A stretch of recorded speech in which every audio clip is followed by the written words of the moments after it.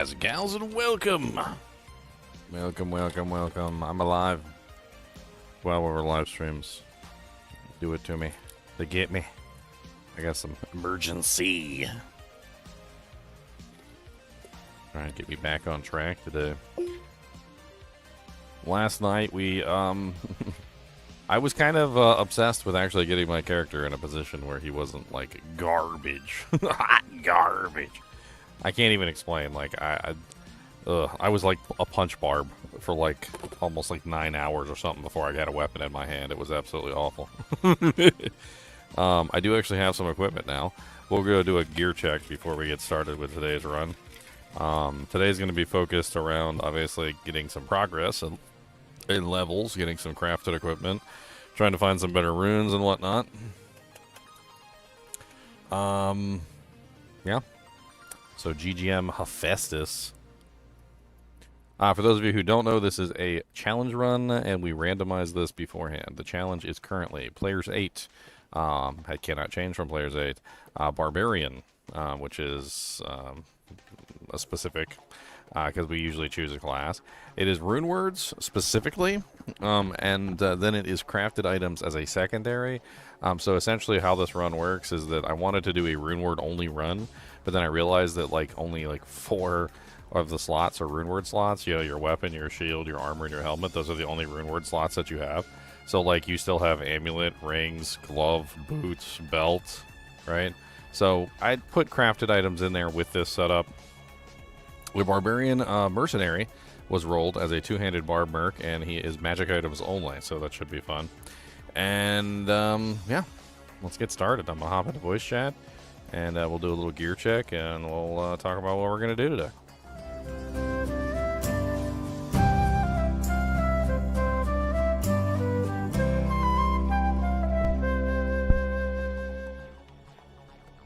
What's up, Jasmine?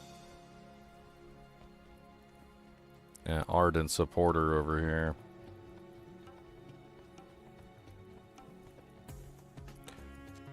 Random bow in my inventory.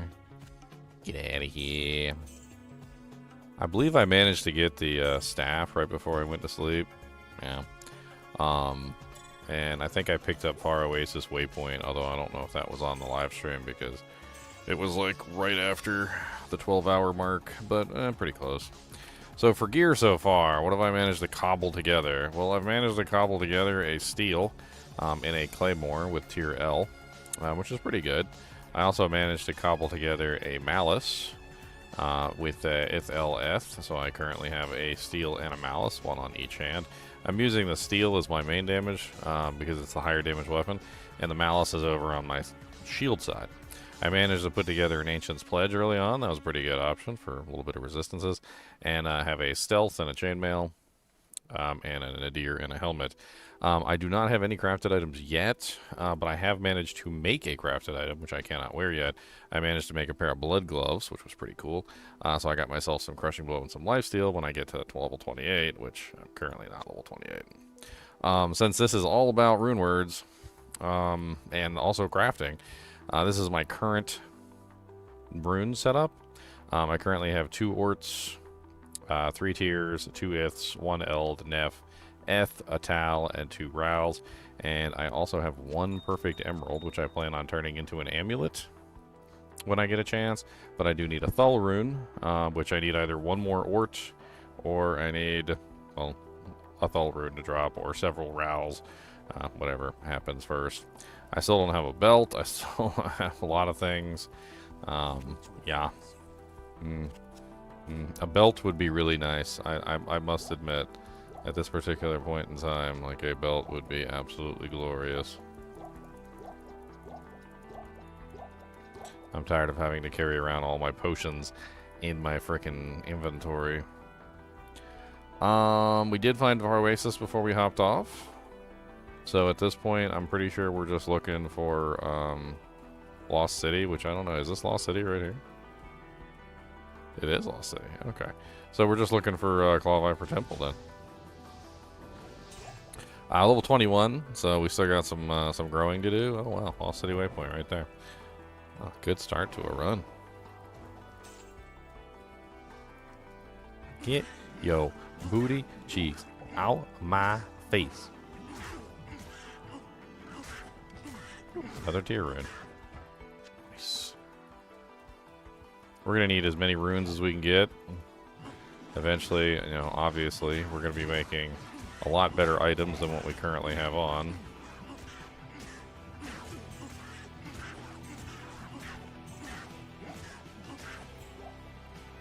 Not doing bad, as you can see, like ever since I actually got some equipment, and I'm no longer just a punch barbarian.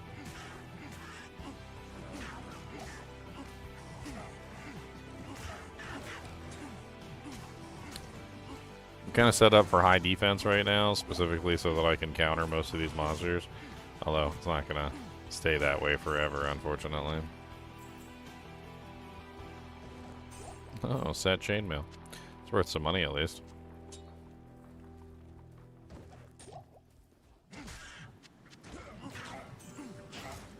Ow. Oh, a gem shrine. Nice.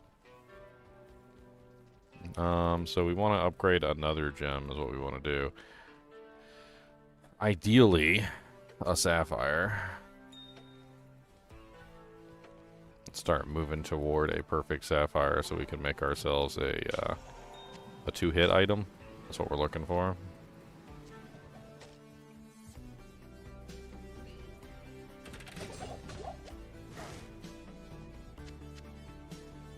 Gotta make sure I'm picking up all these jewels. Obviously, because the jewels are going to help me with crafting.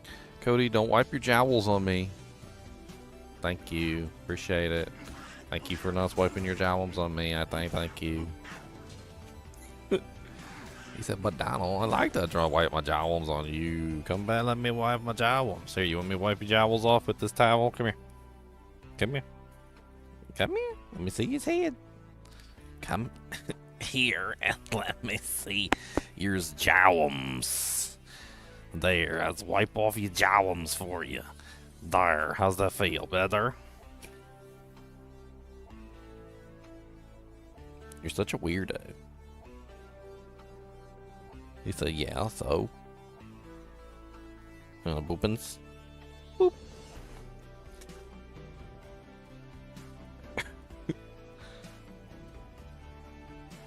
What's the matter, buddy? You ain't got no food in your bowl? I made sure to put water in there in your bowl. I did, and you got something to eat. You know the word eat, don't you? Look at you. Look at your head go sideways when I said eat. He said, Donald, I like to eat.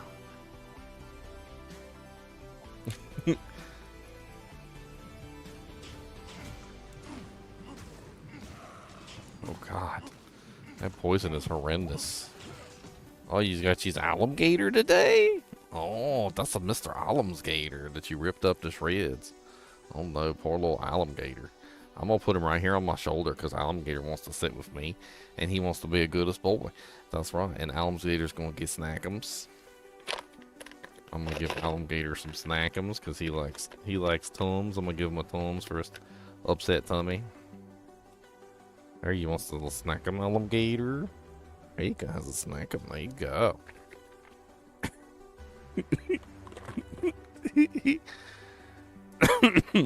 Just see alligator disappear. Watch this magic trick. Watch this magic trick. I'll make the alligator disappear.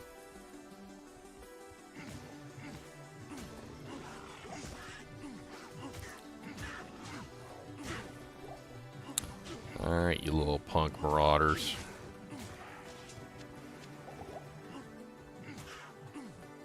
I do not appreciate the throwing gas potions.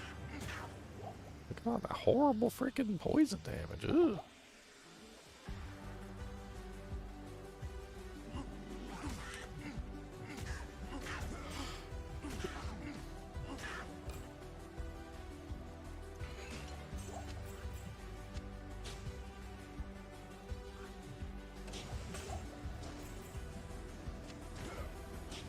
Stop throwing potions at me.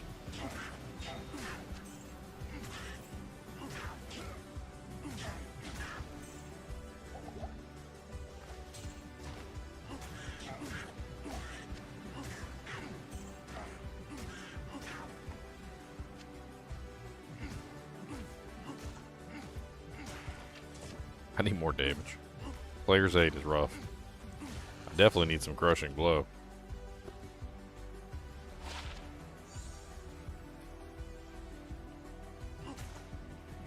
What's up, Donnie Wicks? How's it going?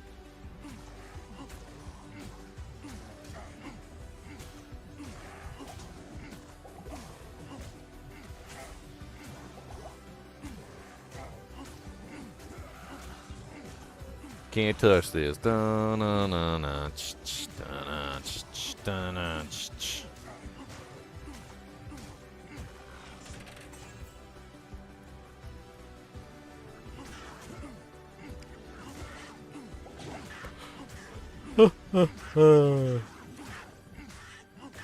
Hey, at least I can kill everything now. Kind of excited about this.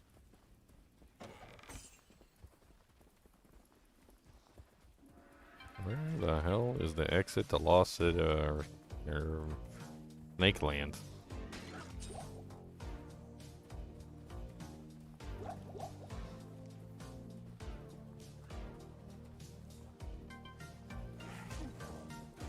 Making some dinners. Alright, send some dinner over here. I like food too. Cody likes food as well. We will both imbibe in a treat or two. We both enjoy a treatums. Well, I thought it was down here, but it is not.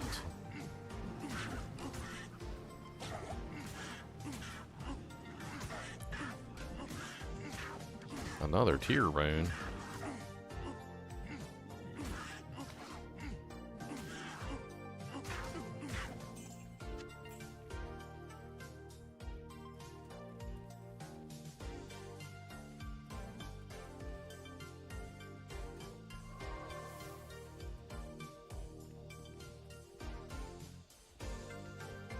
It's hot outside. Yeah.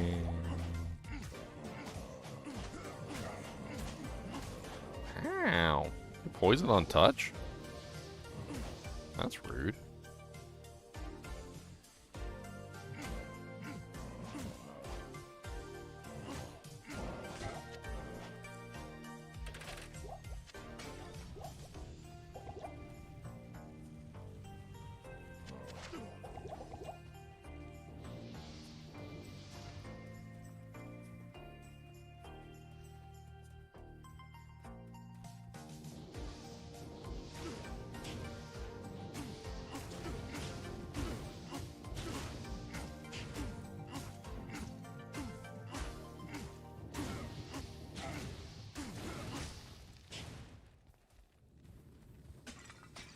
The sun has never shone here.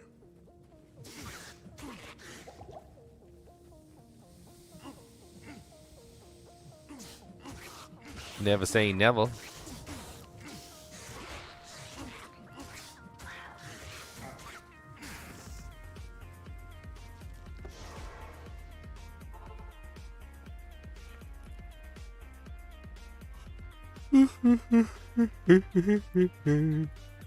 I did the gear check at the start of the stream. Just rewind a little bit. It's not that long far ago. I've only been streaming for 13 minutes.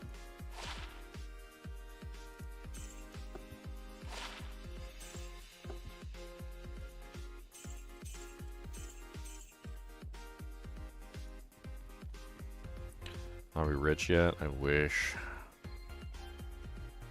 Never rich enough.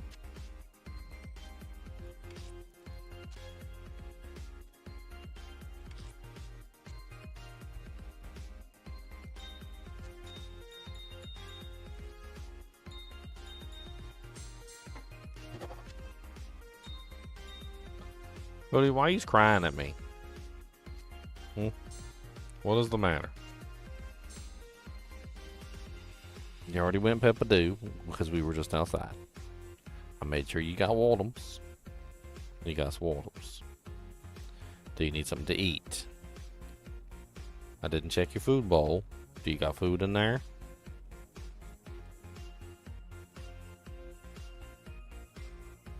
Do you want to punch in the butts? No, you did not. I'm gonna check your food bowl. There's ain't food in there because you're being a whiny brat.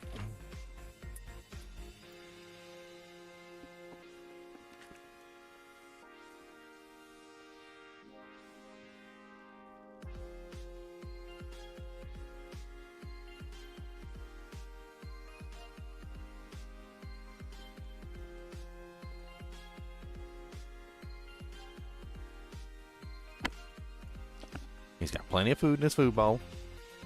He's just being a butt face.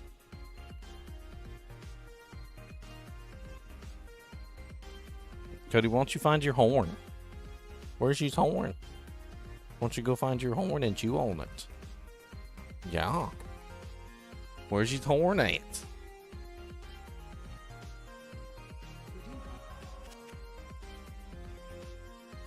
That's a pillow. That's not a horn.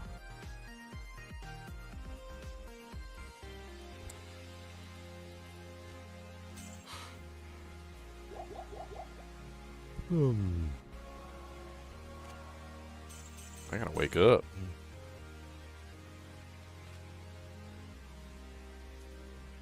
What's Mr. Chinchilla doing over there? Being a silly git.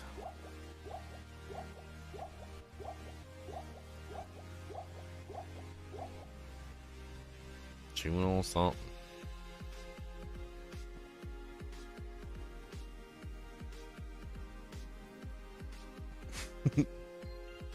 I like watching them sometimes. Just like, what the hell are you doing?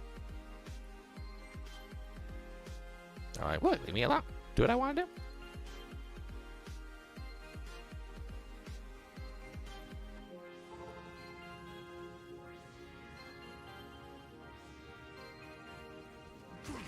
Claw Viper.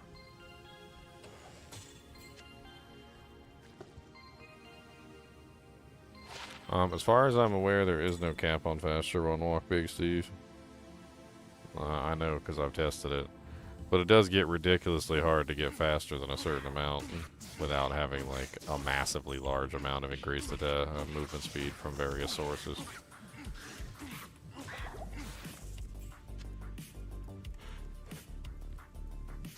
There does not seem to be a cap.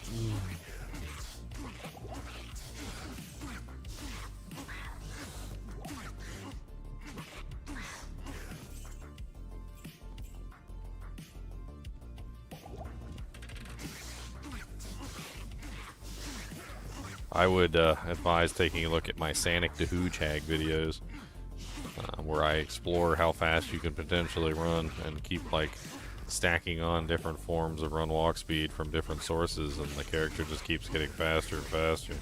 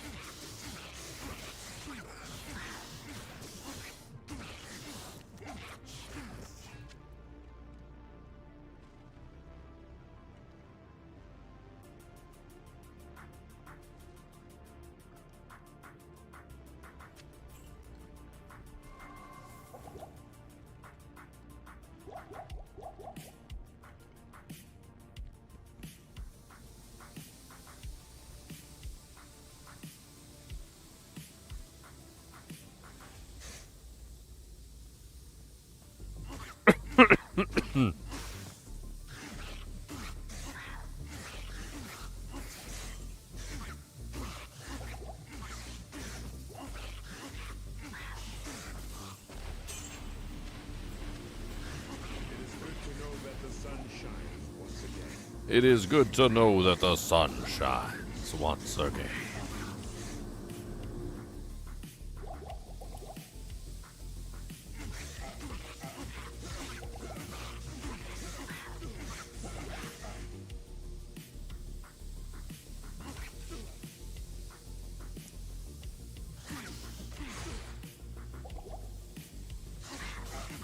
I'm letting him slowly die from open wounds.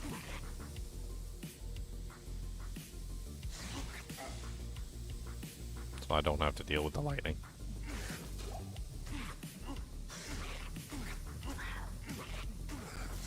I think I desperately need some hit points.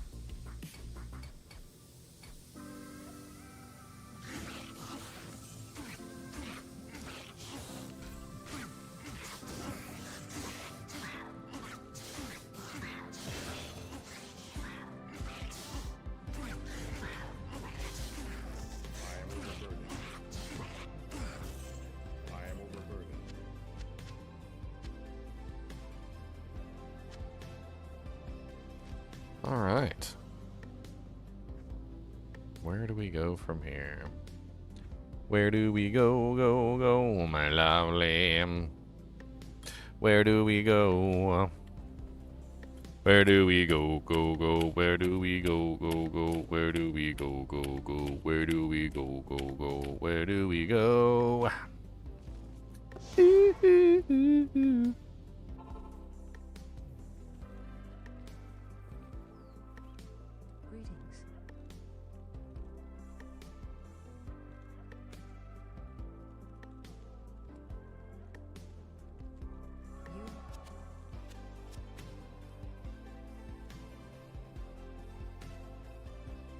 Nah, you don't need 22,350.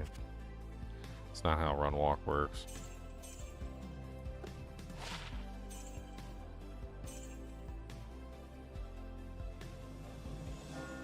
From what I can understand of the way the formulas work in Diablo 2, it's base Run Walk, and skill multipliers. Base Run Walk is essentially your gear Run Walk. So like getting your gear Run Walk as high as you possibly can seems to matter a lot. Because anything that you have that is a skill that increases your Run Walk speed seems to increase your Run Walk speed in a different way than gear-based Run Walk speed. So like if you had, I don't know, like say you had like a 40% boot, I don't know, like I think you can get like 40% on your armor, which is like 80, and then you can get like another 20% on your amulet, which is like 100%, and I think you can get like, isn't there a belt with faster run walk on it? It's like Mavina's belt with like 10%, so it's like 110. You can also get like some weapons that have faster run walk on them of like 20% per weapon, and you can put it on a barbarian, so you can get like 100 and like 30, 40, 50, so like 150% faster run walk on your gear. And then when you start adding in other multipliers, like things like Frenzy, Feral Rage, Burst of Speed, Vigor, Blaze, and so forth and so on, those seem to be multipliers of the base, not additive. So like the higher your base is, the higher that those seem to multiply you with, and it makes you go even faster, which is why things like Frenzy and Feral Rage seem to make you go insanely fast. However, if you're already really slow, like if you don't have a lot of faster run walk and you use Frenzy, it doesn't really give you much of anything. As for the Druid doesn't get that. The Druid does get Feral Rage. Feral Rage is one of the biggest multipliers for faster run walk that is in the game.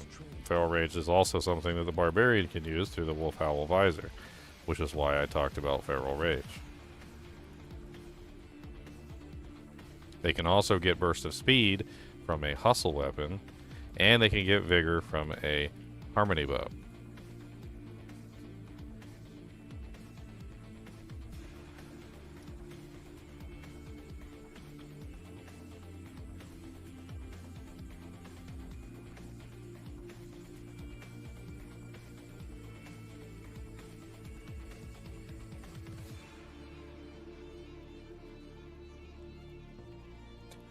All right.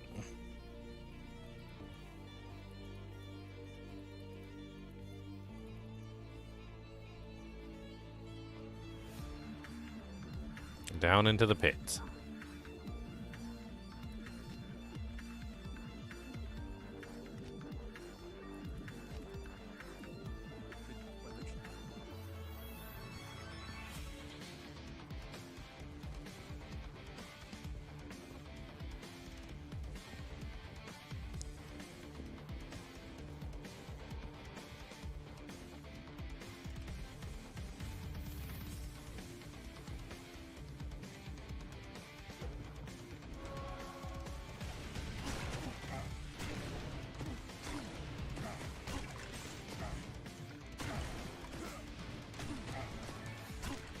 Oh boy, I need some cannot be frozen. A rhyme shield would be amazing.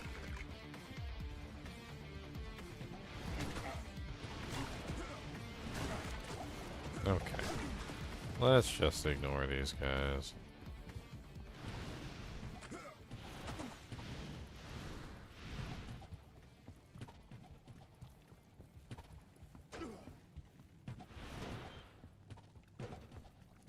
Sick of being chilled already. I went chilled for like 2 seconds.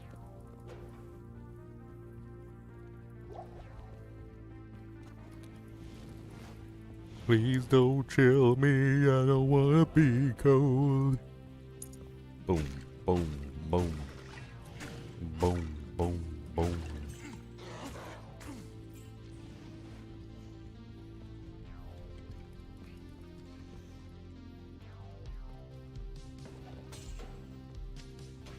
Necromancers do not get a faster run walk skill. Although technically they could use a Vigor Merc.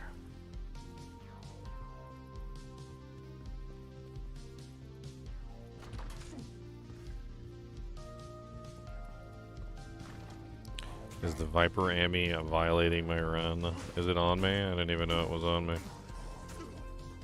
It is on me. Automatically equipped. What the hell does it even give anyway? Eh. And what's up, Big Pimpin'? Thanks for the point out.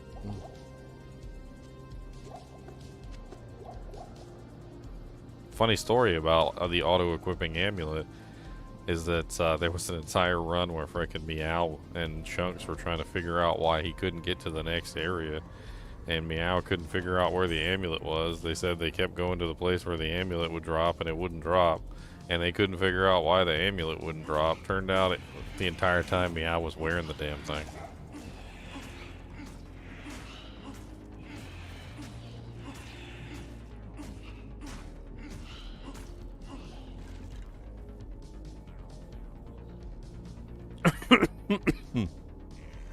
I mean, literally, he was wearing it. Ooh, nice Ethrud.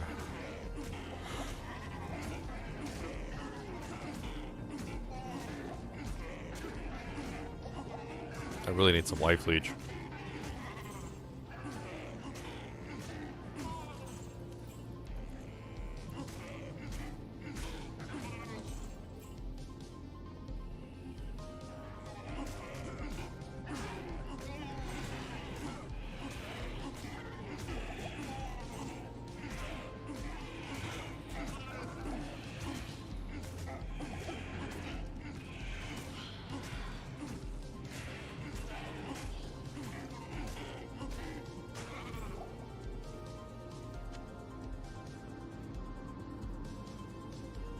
Something strange happened to you today?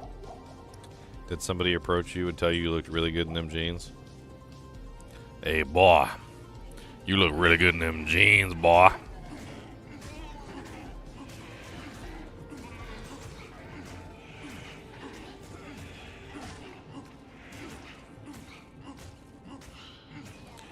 You died in Chaos Sanctuary where you went to go get your corpses? Let me guess, you lost all your equipment?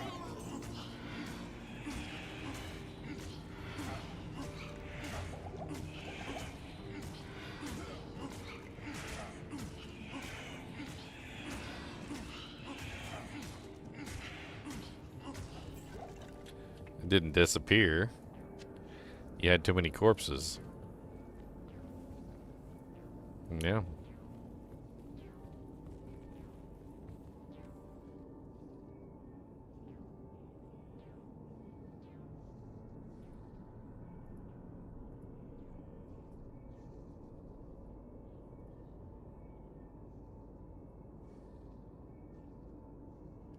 Let me explain what happens. So, when you die, all your loot is on your corpse.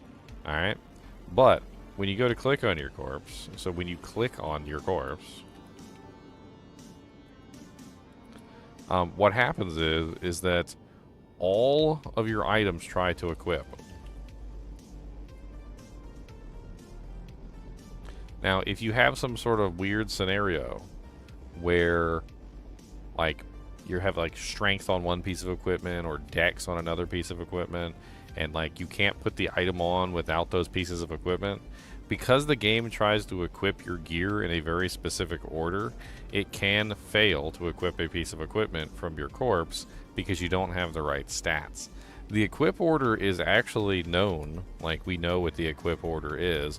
So if you pull up something like Amazon Basin and you look at the chance to cast page,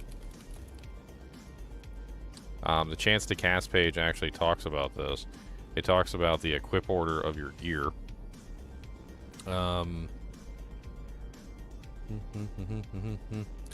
Equipping order. When trigger events is the same, equipping order determines casting order. And then it also says items are also equipped upon entering a game, although the attempted equipping order changes slightly. Charms are now equipped after gloves, and finally the right arm, then the left arm. After swapping weapons in the expansion games, the game also attempts to equip the right arm before the left arm, and all other items normally remain equipped unless bonuses are swapped from the items where needed. Right here it says, finally, after swap weapons on the right, after recovering a corpse, if item requirements cannot be met without the plus strength or dexterity bonuses from the items equipped later, then the items normally equipped before will now be equipped after those later items. So, for instance, if your weapon is number 4, but number 10, number 9, number 5, number 7, 8, 6, whatever, have the strength or the dex requirement for you to wield number 4, when you go to click on the corpse, it won't equip number 4, it will fail. And then what happens is your item is still on the corpse, okay? And this is a problem because there are other issues at hand. So, if you have multiple corpses, this is also an issue because only the highest value corpse is saved on an exit.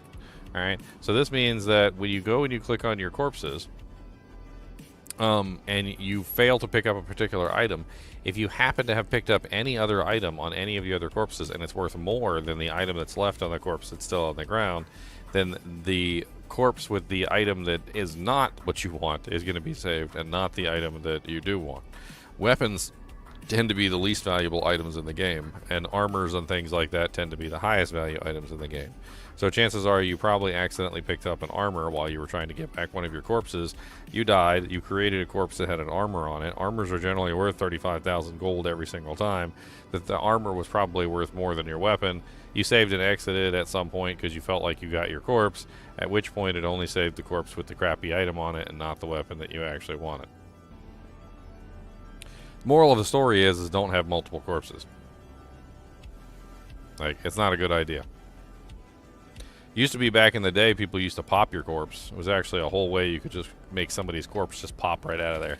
Like, all their items would just fall on the ground. It was pretty great.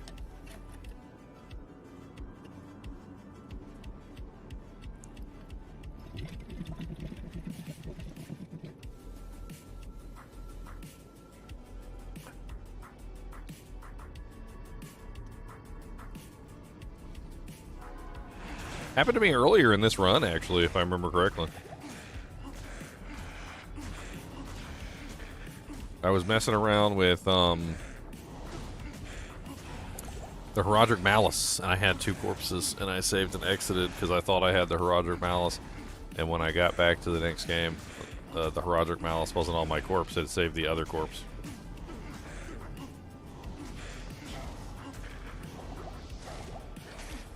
Don't know why, because I don't think there was anything on the other corpse, which was kind of odd. But, I mean, it is what it is.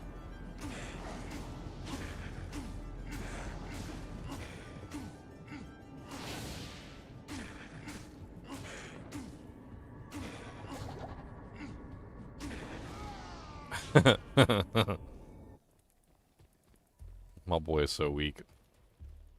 He weak like baby kitten. Like kitten Bobby.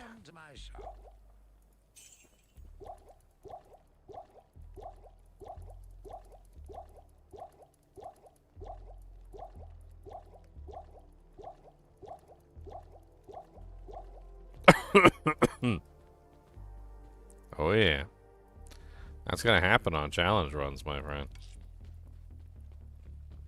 That's just par for the course.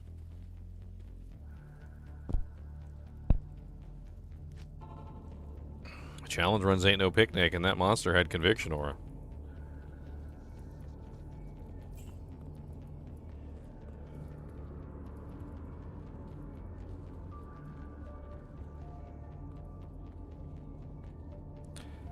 Conviction aura this early in the game is like freaking sinister, though. Freaking sinister.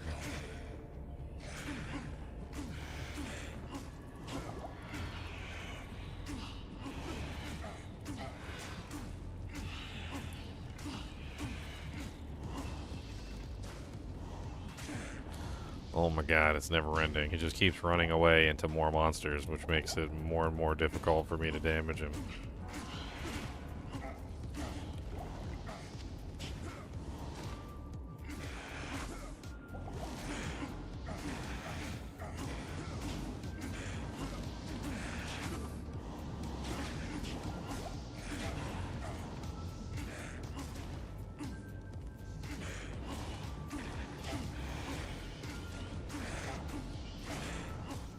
I mean, I don't have to kill him, but it's pretty much an honor, badge of honor at this point. Like, conviction monster need to die.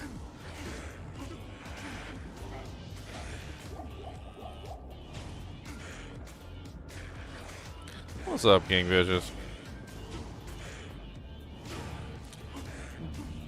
What is his name?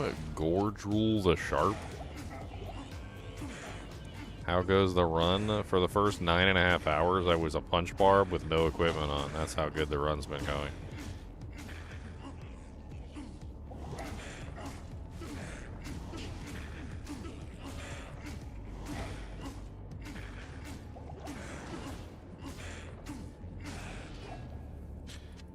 Gordrul, the soon-to-be very dead guy. A very soon-to-be dead guy.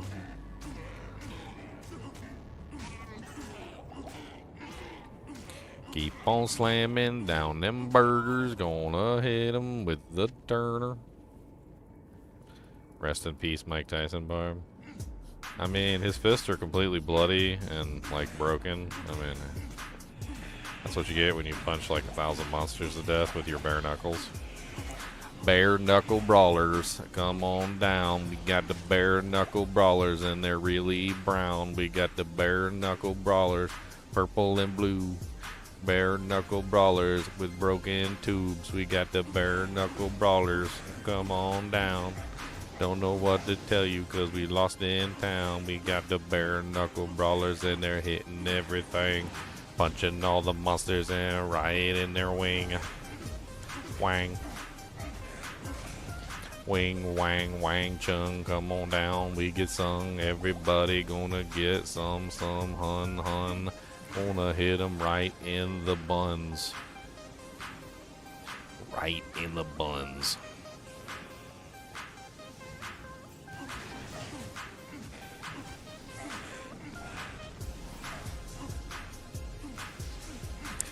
I already got a low rune on my last Barbarian challenge run.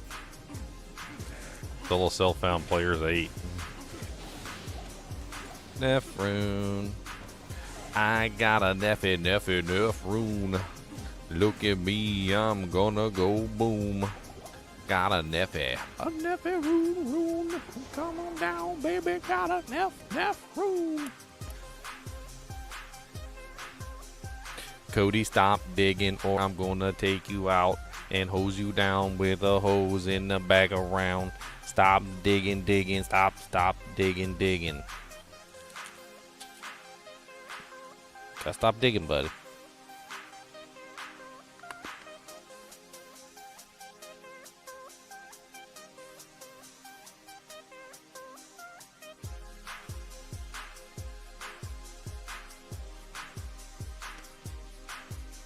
Well, that didn't last very long, did it? I got him this little thing. It's supposed to help keep the mosquitoes away. And the thing is just missing. There's like a little thing that's supposed to be inside the rubber housing. It's like a little ball of like citronella oil or whatever. It's just gone. I hope he didn't eat it.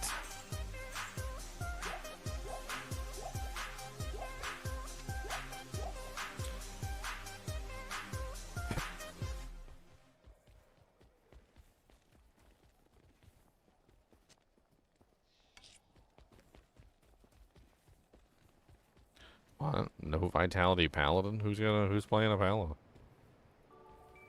This is obviously a barbarian, sir.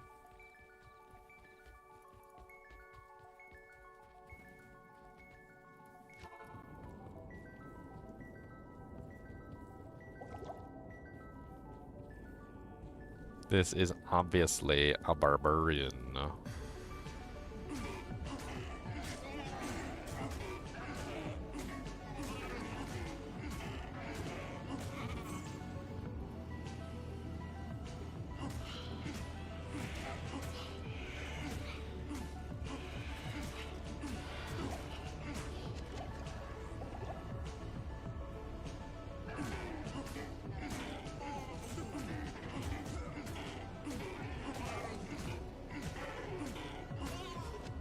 I need more damage output.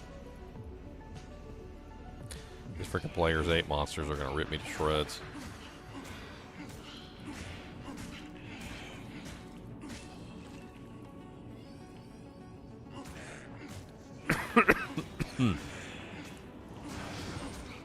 Superior chainmail. Ooh, 14% enhanced ED.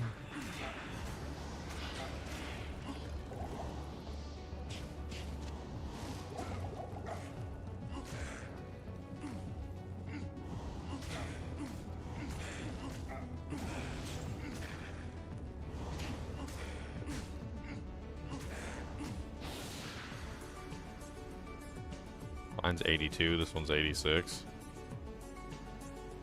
Slightly better than what I'm wearing. By the slightest of margins. A margin so slight.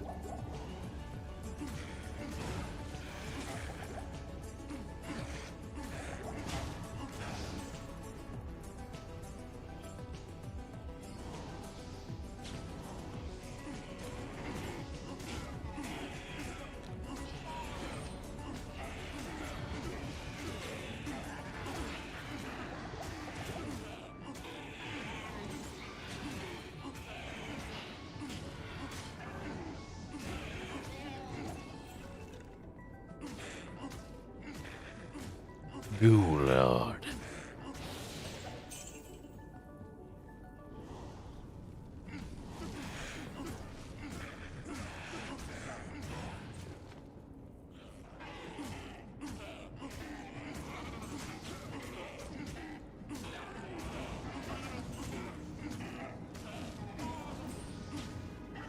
I need to look up the strength and dex requirements for like some of these higher tier items.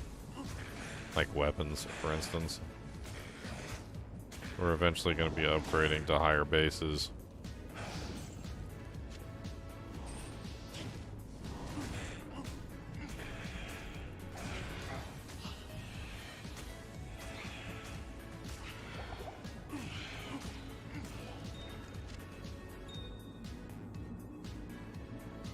Let's go sell off some of this crap.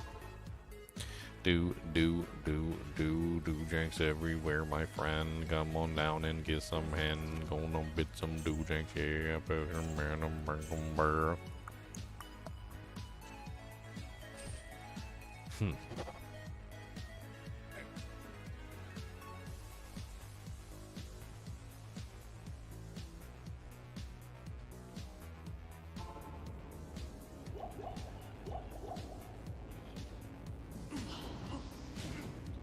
Drains mana. Not paying attention to me.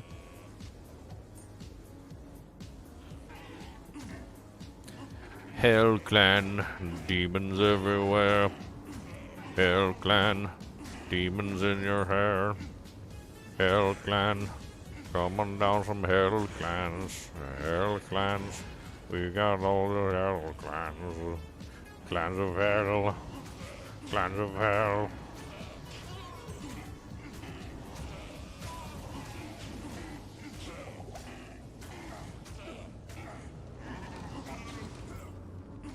Look here, little ghoul lord. How I lay me down to sleep, and I beat you with a sheep. I don't care, he's fluffy, soft, and you'll feel it in your loft. Stop draining all my mana away. I need that for mana stuff.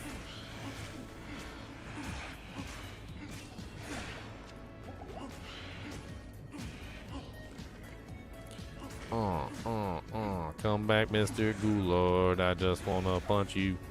Come back, Mr. Ghoulord. I just wanna punch on you. Punch on you. That'll be worth some money.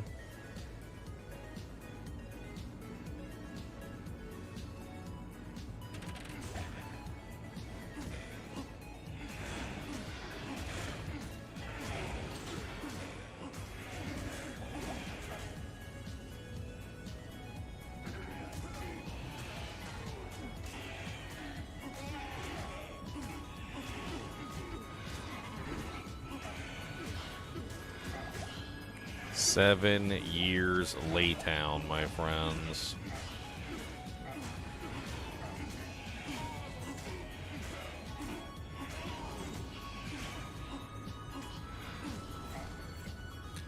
Die, evil ghoul lords. Thank you. Hey, we found it. Second time's the charm.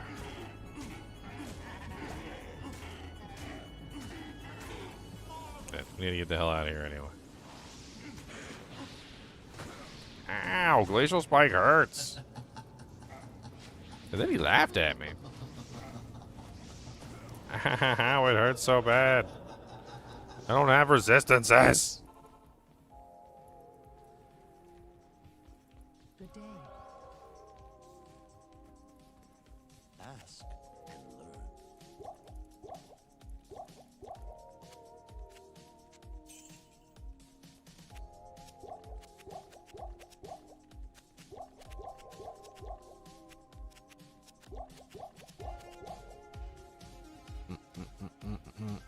Stupid Drognin doesn't have the good potions.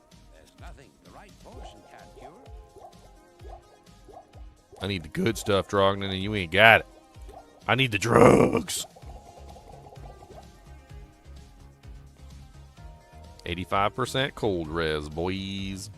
85% cold res coming at ya.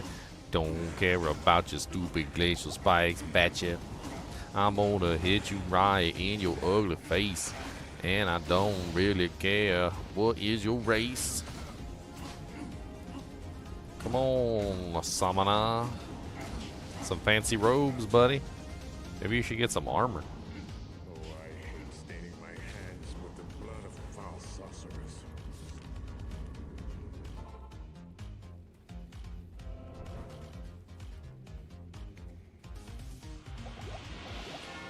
All right. He hates staining his hands with the blood of foul sorcerers, by the way. His words, not mine.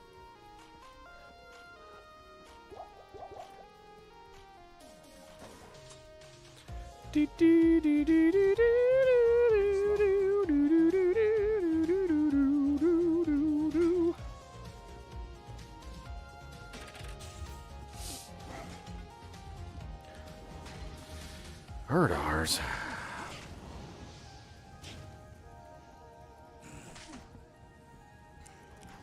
That's a lot of monsters in one room.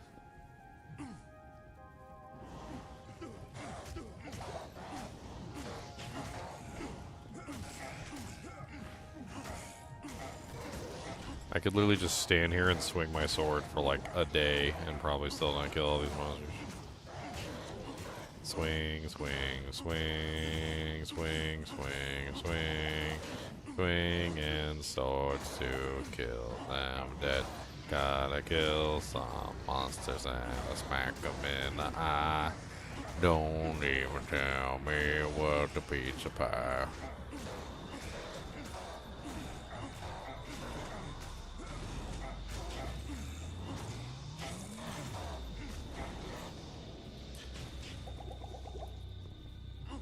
Stop being a rude ghoul lord. What's up, Mr. Ghoul Belly? What's up, Mr. Ghoul Lord? You're next on the poop list. What's up, other Ghoul Lord? Have I added gear? I'm still naked. Mostly. I've got a shirt on. And a helmet. My wiener is not covered, though. I don't have a belt to hold my pants up.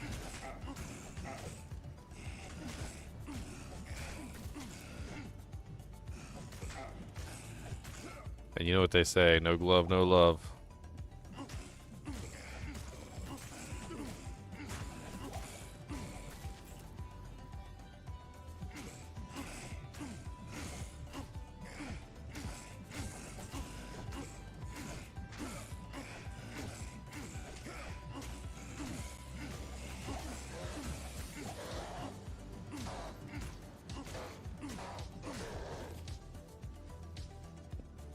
Uh, 28 was the level of those gloves that I could, that I crafted. 28.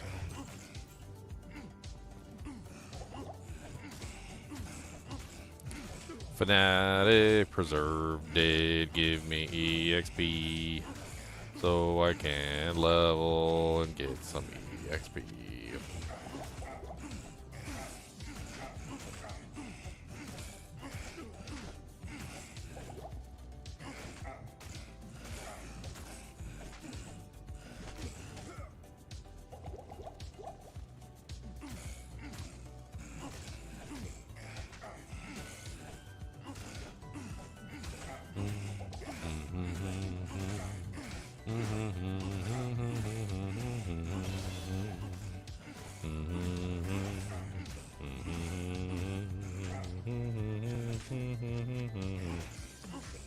Stupid, poison wielding, evil zombie monster thing is affecting everybody. Alright, I need more of this. That's what I need. Critical strike for the double damage. Come on down and take some damage. We got critical strike for days. Come on down and get freaking paid.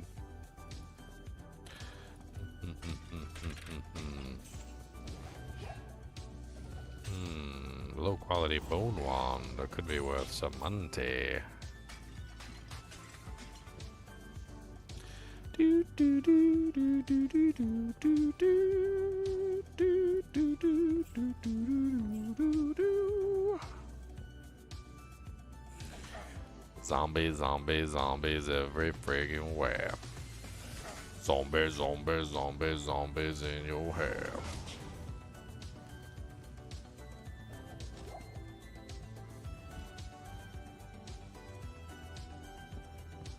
I need to go get some potions before I die.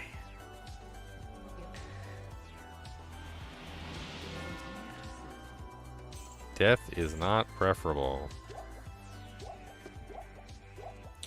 Potions are preferable. It would be nice if I had some potions.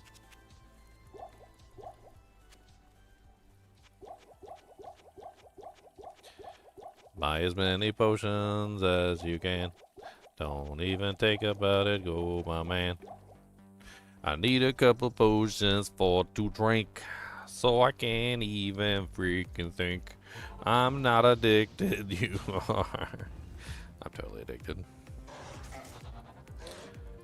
Running past the monsters cause I don't want to fight. I'm a pacifist barbarian, that's right. And if they come at me, I just spit in their eye. And I make all of them freaking cry, cause I've got acid in my spit and it hurts really bad. But if you be coming at me, then you are a cat. And I'm taking my staff and I shove it in the orifice. I know that's how you like it, shoved in the orifice. Giggity. Giggity, giggity, giggity goo. Shoving that orifice, yeah we do. Giggity, giggity, giggity boo.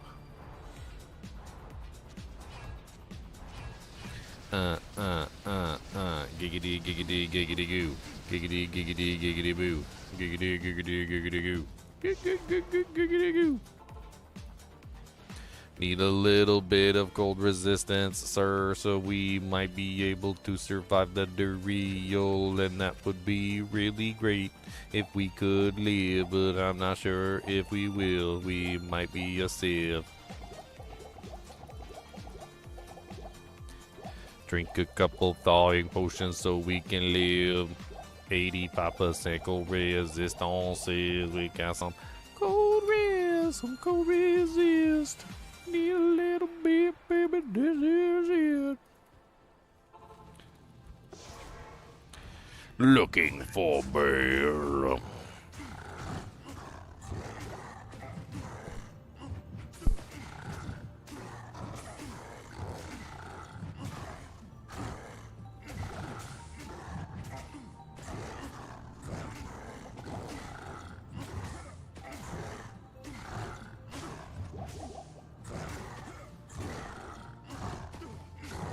Oh, it's gonna take about 10,000 years. We have no crushing blow and no fear. Duriel's a player's 8,000 HP. Don't know what to do 'cause he wants to kill me. He's a rude boy and a Duriel's a mean. Gotta keep getting him right in the spleen. Look at him swanging and a swacking at me. You're not very nice and I gotta go pee. Listen to the rhythm of the beat, you can see.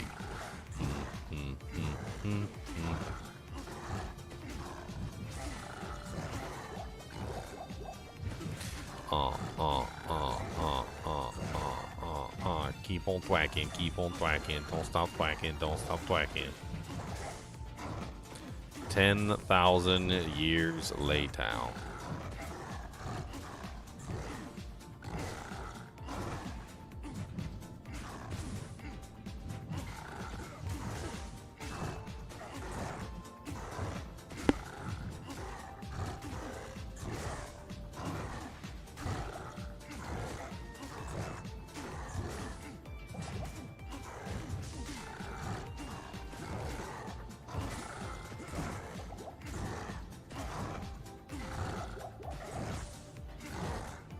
Oh, Paul's used up every single potion and he's like not even in half yet.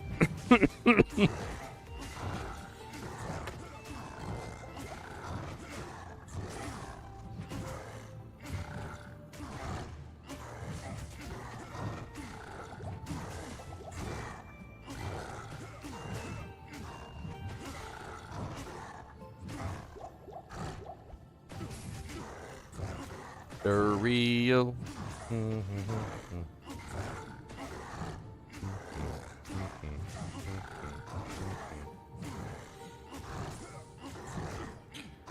Try my best to kill Duriel at a rate that's not completely horrible, but Duriel's got so much freeze and I'm chilly and I'm cold and I'm feeling the breeze.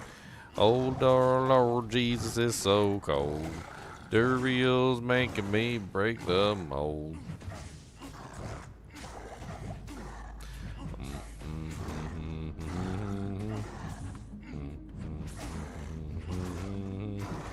Swinging and a swinging and a swinging and a swinging. Gonna keep swinging and a swinging and a swinging. Don't got enough HP potions. Just a swinging and a swinging, swinging and a swinging.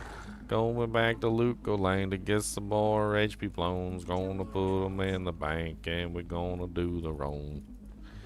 That's right. Welcome to my time.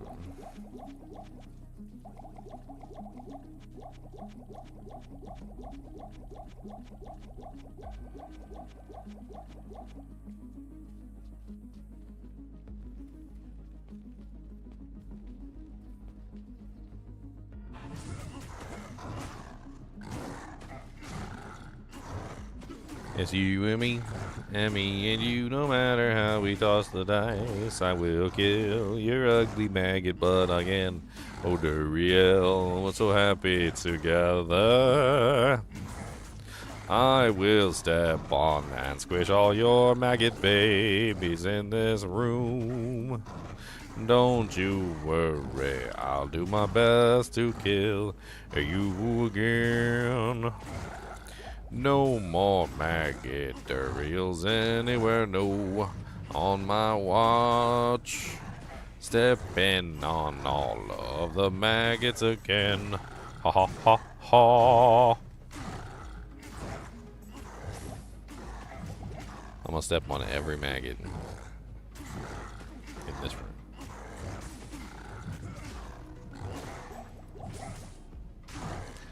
Oh my god, takes so long, kill Duriel. Too long. For kill Duriel, too long. Take 10 years. 10,000 years. 10 million years.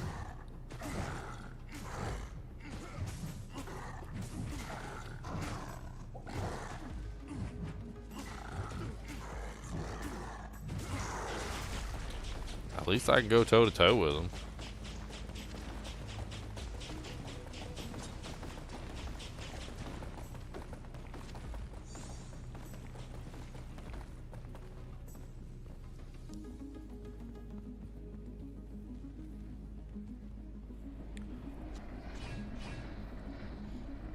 At least I can go toe to I toe. have failed. Diablo has freed his accursed breath. The art. Yes. Good evening.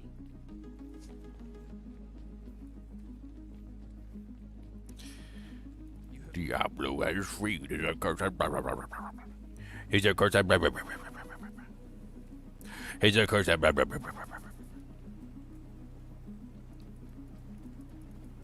Greetings, Gerund. My ship is your ship. His accursed face.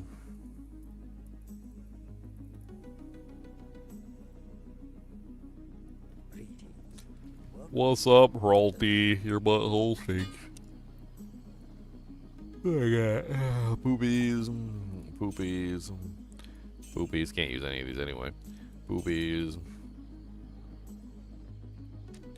Wow.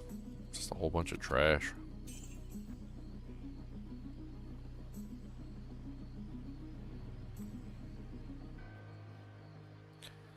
A whole bunch of garbage.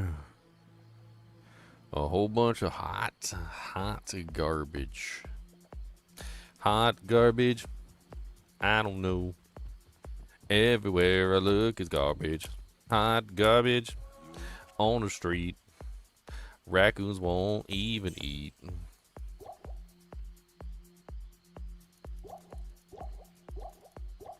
Hot, hot, hot, hot. Garbage, garbage, garbage, hot. Did I have to run around and punch things until I was able to wear my gear? Yes. Yes.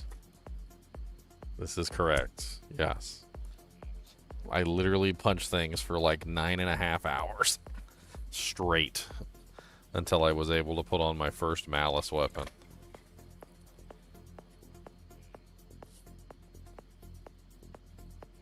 On P8.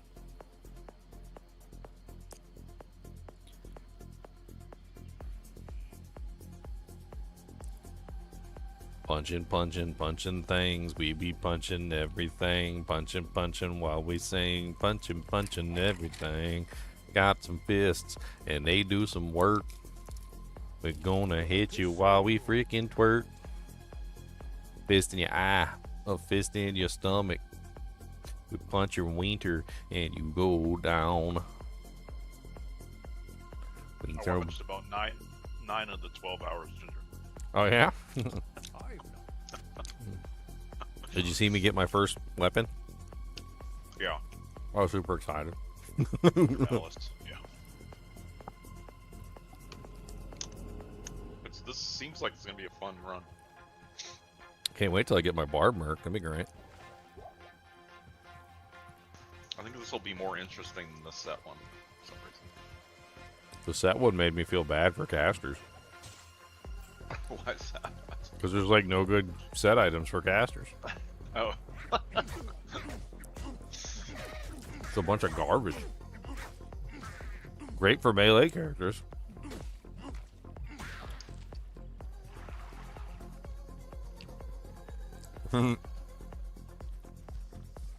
Leon already said it's your fault.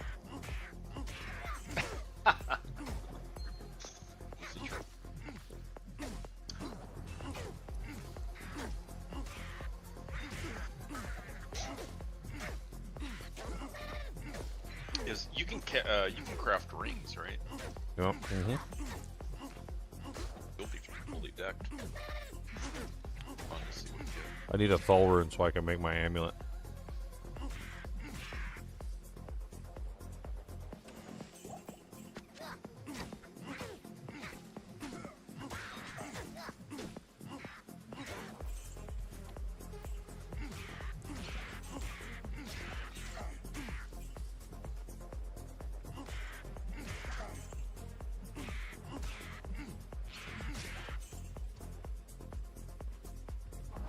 Combat shrine, boys.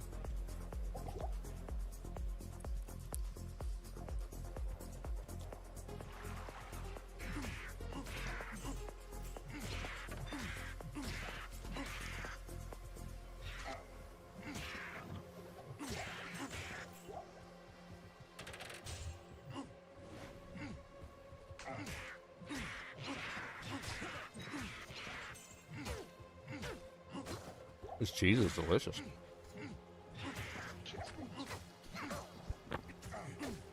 Oh my god, remember we had that whole conversation about the super thick burgers?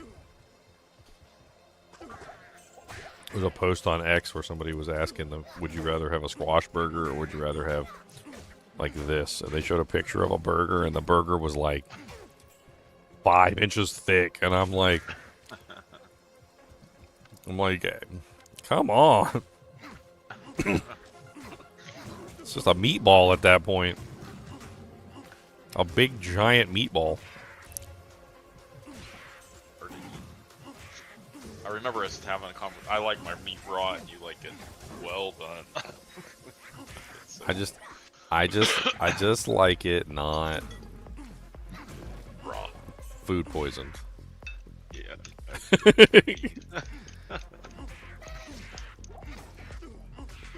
Could be tartar, I'd be happy.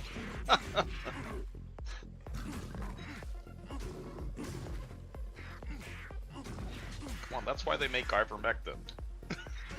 Ivermectin? What the hell's that? Yeah.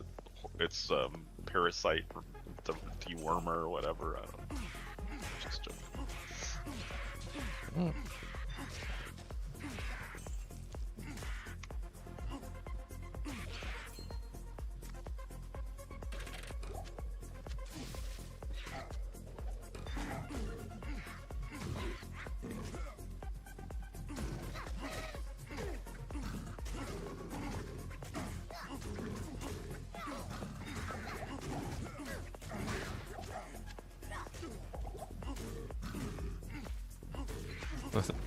Gotta clean out the pipes.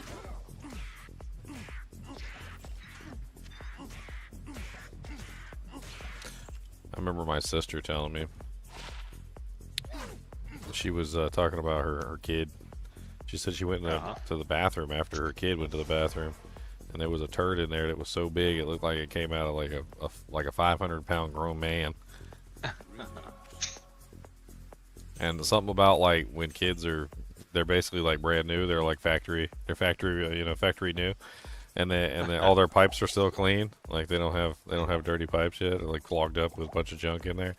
So they do. They'll launch a turd out that's like the size of like New York City. Can't flush it down.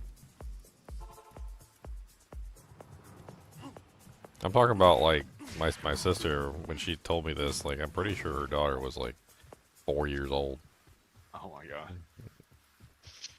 She was like, what even is that?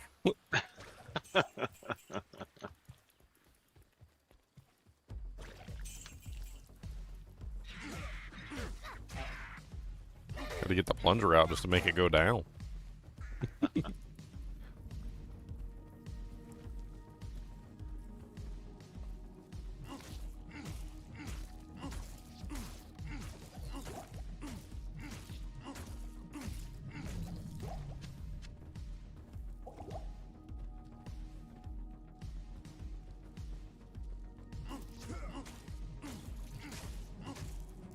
Yeah, chop it up into pieces. What was that one movie where the turd was literally sticking up above the toilet rim, and he's like, "Man, you would have had to get up off of that thing to get out of the toilet."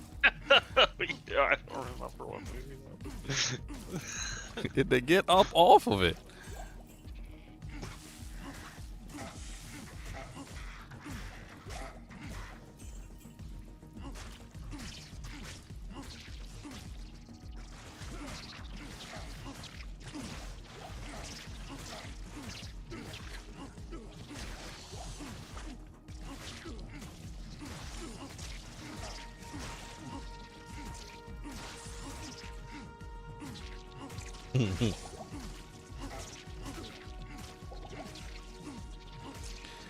See, that's what we need. We just need an express pipe cleaner.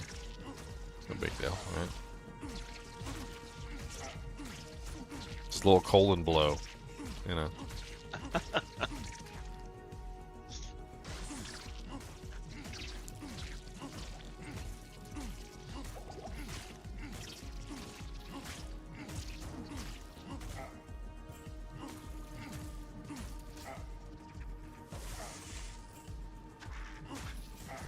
I'm gonna die. No. No. Not having potions on my belt sucks. Yeah.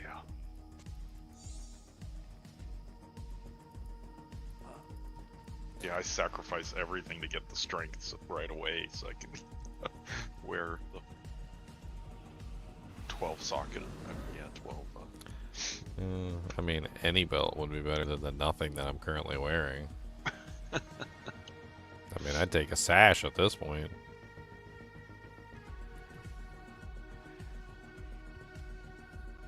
Can be your first craft or amulet. Well, the perfect ruby I have can be crafted into a belt, but it's literally a sash.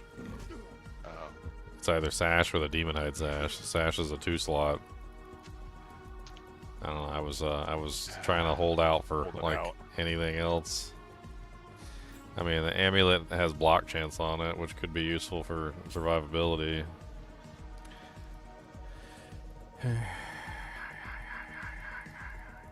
I gonna get my body back? Punch Barb Reborn.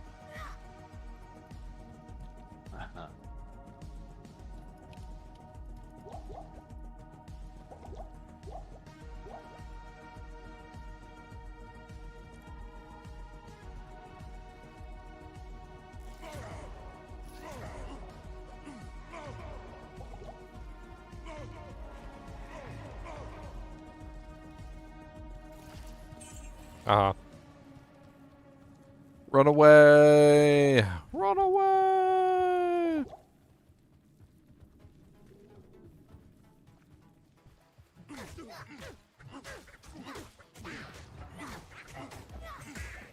We got the eyeball. Cracked giant sword.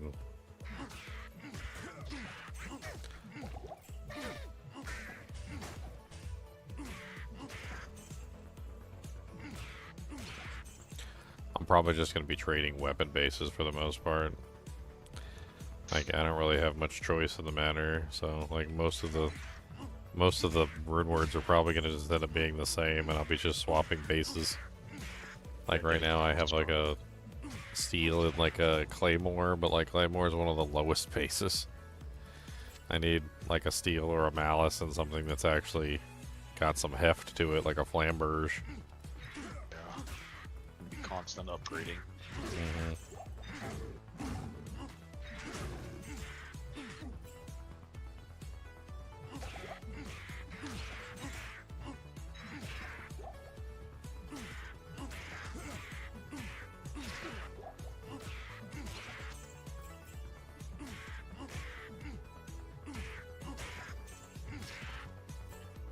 Punch, punch, punch.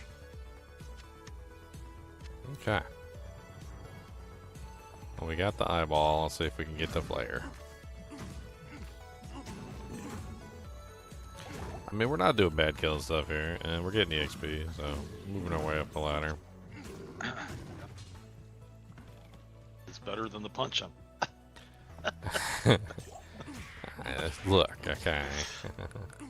You gotta respect the foundation, alright? That was the foundation. Just because my hands are bloody and my knuckles are bruised.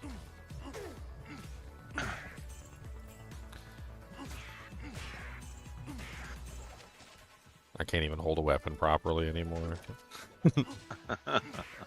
It's like in Skyrim where like you go to prison and then you come out and your skills have like dulled. Like you lose skill points.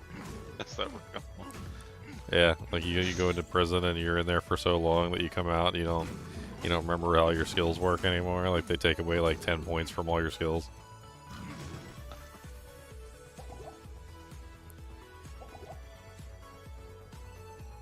It's pretty rude actually.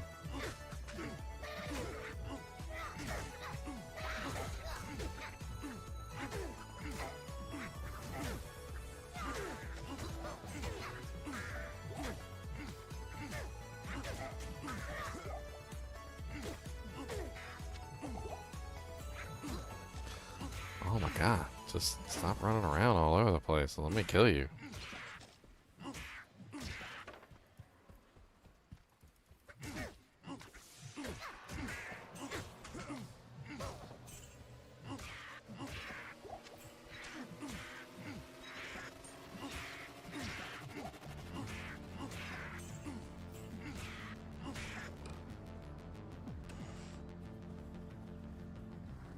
Okay.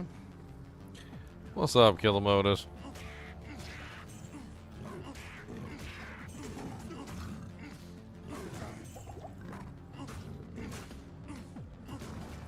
You love Act 3? Wow. That's a brave thing to say, Killamotus, that you love Act 3.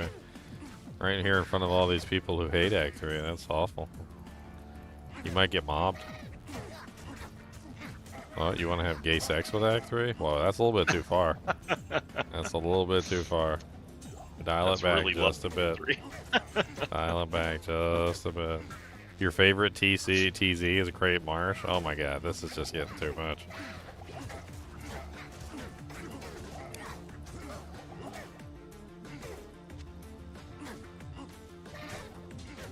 Can't believe this guy likes Crepe Marsh TZ. Says he rushes home from work just to like when it's Crepe Marsh TZ. It's like speed. Just to get home in time. He doesn't want to miss it. I can't really use any charms on this run, so I'm kind of ignoring them. Big pimpin'. I'm just ignoring them.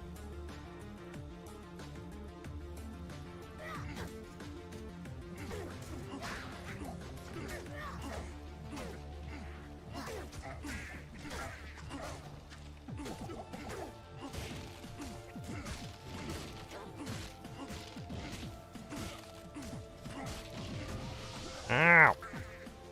Stupid Perno.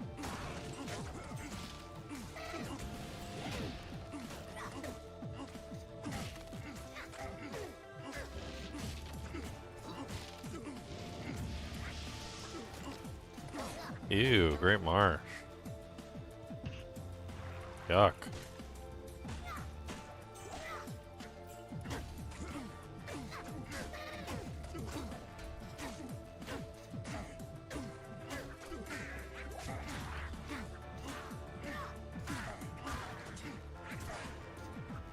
It's like a full-time job fighting these monsters. There's so many of them, and they're all over the place.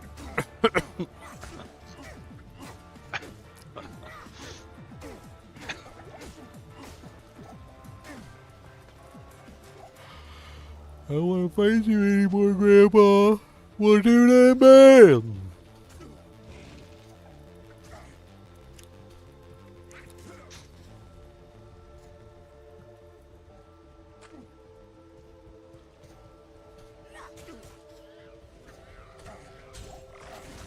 Ow. Ow. Ow, it's painful in there. No, run away. Howl, howl. Forgot I have Howl.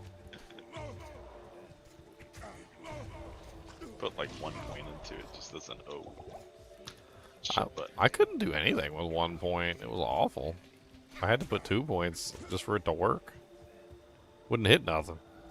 Like the range on it was like PP touch range. Like it was like 2 people touching PPs. Like that's how close it was. Oh, Like you had to be within PP touch range for it to work. I was like, what the hell? Like I'd be standing right next to a monster, like within touching range. Like if I could like reach out my arm and touch them, but that wasn't good enough. I had to be in PP touch range. And I was like, this is not acceptable. I need a little bit longer range than PP touch range. This is just not. This is not acceptable.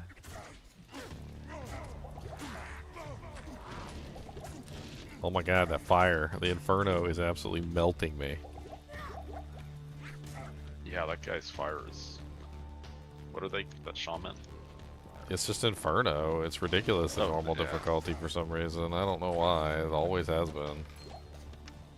It's like in normal it does like 10 trillion damage for some reason.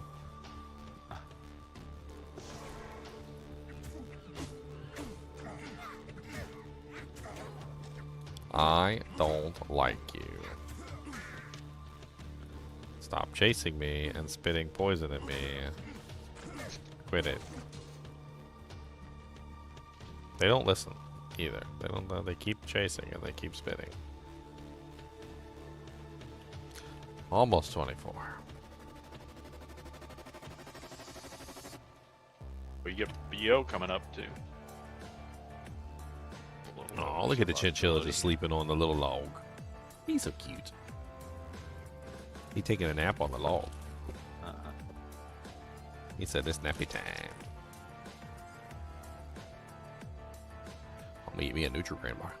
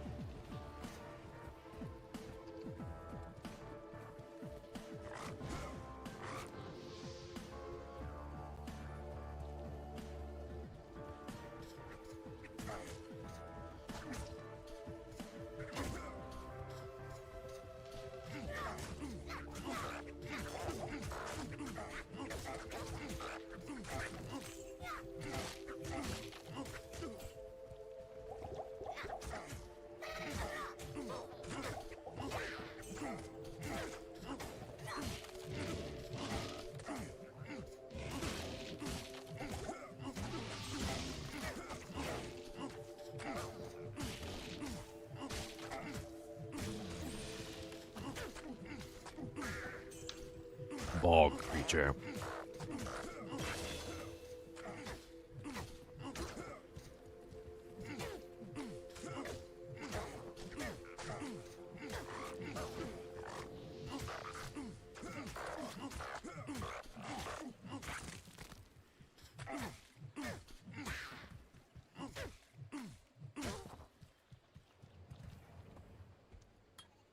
All right, 15% chance to DS. Like it.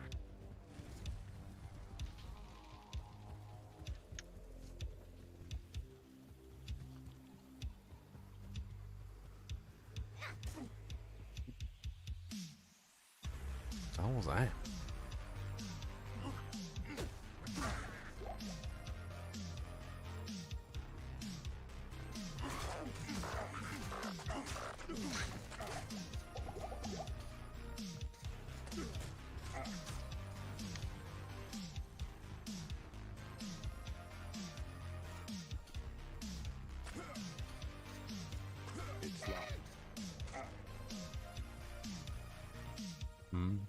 Down into the player dungeon, gonna find some brains in the player dungeon. Brains. Brains. Brains.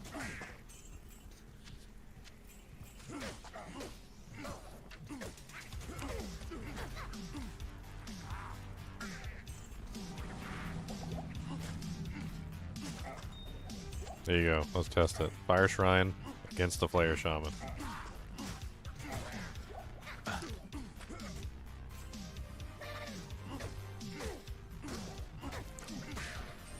It was okay. I can't carry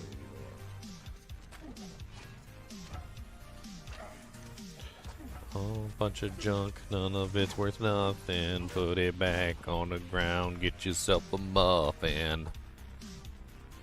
Blueberry style. With a freaking smile.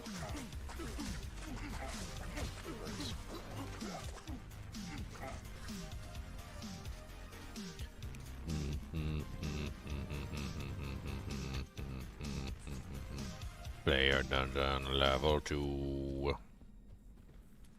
Level poo.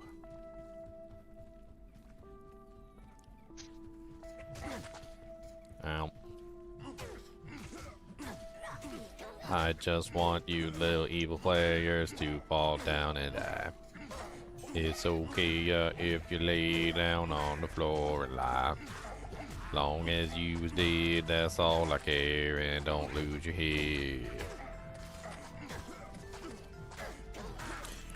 Stop.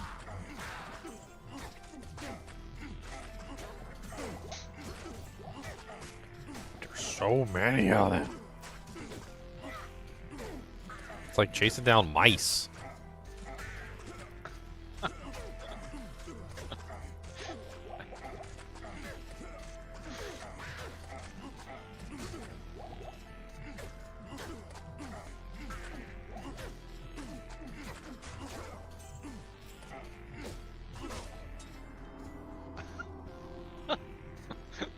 So many. No matter how many I Darts kill, coming there's at like 3,000 more.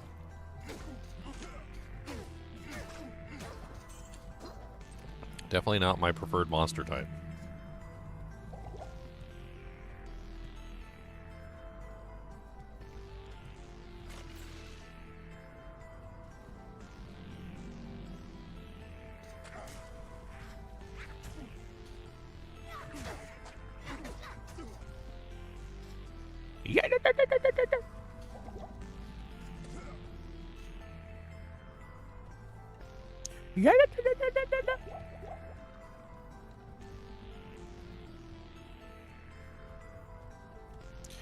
We shall stomp on your face, infidel.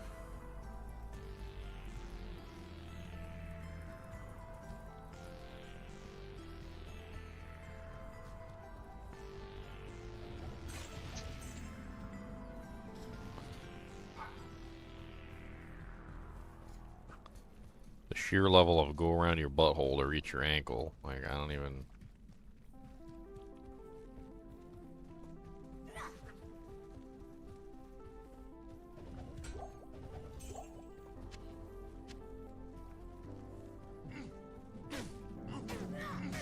Take a big old smack in the face. Don't even worry about nothing, money. Gonna hit you right in your face. Ow, ow, ow.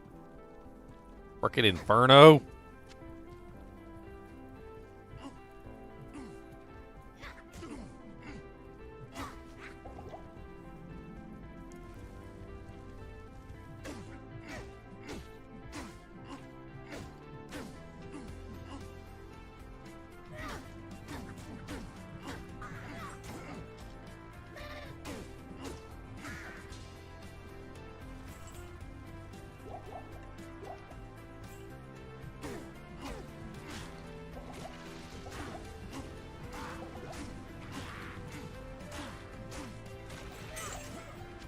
Let me get my brain before I die.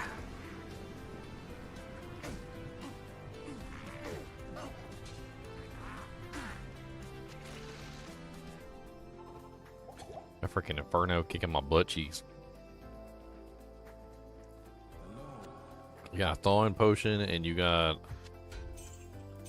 antidote potions. Where's the anti-burn cream? You got some anti-burn cream, that would be nice. Need sunscreen.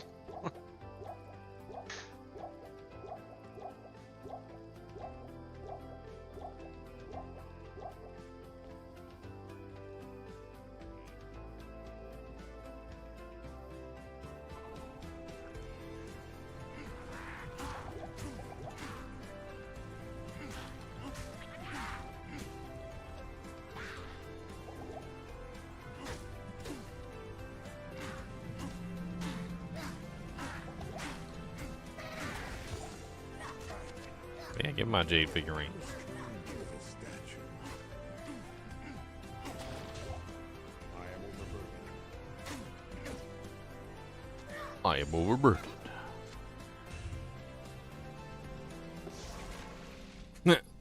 I just thought of another Yo Mama Fat joke. Back at this gas. Your mom was so fat that when your daddy tried to carry her across the threshold after they got married, he suddenly spout out, I am overburdened.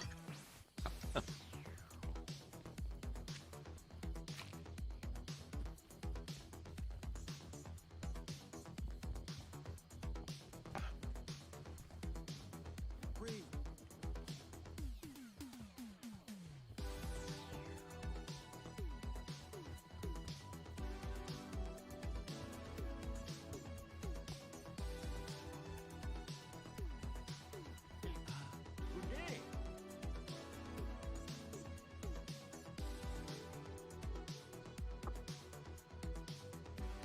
He's talking about tons of feathers. What the hell's going on?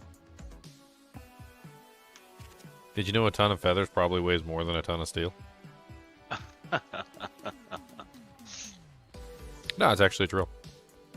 So when you have a ton of steel doesn't have air trapped in it. Feathers usually has air trapped in it. So if you had legitimately a ton of feathers, the ton of feathers would probably have a lot of air trapped in it, which would make it weigh slightly more than a ton of steel.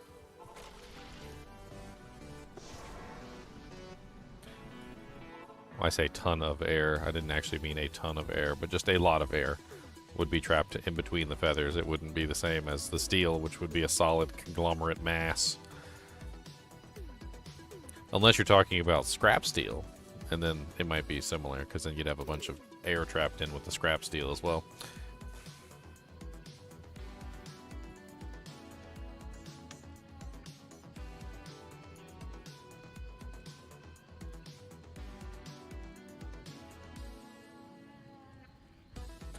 Alright, we found no waypoints. That sucks.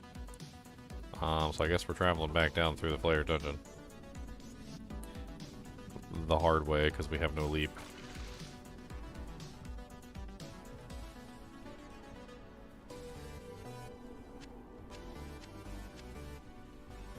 It's kind of like when you go take aluminum cans to the recycler, and the guy tells you that he's got to charge you like take off like a penny a pound for like water in the cans or something stupid like that.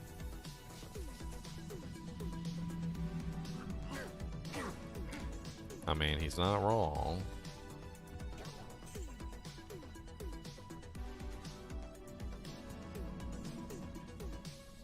Dude, how do I get out of here?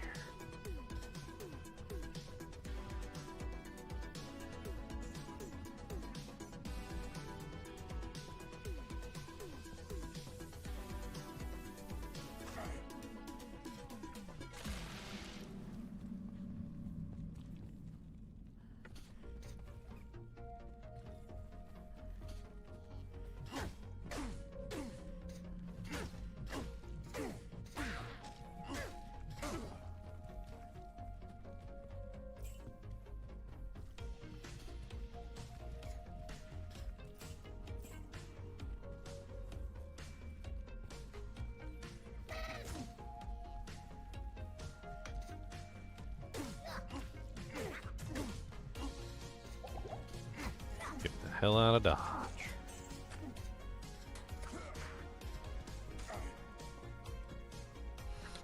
No leap? How did that happen? Been focusing on trying to like kill things. That's how that happened. Leaps of luxury. Yeah, leaps of luxury at this point. Not sure what you want from me. I gotta get out. Why does that player look like a freaking like a Muppet?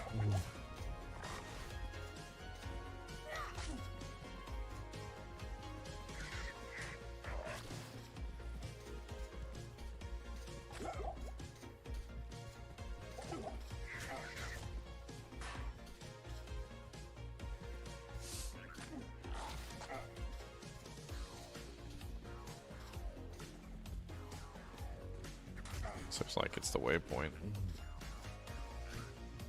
Ooh, a gem shrine. Right by the waypoint, too.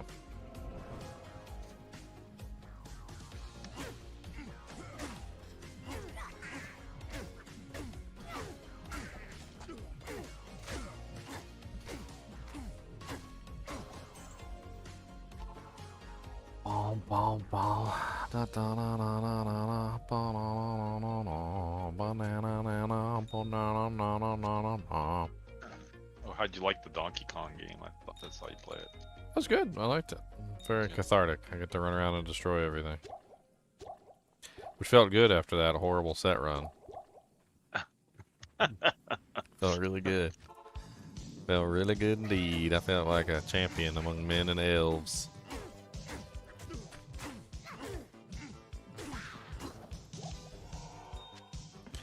I only need one more and I can make a flawless item. What is the, let's see, hit power recipes D2R. Let's take a look at the hit power recipes. Hit power recipes. We don't want to make gloves. Gloves is out. Belt is either heavy belts or battle belts exceptional, which I don't know if we can make a battle belt. Boots is chain boots or mesh boots. That could be an easy one. It's an easy win. A little bit of booties. I mean, heavy belt is what, a three tier belt? Yeah.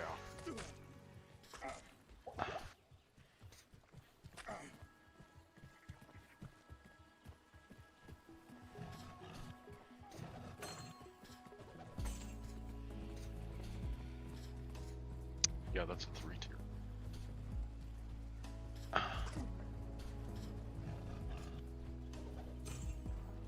Can't upgrade it after you do it. No, unfortunately not. Crafted items can't be upgraded. Which is why I'm hesitant to make a, you know, a bad quality belt with low slots, because I don't have very many gems.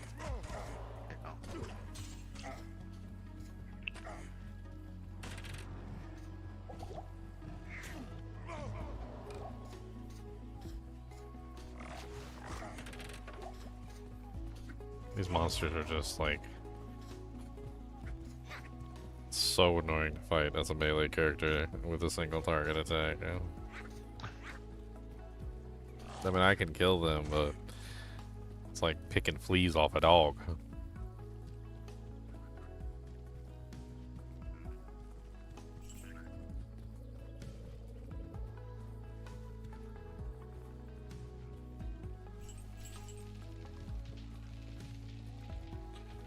Alright, lower Kurast.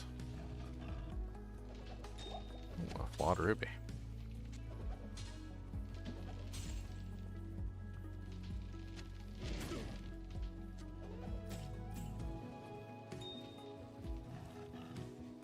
Waypoint right away.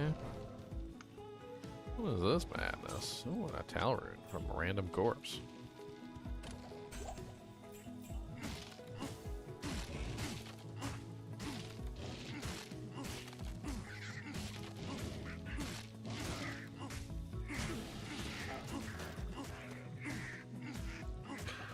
Life Leech would be so amazing right now.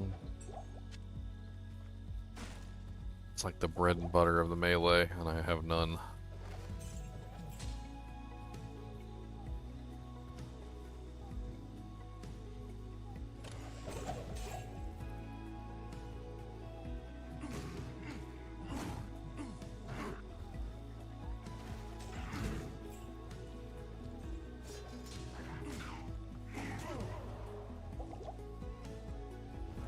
Experience Shrine.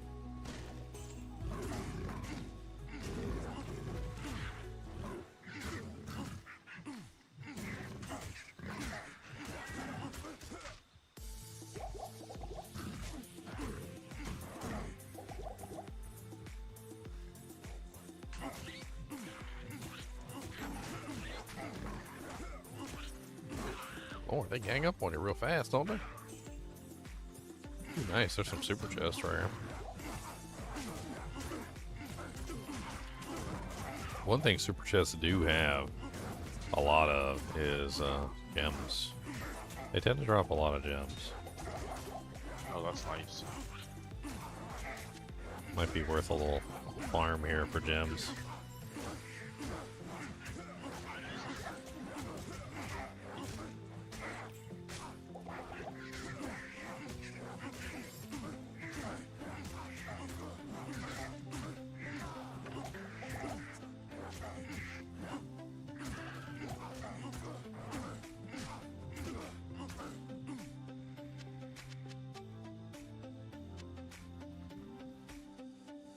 Okay, they run away. I need a key. Looks like I need to grab some keys. Alright, well there's a shrine right there at the player jungle waypoint, and then there's the super chest right there, which is not too bad. I mean, I could potentially set up a little farm there, try and get my perfect sapphire, craft myself a pair of booties. I thought it was rubies, or no? For what? Crafting for blood stuff. I mean, it depends on what you want to craft for. So, I mean, rubies I crafted, I'd use my ruby on a pair of blood gloves. You can also make 2-hit items, you can make safety items, and you can make caster items.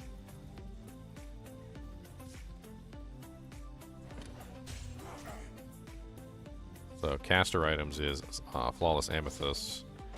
The 2-hit items are sapphires, and the rubies are blood items. And then the emeralds are the safety, which is the ones that have damage reduced by magic damage and physical damage reduced by. They're actually kind of nice. The MDR and the PDR can work really well to keep you alive. Alright, there should be an armor rack right up here too. Bunch of collectibles all over the place.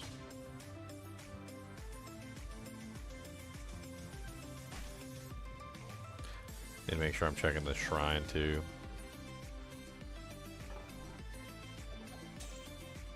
I should check the shrine first.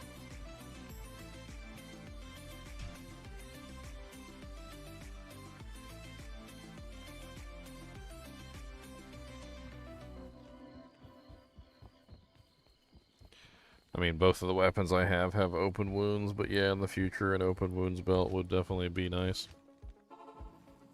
As of right now, it's practically useless though, because I have a Malice, which is a 100% chance of open wounds, and a Steel, which is a 50% chance of open wounds. So, like, I got tons of open wounds at the moment. I'm definitely not hurting in that department.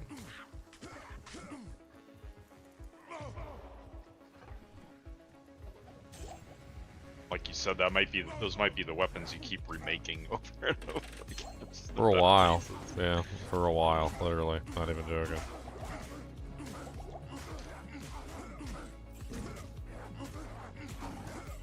Dude, these freaking P8 freaking champions got some HP.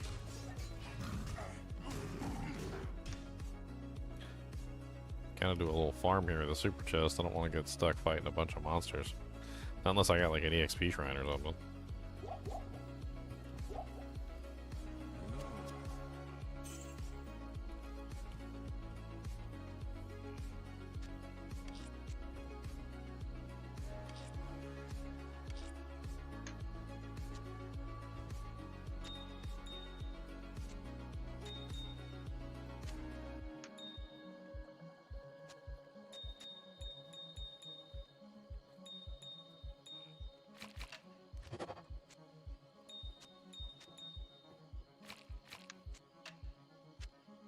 That flawless on us just in case we hit the shrine.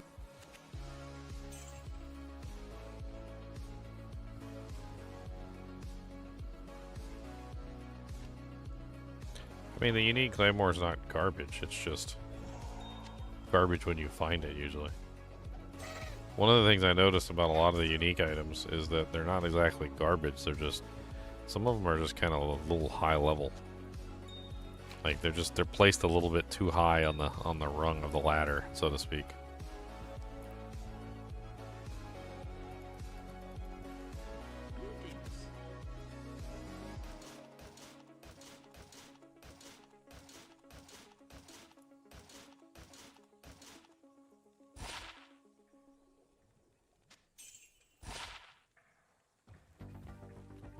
here's hoping for run walk booties. These are good because they come with chance to cast Frost Nova, which it's like always on them. So, well, at least we'll always get a chance to cast Frost Nova with these boots. Which is Chain Boots, Ral Rune, Perfect Sapphire Jewel.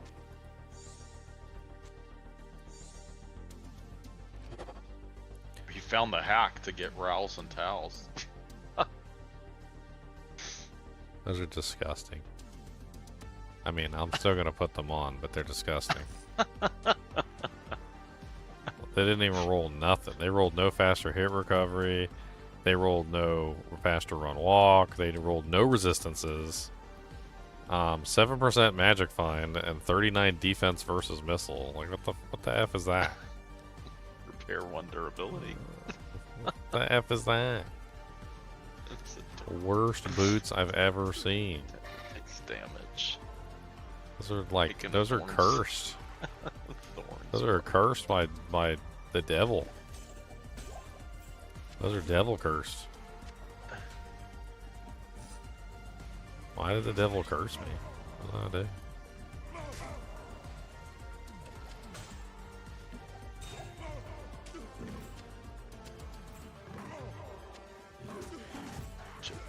What did I do? What did I do? What did I do?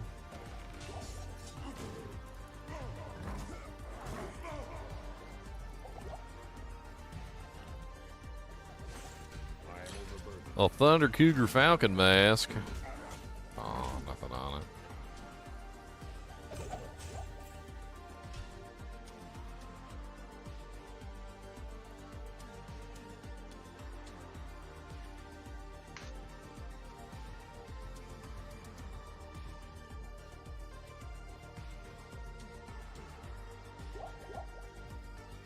Scram.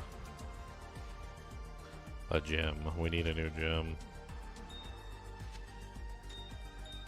So the next one we probably want to upgrade is maybe another ruby, or trying to remember like the various recipes for various things.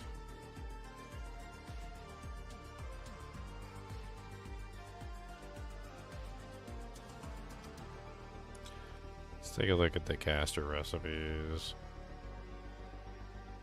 What's the caster belt? The light belt or the shark skin belt?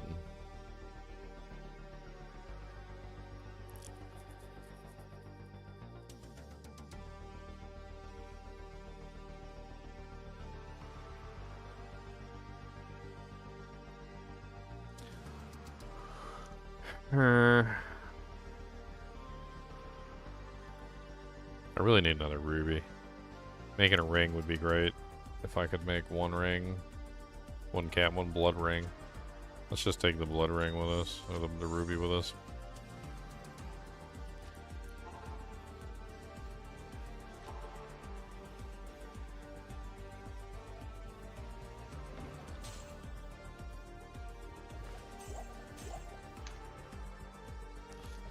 Blurst boots.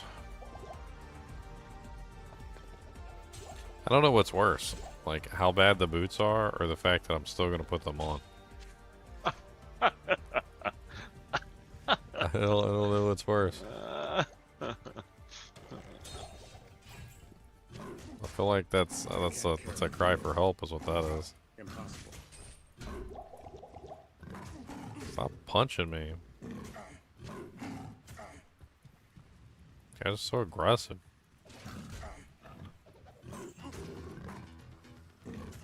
I can't carry anymore. Superior jawbone calf.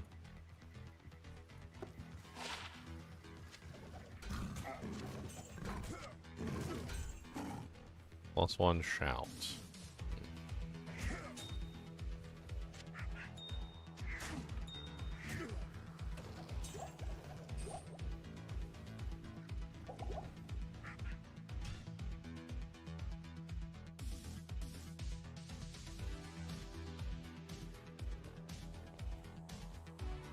What, you don't like soiled diapers?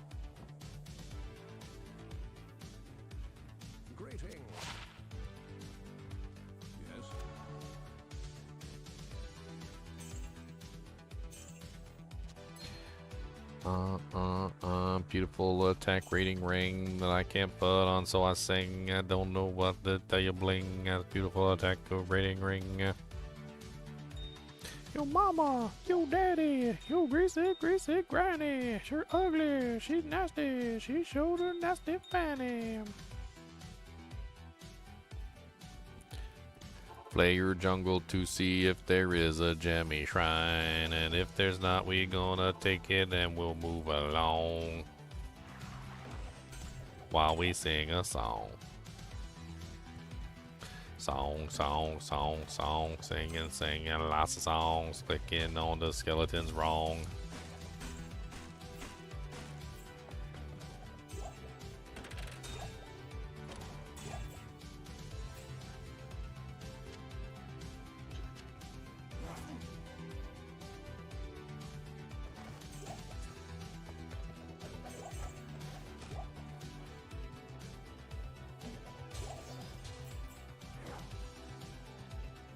Nothing good here.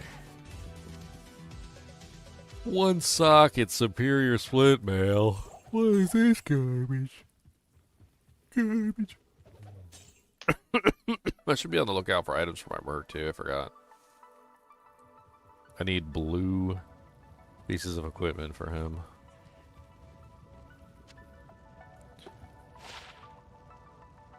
An ethereal repairs durability helmet. Sounds like a good option to me.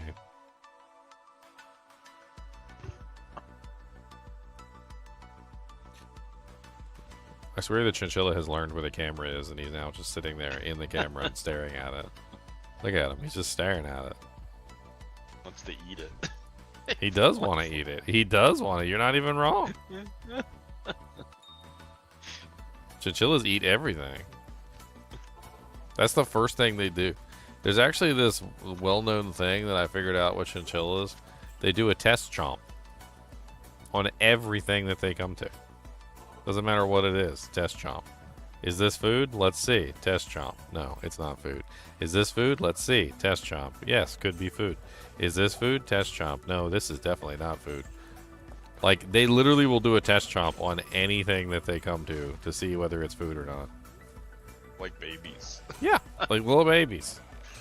Just put it in their mouth. Exactly. What is this? Let me see.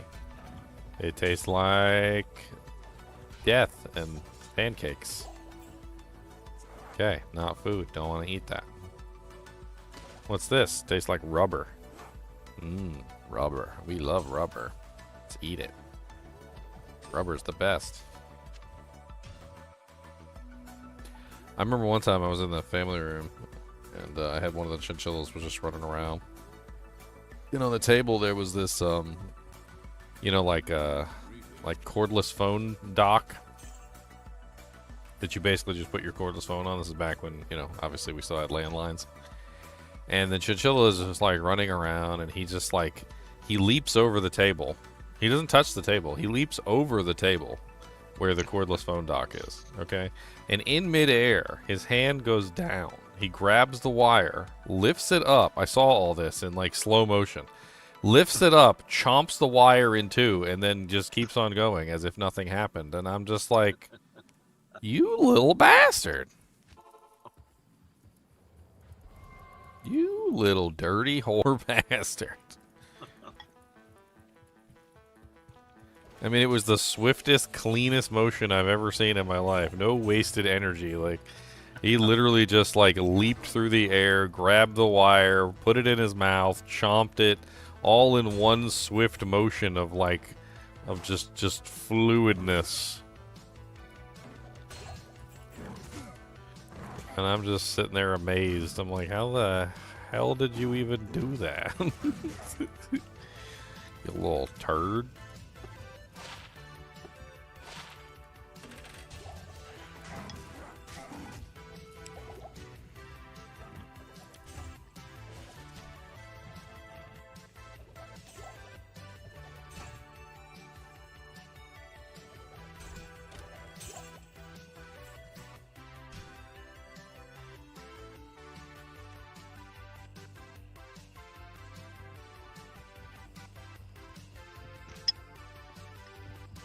Bunch of garbage.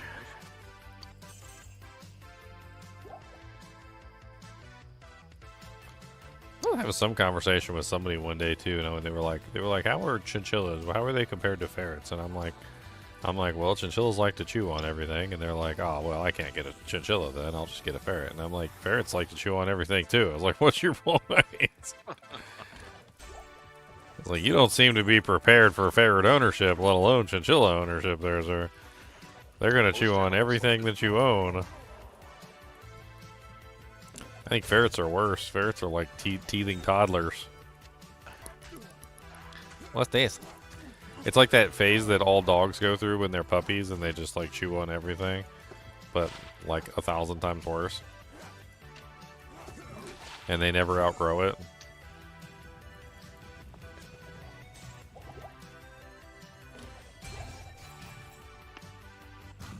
Another circlet. Keep getting circlets from this thing. I'm like just ignoring the monsters. It's great.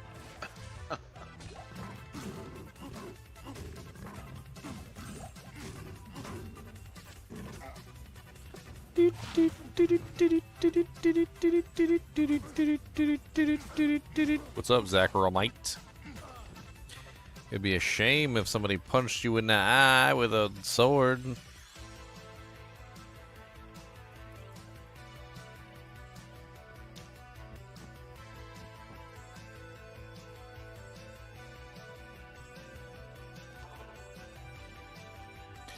These boots were not made for walking, Killamotus, okay? These boots were made for torture. That's what they are.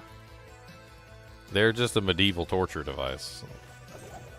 I didn't craft an actual, like, wearable pair of boots. I crafted a medieval torture device.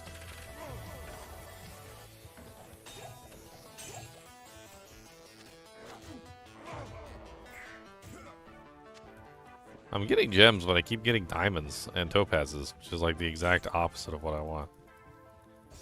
I want the things that actually let me craft with, not the stuff that I can't craft with. Keeps giving me all the stuff I can't craft with.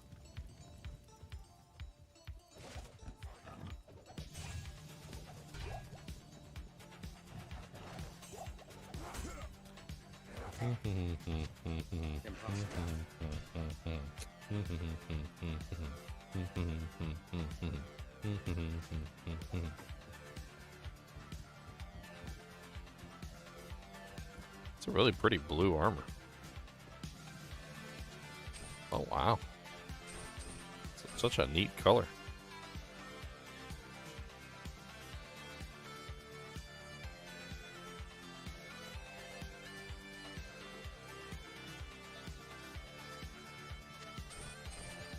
Took a screenshot.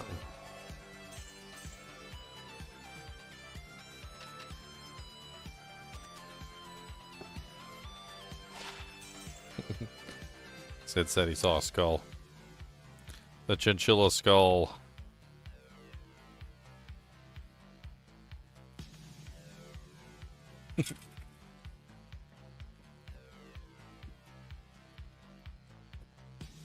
Poor chinchilla. You guys are making fun of him.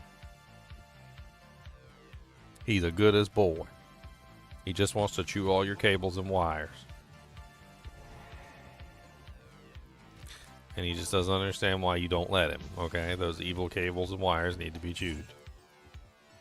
For some reason, you're holding him back, and he doesn't like that. Oh,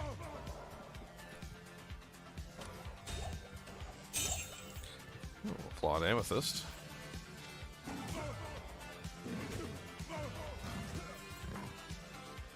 Chipped amethyst.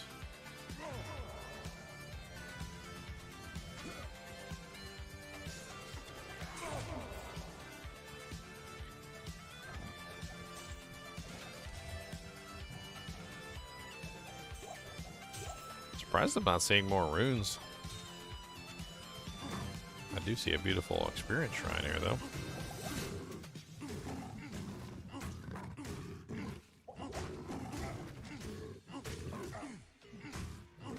Seems like we sally forth.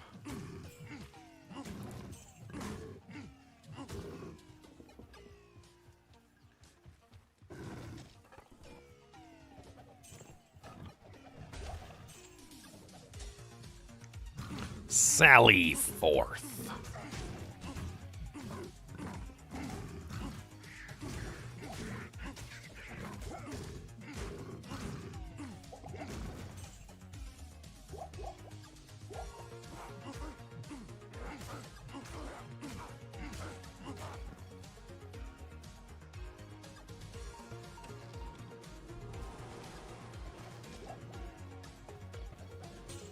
Boom, boom, boom, boom. Hellswarm's gonna die. Gonna poke him in the eye.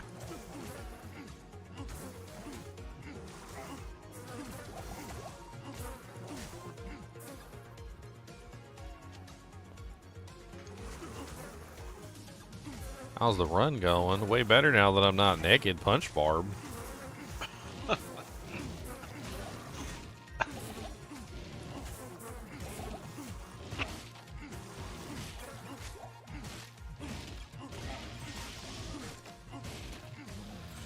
Naked Punch Barb.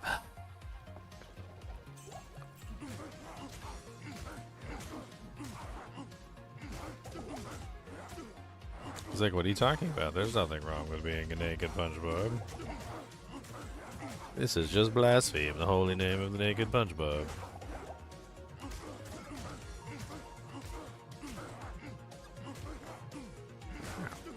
Trying to hit you. They keep running away and then coming back and then running away. It's rather annoying. Just stand there and take your licks, son.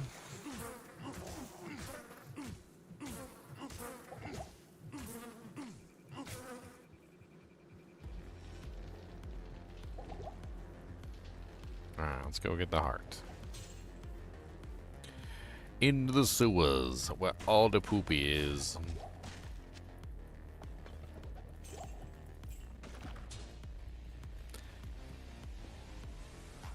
I feel like you would get sick and die down here. Like you'd get like tuberculosis AIDS. I mean, they talk about how dangerous it is, like walking in still water. I mean, can you imagine going down into like a freaking ancient sewer that's like it had bacteria breeding in it for generations? Pretty sure you'd come out with gonosyphilades.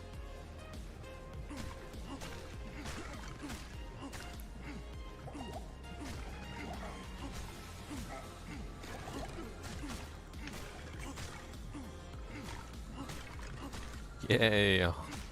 Just 2.5 more bars and I can put on my horrible boots.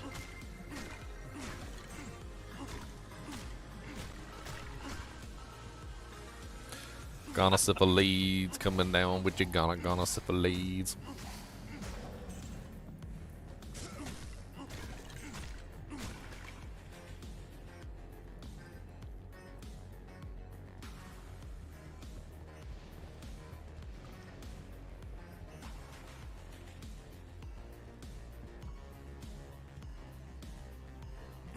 How are these bugs so fast?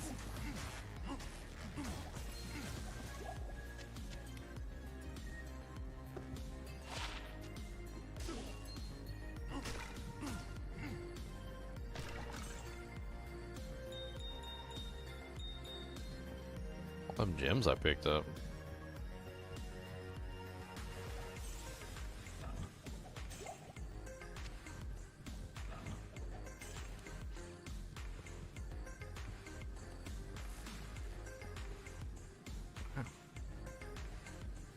Stop chasing me.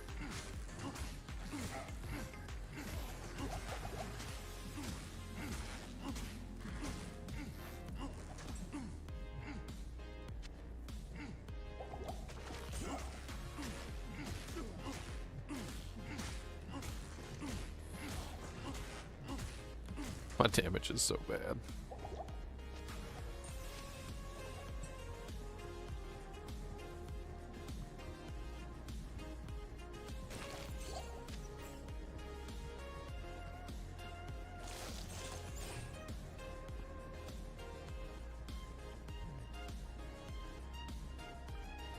Why do I feel like eventually when I get to hell difficulty and I start fighting Bale, it's gonna take me like 3 years just to kill Bale? Like, alright guys, get your popcorn out, get a book. We're gonna be here for a while. Ever been on a 24-hour flight? Yeah, something like that. Except less fun.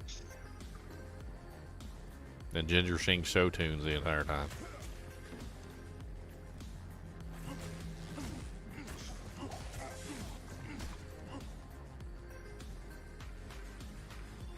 God, these freaking bugs keep stealing all my stamina.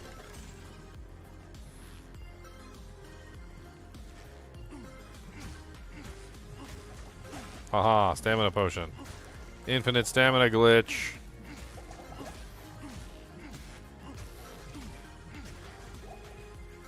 What you gonna suck on now? They're like, joke's on you, we love infinite stamina potions.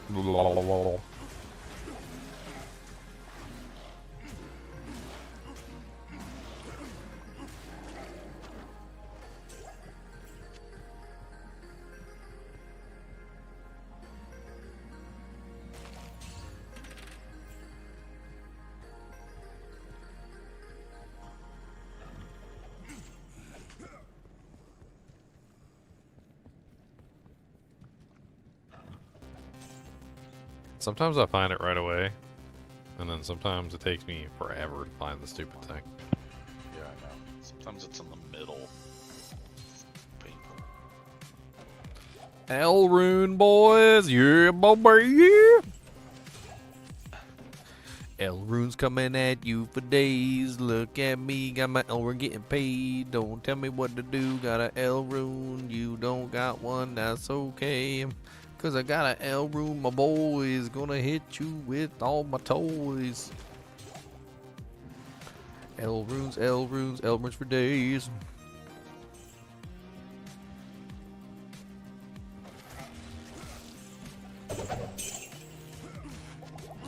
Ow, ow, stop being rude all the time. Stupid bugs.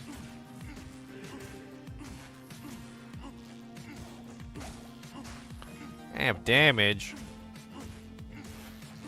Ow. Don't got damage reduction. Yet.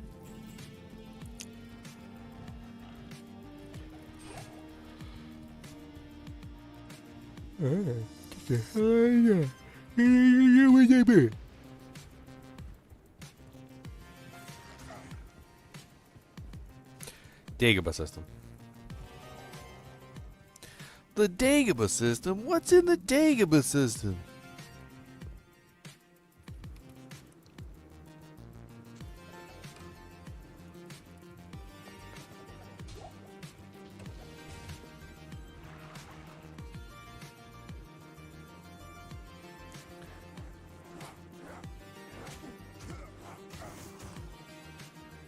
Oh, there's the book. You have found the book.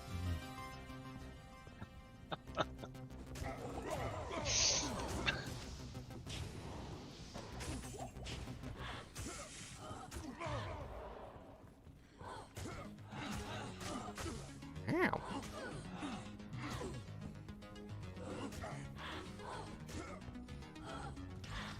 Battlemate Serena's mean.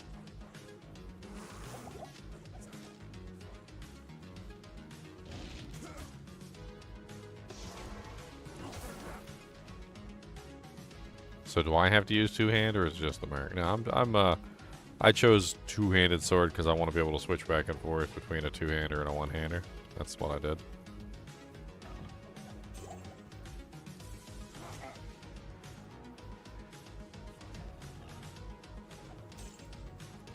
Ow. I am overburdened.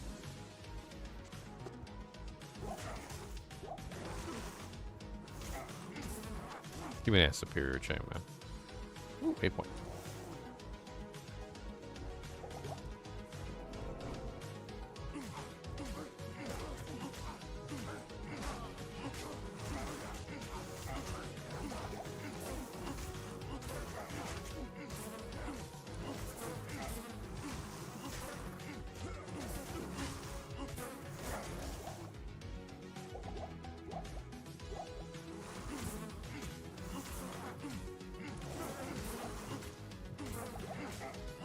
Come on, Hellswarms, die. Hey, I can wear my boots with nails in them.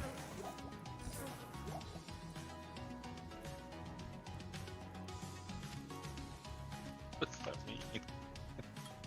With nails and Yeah, somebody like put some tacks in there, like just. oh, That's what they are. thorns. Oh yeah, yeah. Oh no. Yeah, well they do have thorns damage. Yeah. Attacker takes damage. 7.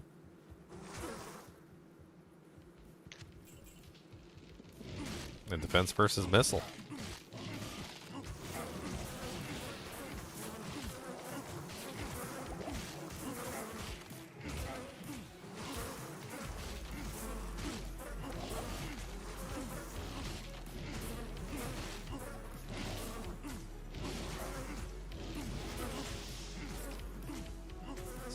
Three more levels, I can wear my gloves. Actually, I have some life leech for the first time ever. I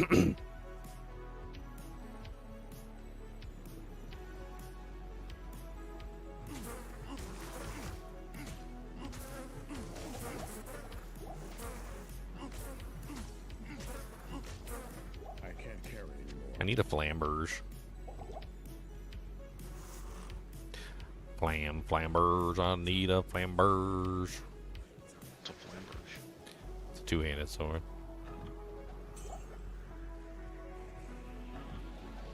Like the next level up. Nah, it's just a good one from this tier. I mean, granted, I like the one from next tier, but I don't think that's dropping here. I am overburdened.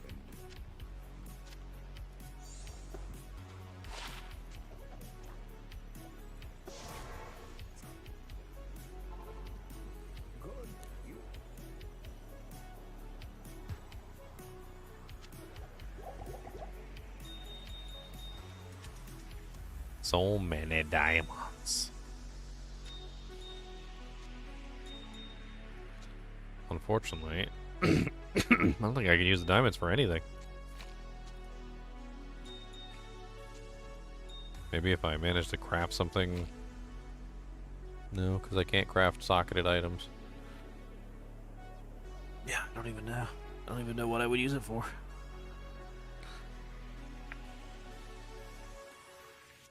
I don't even know. Probably end up selling them. Got a Tal rune, another Tal rune, another Tal rune. I'm just getting an L rune. Got the Madroba. Or the gem shrines. Diamond. Let's go turn in the book.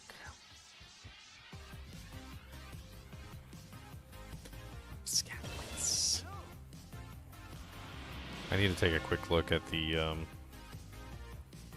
stat requirements for the higher level weapons. So I can get an idea of what I'm shooting for. Quit digging, buddy.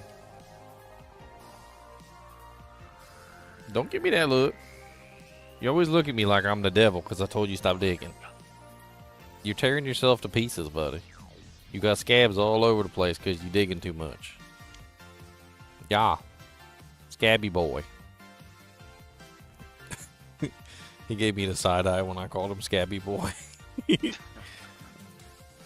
not Scabby Boy.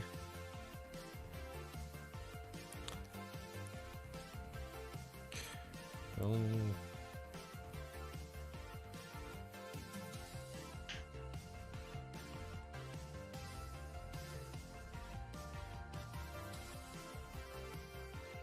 Let's see. So the stat requirements for a flamberge or a greatsword, either one. I think flamberge is probably the better one because it's faster. So it's 70 strength, 49 dex. I think we are over the dex requirement, but we don't have the strength requirement. Good evening.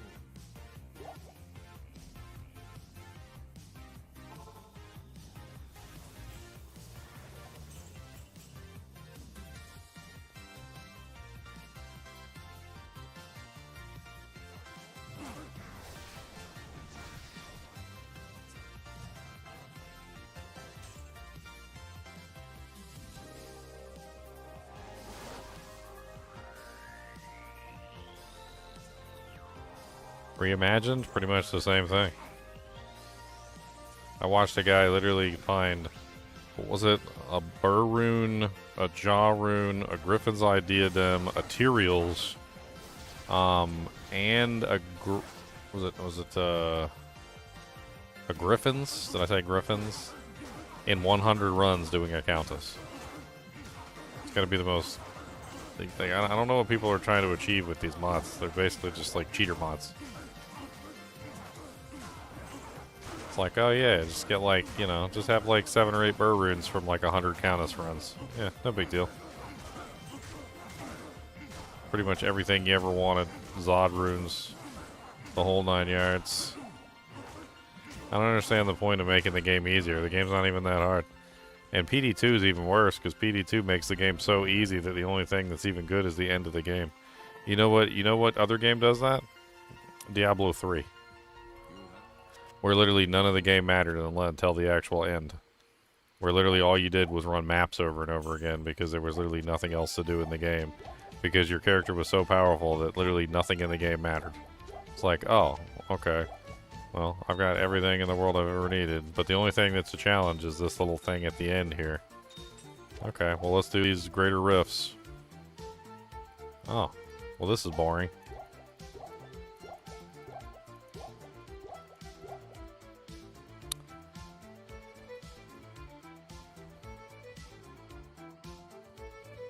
Cheater mods, that's what they are. Cheater mods.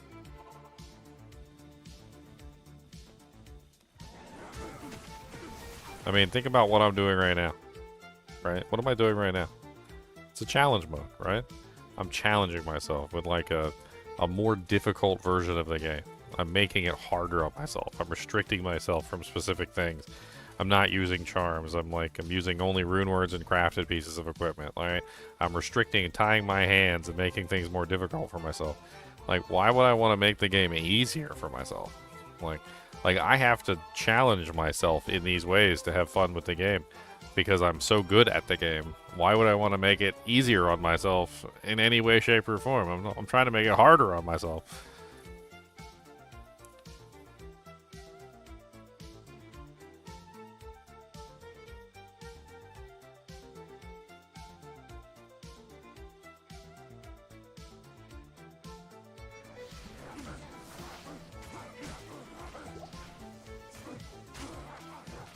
Ugh. The chilling effect.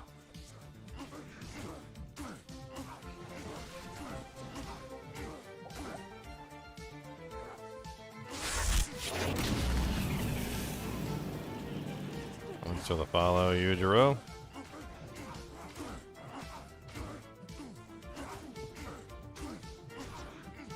Why is Diablo 2 Resurrected an easy game? Because if you understand the mechanics and how the game works, you can pretty much do anything you would want to do. I mean, if I wanted to, like, have an easy time at it, I could use pretty much every method at my disposal to exploit the game and, like, come up with ways around things.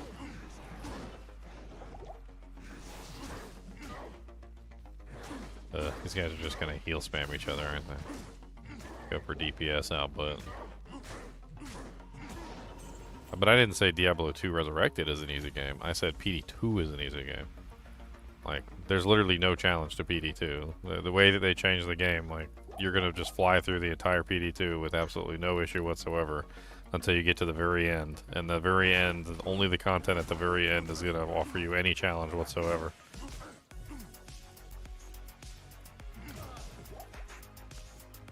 Very similar to Diablo 4.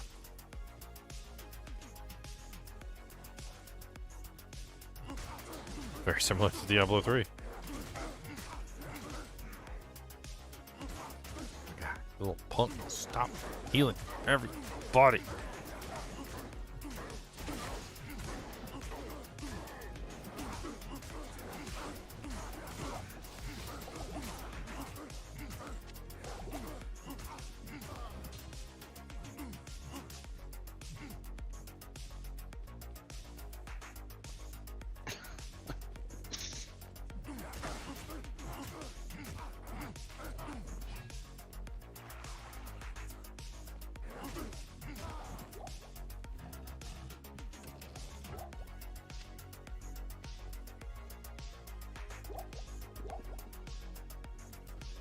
mean, I've been playing Diablo 2 for like 25 years, so I've obviously got a little bit of an edge over most people when it comes to like understanding how to play the game.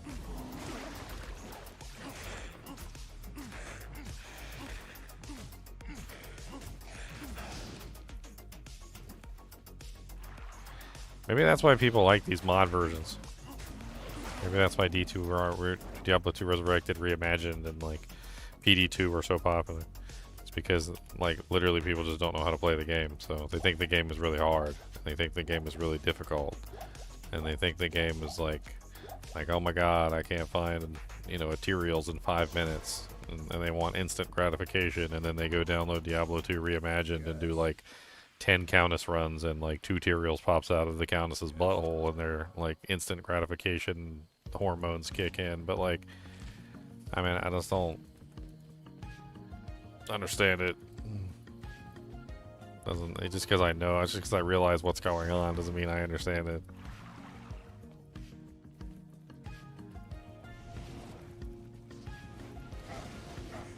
Ugh, ugh, ugh. That's a lot of hydras there, buddy. Might want to get that checked out.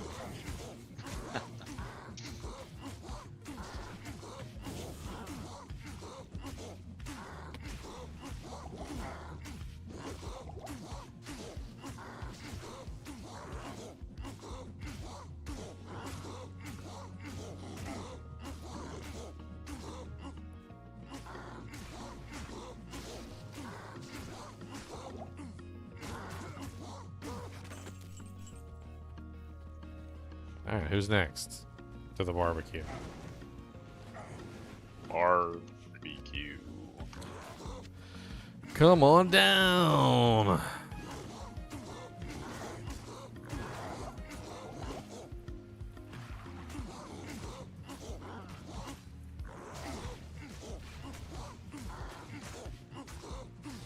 Oh, you're just gonna heal each other, huh?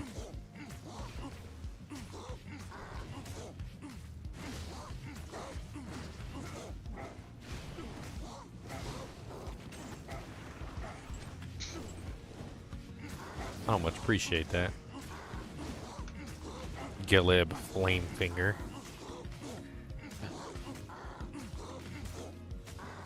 He's gonna murder me. I made fun of him too much.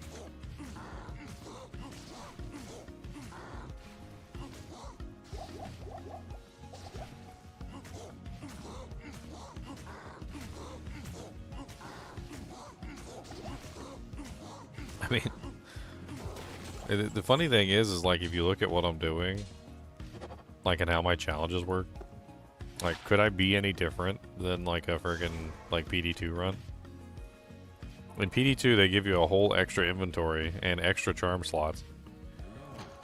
In my challenge run, I'm not even using charms. Right? Like the difference between like PD2 and the way that I play is like so vastly like opposite of each other that you can't help but look at it and be like, huh. Huh. Stay a while and listen.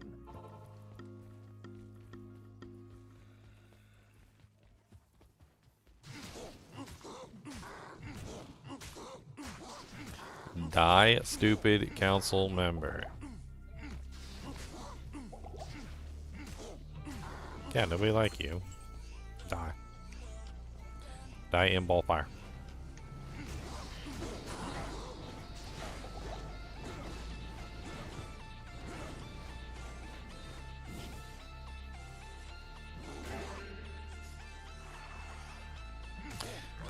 Ishmael Vilehand.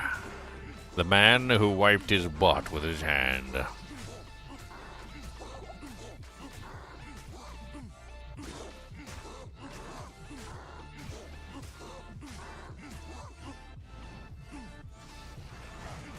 And he didn't wash. Ever. There was an episode of like The Simpsons, wasn't it? Where like Michael Jackson, he touched Michael Jackson or something. I can't remember. And like he's like, I'm never washing this hand ever. And like his hand was like growing mold or something. And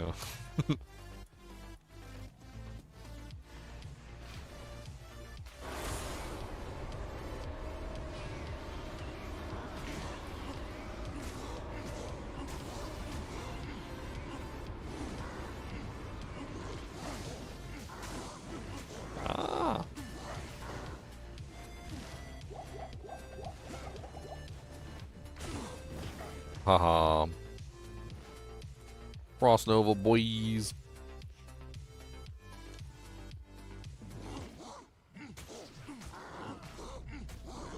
This guy's got stone skin.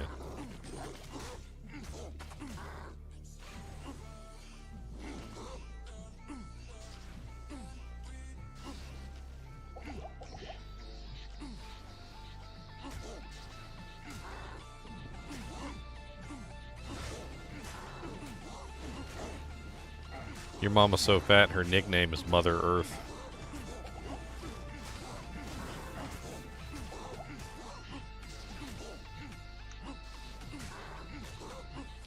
How'd you know?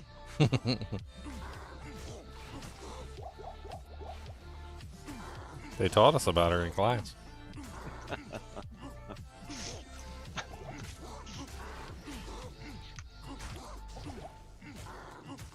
They said it's very unfortunate if you end up next to the blowhole.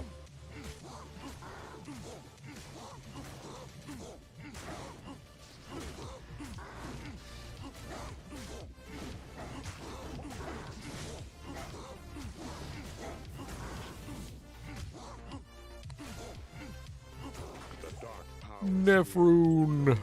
poisoned land. One Nephroon to rule them all, and in the darkness burn them.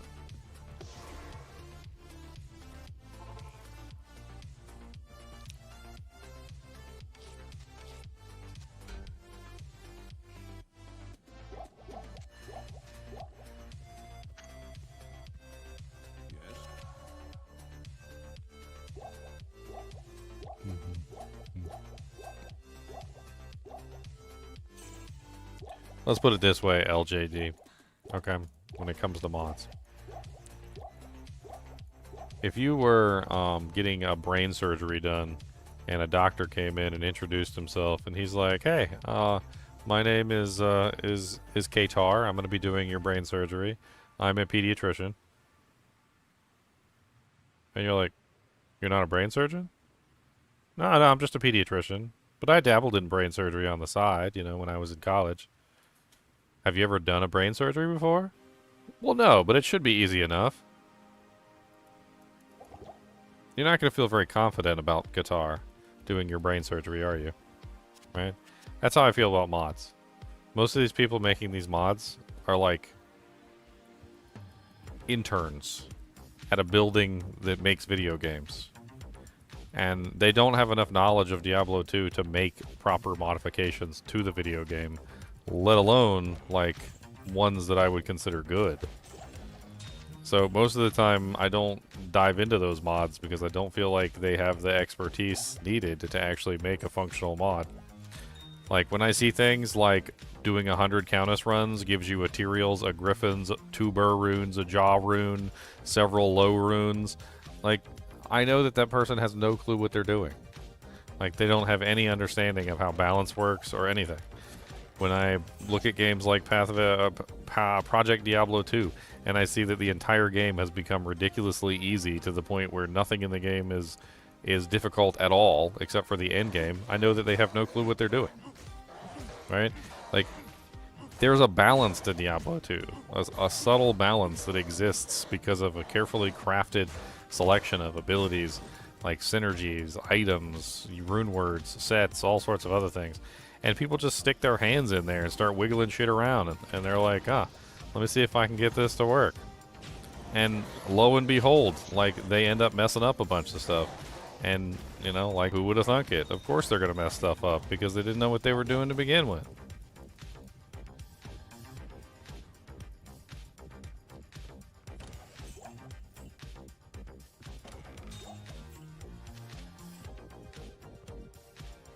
Nice.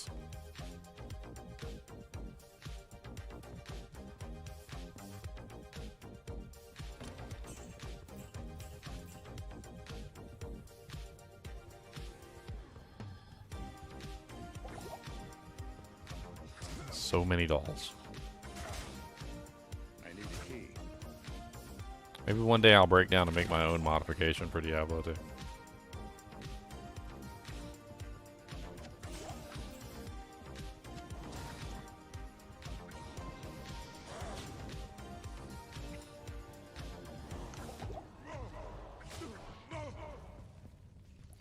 Stop chasing me, you little turds. Why would you take away dolls?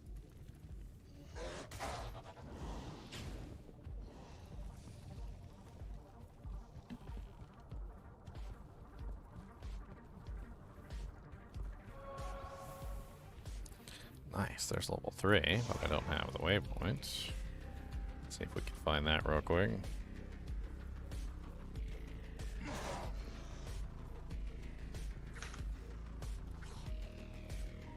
Oh, and I can put it another way too. Like, let me put it another way.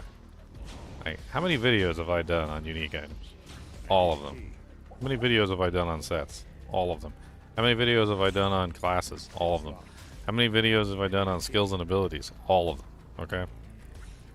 Would I trust me to modify the game? No. I don't even think I would trust me to modify the game.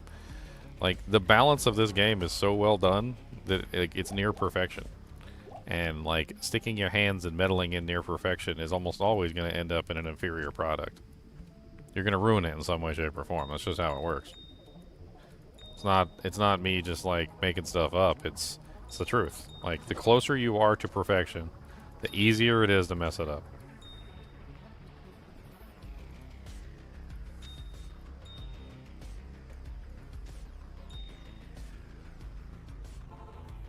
I think people were so hesitant about Diablo 2 Resurrected when it came out.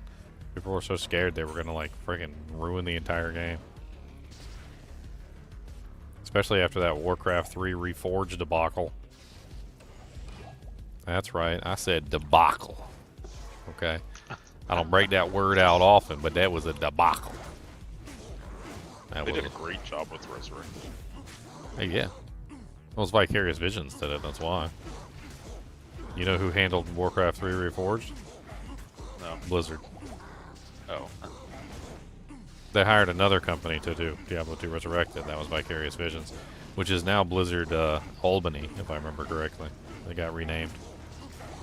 So when you hear them talk about Blizzard Albany is Vicarious Visions. Basically, Vicarious Visions had their own building in Albany, and when they bought them out, they basically just became they got absorbed into Blizzard.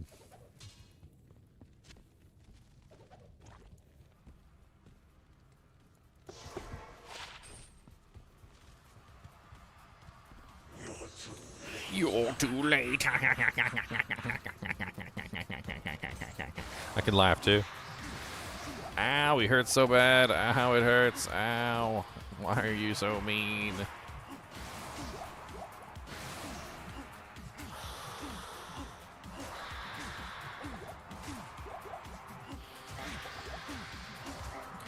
Dude, this is gonna take forever. At least you're not punching him. I'm going back to punching. Just for that. Just because you say it.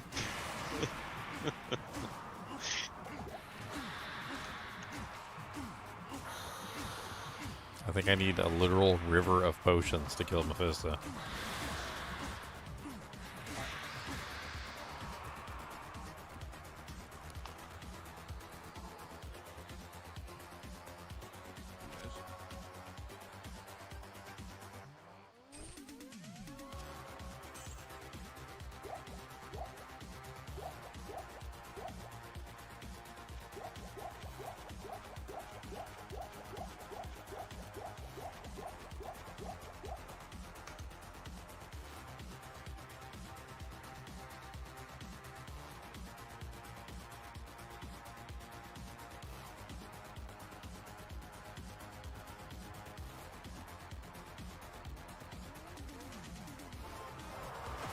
Only it was actually possible to increase the drop rate of anything. Diablo 2's drop system is really complex.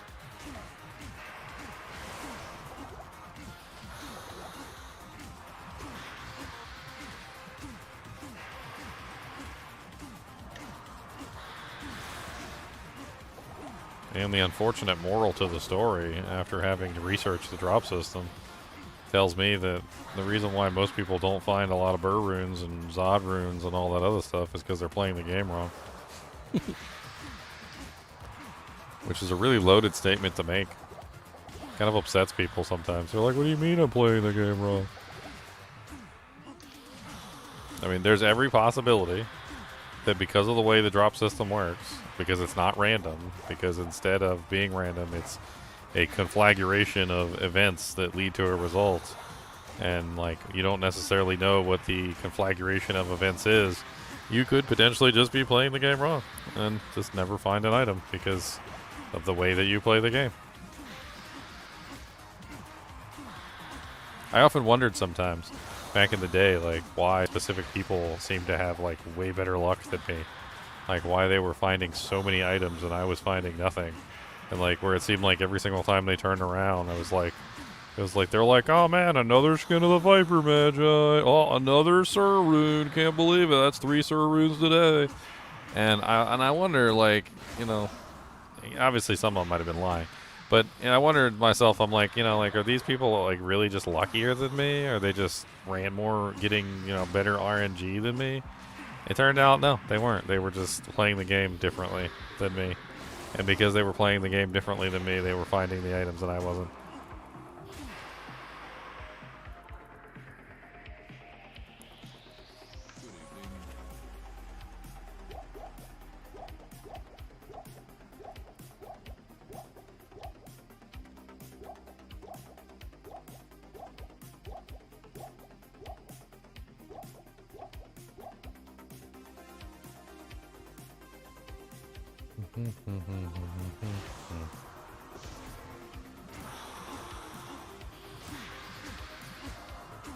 So much doohickeys.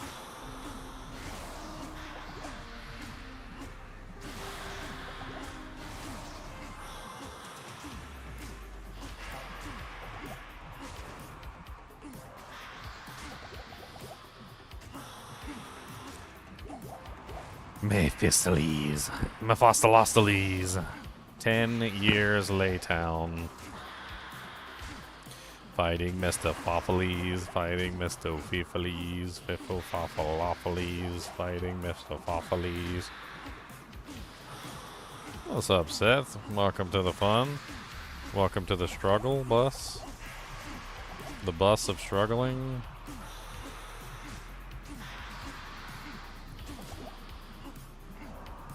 Welcome to the struggle bus, where we've got some games. They're not really good games, they're actually kind of freaking lame. They're like Monopoly and stuff.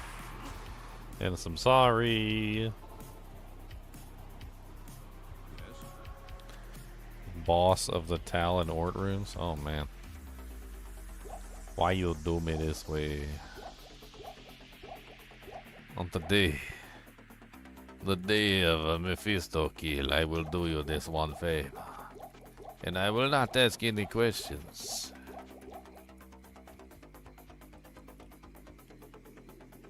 But if you do not respect the rules of the favor, then it shall be stripped from ye. And also, my brothers have escaped you.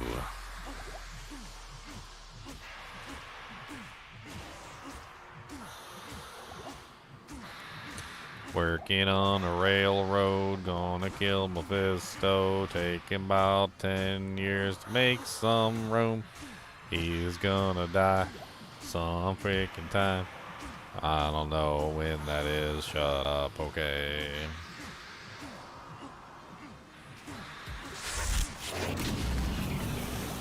Hey, thanks for the 20 bucks, Seth. I appreciate it.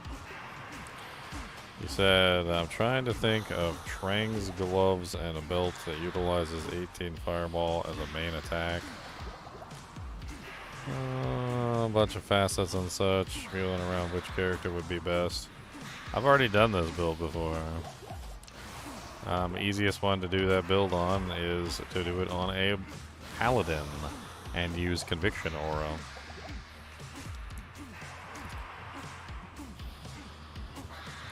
Conviction Aura will give you what you need, and then you'll have lots of fracking speed.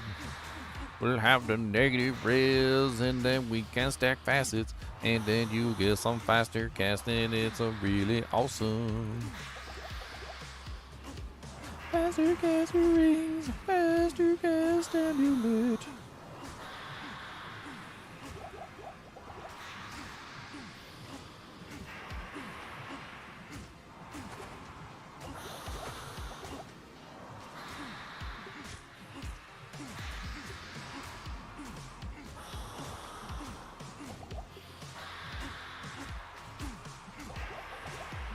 Oh my god, it's taking so freaking long. I had to make up a whole nother song. Mephisto is just wearing a thong. In between his tentacles, it's really wrong. I do not like it. It's really gross. I do not like it. It's really gross. He's got like 73 tentacles under there. And I'm pretty sure that he's got no hair.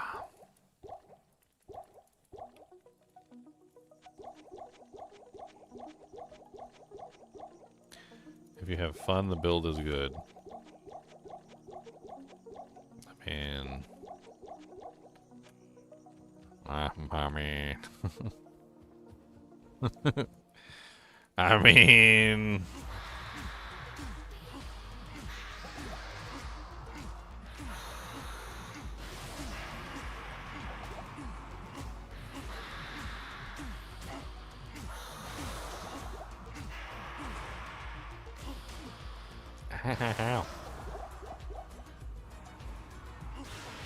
Yeah, die, you little punk. I am overburdened. And we like you anyway.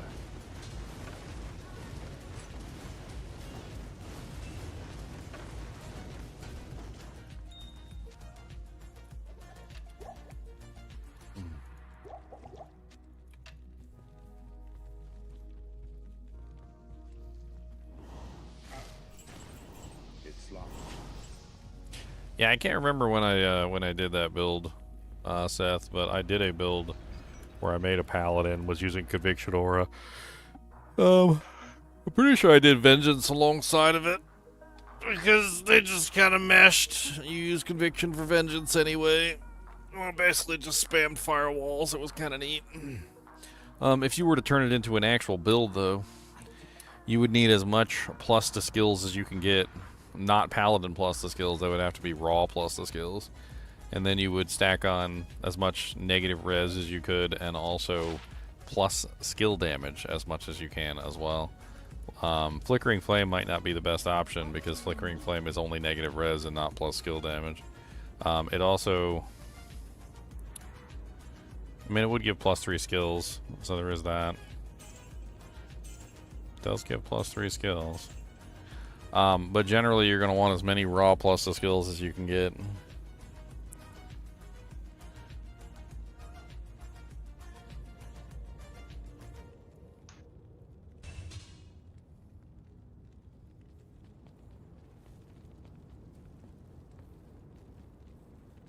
Druid with Raven Lore.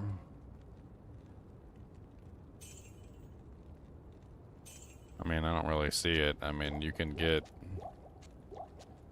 a moderately small amount of negative fire res going that direction, but nothing really too advanced. And the amount of plus the skills that you're going to get are going to be relatively low. So, O skills specifically only work with raw plus the skills. So if it is an O skill, like the firewall on Trangs, okay, then it has to be plus 1 skills, not like plus druid skills. This kind of stuff doesn't increase the firewall. So it has to be like plus 1 skills or like plus 3 fire skills. It has to be a generic plus the skills to increase the firewall. If you don't have generic plus the skills, then the firewall stays at level 18 and it doesn't go up any higher. So you need any generic plus the skills that you can get, and you're going to need a lot of them. Like level 18 firewall is not enough to kill anything with significant efficiency. So you're going to need a lot of plus the skills to increase the firewall as high as you can possibly get it. You're also going to need a lot of plus fire skill damage, and you're going to need a lot of plus or negative fire resistance, enemy resistance. The reason why I suggest the Paladin is because the Paladin can run natively Conviction Aura, which none of the other characters can do. And Conviction Aura will reduce the monsters by 150% fire resistance. And against the immune target, Conviction Aura will bring them down, what is it 30%? So even against an immune monster, you're still going to get a 30% reduction in the enemy fire resistance, but a negative 150 versus anything that's not immune. You can also throw in a Sunder Charm, negative resistances, and tons of other stuff to bring them down even further. And like, if you're really serious about trying to set up like a firewall, fireball, Trangs setup on a non-sorceress, you know, character, like, I think Paladin is your best bet because he has native Conviction Aura. It's really like the main reason why you would choose the Paladin over anything else.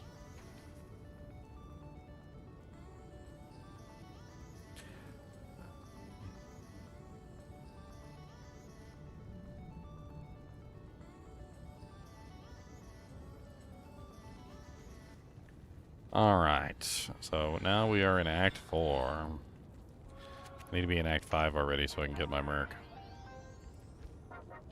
DZDW. I also get a perfect gem from the forge, which should be nice.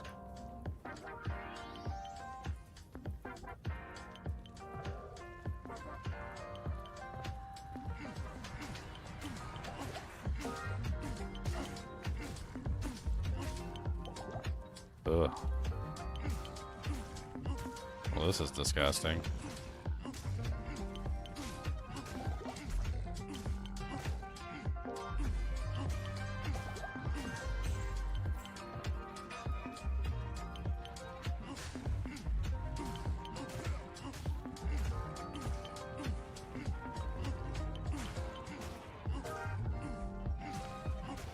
Whew. I'm just telling you how I would put it together, so. Like, you asked my opinion, and I'm telling you how I would put it together.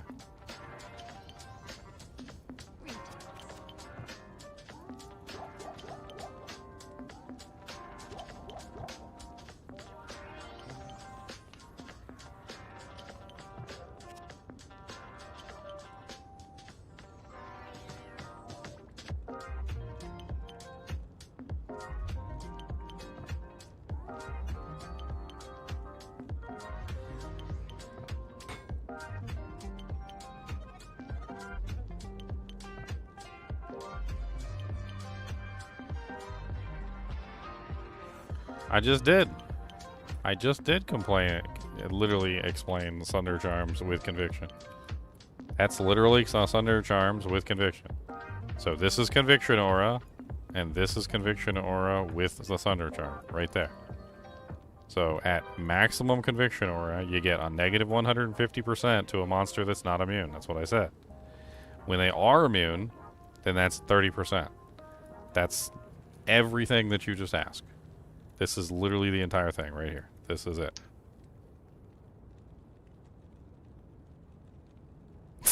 Just gonna keep doing this for like 5 minutes.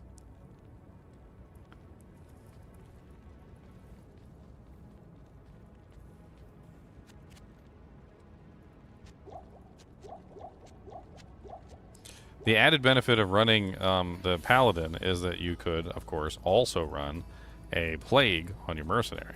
So you can have lower res and you could have Conviction at the same time, which would be really freaking epic as well. And that'd be just a really good combination. And then you end up with really nice Cleansing Aura on top of the Conviction, which is a pretty nice solid play. So then you have lower res, and then you have Conviction, full Conviction, partial lower res, and then you could stack negative res and other things as well. It should work out really nicely.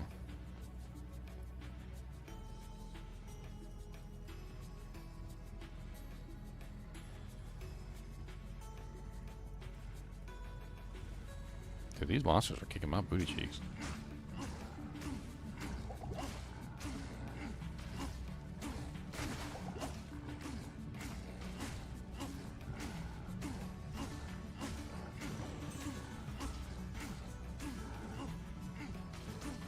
Also, another reason why you wouldn't want to use Ravenlore is because Ravenlore doesn't have any plus to skills on it.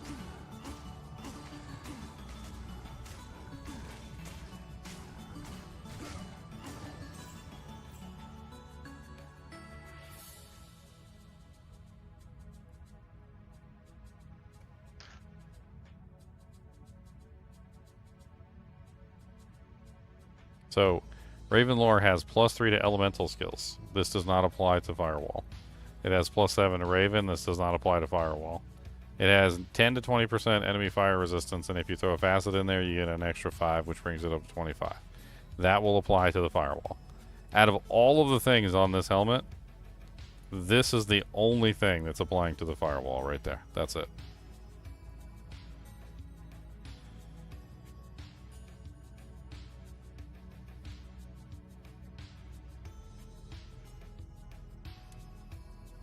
Sunder Charm or Conviction Aura if you could only choose one.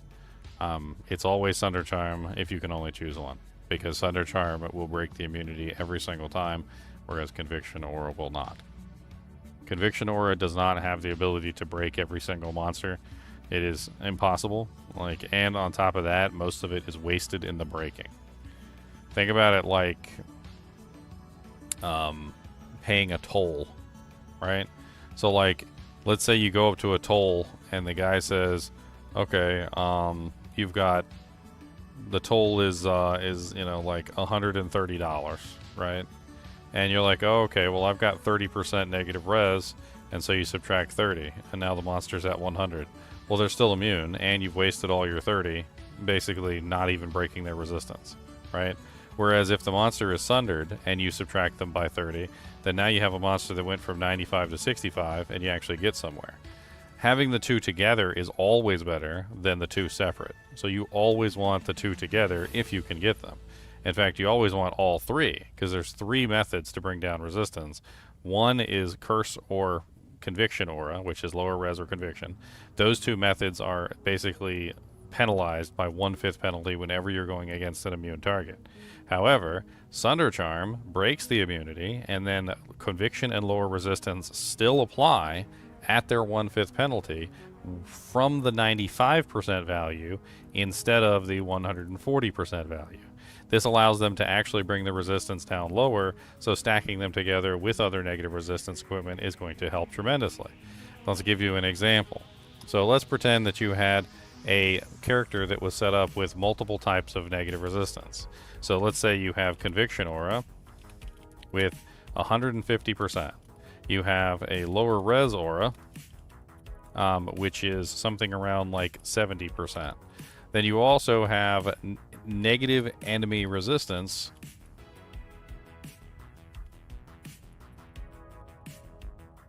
of negative 30%. Okay? These are all going to stack together as well as the Sunder Charm. So they work in tandem.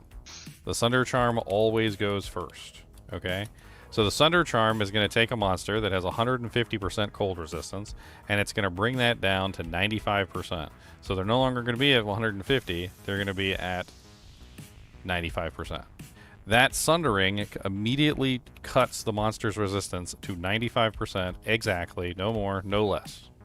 Then your Conviction Aura is going to come in at 1/5 penalty, and it's going to reduce that by 30. Your lower resistance is going to also reduce the monster's resistance by a 1/5 penalty, and it's going to reduce that by around 15 to 17% depending on the level that you have. Then you're going to get the negative 30% on top of all that, and the monster is going to be down at 18% fire or cold resistance. All of them together is what you want. You always want all of them together, because all of them together is better than none of them at all. Like, if you have just the Sunder, it's crap. If you have just the negative resistance, it's crap. If you have just lower res, it's crap. If you have just Conviction, it's crap. You want all of them. You want the Sunder, you want Conviction, you want lower res, and you want negative enemy resistance if you can get it. That way you have every single thing at your disposal. Does the negative res have the 1/5 penalty? No. But the problem with negative res is that negative res does not break immunities. So negative res has never broken immunities, and it never will. Without the Sunder Charm, negative res is basically trash. It doesn't do anything. So the Sunder Charm breaks the immunity, which allows the negative resistance to actually function. If you don't have a Sunder Charm and you go up against a monster that's immune, you could have negative 300% enemy resistance, and it would be absolutely useless because it will not break a resistance on its own. The only ways to break resistances, as far as anyone is aware, is Conviction, Lower Res, and Sunder Charms. But Conviction and Lower Res work in tandem with Sunder Charms, which means that if you have one or the other, yes, you can still break resistances, but having both together is always better.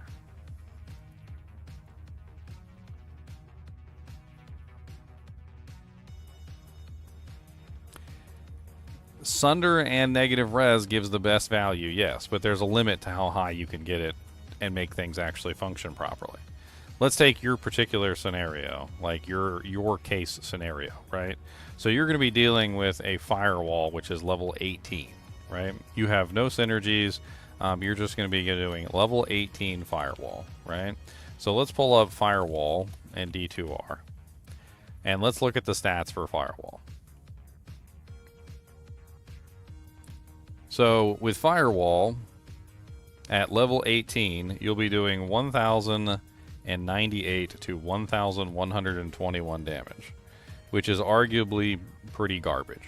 Like, there's not a lot of damage that you're going to get from that. There's not a lot of monsters that you're going to be able to kill with level 18 firewall. Okay, so number one, you're going to have to increase the level of the firewall tremendously to actually make it viable.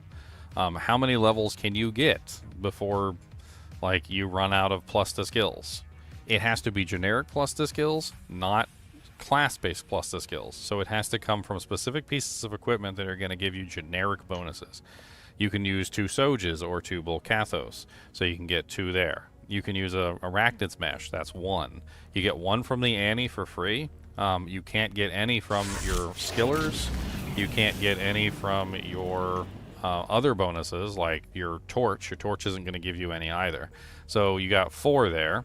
You could wear a Hodo, which gives you 3. So that's 1, 2, 3. So that's 1, 2, 3, 4, 5, 6, 7. You got 7 so far. You could wear a Spirit, so that's 2 more. So 8, 9.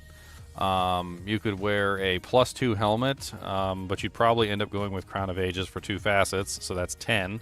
You could have a +2 amulet, so that's 11, 12.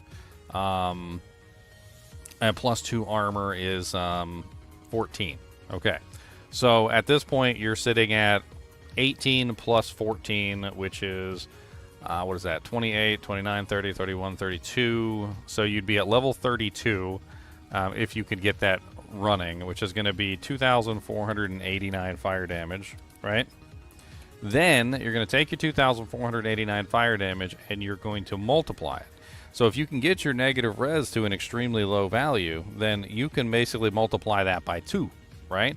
So we take our 2,489, and if we can bring a monster down to negative 100% enemy fire res, we can multiply that by 2, which gives us, what is that, 4,800... 4,800, no, what is it, 900? 4,978. So you get 4,978 damage. All right.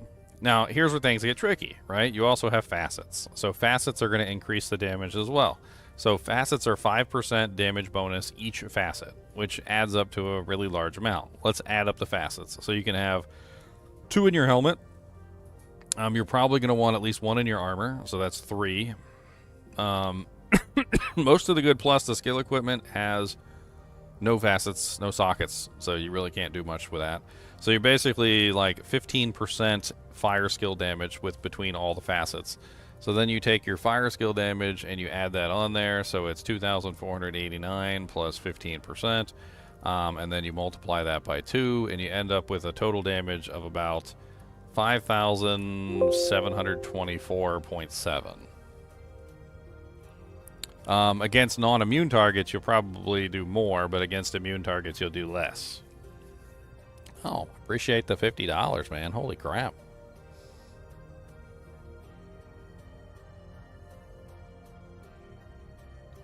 I'm too busy talking. Super helpful. Thanks for diving into this. Based on everything you said, Raven lore with negative 20% enemy res has more value than Conviction Aura, provided I have a Sunder. No. They're both basically the Conviction Aura is going to be stronger.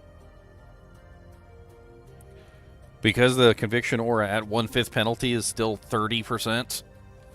It's negative 30% even with the 1/5 penalty. It's still going to be higher than the Raven lore.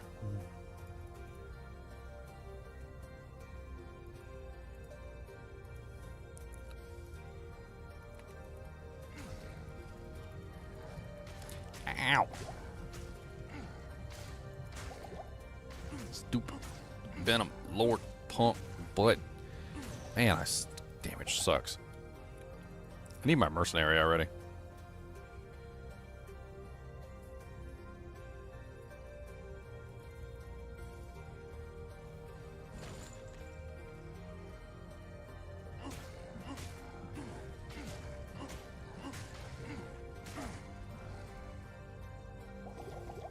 Ow, fire hot. Fire very hot.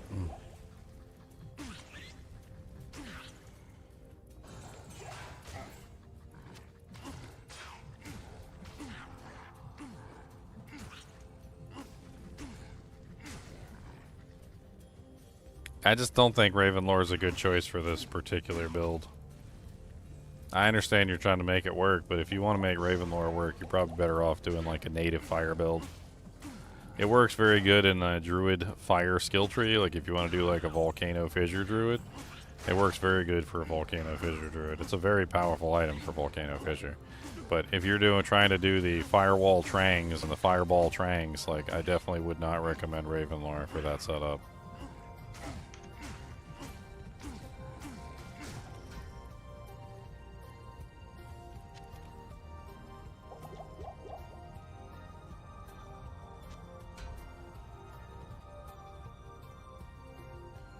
Yeah, I mean, Ravenlore is amazing for Fissure and Volcano. Like, a Fissure Volcano Druid is sweet. Absolutely amazing.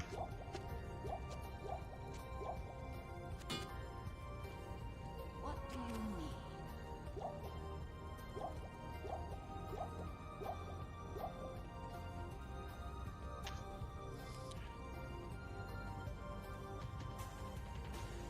Yeah, I've already thought about it before, and I've done it. Yeah, it works. Conviction Paladin with the right setup, the skill goes really high. You get huge amounts of negative res. You set up frickin' Plague Sword with a lower res proc, so you end up with Conviction and lower res. You end up stacking as much negative res as you possibly can so that you hit the frickin' targets like a Mack truck. And then the other thing about Firewall, and this is kind of like the reason why it synergizes well with the Paladin and not the Druid, is because you really got to stand there and you got to take a beating. If you don't stand there and you don't take a beating, then the Firewall can't work its magic. So, like, you need your Holy Shield, you need 75% block, you need good defense, and the Druid just doesn't have that. He's not good at blocking, he's not good at high defense setups, and, like, he's not going to be able to stand there and let the monsters, like, get hit by the Firewall. Think about it like this is the Firewall right here, right? And I cast this Firewall on the ground, right? Now, the monster is standing in the Firewall. But if I run away, they're going to chase me. And then they're not going to be in the Firewall anymore. But if I'm standing here, tanking the damage, if I'm just like in here, you know, in it to win it, and I'm just tanking it, and I'm casting the Firewall underneath their feet, they go nowhere. And they get to stand in the Firewall, and they get to burn in the fires of Gehenna. Which is why the Paladin also just makes the best sense for a Firewall Trangs build, because not only does he have the Conviction Aura that you need to make it work, but he also has the tankiness to stand there and let them burn.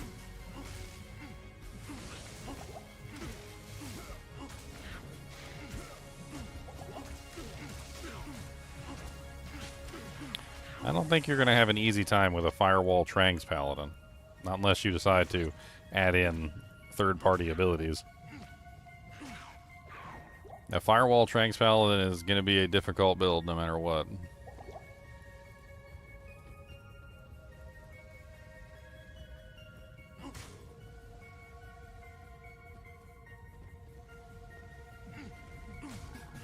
Oh god. That frickin' Inferno just like rips me to shreds.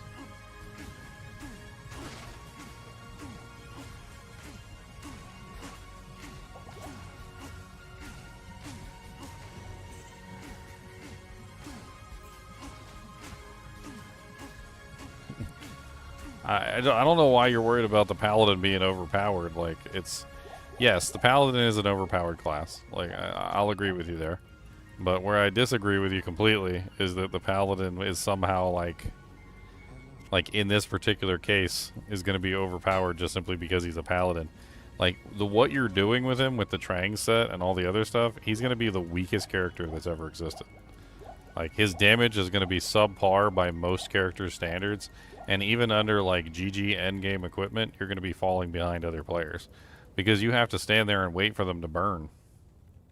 The other players don't have to stand there and wait. They don't have to wait for the monsters to burn.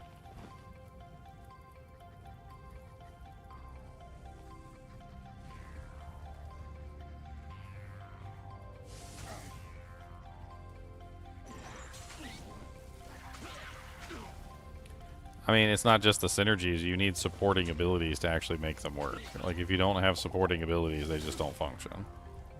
So, like, in the case of the Fireball or the Firewall Paladin, character, like with Trangs, if you want to make that work, you need to have, like, some way to add damage to the ability. Conviction is, like, one of the easiest ways to do this. Like, it is a clear and present way that you can add damage in to any elemental attack by reducing the resistance of the monster. So it just functions well that way. It's the same way that you would use Dreams on like a Sorceress, because Sorceress has Lightning Mastery that can increase the damage that way. The Druid, on the other hand, has absolutely nothing to increase the damage of the Firewall. He has no Conviction aura, he has no lower resistance aura, he has no synergies that will increase the damage of fire. He's got no fire mastery. Like, he basically has nothing that will increase the damage of that firewall.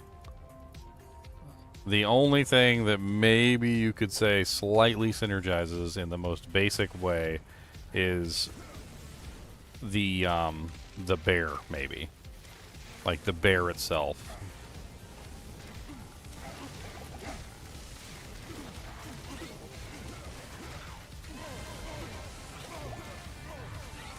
Ah, dang, I can't win for trying.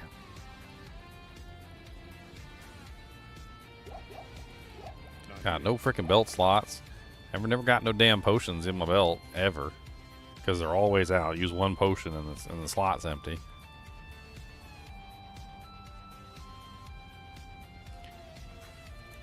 Is there any other character that has a viable setup for the fireball build? Or firewall build in Trangs? Yeah, the Necromancer. The Necromancer has lower resistance. That's the only other way you're going to be able to buff up the ability.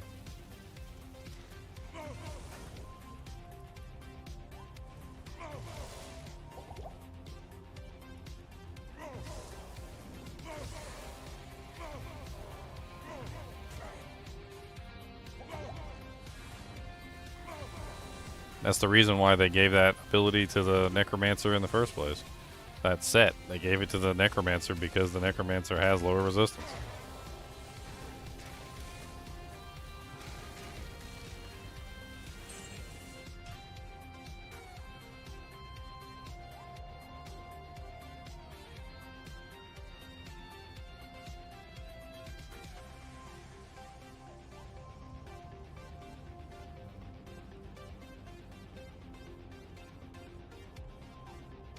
What do you need?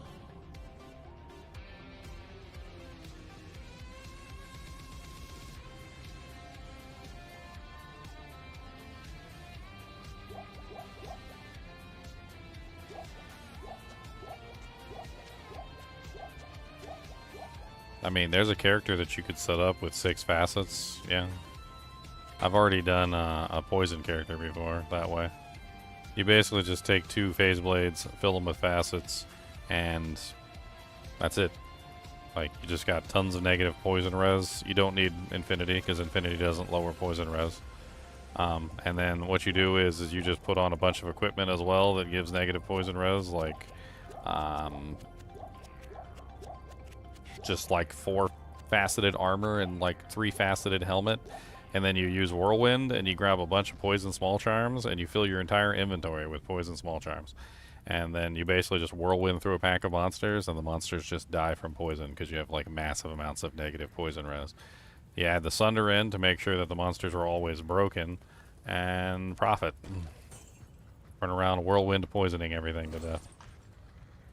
Works extremely well. But do not add venom into the mix. If you add venom into the mix, it'll ruin it.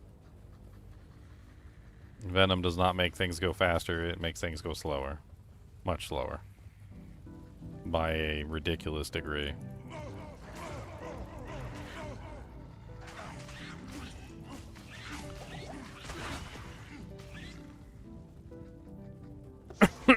So much for getting in that door.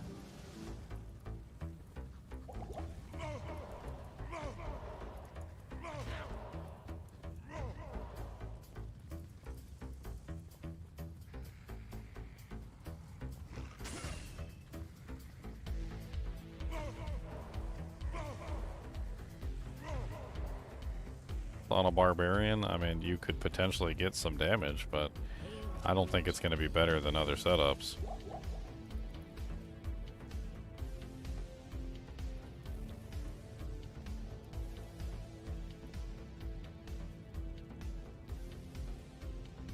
I mean, let me give you an idea of like the damage that you're talking about. So a normal fire sorceress is probably going to have somewhere around like level 45 to level 50 firewall, and just to be generous, on the generous side, let's take the 3,768 damage number, okay?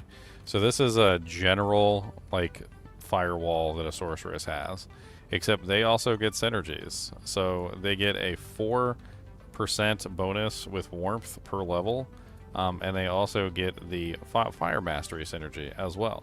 So they get 2 synergies in combination, right? And if they build the other synergy, which is Inferno, I believe Inferno is 1% per level. So they end up with a total of, what is that, 5% per level times 20, which is 100% bonus. So you take that 3,768 and you add 100% bonus to that, okay? Then you also get Fire Mastery on top of this. So we take Fire Mastery, and Fire Mastery is probably going to be somewhere around the same level as well. So let's say probably around like level 45 Fire Mastery, which is another plus 338% increase. So your average Firewall Sorceress is going to be doing somewhere around 33,000 damage per second. Fireball is no different. Like, they're both going to be the same. Both of them have synergies, and both of them have Fire Mastery to go with them. All right? At best, as we just calculated, you're doing maybe 5,724 damage, and that's with, like, negative 100% resistance. But the thing is that, like, you're not going to have negative 100% resistance if you're not using a character that can lower resistance to that degree. So instead, what you're going to end up with is, like, relatively no damage whatsoever. Using 6-faceted phase blades might seem like a good idea, but in the long run, you're going to lower your overall base damage to a very low number. Because as we talked about earlier, you need as many plus the skills as you can get to make the fireball work. So if you start dropping your plus the skills to put on 6-faceted phase blades, you're not going to get the plus 3 to skills that you could potentially get there. You're going to lose plus the skills everywhere you put a facet, and your damage is going to continually drop down to a really low level. Then you're eventually going to get to the point where now that you don't have any bonuses, you get your facet bonuses, right? But you're going to get your facet bonuses to the lowest number. So you're dropping your base to get maybe like, what is that, 5, 10, 15, 20, 25, 30, so plus 60%, so you get like a plus 60% bonus, which brings you up to 1,760 damage on your firewall. And then, like, that's nowhere near what you would have been if you got your plus the skills up, or with the negative res. Like, none of it is going to match up just adding on facets. O skills are unique abilities that have to be increased to extraordinarily high levels to get any benefit out of them whatsoever. And even then, like, you can't just stack on facets and make them work. Fire Mastery from full Trank set is a joke. The problem with full Trank set is that it doesn't have any generic plus the skills on it, and it takes up basically every spot on your character. So if you take a look at full Trank set, what you'll notice is that full Trank set is consuming all of the spots that you would potentially use for plus the skills to increase the fire mastery. So as soon as you put on full Tranks, you no longer have access to any of the plus the skills that you need to make it work. Yes, it gives you a meager little +3 fire mastery, which is okay. But you also have to wear the full set bonus to get that +3 fire mastery. And it gives you no generic plus the skills in the process from any piece that you're putting on. So the helmet doesn't give you any generic plus the skills, and you cannot get generic plus the skills from that piece. The wing gives you no plus the skills, generic plus the skills, and you cannot get plus the skills from that piece.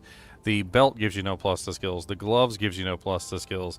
The armor gives you no plus the skills. So you're basically 5 of your major slots that you would potentially use to beef up fire mastery with are all already consumed. And then all you have left at that point is your weapon slot, and that's it. And that's the only item that you're going to be able to use to get plus the skills to increase the fire mastery.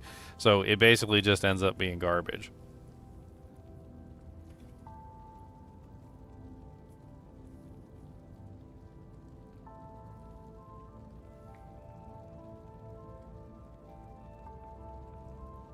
It's a joke. Like, I don't know why they even added fire mastery. I guess it's just to give a tiny damage bump to the fireball and the firewall. But to be honest with you, like, if you're really interested in making a fireball or a firewall, like whether you're doing one or the other or both, it doesn't really matter. Like, if you're really interested in making that character, you got to build a character that can actually take advantage of it. You need as many multipliers that you can, and like, it just doesn't work on any other character. The Necromancer and the Paladin are the only ones that can really take advantage of it. That's literally it. The Sorceress can't take advantage of it because she doesn't get plus 18 to Fireball. She only gets plus 3.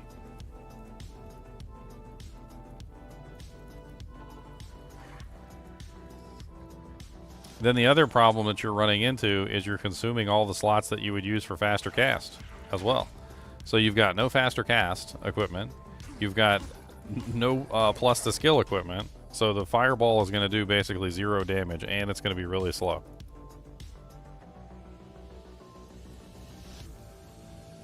You got what, 20% faster cast from the Trang gloves? That's about it. Greetings. Barbarian does have good faster cast breakpoints, I know that much.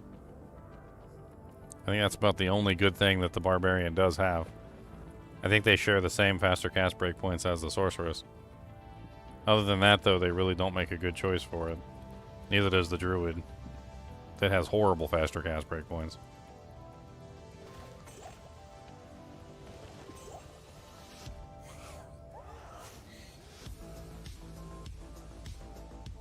Do skillers work? No, they do not. That's what we're trying to stress to you, is that the only way to increase the skills for Firewall or Fireball, either one of them, is you need generic plus the skills. It has to say plus to all, or it has to say plus to fire, or plus to lightning, or plus to cold. It has to actually specifically state that it is a generic plus the skill.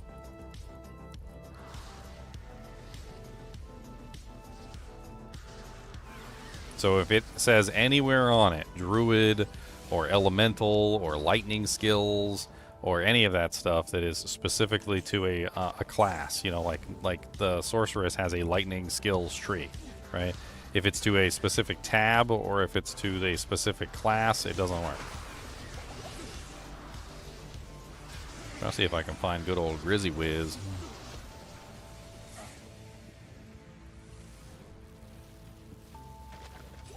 Ooh, Talrune.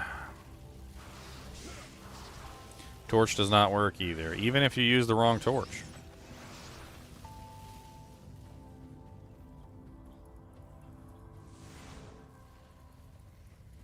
I've actually tried that before. I wanted to see if you could, like, use the wrong torch and get the plus the skills.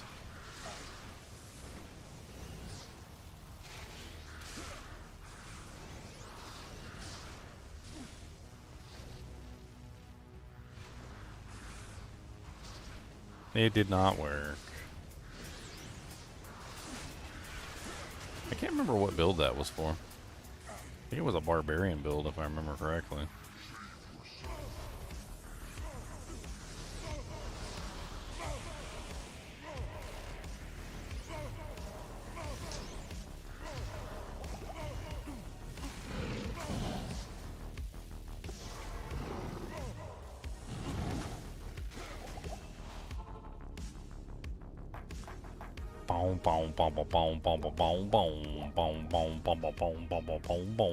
Finally found him and he's here. Gonna punch him right in his big gold beard. Hail to you, champion.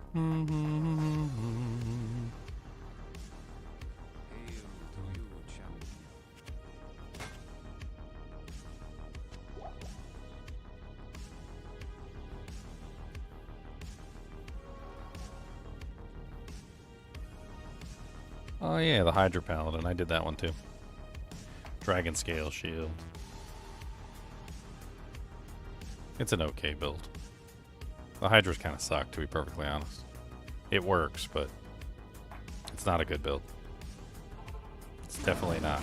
It's definitely not a good build.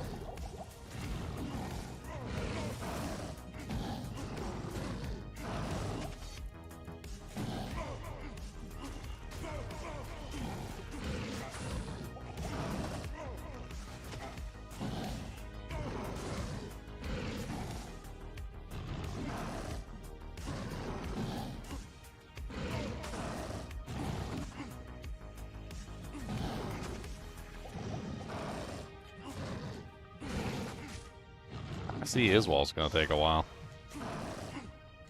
It's okay, we got all day.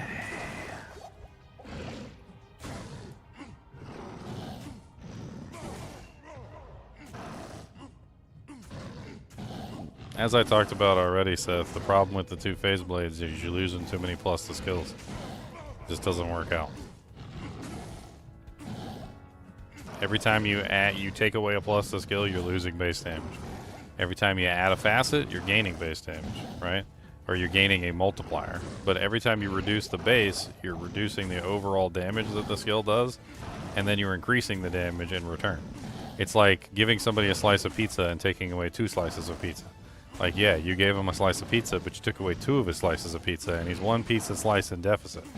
And so adding 6 facets to phase blades and putting them on doesn't necessarily help you as much as you would think, because you're also removing +3 skills from the equation as well, or +2 skills depending on which particular item you're using. So like in general, it doesn't actually help at all. Actually, it ends up hurting more than anything, and you're not even really gaining that many facets. You're only gaining 2 facets, because anybody who is a regular character can use a 6-socketed phase blade and can use 4 facets in a shield. So, like, you're not really gaining any of that many facets anyway. You're gaining 2 facets. That's it.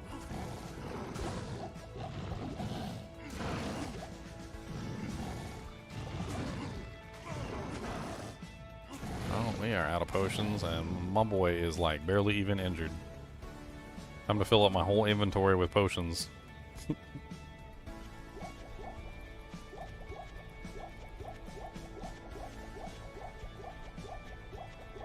It's just because you want to believe it. I mean, one thing that I would highly recommend to you, Seth, is that you seem to be determined to make some funky builds, alright? But you also seem to have this kind of like false dichotomy inside your brain where like certain classes are overpowered and that you shouldn't play them because they're overpowered. One thing you should get like through your skull, like right now, just drill it in, is that when you're doing a funky build, when you're doing a build that's underpowered, when the build is already going to be garbage and you know it's going to be garbage, like the best thing for you to do is just simply to make it the best possible build that you can. And like avoiding the Paladin for no reason, like just simply because the Paladin's OP, is really silly, because the Paladin is the one that's going to be able to take advantage of that build the best. And even under the best circumstances, the Paladin's still going to be pretty trash. It's still going to be a pretty garbage character. But like if you're tying your hands even further and you're going to use like another even more garbage character for a funky build that's already not going to work very well, you're just going to be really disappointed in the outcome. Like, the Paladin's the one that's going to be able to do it the best, just simply because he has the tools at his disposal that he can actually use to make it work. The Necromancer is the second one because he has lower resistance, which he's going to be able to make that thing work. Like, the other classes just don't really have what they need at their disposal to make the Trang's set work. And not only that, but the Paladin also has access to the Dragon Scale Shield, which is pretty fun. And you could add into the mix so you could cast Hydras along with your Fireballs, which is pretty cool. I mean, if you're going for like a fun thematic build where you're like casting abilities that don't belong to the character, the Paladin's the one that has access to the most. Dragon Scale gives him an O skill of Hydras, and he could wear 2-piece Trangs, which would give him Fireball, and if you wore 3-piece Trangs, you would also get Firewall. So you would end up with Firewall, Fireball, and Hydra, all on one little fun little build, and you could use your Conviction Aura to beef up the damage of all three of them.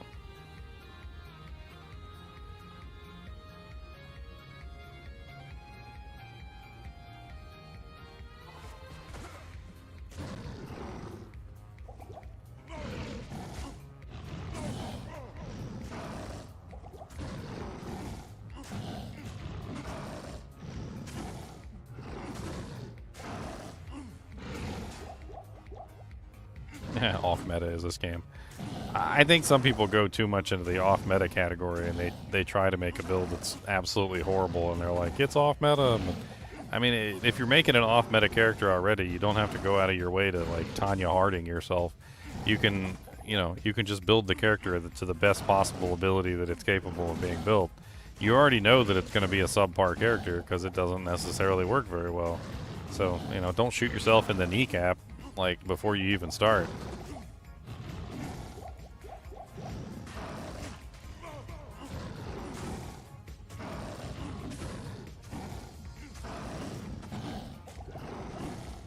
I'm pretty sure I have the Hydra Paladin Theorycraft up on my website too, or my YouTube channel as well.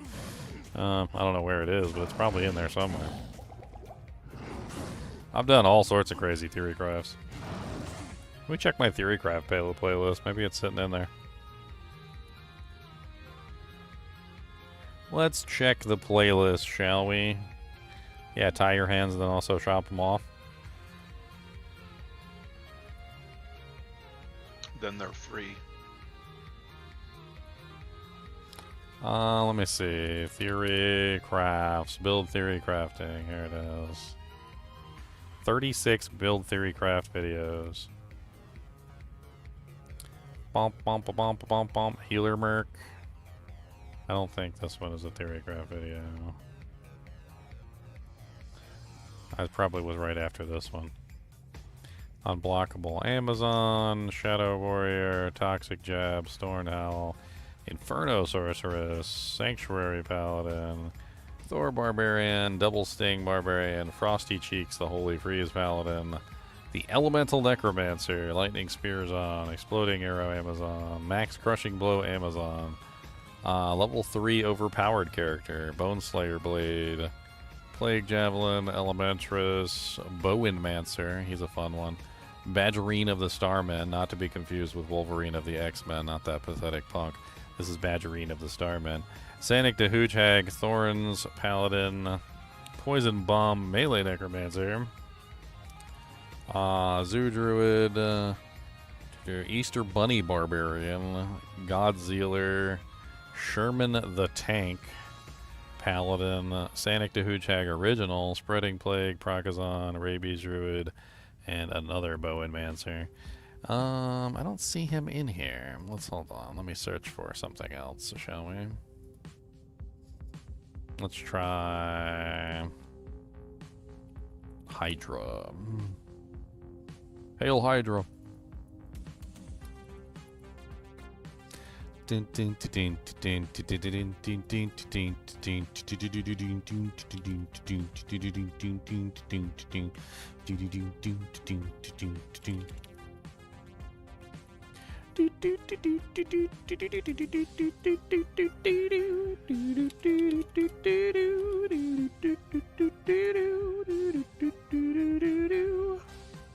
Yeah, I know I did the Theorycraft, but it's lost somewhere in my channel.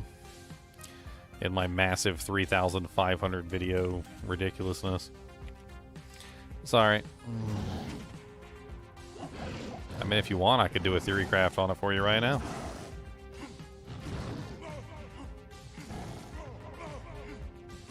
Wouldn't take me that long.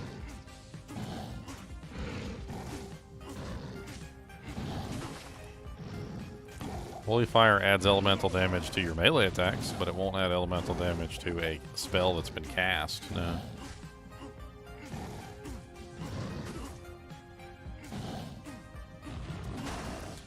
Alright, tell you what, let me finish killing Izual real quick, and then I will Theorycraft up a Paladin for you that uses the Fireball Gloves.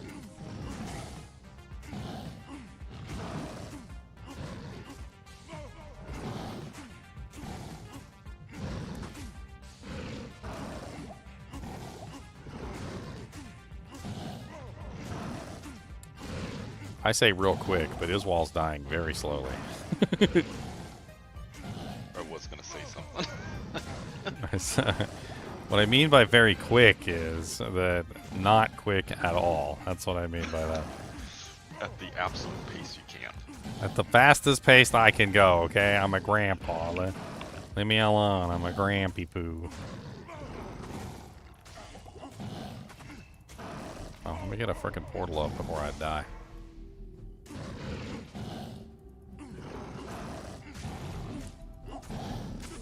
Everybody's making fun of me for saying real quick, okay? Everybody's making fun. Look, okay, I'm trying as fast as I can. All right, my barbarian is under extreme duress. All right, he is trying his dangdest, okay? He already has bloody hands because he had to punch things for like several hours.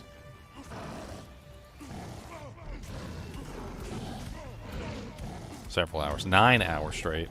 He literally punched things for 9 hours straight, okay? Again, I was gonna say something. 9.5 hours straight.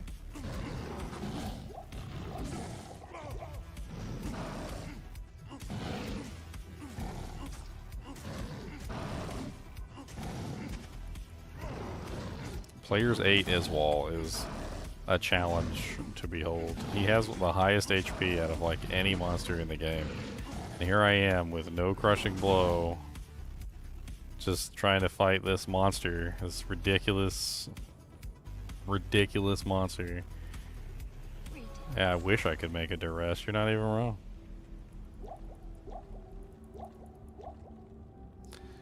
I need some freaking mana. I need some freaking HP. I need some freaking mana. I can't wait till I craft the worst amulet ever. My boots, these boots are so bad. Like, oh my god. I didn't think it was possible to craft boots that bad. I thought that was like against the law in like several states. Something about like medieval torture devices.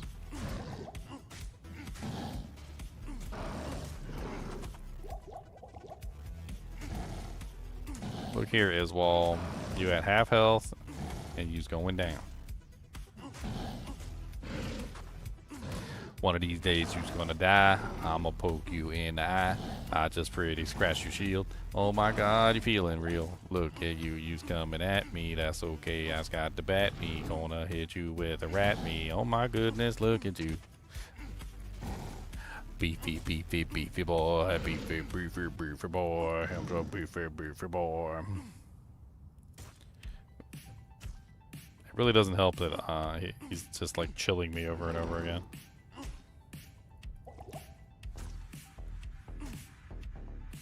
Keep swinging that sword. Yeah, hit my attacker takes damage of 7 on my crappy boots. Yeah, they got nails in them, okay?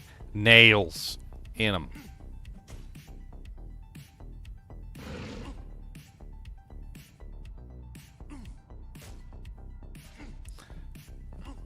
I think that was a once-in-a-lifetime occurrence, Jove. I don't think I'm dropping under the low ruining. And if you remember correctly, it wasn't just that I dropped a low rune, because that would have been amazing in itself, but I also dropped a mal rune. So it was a mal and a low. It was everything I needed to make a grief on that character. It was kind of crazy.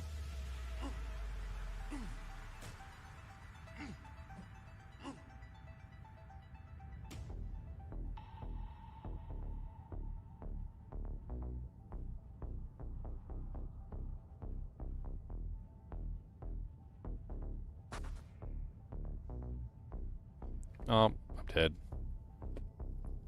What I get for not paying attention. Super boring as wall fight. Seems like something's wrong with the sound, too. Is it just me? Seems like something's wrong with the sound. I can't even hear him hitting me.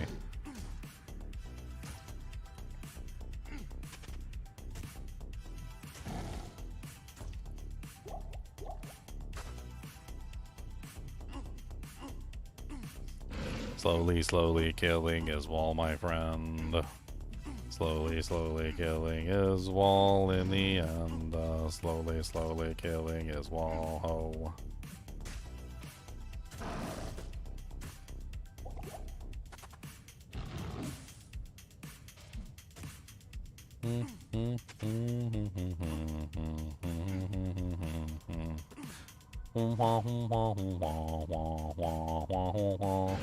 His wall's going down really slowly.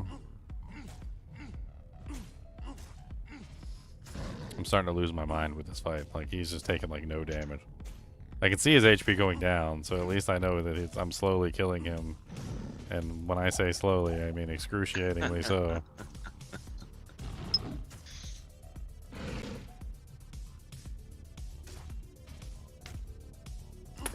Ah.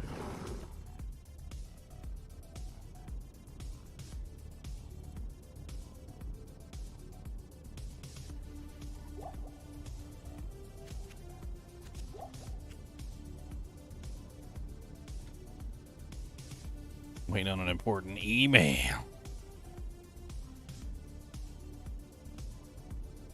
Importante. What's up, Punk's Wall? Punk's Wall. Yeah, something's wrong with the sound. I'm gonna have to reboot the game.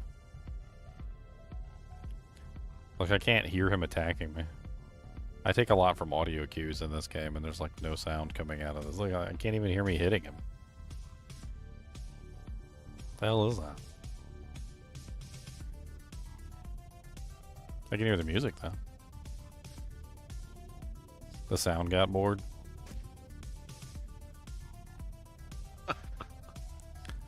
Seems about right.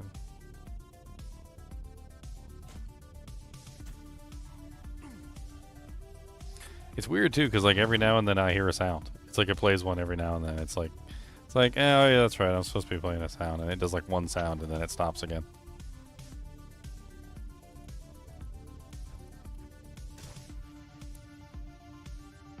Keep on swinging that sword. Keep on swinging. Don't stop swinging. Keep on swinging. Don't stop swinging, swinging. Keep on swinging. Don't stop swinging, swinging. I think I'm literally only killing him with like the open wounds from the sword. I think I think I'm just bleeding him to death. I'm pretty sure he's bleeding. Should be anyway. I don't see any blood coming out of him. Blood on the ground, I think.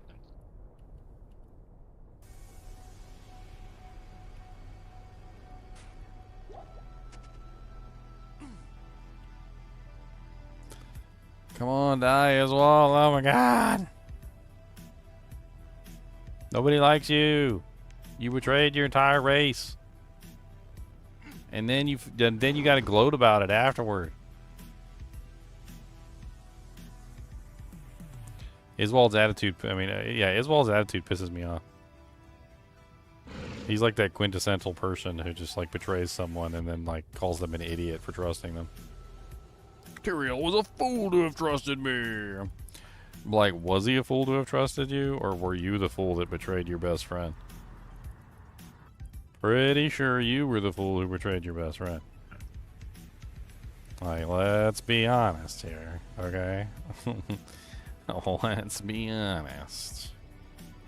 Duriel's not the fool. Alright, so you say you want to make a character. So let's make a character.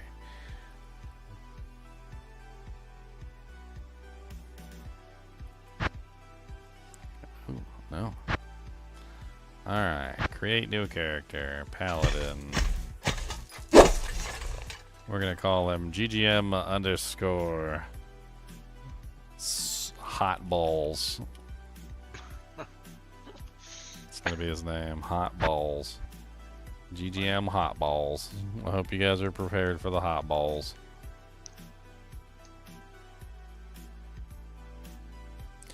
Hot, sweaty balls.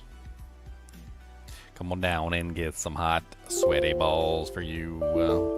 We're playing basketball. What did you think we were doing? We're playing basketball and these balls is sweaty hot. That's the truth, and you know it is.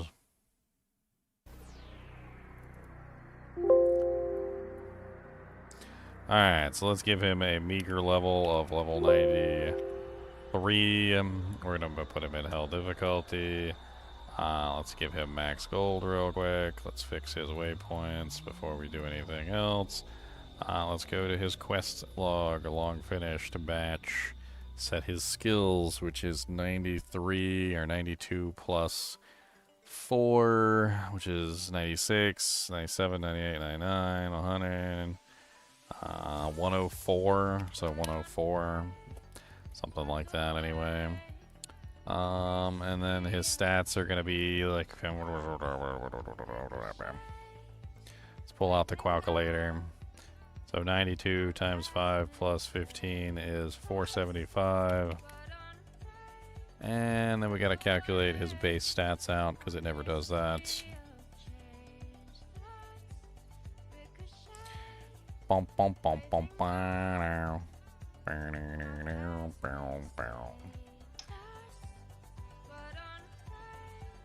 Alright, so his level up points are plus 2 per level, so 92 times 2 plus 54 is 238. His mana is going to be 1.5 times 92, plus the original base of 14, which is 152. And then he needs his stamina calculated, which is 1-to-1, so 92 plus 88, which is going to be 180. Save that.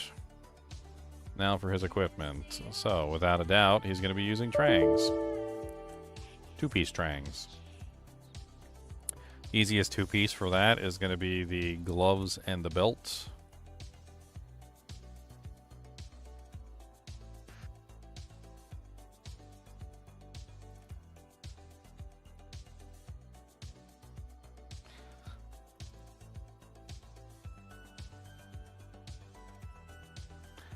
We're going to go ahead and import a Crown of Ages onto his head because it's probably the best item without a doubt for this particular build. So let's just go ahead and grab him a crown for his lovely head. And we're going to put 2 facets in it because that's what we do.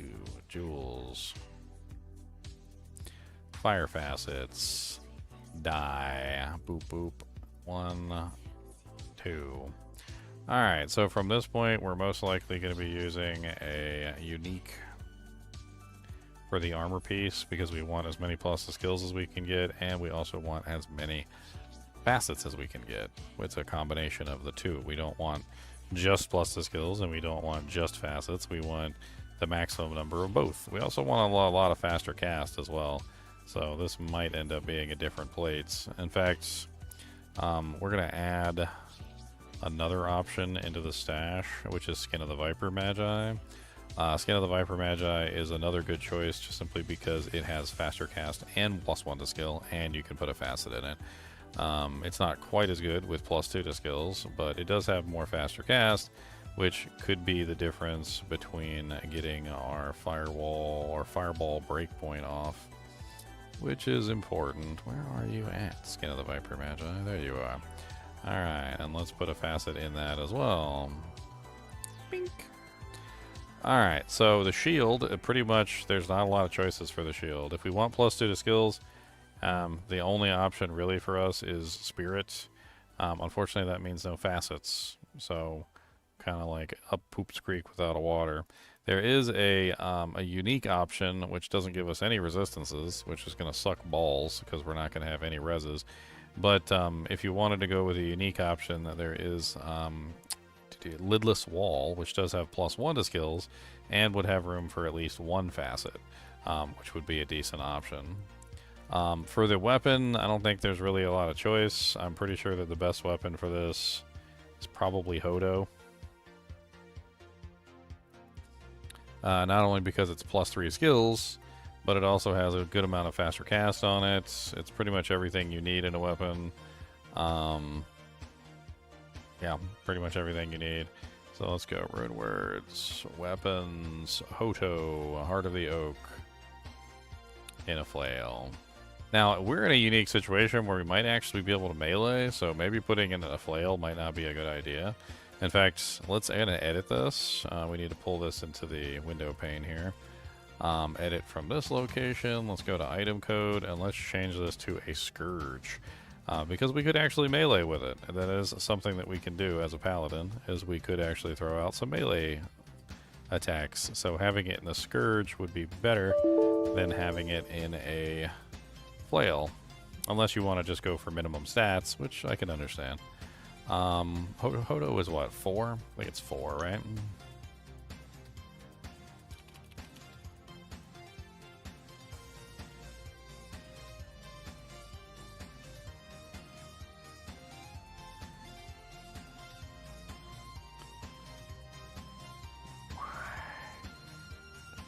Yeah, it's 4. Okay. The sockets get reset when it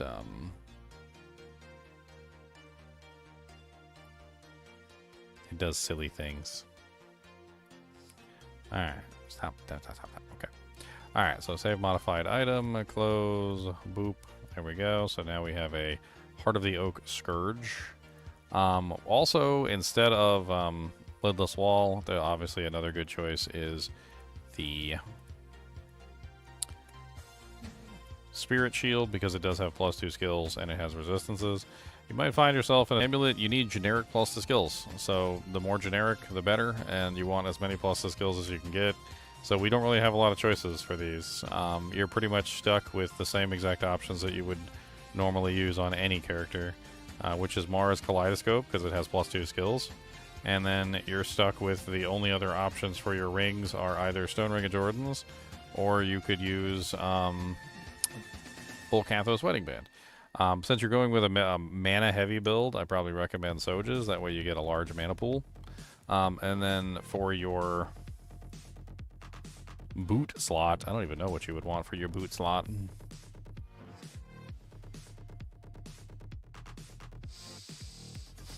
What do we put on the boot slot? He's going to be using a Fire Sunder, so probably a good idea if he had extra fire res. How about we just give him something generic like boot elite, not elite, exceptional Inferno Strides for the extra fire res along with the bonus damage. On the swap side, I'm trying to think if there's any other better weapon that I could potentially use. I don't think there is. No, there really isn't a lot of anything, is there? Alright, so let's go ahead and give him a cube. Cubic, quest, act 2, cube. Let's go ahead and give him a torch. Uniques, class items, Paladin. Paladin Hellfire Torch. Uniques, charms, Annihilus.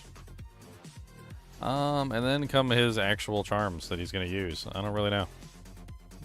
He needs a Sunder Charm, obviously. We'll have to give him one of those. He probably needs a bunch of resistances. I mean, he could use combat skillers just to get extra combat skills, but you're not really using combat skills. You're going to be focusing on casting. Honestly, his charms don't really matter. Like, I mean, he could add anything in for his charms to help out. Like, he could add life. You could add faster hit recovery. You could add run walk speed. You could add a lot of different things. But, like, there's no charms that are going to help beef up his firewall or his fireball or any of the other skills that he might be casting. No fire damage, cold damage, lightning damage, or anything charms are going to add to his damage output either. I mean, maybe mana charms might actually be a good idea since he's going to be spamming a lot of mana. So maybe we would probably just give him like,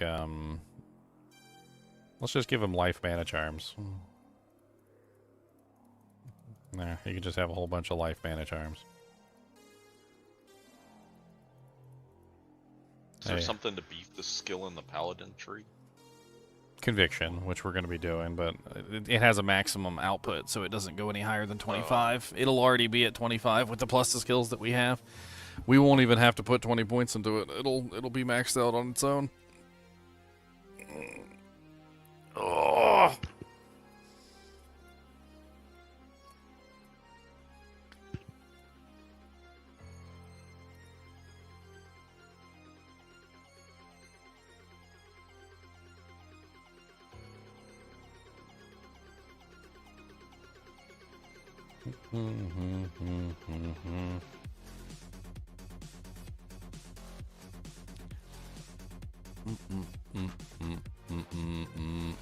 Now for the Mercenary. So the Mercenary is most likely going to be Plague.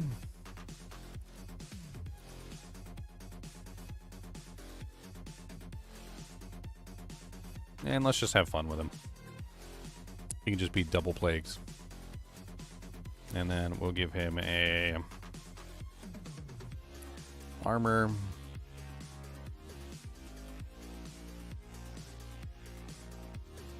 Trying to think, what do we give him? Not fortitude. We actually want him to get hit, so probably treachery and an Eth Archon plate. And then for the helmet, we want him to have a bulwark.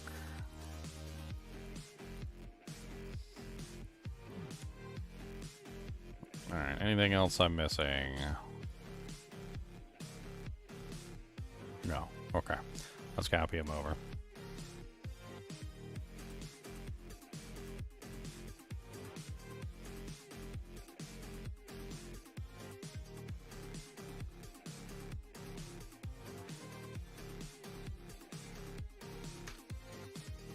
Hot balls. Good Lord. Cody just let out a hot fart. Hurts my nose. Why are they always so bad? It sounds like you're having a hard time breathing. Dude, they like sneak up your nostrils and then you can't breathe. Assault. Yeah, Insult I got and assaulted. assault. I got assaulted by that fart. That was an assault fart. That snuck up on me like an assault fart.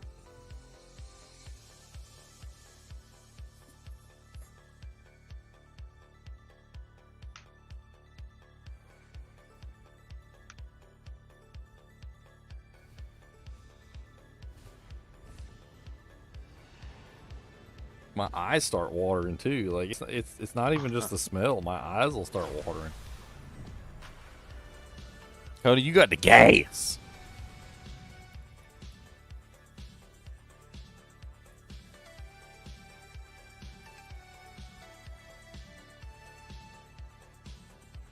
Hot balls. We need to take a look at his FCR breakpoints too. We need to figure that out. So Paladin. FCR breakpoints. What are our FCR breakpoints for Paladin? Let's see.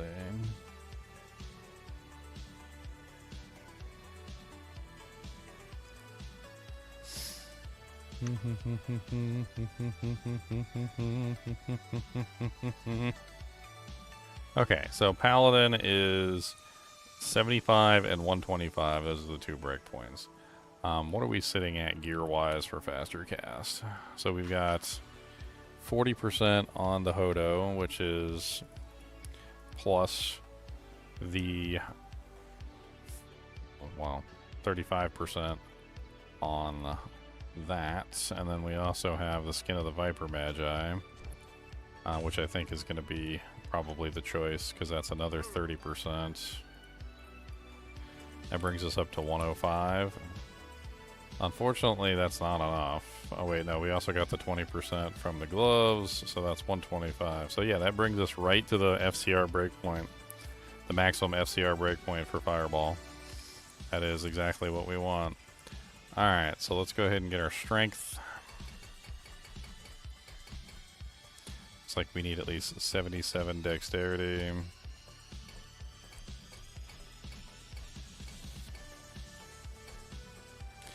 Alright, so now we have all the strength that we need.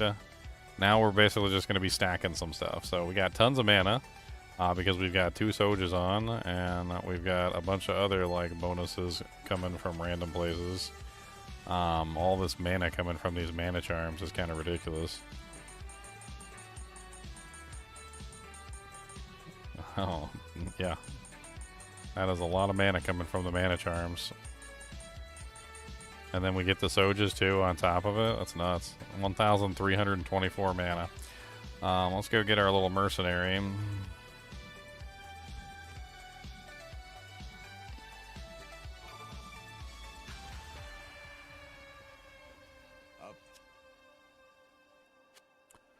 Oslof. Ip Man. We're going to get the Ip Man.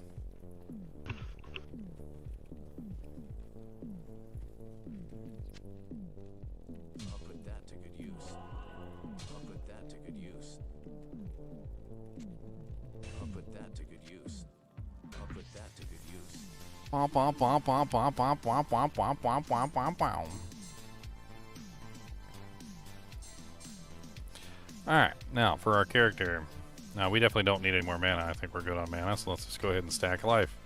So now we've got 2,050 life and 1,324 mana. I think we're set. At this point, we're only going to be building the things that we need for our character. So one of the things that we need is Conviction. Conviction is our main damage bonus for what we're building.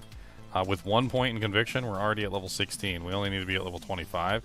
So we're going to go ahead and dump points in until we hit level 25 exactly.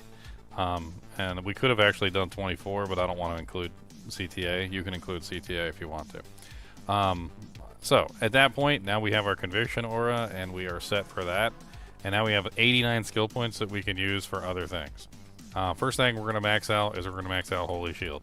Holy Shield getting maxed out is going to give us survivability, and it's going to help us get that block rate that we need, which I actually forgot to stack in Dex for block chance. I'm an idiot. Hold on. Let's do a reset. Let's go ahead and put these back in here.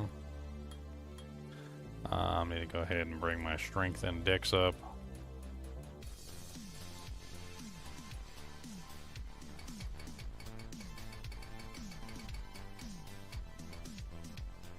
Alright, and then we need to cast our ridiculous Holy Shield. Yep, okay. And then we need to put points in until we hit max block. Alright, there we go. Now we're at max block. Now we can dump points into Vitality. So we got 75% block chance. Now we're going to also dump points into Conviction again, because I messed that up when I reset it. We can leave that at 24. It's fine. I mean, if you want to do for CTA, you can. If you don't, grab your 1-point wonders like Salvation. Grab a Vigor. It is a nice 1-point wonder. Meditation, Redemption. These are all nice 1-point wonders. We're also going to build a Synergy for Defiance because we got plenty of points and we don't have anything else to spend it on. So we're just going to go ahead and dump points into Defiance, which is going to give us extra defense on our Holy Shield and make us even tankier. So we're just going to go blop, and we're going to dump points into Defiance. Because we got all the points in the world. We got 40 points left to do with whatever we want. So we have plenty of points here. Let's go ahead and grab Conversion as well. Because Conversion can be really useful. And then, I don't know what the hell we put points in next. Like, there's really not a lot left. Conviction becomes our main aura. So all the other auras are essentially just extra. All the plus of skills we have makes them practically 1-point wonders. We could put points into Blessed Aim if we want to do a little bit of melee action. I mean, that's up to you. I don't really think that's what this build is about, but, like, yeah. Alright, so Conviction Aura and Holy Shield. Let's go ahead and Holy Shield here, and let's put Conviction here. And then we can also grab our 2, 3.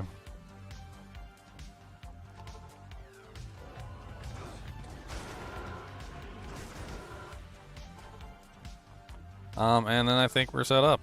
I think that's about as good as it's going to get.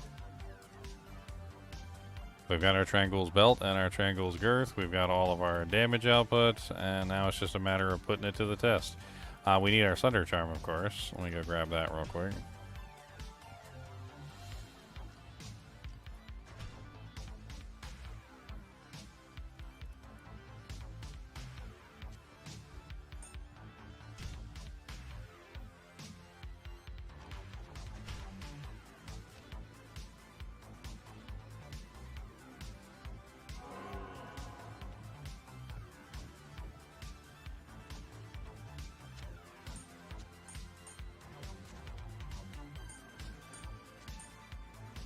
Alright, and looks like all our resistances are good in hell difficulty, so we're fine.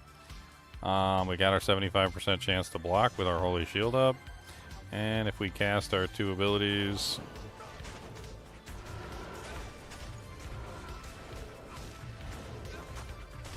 and then we get our Fireball.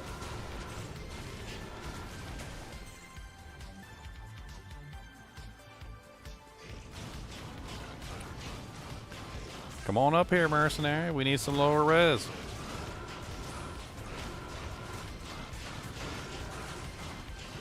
There we go. Lower resistance and conviction.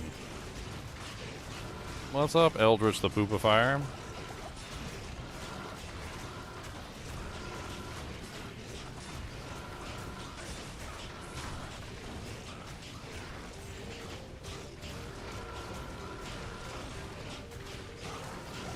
This is Player's 8. Of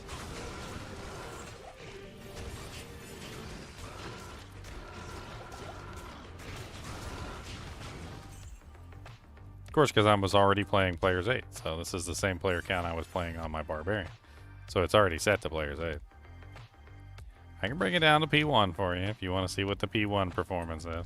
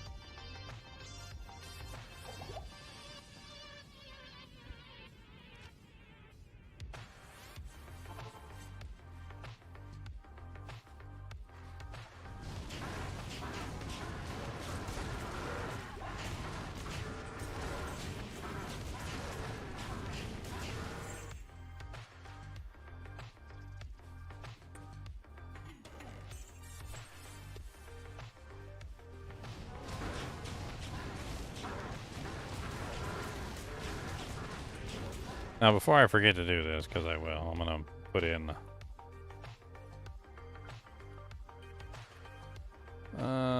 Fireball, Paladin, Theorycraft.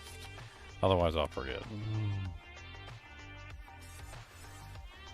I mean, I pretty much told you it wasn't going to be great, Seth.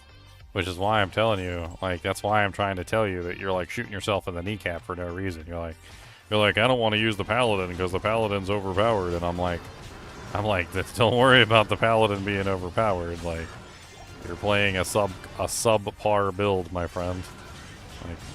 Like you don't need to worry about the Paladin being underpowered or overpowered. Like, you're playing an underpowered build. Doesn't matter what you do, you're gonna be underpowered. And this is with like GG equipment.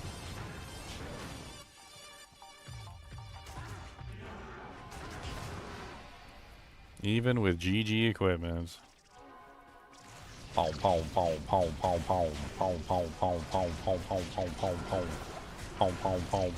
mean, I don't think it's doing terrible. I don't think it's like on par with any kind of like top-end meta build in any way, shape, or form. I mean, this is the very definition of an off-meta build. This is exactly what you get when you make an off-meta character. You get a character that functions, but doesn't necessarily do extraordinarily well.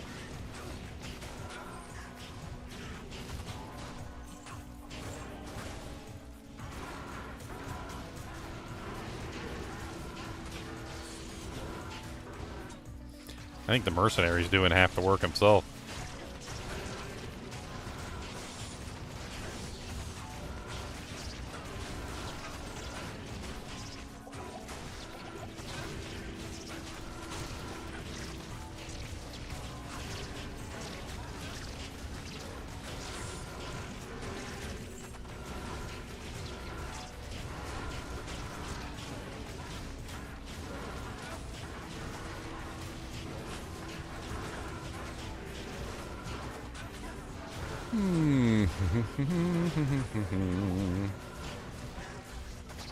What's up, punks? Come on down to Punch You Town, where I can punch you a lot. Punch, punch, punch. Punch, punch. Come back up and say hi. I can't carry anymore. What's the damage of Fireball? The damage of Fireball on the sheet states 484, but with all the negative res that we're running, it's probably a hell of a lot higher than that. I'm currently running negative 15% to enemy fire res on myself, as well as I also have the negative 150% coming from the Conviction Aura. And then I also have the Plague Sword, which is giving a level 12 lower resistance when struck on the target on top of that. So between everything that's said and done, I'm getting 30% against a non-immune target and a negative 150% versus a non-immune target. The lower res is reducing the monster by somewhere around like 60%, and it's like 17%. If you add them all up together, you get somewhere around the negative res of, what is it, even against an immune target, that's 17 plus 30 plus 15, which is about negative 62% enemy resistance on a immune target. And then if you add up the amount that I'm adding to a non-immune target, that's 150 plus like 60 plus 15, which means that every single monster is at negative 100% fire res unless they're immune. So if they're immune, they're not at negative 100%, they're at like 20% or something like that. But if they are not immune, they are literally sitting at negative 100% fire res because I'm over by quite a large margin. Which means that you take that number for any monster that's not immune to fire and you multiply it by 2. Which means I'm roughly doing about, 800, 922. So I'm doing about 922 fire damage per fireball. But I also have 125% faster cast, which means I can do this. 1, 2, 3, 4, 5, 6, 7, 8, 9, 10, 11, 12, 13, 14, 15, 16, 17, 18, 19. That means I can get off a large number per second. So if you go back to the faster cast chart, you'll see that it's 125 FCR gives me a 9-frame faster cast. So if we take our 9-frame faster cast and we divide that into seconds, so we take our calculator and we go 25 is the total for 1 second, divided by 9, gives us a total of 2.77 casts per second, which means we're roughly getting about, 922 times 2.77, means we have a damage per second of about 2,553 DPS. As long as we are firing off at a non-immune target. If we have an immune target, it's going to be a little bit less. But still fairly good. So like this particular target right here is not immune. So you can see I'm dishing out a pretty decent amount of fireball damage to him. Fireball is also an AoE skill, so if I get the targets close enough together, then they're both going to get hit by the fireball at the same time. Like for instance, these two right here are both going to be hit by the fireball because it has a radius. So I can do AoE damage with the radial attack. Like in the case of, say, cows or something like that. Let's go punch some cows in the face.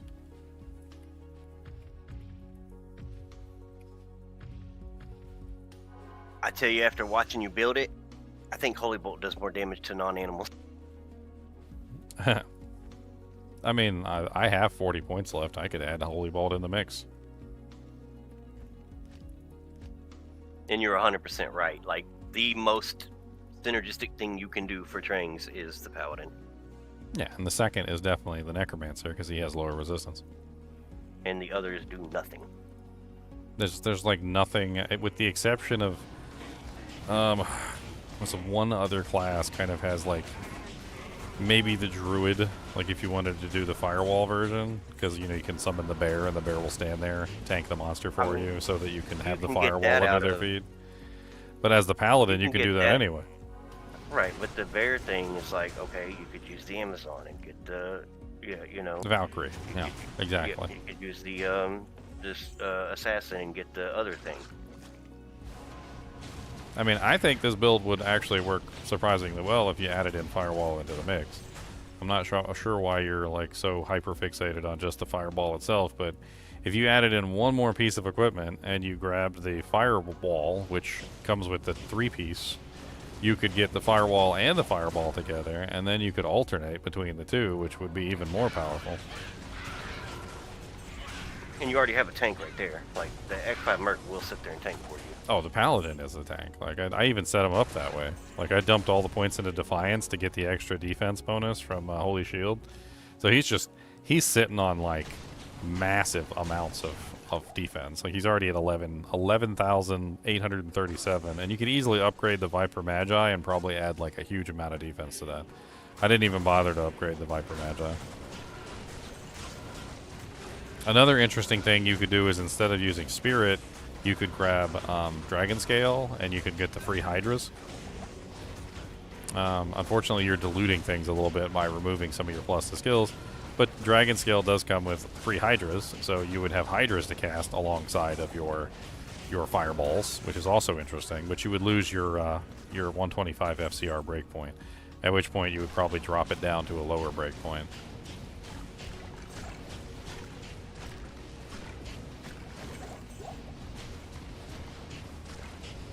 No, the Sorceress isn't the most synergistic because the Sorceress doesn't get plus 18 to Fireball. The problem with that is that like any O skill only gives plus 3 skills to the class that's actually owns the skill. So as soon as she puts that set on, she's only getting plus 3 to skills, and she could get more plus to skills with like any other combination of bonuses. I mean, I would say the one caveat is if you're using the gloves as your caster glove, then you could throw the belt in and get plus 3 to Fireball if you're a Fireball sword. Yeah, if you're a Fireball Sorceress, then and that might be a better source than like Arachnid's Mesh, which is only going to give you plus 1. But I mean, you're giving up 20% gas rate when you do that.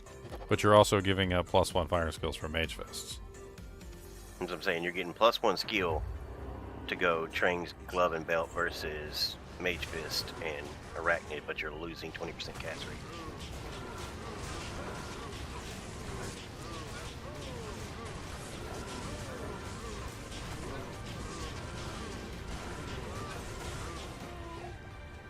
That was a little iffy. Thanks. Yeah, those things get hard to control.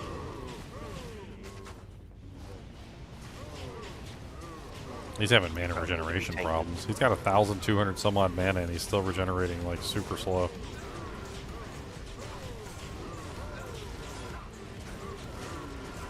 I mean, you probably don't have any form of regen, right? You just have the base that your character gets. I mean, regen comes with 0.9. mana. Like you get regen with mana, but it's just not like as much. The larger your pool is, the more mana regen you have, like even just base.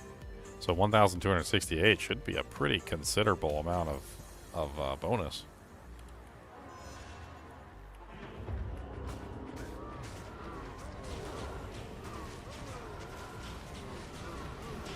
See, this is where I think Firewall would work better than Fireball. Fireball is okay because it does like a decent amount of little like AoE damage in a small circle, but a Firewall in the middle of that pack of cows would do way more damage than like spamming Fireball. And you could use both of them together, so you could easily just like walk into a pack, start spamming Fireballs, cast a Firewall at the concentration point, do massive amounts of damage while the Firewall's active, because it stays active for like, I think it's like 4 seconds or something. Spam like, what is that, 2.77 a second, so like 2.77 times 4, which is quite a large number of fireballs in between each firewall, or you could alternate back and forth, like 2 fireballs, 1 firewall, or whatever. Like there's a delay timer on casting it, so it's not like you can spam it anyway. The interesting thing about mana though is every breakpoint you come down, your mana woes get easier and easier to deal with. There's no other set that gives Fire Mastery except for Full Trance. That is correct.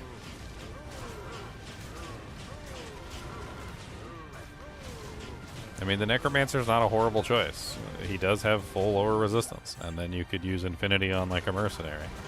I mean, it's essentially the same thing I'm doing, except honestly, Conviction is just the better of the two. Lower resistance is definitely the worse of the two, and having maximum Conviction is much better than having maximum lower resistance.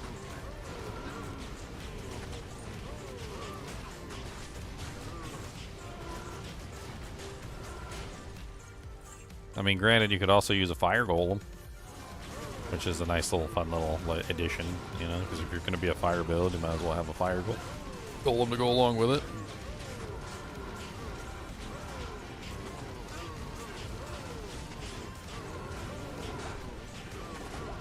If you're talking about trying to add synergies through adding other O skills, like, no, it doesn't work that way. O skills don't synergize with other O skills. I've tried it. O skills do synergize with hard points on the character that they belong to. So like, it's kind of confusing. But if you have a character who is that particular class, and you're building those specific abilities as hard points, you can synergize it that way. But that's the only way that works.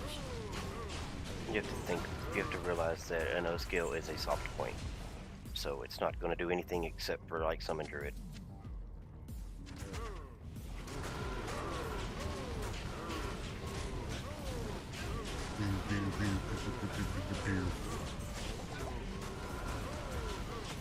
I mean, if we're being honest, I don't even see it, like, O skills shouldn't have been limited to 3, right? Like, plus 18 fireball on a Sork isn't overpowered. it's a little overpowered. It's a little bit. I mean, is it Mosaic? Yes.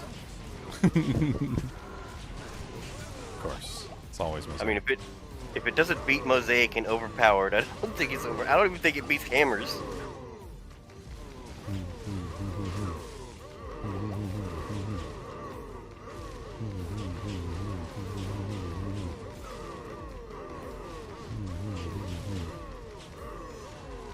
Yeah, I really don't like doing the CTA hustle over here. Like, I think it kind of sucks, but whatever. I guess I've got 3k health.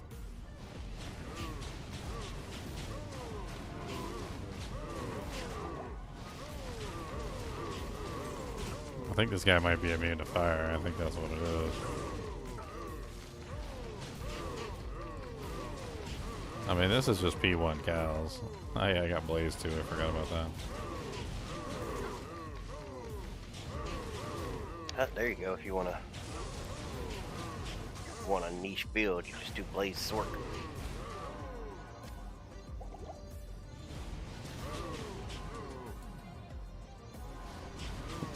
Well, it's funny because some people go into things and they're like, I want to build an off-meta character, and I'm like, that is the weirdest way to start a character. Like, I just want to build the wackiest, silliest character that ever existed. I want my character to be trash. I'm like, oh, yeah, okay.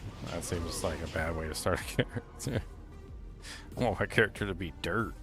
I wanted to eat Thank- dirt for a living. I think Trangs would be fine to like level with. It'd be fun to level with something you can't normally level with, but at in game, I mean, Trangs works on the Necromancer. There's nothing wrong with it. It has some special things that only Trangs can do. Like it is capable of giving you the ability to like keep your defense while running, which is actually kind of cool, and basically allows you to actually like get some defense on a character that doesn't normally have defense. It's kind of silly.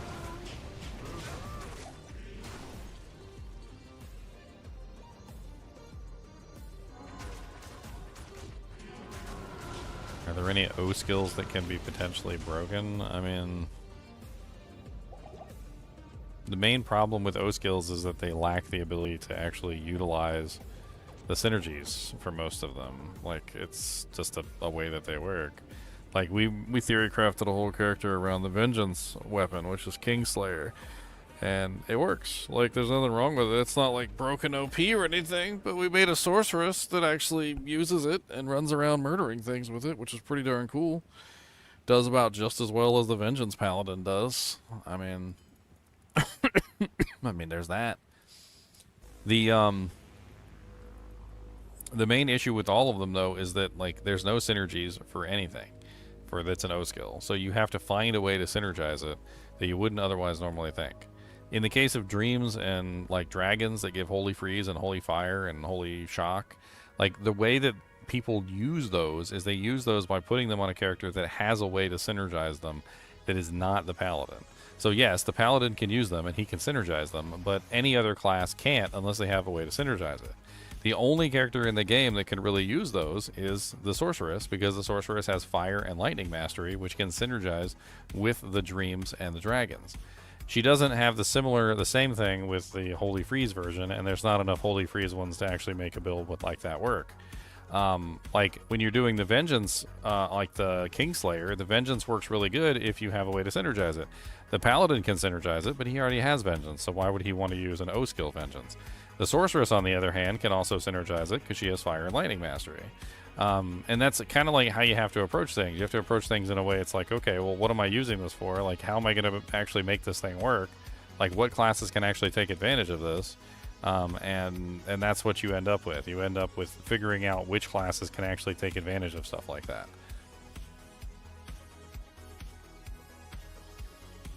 Like, we built a Zeal Barbarian, which was actually kind of cool. Obviously, Zeal's not the most optimal skill to be used on the Barbarian, but it works. Like, there's nothing wrong with it. The main issue with that is that the weapon itself, where the Zeal charges come from, kind of sucks. Or the Zeal O skill comes from. It's not really the best item. It has, Berserk on it, and it has Zeal on it, and the damage on it is relatively low. So the main character that can take advantage of that is a character that could use it without actually having to use the weapon, because the weapon sucks. So there's only one character that can really utilize that, and that's the Barbarian, because the Barbarian doesn't actually have to use the weapon. He can just put it in his offhand, get the O skill from the Zeal, and then use something else better in his main hand. The Sorceress can use it too if she's utilizing it with elemental damage, because then the damage of the weapon doesn't matter, and so then you're just simply using it for the Zeal, and you're not using it for the damage of the Zeal. Yep, that's what I did on the Warcraft Barb. Passion in the offhand, so I could Zeal or Berserk with my Crushing Blow weapon. Alright, so now that I've theory crafted this character, I mean, the remaining points could just be dumped in one of these for, like, bonus. You could just get, like, 2. You could just bring up your maximum reses on all these. Just bring them up. 2. There you go. 12 in each. So we've got, what is that, 6% passive maximum res on everything. Except for poison. You probably just max lightning, honestly. I mean, I got 91 fire, 81 lightning, 81 cold, 75 poison now. Greetings. I mean, does the character work? Yes. Is it optimal? No. Is it off meta? Yes.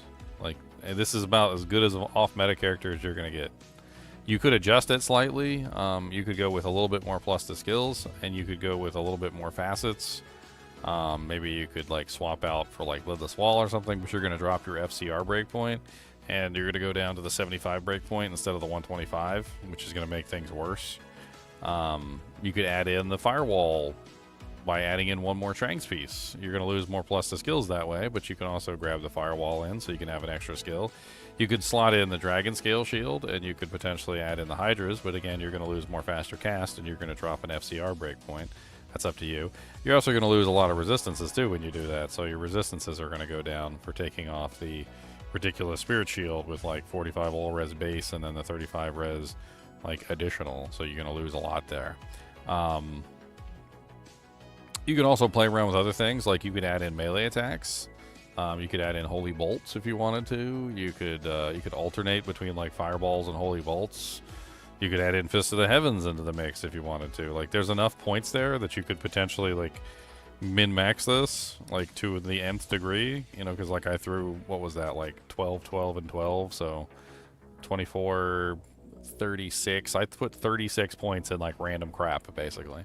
So you could easily take that and put like max out Zeal, so you could Zeal stuff, or like max out Holy Bolt and Fist of the Heavens, so you could use a little bit of foe in the action, or you know, like there's Smite for high health targets. I mean, yeah, well, you already got Smite level 16 anyway, and level 35 Holy Shield, so it's not like you're doing terrible there.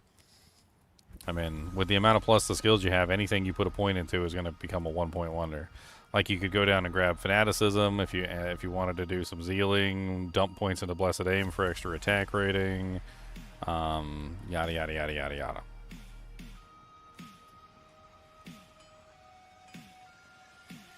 Do charges also care about Sorceress synergies? Yes. So if you have a skill that is a charge, then it will actually synergize with hard points only. So like, for instance, if you had Enchant and you had low 20 points in Warmth and 20 points in Fire Mastery, when you cast Enchant from a Demon Limb, it would gain those synergies. But it would only gain the synergies, not any plus to skills or anything. When charges are always the exact level that they are when they're cast. But synergy bonuses can affect them, yes. Is there a foe O-skill item? No, there's not. If you want to break off skill items, you want to use Chance to Cast, because then you can synergize them. Chance to cast works, but then you have to hit things. So it becomes a contest of hitting things really fast and really hard and really accurately. Well, I'm just thinking of stuff like the Nova Dagger Sork. Go back to Players 8, sir. I mean, it sounds to me like you need to download the item pack that I have, which is available for anybody to download. And you need to start theory-crafting builds. Test them out. Get in there and play with things. Get your dick wet. Go offline and just test it and see if it works, and then build it online. Yes, Chance to Cast cares about synergies. That's the entire like idea behind my Godzilla and my North Star Smiter, is they utilize the principal armor, which has a 100% chance to cast Holy Bolt, and then they use the synergies to essentially force the Holy Bolt to scale up to a much higher damage output. And then every time you hit with Zeal, you're literally casting a Holy Bolt, which causes the Holy Bolt to deal massive amounts of damage. So you just end up with a bunch of free Holy Bolts shooting out everywhere, which do really good damage output. Oh yeah, I wonder why that monster died super fast. Try to tell you we were cheating. I wasn't cheating. Somebody asked me to do a Theorycraft. And then he was like, oh, it sucks. And I'm like, oh yeah, we're on P8. It wasn't really that great on P8. It was okay. It's aight. Oh, I saw it. It was pretty bad all around. It got the job done. I'll give it that. Yeah. Well, and that's what off-meta builds usually are. They get the job done. There was some guy who does videos, and he does like off-meta builds. He puts like off-meta in the title whenever he does his videos. Yeah. And he was also like freaking like mentioning me every single time he made a video. So that was the only reason I saw his stuff anyway. But like I looked at it and like some of his builds were so bad they weren't even doing like P1 hell difficulty.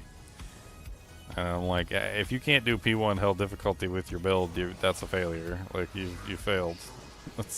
He's like, but it's off meta, and people were like hailing it as like some grand success or something. And I'm like, bro, you can't even do players 1. It's why are you guys hailing this build as like a grand success? You can't even do P1 hell. Some people got a strange understanding of like what makes a build fun and like good to play. I mean, they just don't understand what off meta means, because like it really comes from like 1v1 spaces, and off meta means it's not a guaranteed 50% win rate, but it's close. I think some people honestly think that off meta means like garbage. They're like, let me see how garbage I can make a character. Like that's what they think. Like that's not what off meta means. Off meta means a character that is not considered the best of the best of the best of the best of the best. But that also does not mean that the character is the worst of the worst of the worst of the worst of the worst. Like Not F tier, C tier. Like off meta is essentially any character that is not in the top of the running. Like if you're not clearing like players 8 in like 30 seconds chaos, then like you're an off meta character. So like if it's taking you 5 minutes to clear a player's 8 chaos sanctuary, then you're already an off meta character. Like you've already hit the off meta land. Congratulations, you're off meta. Like I hate to say it, but like if you're a paladin and you're not playing a Hammerdin, you're off meta. If you're a sorceress and you're not playing a Nova sorceress, you're off meta. If you're like a druid and you're not playing a hurricane druid, you're off meta. Like those are the top builds for those characters. And if you're not playing the top builds, which are the meta builds that have the fastest clear rate and the fastest kill speed, then you're not a meta character. Like there's no. If you're a barbarian, you're not even in the running. You're not even in the running. Like. Hey, so I woke up today and I was gonna finish watching your live stream, and it just doesn't let me load. It says it like, I don't know. It gives me this weird error. I checked it a couple times throughout the day, and it did pop back up and it started working. Oh. It did start working. No, that was weird. It was probably just processing. I streamed for like 12 hours. Yeah, I saw that. I mean, I had to get my weapon. I wasn't going to be a punch barb forever. Well, when I went to sleep, you were like, alright, I just want to get my weapon and then I'm done for the day. And that was like 8 hours in. So I'm guessing you had to go 4 more hours to get your weapon. I think it was like 9.5 hours before I got the weapon. But then once I had the weapon in my hands, I was like He-Man, and I wanted to go smack stuff with it, so... I mean, you clearly got real far with it. Oh, well, thanks for the donation, Seth. I appreciate it. If you want, you can hop on the Discord, and I'll send you the character, and you can play around with it. I can just send you the D2S file, and you can load it up on your computer. And then you can really have fun with it.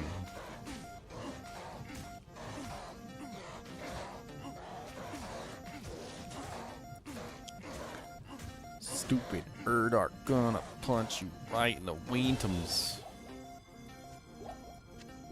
Hey, I leveled.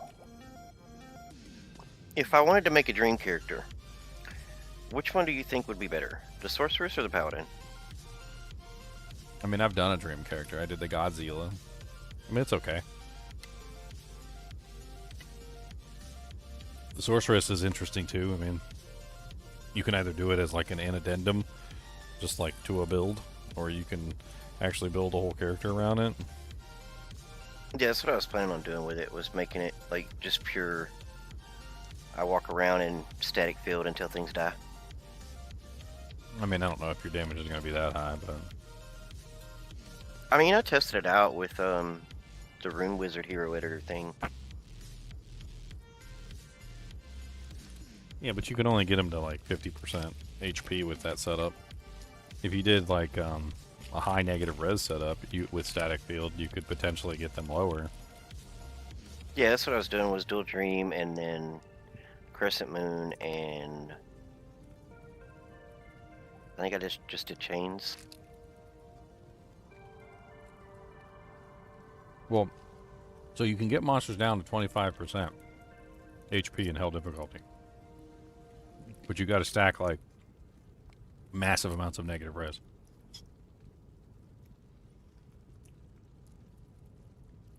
It's 50% by default. And then the more negative res you add. And conviction and lower res don't count. But the more negative res you add, the lower the percentage goes. I got a chart somewhere. Yeah, I was just trying to figure out which one would be more, I don't know, more mathematically higher, like native conviction or runeword conviction with static field.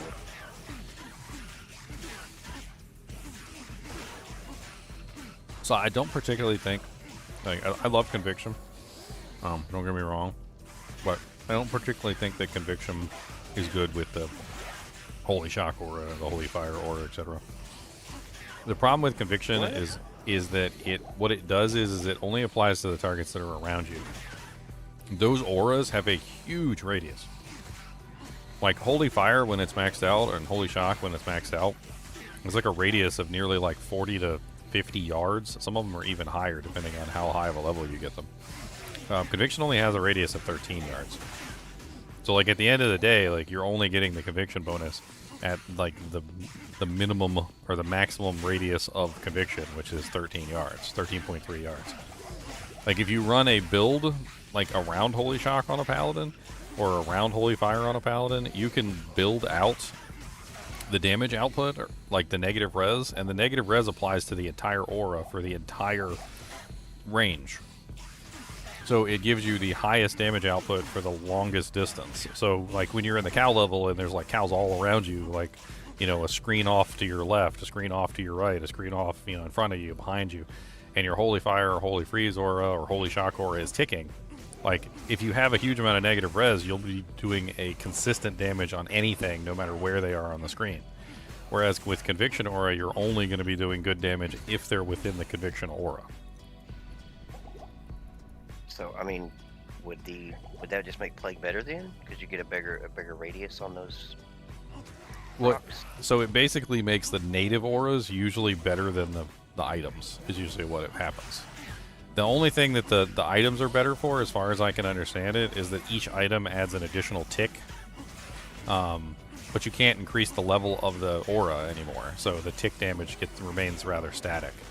Whereas, like, the native paladins, they have the ability to increase their aura.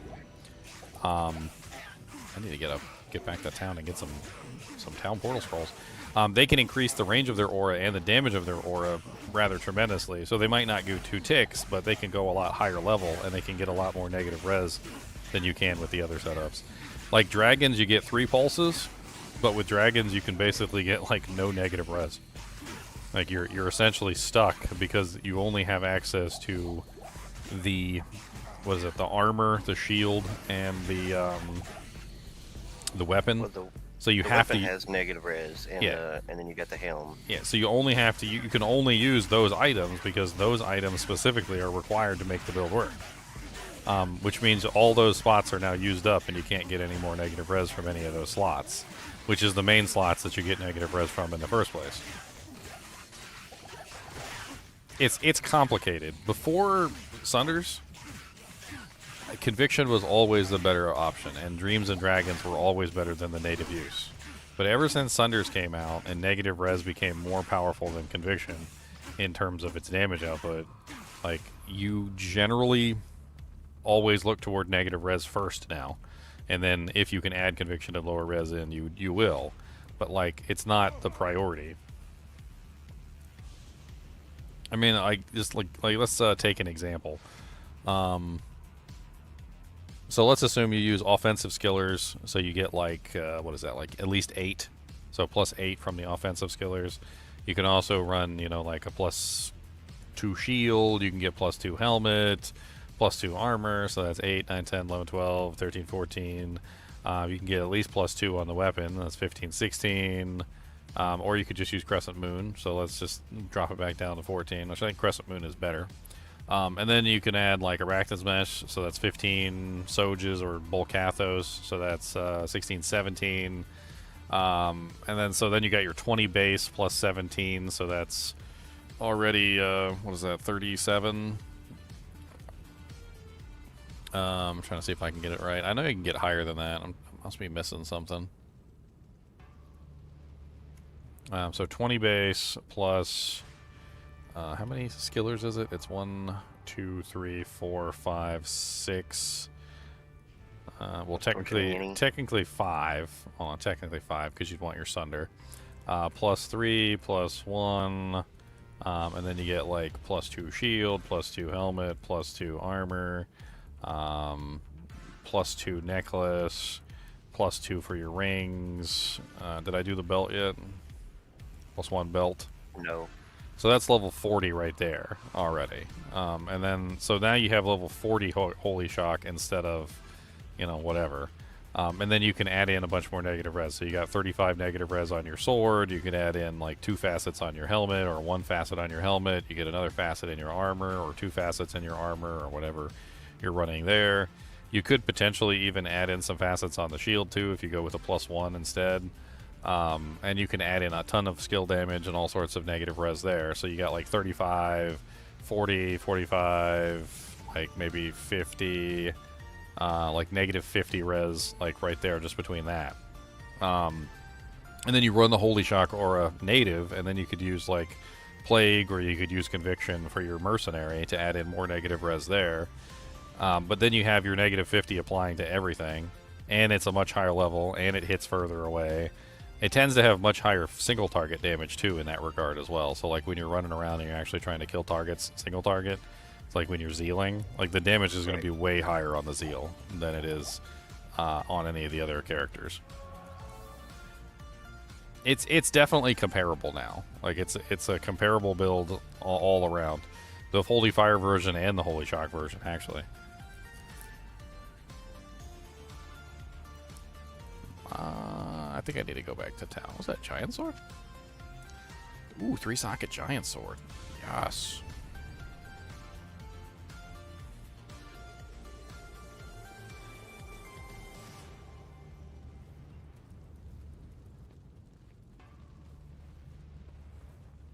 Trying to think whether I replace it or not. Or do I wait, hold out for a better one?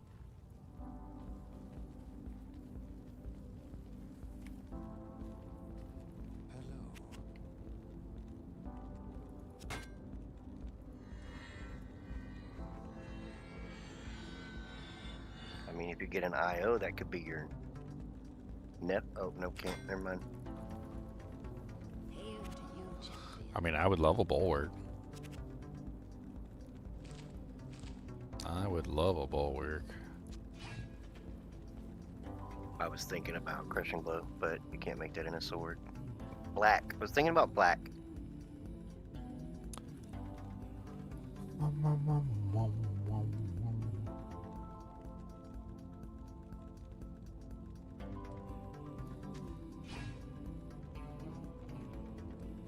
I can't remember how much better the Giant Sword is than the other one, or do I want to wait for like a Flamberge?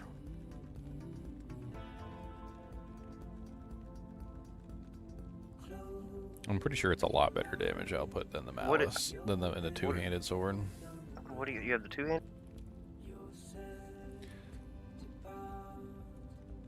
I was trying to determine whether I want to waste my runes. Giant Sword has average damage of 9.5. Two-handed Sword has an average damage of 5.5. So it's a much higher average damage than the two-handed sword. But then again, the Giant Sword is a much lower average damage than the Bastard Sword, the Flamberge, or the Great Sword. Like in all of those scenarios. So I'm not sure if I just wait until I get a better base, or I don't know. Think about it. I'll think about it. Well, I mean, the Giant Sword is faster than the two-handed. Or, yeah, than the two-handed sword. No, the two-handed sword is faster than Giant Sword. As a base.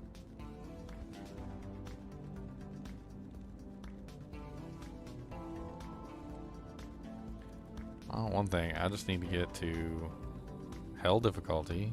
Hell. I just need to get to hell, Act 5. And out of hell in Act 5, F5. That's what I mean, F5. I need to get to Act 5, and I need to get my Mercenary. That's like step number 1. Right, you're gonna need a sword for him too. I already found You need a magic one. sword. I found a decent one that's got amp damage on it. It's got a little bit of damage, and it's got amp on it. It's not bad.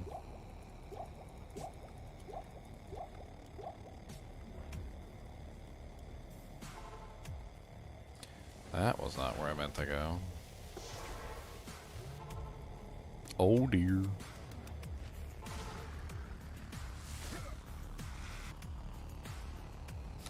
Oh dear, oh dear.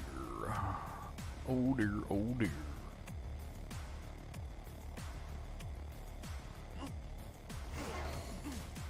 You'll get this perfect gem, man.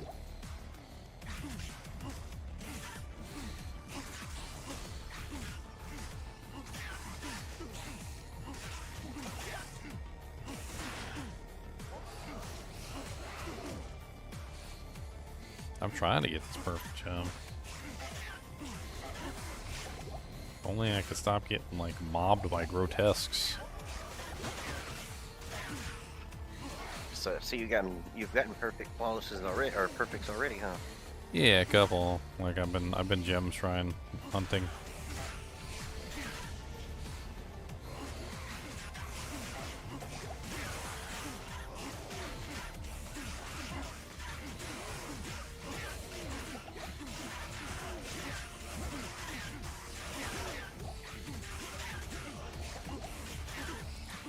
Grotesqueries. Grotesquerie. Grotesquerie. Grotesquerie.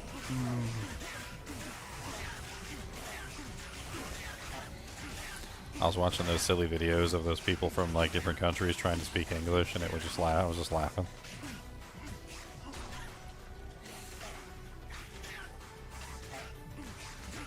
Like there's one where the different shapes are trying to go through the holes, and all you have to do is just say the name of the shape, and that's it. And like it'll go through the hole, like the triangle shows up, and all they have to do is literally just say triangle, and like the computer will just automatically recognize that they said triangle and let it go through, and it's hilarious because they're like people from Japan, and they're trying to say triangle, and they're like triangle, triangle, triangle, triangle, and I'm just like what? What? The computer can't understand anything they're saying. They're trying it like 300 times and it's failing over and over and over again. Finally, they get like really serious and they're like triangle. All of a sudden, they sound like an American, and they still fail that like 3 or 4 times too. It's too much. It's too good. I mean, there are American accents that fail it.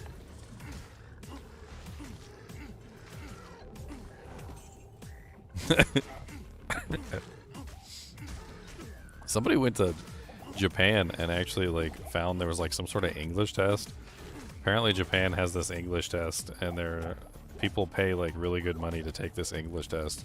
Guy went to Japan, he got the English test, he bought it. Like you have to buy the English test. He was reading the questions on the Japanese English test, and like they were using words that like nobody in America uses. I knew what the words were because I read a lot of books, but like I was like, nobody uses those words.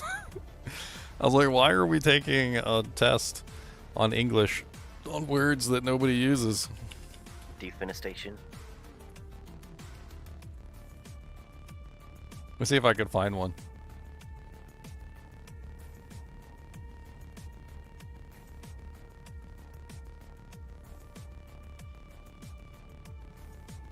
Apparently, it's called the Einken test in practical English proficiency.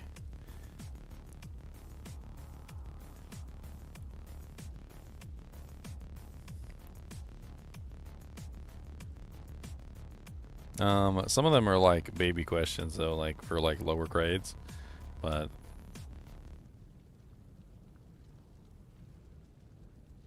Well, this one isn't so bad. This one's not bad. Dad, can we go on a picnic next Sunday? All blank. That's a good idea. Bad, cute, nice, right. All right. That's a good idea. Okay, this one's actually not bad at all.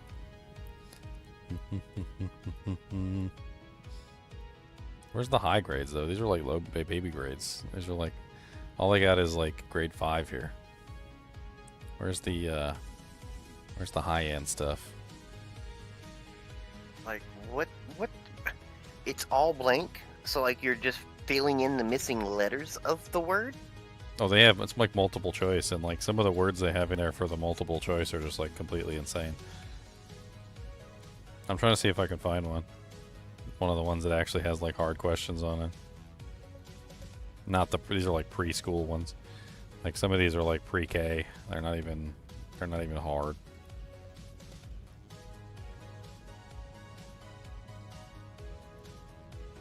They're not hard to you because you speak English. No, I mean like the questions that they had on the actual test were quite difficult. Like I didn't even know what some of the words were. I'm just thinking that same one that you just did, if that was in like Spanish, you wouldn't know.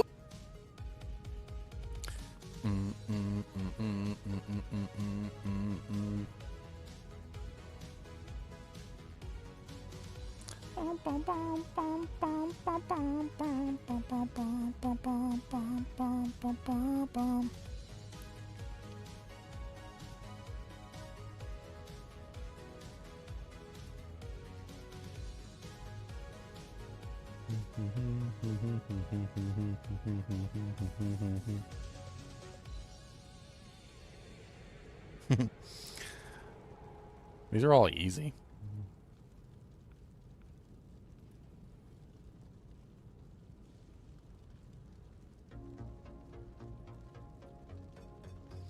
These are all super easy. Okay, Sid. No, the ones that they had on the that I saw from the test, if I could find it, they were literally asking questions like what word would you use here? And it's like they would like put a question, and then the words at the bottom would be like betotothony, or like it was like scientific words and like stuff that nobody uses. Like you would never hear that word in the English language spoken aloud, like unless you were in like Wherewithal. yeah, like they were just like words that nobody uses. I don't even understand like why they were even in there. Some of them I knew, some of them I didn't. Like I was looking at it and I was like, what the hell even is that word?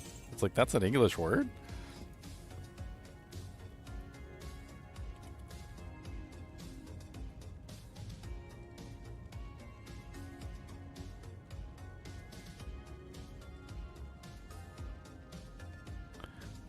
Apparently the most difficult test in Japanese for Japanese language proficiency is called the JLPT.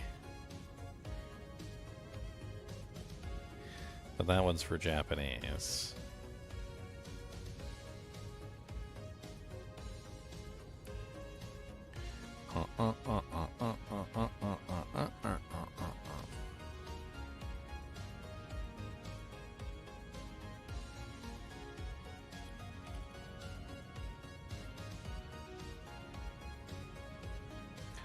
Bom bom bom bom bom bom bom bom bom.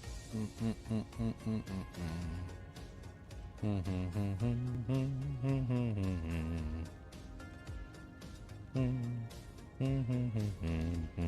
don't you have a dog on the bottom of your screen, sir? You don't like my little dog down there? I don't have a dog. I got a cat. Okay, and I got That's what I'm saying. squirrel. Why don't you have a dog? You own a dog. Oh, because the dogs are all silly dogs.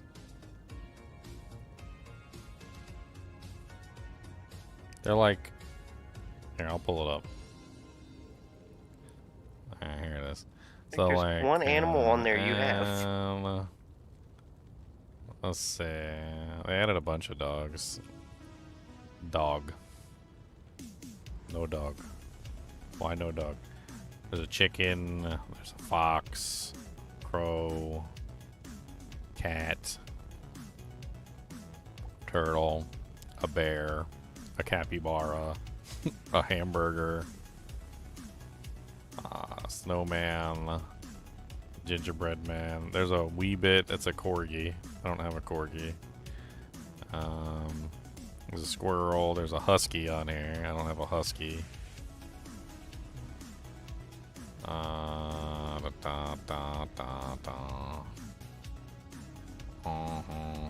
Bird. There's another corgi. They got 2 corgis. They got an Orans, the German Shepherd. I do not have a German Shepherd, and that's pretty much it. That's all they've got. They don't have like a normal looking dog. They have a bunch of like extra dogs.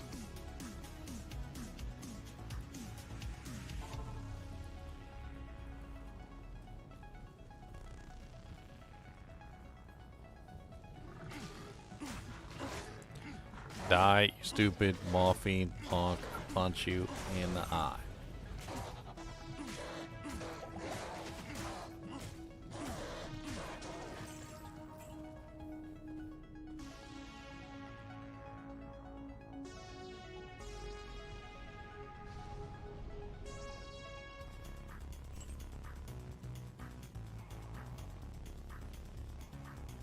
Pulling back the monsters to a better place. And then I'm gonna hit them right inside their face.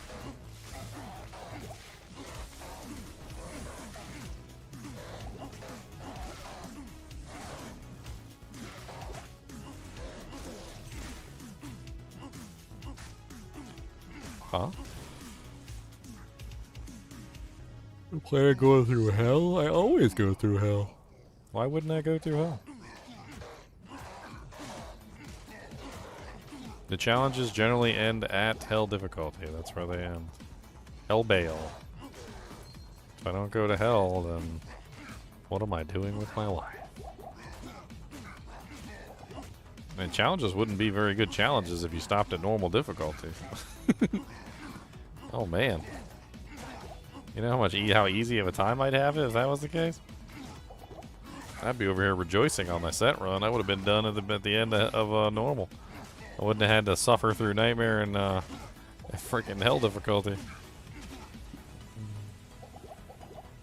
Dude, Mephisto is a freaking punk. He's got might, man.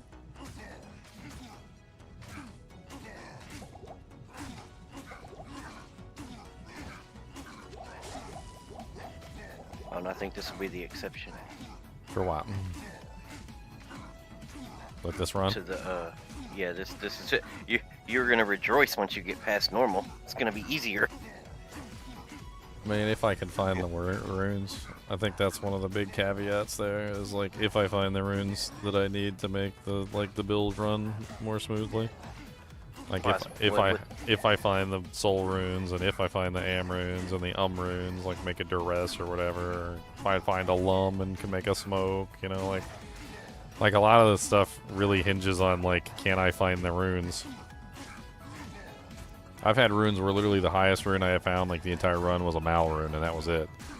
And then I've had runs where literally I found like a freaking low rune, like all sorts of crazy stuff.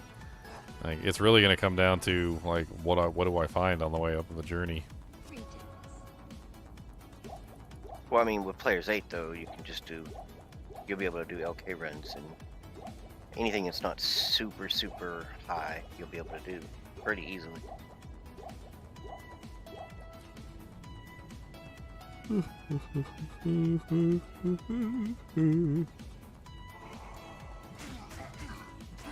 Like you'll pretty easily be able to get like an oath, a smoke.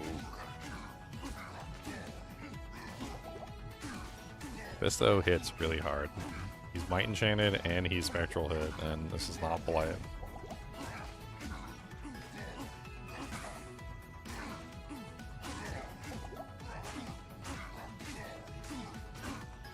I've already been through hell. This is a Benjamin Button run. Well, I'm aging backwards.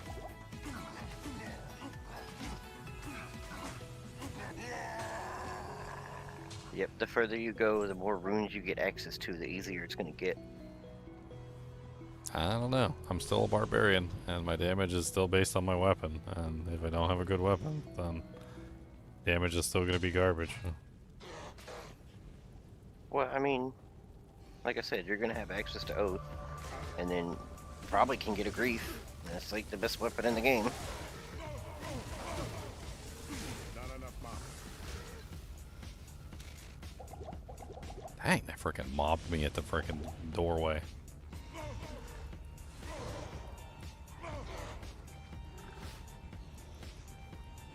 It looks like you need attack rating just to hit the forge, the soulstone.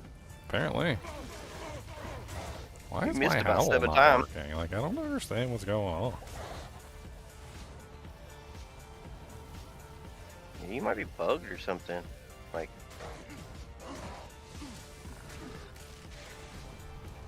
nothing seems to be hitting. I noticed.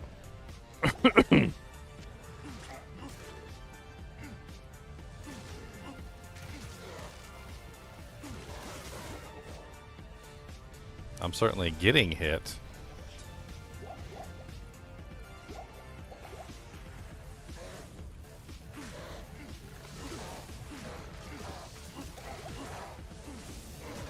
Well, the problem with Unbending Will is it's going to be a minute before he can drop a base that can have 6 sockets. Like, Unbending Will is low, very low. It's not exactly a hard one to make, but it also still has some runes in it that I might not find. well, I mean, I'm more worried about you got to get to the right area level to even drop something that can 6 socket.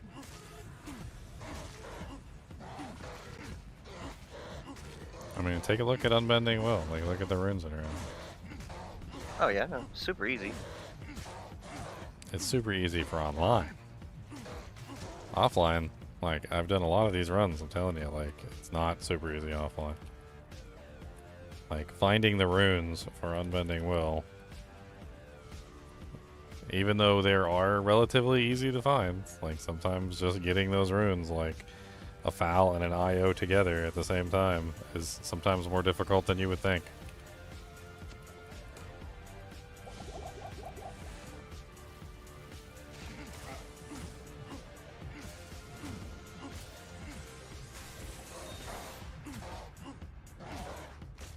Foul's the harder part. The IO might come in like 2 or 3s. I could go the entire game and never find a foul, unfortunately. Which is weird, because fouls aren't even that rare. Well, I mean, it's going to be one of the Countess's better drops, and since she loves to drop you the highest thing she can drop you. I'll be lucky if I get anything out of the Countess, but sure. I mean, I'll farm her and we'll see what she gives me. I don't think it's going to be a prime location for me to farm. Not with all the ghosts there. I mean, honestly, I think you're just better off with LK runs. You're on player's 8, you don't have to kill anything.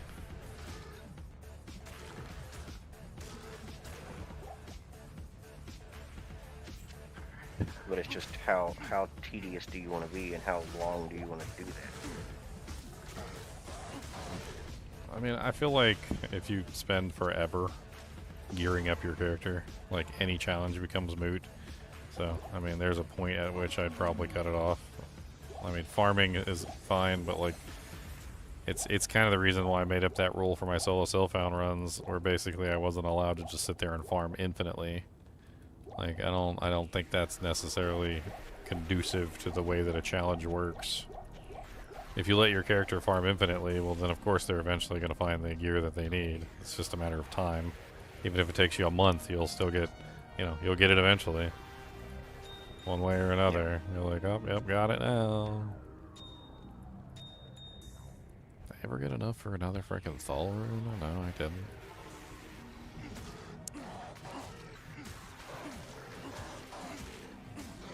I think that's one of the reasons why I don't really like a lot of the speed runs, because like they literally have this like almost like pseudo formulaic, like go here, farm this until X, go here, farm this until X, go here, farm this until X. They're like go do Countess until stealth, go do this until that item, and then like, and they literally will just sit there and farm it until they get the item because they know they're not going to proceed without it.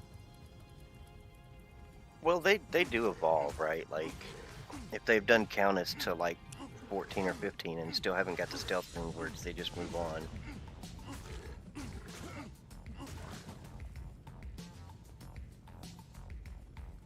possible.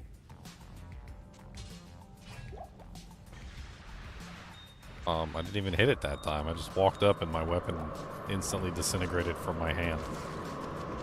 A perfect amethyst. Okay. There you go, caster Hammy. I mean, I don't need caster on this character.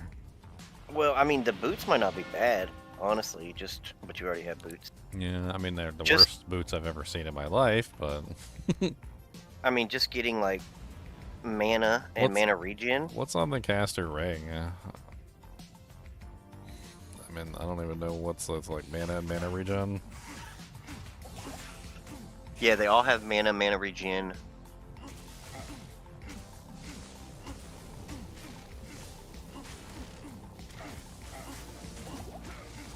I mean, a chance at a mana leech ring could be nice. The ring will give you energy, mana, and mana regen. Guaranteed.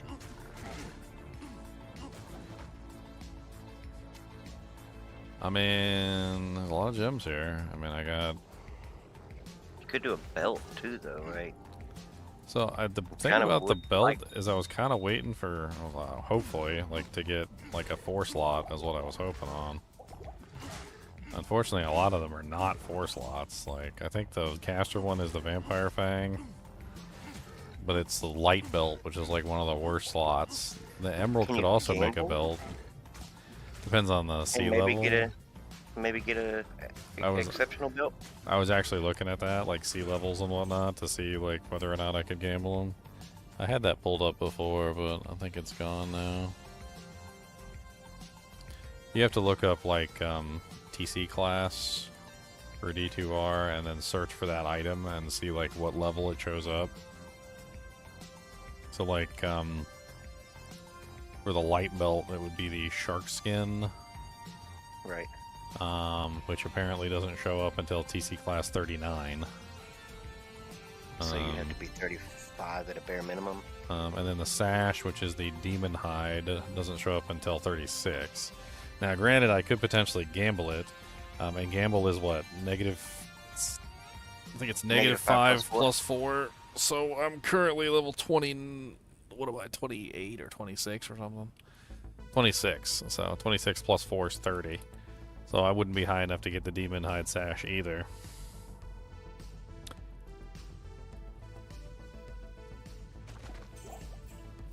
I mean, I don't want to craft a belt just to have like a 2 slot. Right. Well, I mean I just gotta hold in there for a little bit, and I'll get a belt that's actually worth using. the one that looks like a shit, what's it called? Like a utility, like Batman's utility belt. The one with that skin, that's a 3 slot, and that one has damage taken goes to mana. Which one is that? No, wait, that's the wrong one. Hold on. I'm thinking of the one that looks like gold wrap. The heavy belt? Yeah. Isn't one of them a plated belt?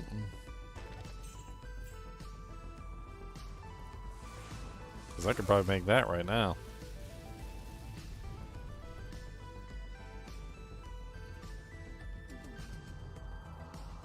Okay, so your choices are the sash, the light belt, the one that looks like the Batman belt, the mithril foil skin, and then the heavy belt skin. So you could get a 3 slot for sure right now. Dead yet again.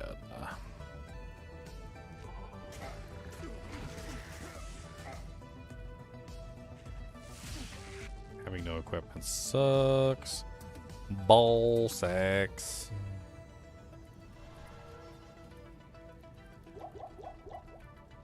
I don't do enough damage to barrel through these monsters. I can't fight them multiple at a time. Like, I'm literally just stuck in a situation where I just gotta, like, single target them out. Like, that's the only way I'm killing anything, is single target damage at this point. You don't have to gamble. Once you start seeing it in the shop, just as an item they sell, then you would be able to gamble it too.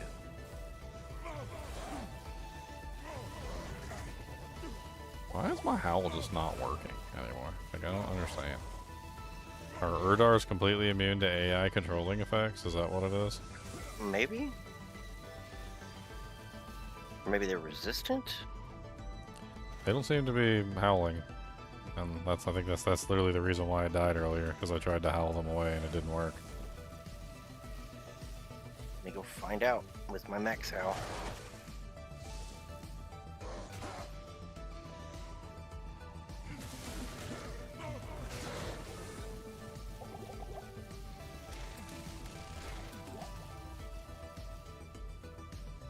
I can't.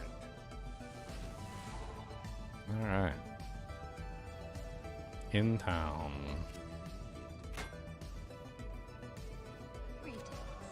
I know the siege beasts are. I mean, there's chaos knights and things like that are immune to AI controlling effects. I know that. There's a couple of them.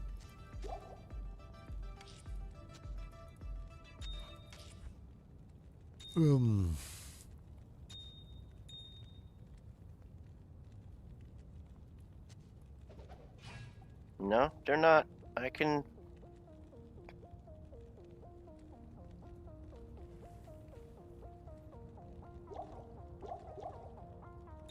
Yeah, it must just be a resistance. I'm trying to howl them and they just don't even get the howl effect above their head.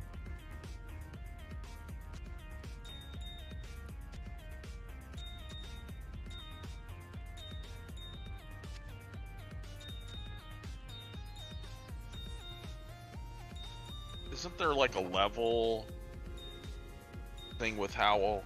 Like if the...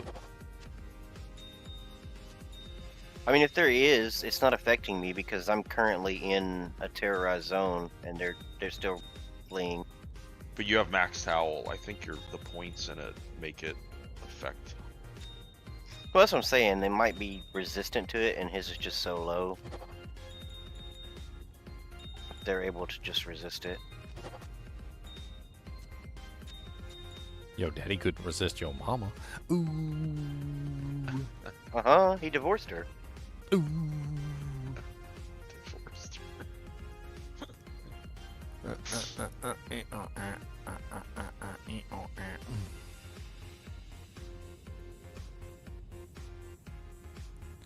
I need one Ort rune so I can make a fall.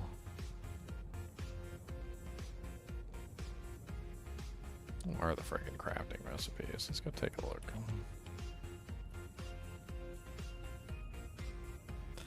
I currently have one perfect emerald, one perfect amethyst, one flawless ruby, one flawless emerald, and one...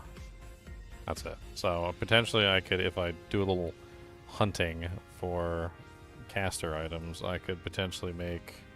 or gem shrines. I could potentially make one blood item. I could make one, maybe two safety items. And then I could make one caster item.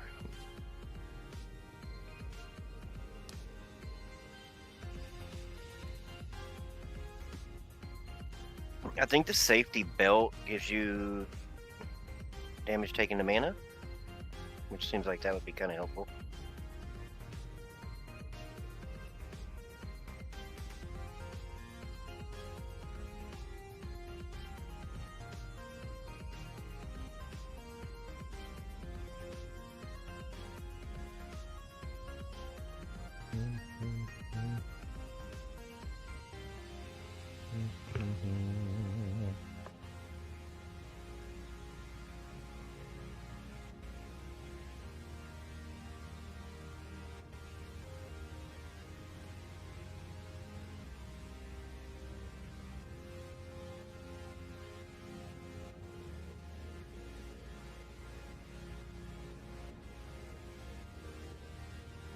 I think Blood Belt would be like halfway decent for right now. It's got the most number of slots. I mean, if we spend a little bit of time hunting the gem shrine, which I know where one is. Player Jungle has one literally sitting right next to the portal. Let's hunt a gem shrine real quick, see if we can make a belt. I mean, it's got open wounds on it, and it also has life leech, which we could desperately use some life leech. We also have the blood gloves, which didn't roll the greatest, but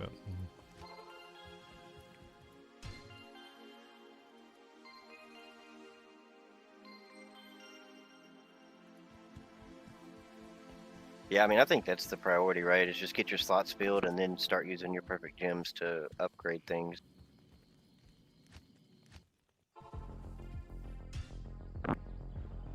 upgrade. Well, yeah, like upgrade to a better version of what you rolled. Like right now, the boots are bad, but they're good enough until you get everything else filled. I mean, it's something in the slot. Something terrible in the slot, but it's something in the slot nonetheless. What's up, Sean? What gear am I rocking now? Same gear I was rocking when I started? Except I added on some horrible boots. So horrible. Oh, those weren't even crap. Oh, those gloves have been there for a while. I mean, that's the unfortunate side effect of having empty slots is you accidentally pick crap up and put it on. I mean, I was watching it on the TV and I'm like, oh, you got some gloves too? And some boots? I mean, I do have some crafted gloves, but they're level 28 and I can't wear them yet. Oh.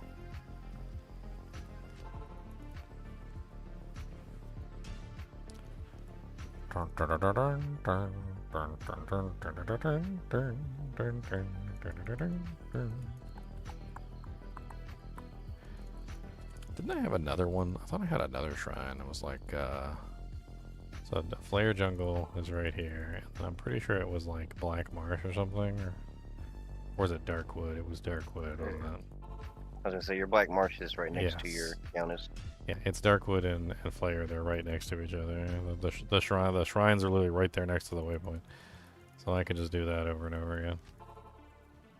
We can check 2 per game instead of 1 per game.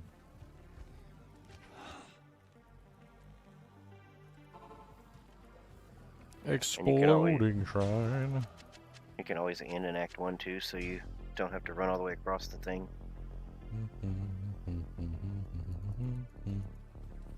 Running all the way across with no faster run walk speed, cause we got the crappy boots that are really ugly boots. Ugly, ugly, ugly boot. Boot, boot, boot, boot, ugly toot. Ugly, ugly, ugly boot. Ugly, ugly, ugly boot. Ugly, ugly, ugly toot. Ugly, ugly, ugly boot. Ugly, ugly, ugly toot. And I crafted those boots and I was like, these are the ugliest boots I've ever seen. Dude, I'm pretty sure that somebody just put tacks inside of like some moccasins or something. Like that's pretty much all they are. It's like here. Man, they put those little things on the Crocs and handed them to you. Well, the little weird little crocodile, little like ducks and stuff, and Yeah, the little stuff that people stick to their. it's definitely an odd one, that's for sure. You're already wearing Crocs. What are we doing here? Somebody at work, I come into work with some weird clothes on sometimes. Like I don't really care. Like I work night shift and nobody's there, so nobody cares anyway. But like, I was walking by one of the managers, and the manager's like, "That's an interesting uniform." And I looked at the manager, and she was wearing Crocs, yoga pants, and like, just like a really like ratty shirt. And I'm like, I didn't say anything. I should have. I was gonna say, oh, and you're in uniform. I was like, just because you're a manager doesn't mean you can wear Crocs, a ratty shirt, and yoga pants. You should have told her, sorry, my yoga pants are in the dryer. The only reason I know this is because one of the managers was telling a story about how they were trying to write somebody up, and literally they brought them upstairs because they had like yoga pants on or something, and they were wearing Crocs, and they were in the process of writing them up and making them sign the paper, and she literally says, "Why are you writing me up when you're wearing Crocs and yoga pants?" She's like, "I'm pretty sure that's not uniform for you either." made me laugh. Did I check flare? I'm losing track of what I'm doing. Losing track of my mind, track of my time. I just need a MF shrine. I'm starting to hit the limit of my like power level. Like I can tell that the monsters are too strong for me. I don't have enough defense. Like I can't really do anything. I don't have any life leech. Life leech would be huge. Like if I could just sustain, you know, that would be enough. You could tell that I'm actually doing pretty good, you know, like defense wise, trying to actually stay alive. But because I don't have enough life leech or mana leech, like I'm chugging potions like left and right. Honestly, I think that's a priority. I think life leech and mana leech is the priority. I need life leech and I need mana leech now. Otherwise, I'm never gonna make it. Gem shrine. Alright, so now we can make a belt. So let's go make a blood belt. So we need, what is it for the blood belt? It's Talrune Perfect Ruby. Okay. Got plenty of those. There you go. And we need a random jewel, and we need a belt. Problem I've been having with these crafts is that, and this is another thing that I had to think about when I was thinking about like doing a run for crafted items, is that most of the time they're not crafting low level at all. Doesn't matter if you're using low level items. There's like a bare minimum requirement for these belts, and so they're rolling like really high. So this one rolled 2 reses, life mana, 5% open wounds, 3% life leech, and charge bolt when struck, and it's level 34. So, unfortunate. Now we have another blood item that we can't put on till later. I still need a full rune. I don't have.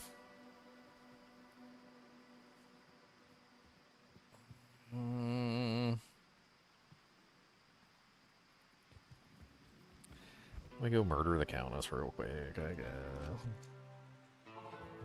See if she gives me like... Remember me, lady? I mean, I'm definitely at the point where I don't have any issues killing her. Certainly could be better, though.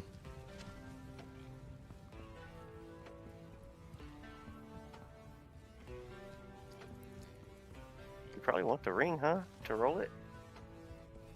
Hmm? Like you're gonna need just some basic rings and amulets to craft with, right? Yeah, I'll just gamble them. That way they'll be my level. I mean, plus or minus my level.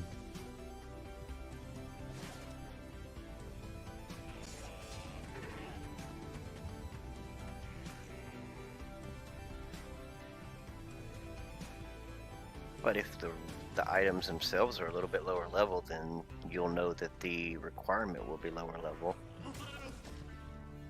I mean, probably not Act 1 low, but... See, I don't think it works that way. Because, like, I made my first crafted item and it was, like, a really low level. I was much lower level than I am now. Well, it's item level divided by 2 plus character level divided by 2.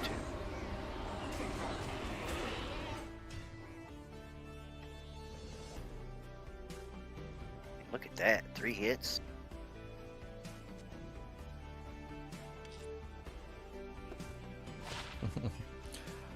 We might as well check the shrines before we go do Black Marsh. What gem do we upgrade? I've got another flawless emerald, which we could make something there with that. And I got 1 plain amethyst. Yeah, you should definitely do your flawlesses that can actually be used to craft.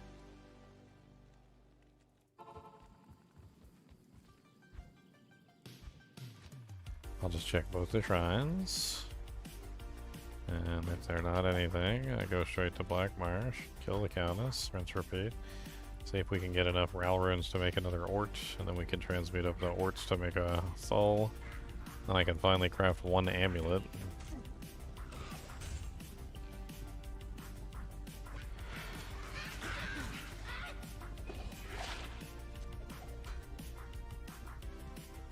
One amulet to rule them all, and in the darkness bind them.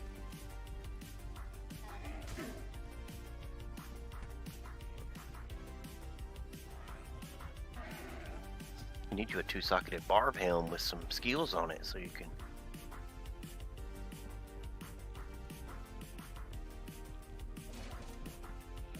I mean, I'm not really at the point where I have any soul runes yet, so it'd be nice. I could have gotten a soul rune from the forge, but I didn't. Got another F. I mean, even just making like a. You get one with like plus, I don't know. Concentrate, or. Yeah. Plus concentrate, and you put your Nadir in that. Yeah. When I find something good, I want to actually be able Those to craft lower it. ones are going to be harder to come by. Yes. Precisely. I would say don't cube up any L's or Elds. For sure. Probably no tears either. Aww. Stupid flawed amethyst. I had a bunch of stupid. What did you... Had some stupid gems that I must have picked up when I killed the Countess. I probably killed the Countess and she dropped some like chips. And I picked them up.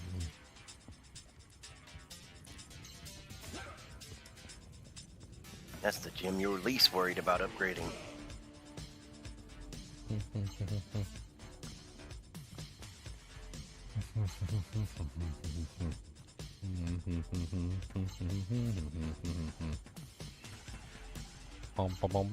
happens all the time. I pick up gems everywhere, so like, gotta be careful when I'm clicking on the gem shrines.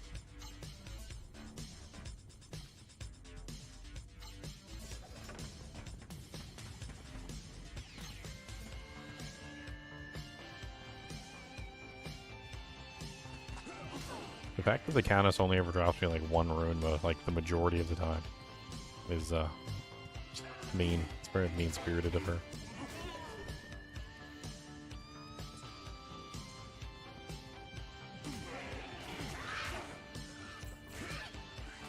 Yeah, that's why, kids, that's why Players 8 is bad for Countess, because you fill up her no drop with other stuff that isn't runes.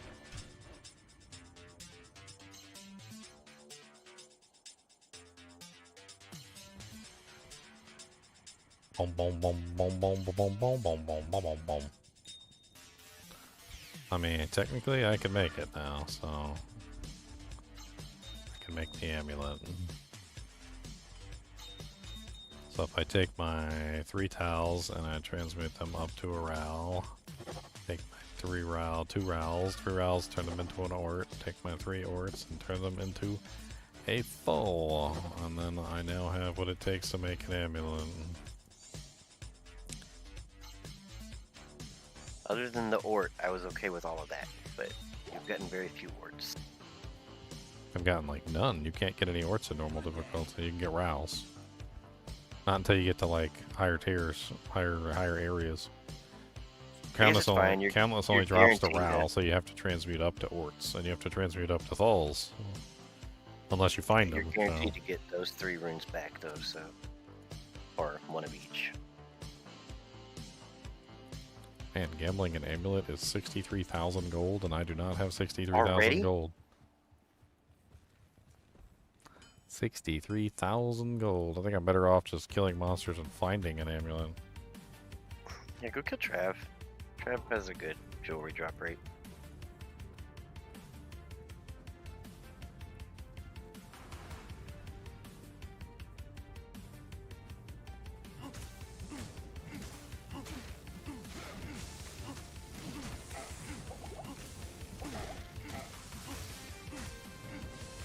Oh, that's right. Amulets and rings are always their set price. The other ones scale up your level.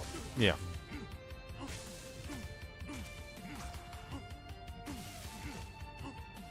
Well, can you make an edge, and then you can get it for a discount?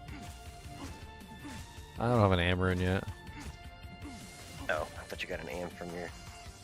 whatchamacallit. I mean, I will make an edge eventually. I can actually make Runewords, so...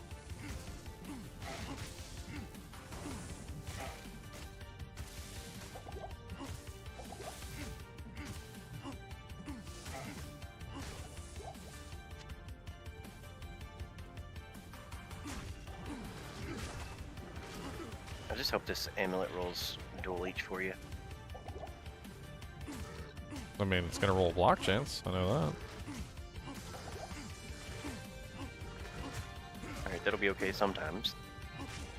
No, I've been switching to the shield a lot for elemental damage because I don't have any resistances without the Ancient Pledge. So, like right now, it's huge. But only when I'm fighting elemental monsters. Otherwise, I switch back to the two-handed sword because it's more damage. Faster kills.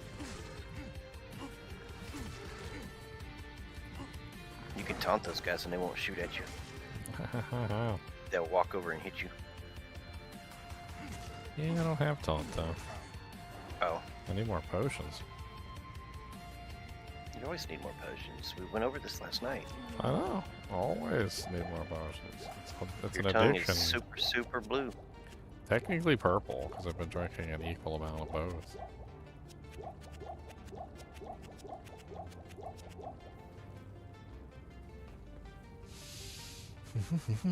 Why are you buying those?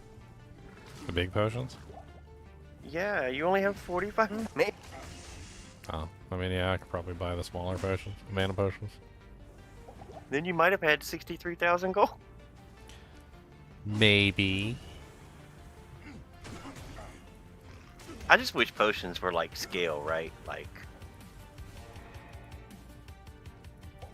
I don't want to fight those guys. They're mean.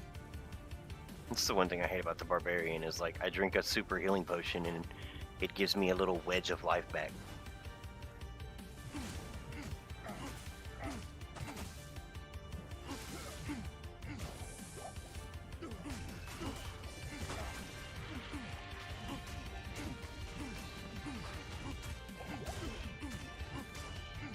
Oh, woe to the life leech. Do you not think you can kill Diablo right now? Well, with a lot of time and effort and a lot of potions, sure. Many potions. I mean, isn't that worth going for just to get to the Act 5 merc and boosting your damage a little bit? I mean, the main problem with Chaos Sanctuary isn't Diablo. It's all the monsters that I have to kill to get to Diablo. Like, they swarm you, and I can't handle the swarm right now because I have no way of restoring my life other than potions. If I had extra life and I had some extra defense too, certainly wouldn't be terrible. I mean, you can see I'm not doing like awful when it comes to a single monster, but I start getting surrounded, and Well, yeah, that's what I was thinking. Like just pulling things back. yeah. It's gonna be slow going, but Oh yeah, it's it's slow gonna take a going, too. long time.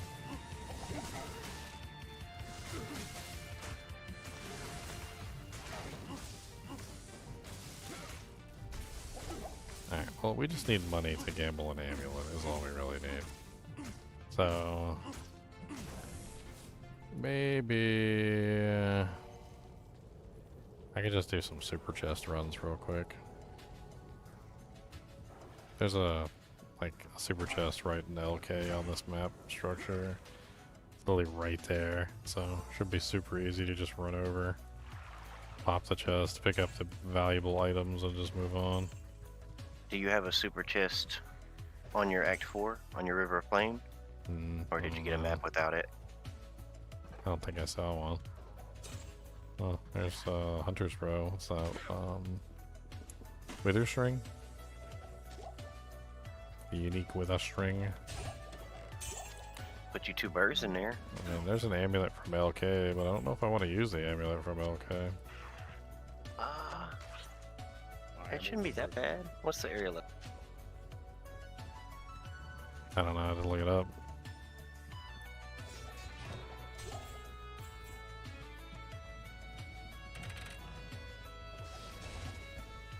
LK is not a particularly high level zone. I'm looking it up.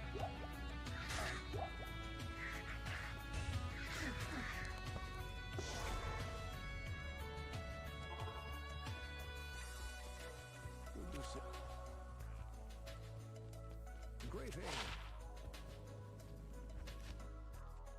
22. It's pretty low. Hello.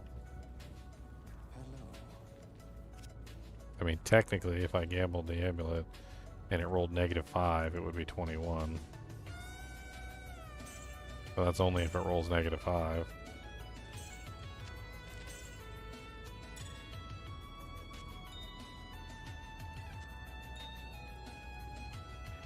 Yeah, let's give it a try.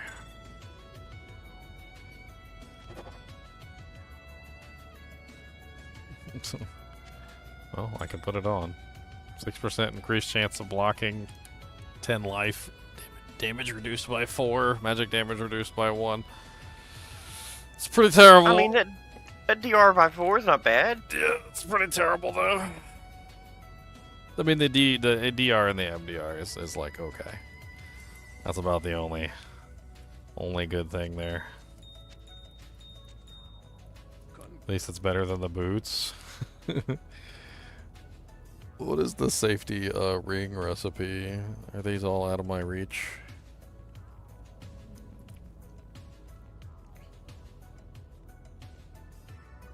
Ring is an Yeah, AM you need an ring, AM. which is out of my reach, yeah.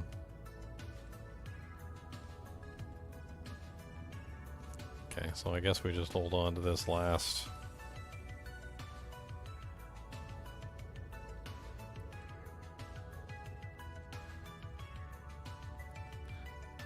Last flawless. Just keep it in our inventory, I guess. I need a level. So I've got a pair of gloves which has life states on them, which is level 28. So that's my current goal. I gotta hit level 28. Best place to EXP as a poor little single target barbarian. I don't know. Most of these areas just suck. I mean, it's gonna be easy champs. Whatever is like an easy mob type.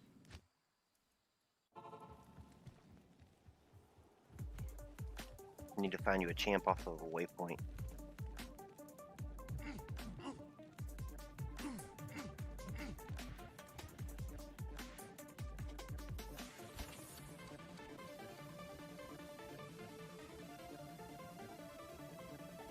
It uses your mana when you don't hit anything? Yeah, some abilities do that.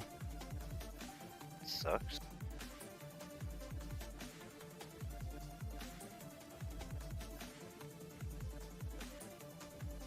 I'm gonna be honest, man. I think you should have leap.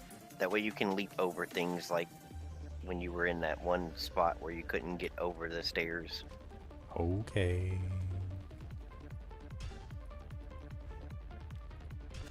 I usually don't prioritize it. It's just not something I prioritize. I also don't think it works very well at level 1, but It's not great, but like I said, when you're in a tight corridor, and like you were in plains, and the dude just would not get off the stairs. I have it now.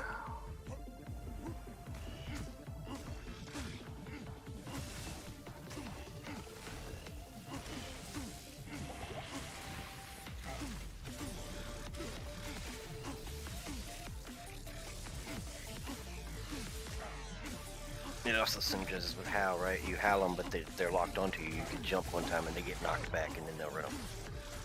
Not that your Howl lasts long enough to matter.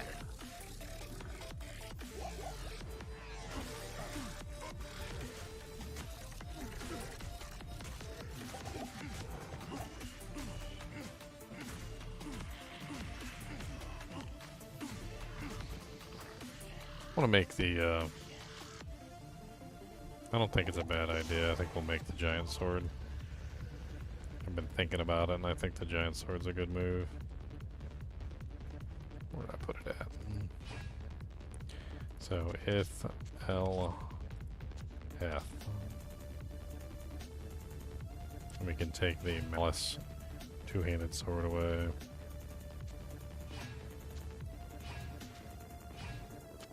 And comparing them to each other, I mean, that's 10 to 31 to 11 to 46. So we go up quite a bit with the giant sword.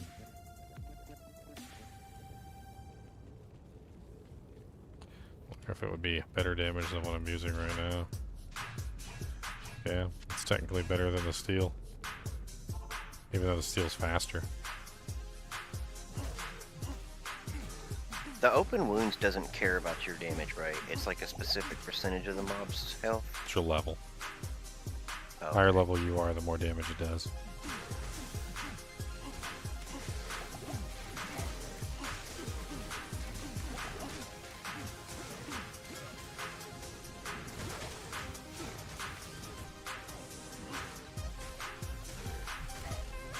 Yeah, I heard Hulk Hogan died too.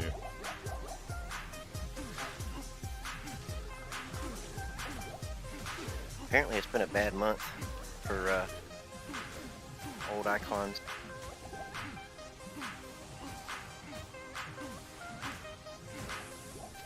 I think Ozzy knew he was dying.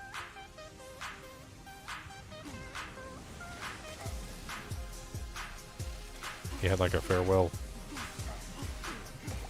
concert and everything. It was like another one too. There was Ozzy, there was Hulk Hogan, and there was somebody else.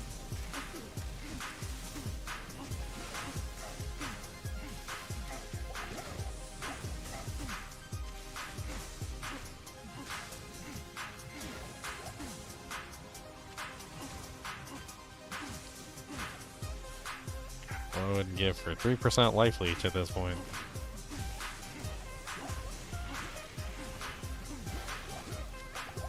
Sucking down any health potions I find.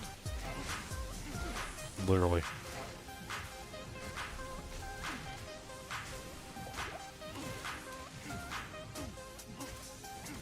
I mean, at this point, just some mana after kill would probably fix your mana problems. I mean, I have mana the after most each part. kill. Oh, It's on the Nadir. The Nadir has a tear rune in it.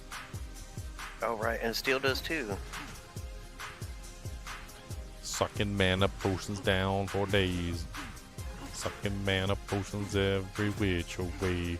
Sucking mana potions down for days. Sucking and sucking all the mana potions down. Gonna be slurping and getting blue lips. Red potions too, and it adds up to purple. Got them purple lips, gonna hit it a purple.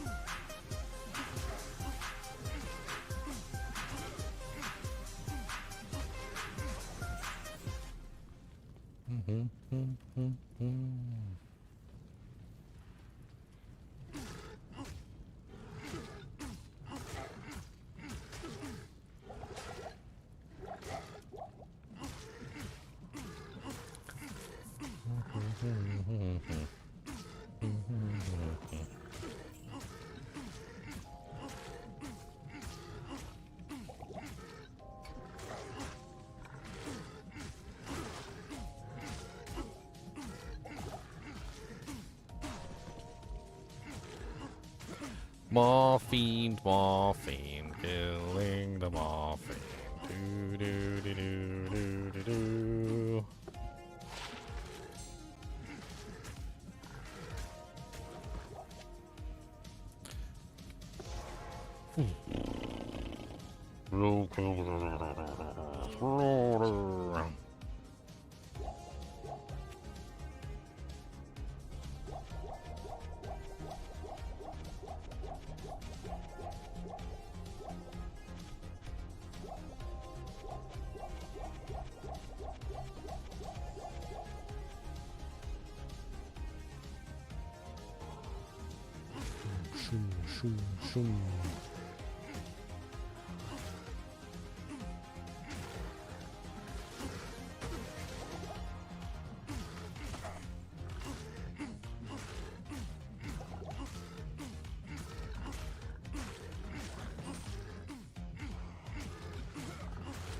I really need a flamberge.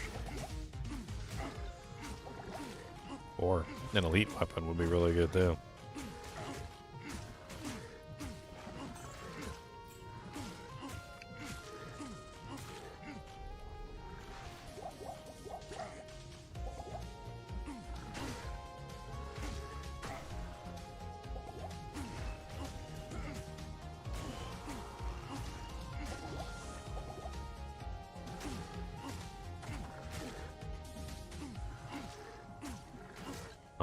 Diamond paint. Holy rainbow colors up here, Batman.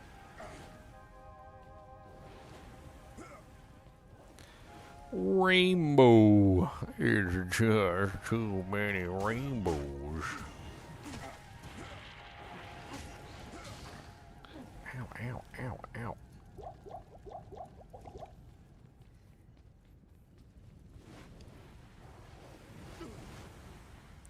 Oh my god, there's so many of them.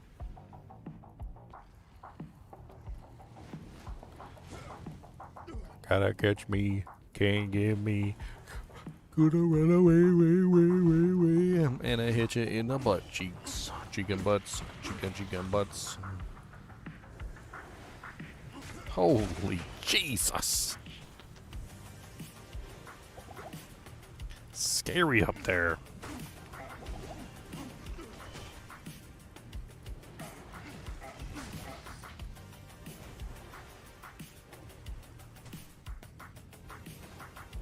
Oh, Mr. Why you gotta be such a sister?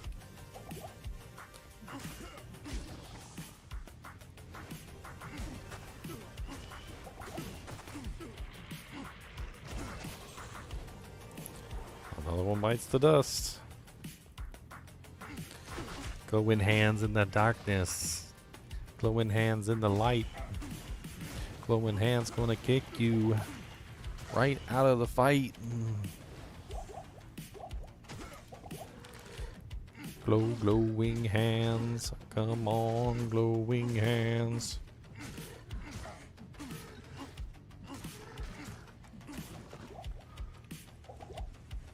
Oh, goodness. One bar left. And I'll be at 27. And then we got one more level and we can put the gloves on.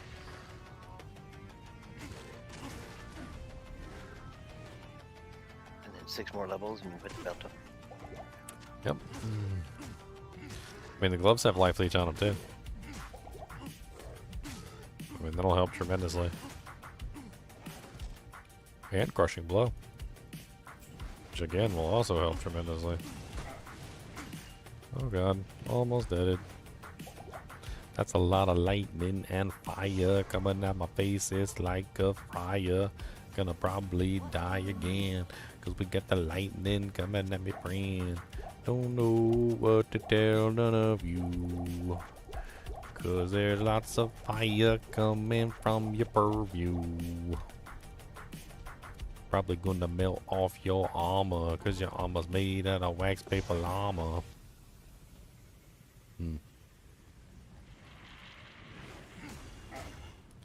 Haha, gotta come get me, neener.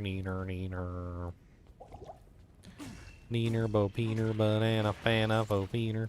There's so many freaking mages over there. It's like pulling teeth, like one by one. I get them to come over here, smack them down. I go back over there, like 18 bolts come at me. I pull another one back, kill that one. Walk back over there, there's more. Slowly but surely I'll make it one day. One day I wish upon a star. Abyss nights that are very far behind me. Their ugly face like lemon drops curl up and make your face look like a sucker.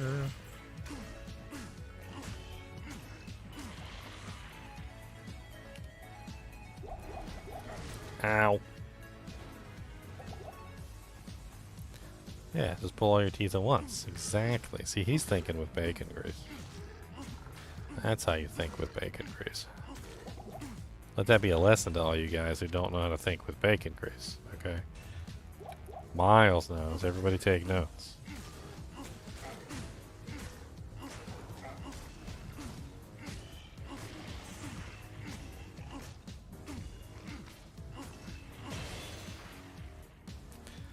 Another skill point. Or concentration. Or do we do something different? I mean, technically we'll be, what, 28, so we still got quite a few levels before we hit the 30 skills, so we don't really need to save yet.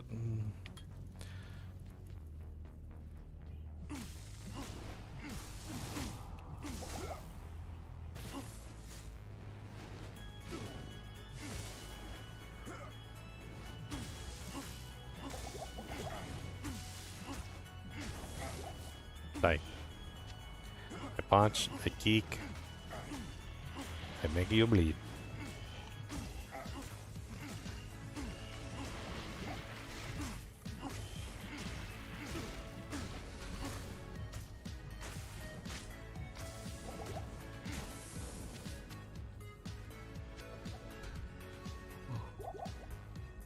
Me? I'm doing horrible. I'm here. I made it. I'm at Chaos Sanctuary now. Took me 10,000 years, but I'm here. Well, the next YouTube video is coming down the pipe. I've got some planned, but I don't have anything recorded, so it's gonna be a little bit. Obviously, I need to pick up where I left off on my super unique monster, or my monster videos, my monster families, and that's quite a few videos that I haven't yet to complete. There's also some other stuff I planned on doing. I want to do some testing videos and whatnot. Maybe I should have waited to start the next challenge, and I should have recorded some videos. That probably would have been smart, right?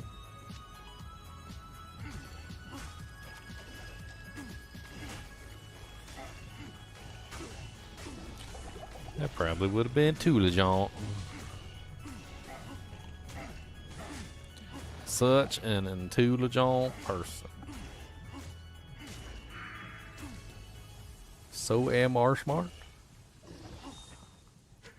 Yeah, that's right. Be smart.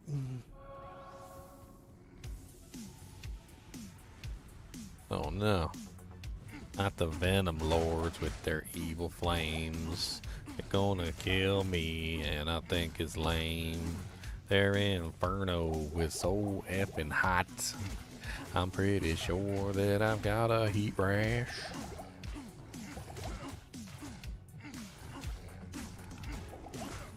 They're literally gonna kill me with Inferno. This is so embarrassing. Have you heard of Ancient's Pledge? I'm wearing it. I'm literally wearing it. Inferno in normal difficulty is just beast. I don't know what it is about Inferno. I don't know why it's so ridiculous, but like, god dang, it does so much damage. I mean, I got 48% fire res, which isn't the greatest, but I mean, it's better than nothing.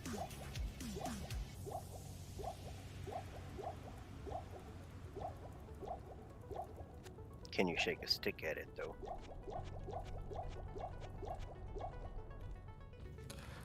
I can't shake fire at it.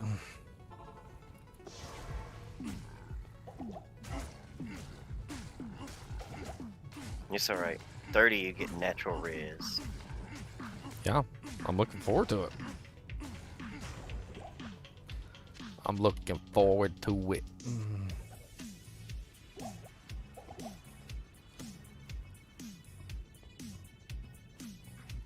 Seal pop it. Unfortunately, the Howl just does not really work that well. I wish Howl worked that well, but it just doesn't work that well.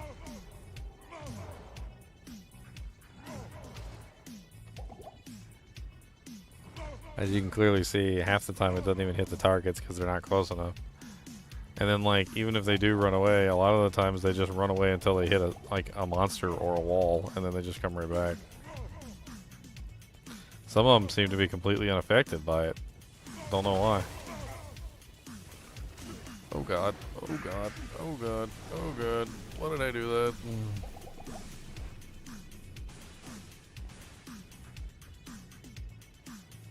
I just can't handle the groups. Like, no matter what I do, I just can't handle the groups. I can't even handle 3 frickin' pit lords, let alone a group of monsters. I do not have what it takes, like, to get in there and actually take any damage whatsoever. Like, once the huge packs of monsters collide on me, it's done. All I can do is pull them back, slowly kill them, one at a time. And even then, it's like, ugh. We'll take a quick break and go to the restroom.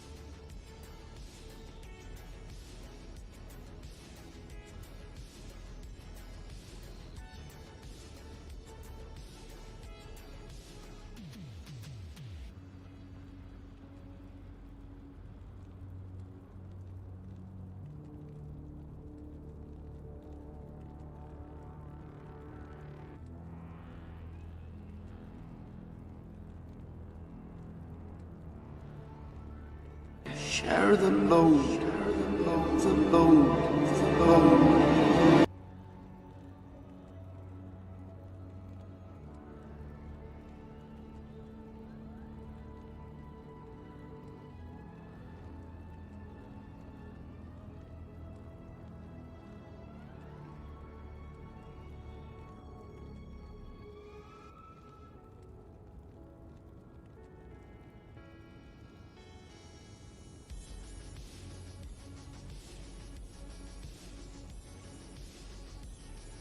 Had some comment about Ozzy Osbourne. They were like, I don't think Ozzy Osbourne's in heaven, sir. He's the Prince of Darkness. It's just a character he played. You don't know what he was like in his real life. Well, he's not like the Prince of Darkness. It's just a character, yeah, exactly. Apparently, he went on record many times telling people he was a Christian, born again, and even on his deathbed, reaffirmed it, apparently. The Prince of Darkness is a Christian. I mean, that makes me wonder Prince. if Kenneth Copeland gets to go to heaven automatically because he plays a character that's a Christian. No, you gotta actually ask. For real.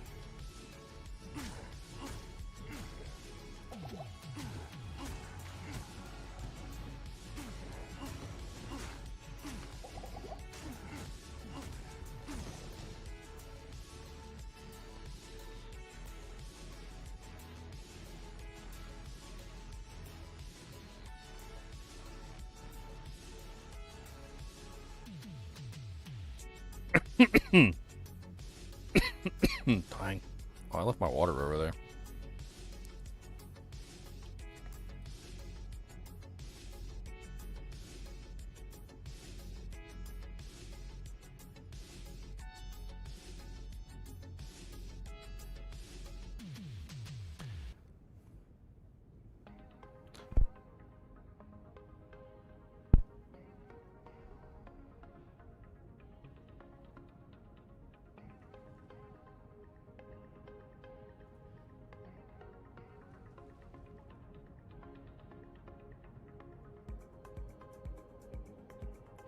Boom, boom, boom. I need to go get my water. I need my water. I'm thirsty. Hit him, dang.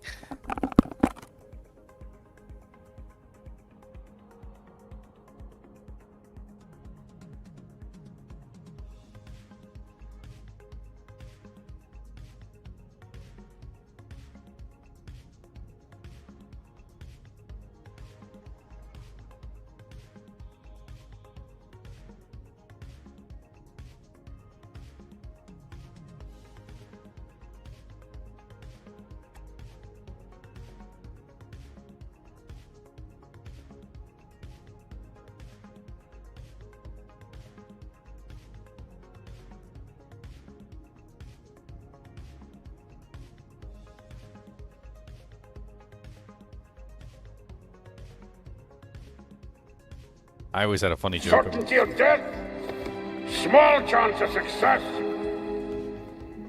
What are we waiting for? I always had a funny joke about Satan worshippers. I'm like, Satan worshippers believe in God. And they're like, what? No, they don't. I'm like, well, they believe in Satan, right? They're like, You kind of yeah. have to. I'm like, well, they kind of go hand in hand.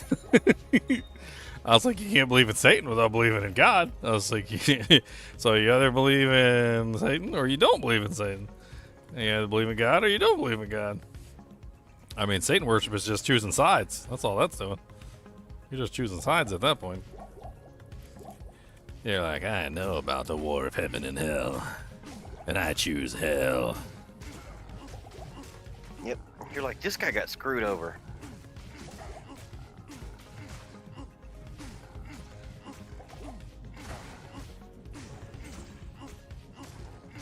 Devil's like, okay.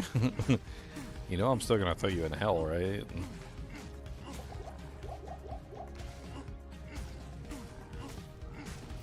Well, I think that's what they want, right? They worship Satan. They want to be with Satan for all eternity.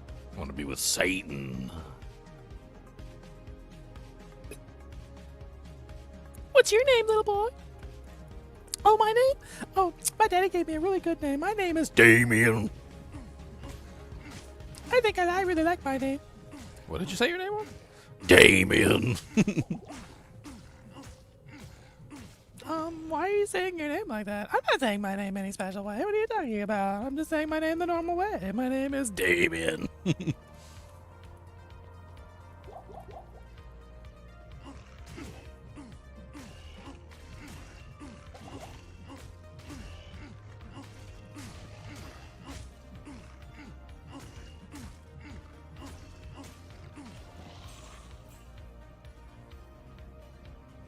What's up, Mr. Venom Lord? I cannot take your trash. What's up, Mr. Venom Lord? You're looking really rash. I slowly kill you one by one. It's gonna take about 30 years, hon. I mean, getting to Act 5 is a really big buff for me, too, because I finally get my Mercenary. I can deck out my Mercenary. Like, that's a big deal for me. I can get amp. I got an amp sword for him. Should be pretty nice.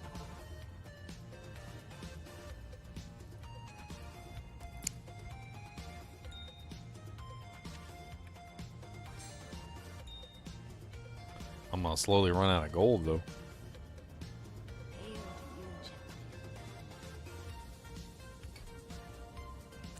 No, you just gotta get that lifesteal helm. Lifesteal helm. Or armor. Bulwark? I need bulwark. Oh, I meant for the gold situation. The way he doesn't die so much. You just gotta shop you a magic item with some lifesteal on it for him.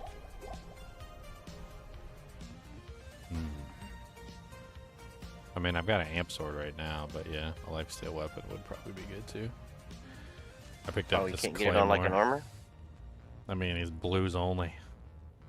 It's gonna be rough. Why not? But oh, it can't roll that on there?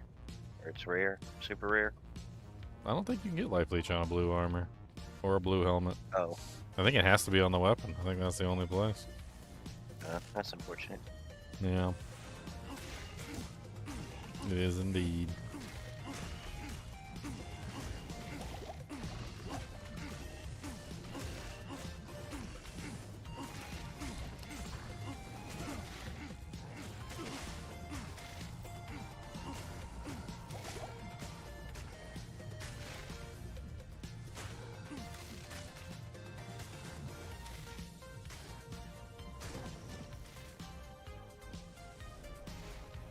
Slowly suck 'em in.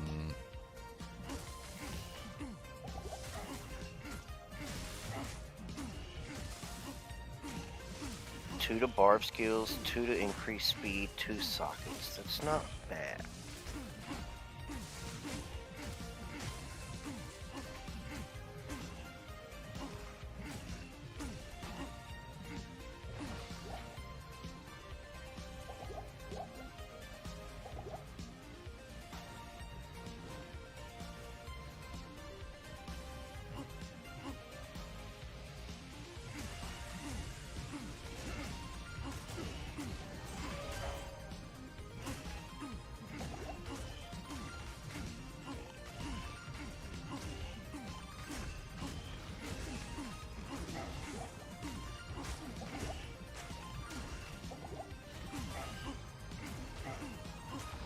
Man, this is gonna take forever.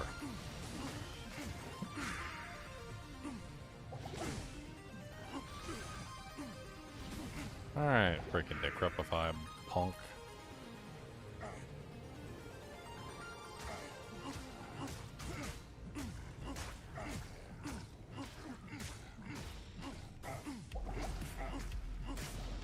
Hotel room.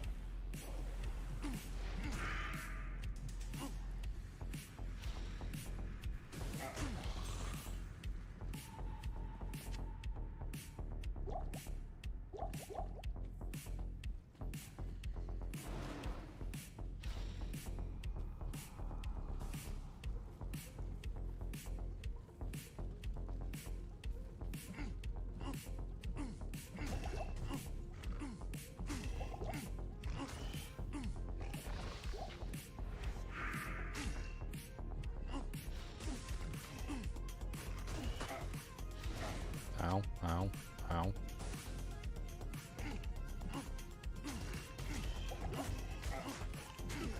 I mean, if I can get away with not having any, like, elemental damage thrown at me, I can use my two-handed sword and I can plow through these guys pretty quickly. As soon as I enter a situation where I have to deal with elemental damage, then I have to put the shield back on. And if I put the shield back on, I lose, like, half my damage output, and it takes me a while to kill the monsters. It's like I'm right there on, like, a precipice of usefulness. Close, but not quite where I need to be.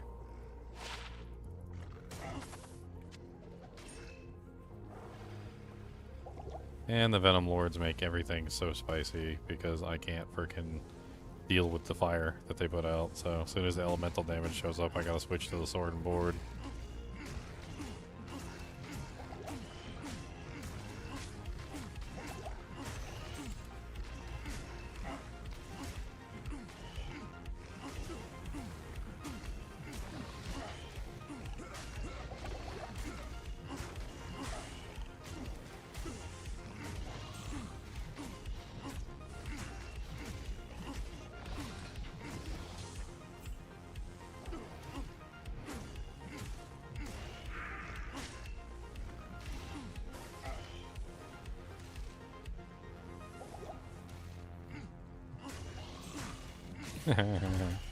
He couldn't live. He just got open wounded to death. That was hilarious. Poor guy.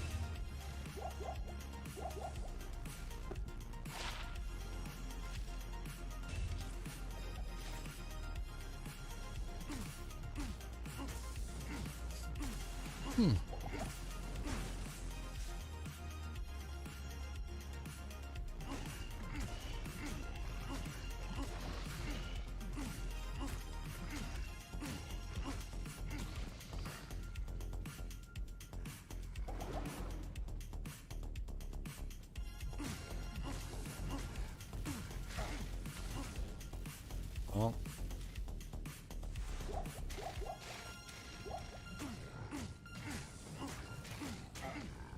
So many Venom Lords, oh dear Lord. No pun intended.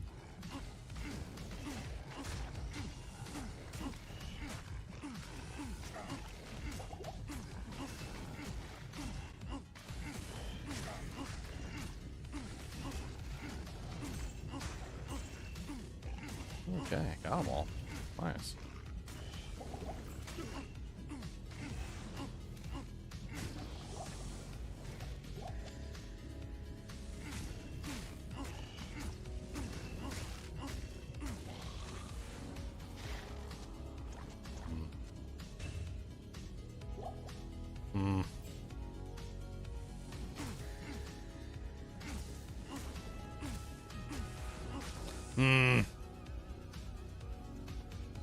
I'm focusing so hard just to, like, not die. That's pretty much all I'm doing right now. Dying is very much so a possibility at any point if I'm not paying attention properly. Like, hyper-focused on not dying.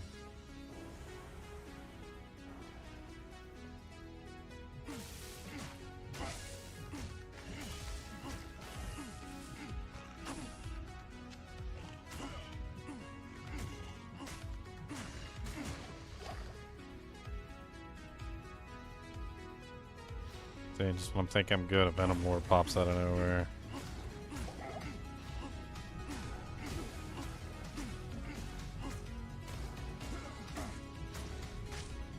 It's in the top left-hand corner. LeChad 14.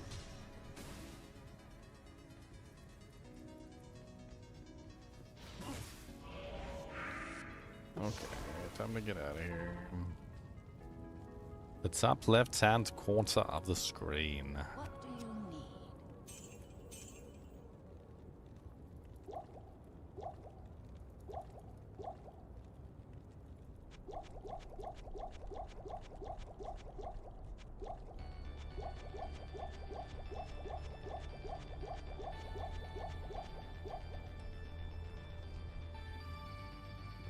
Yep, it's been pretty tough.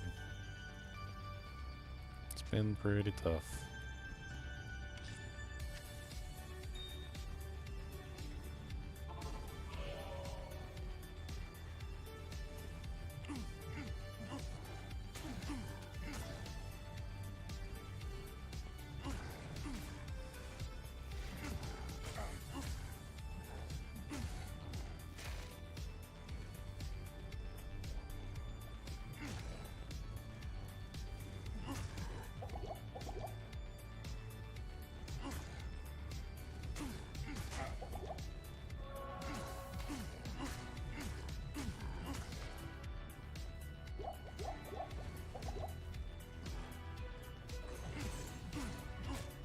I'll bleed him to death.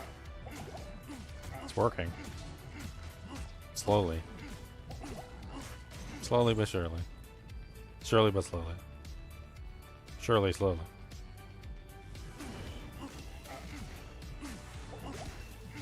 Don't call me Shirley. But I'll surely be there. Hit, hit, hit, hit, hit, hit.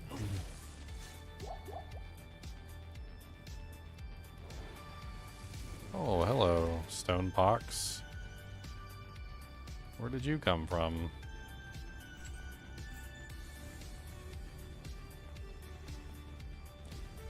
I'm just gonna keep running away until your amplified damage goes away.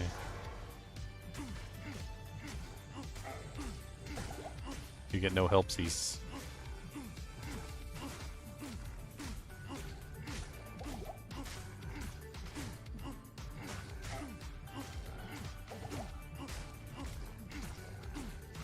I guess he wasn't extra fast enough.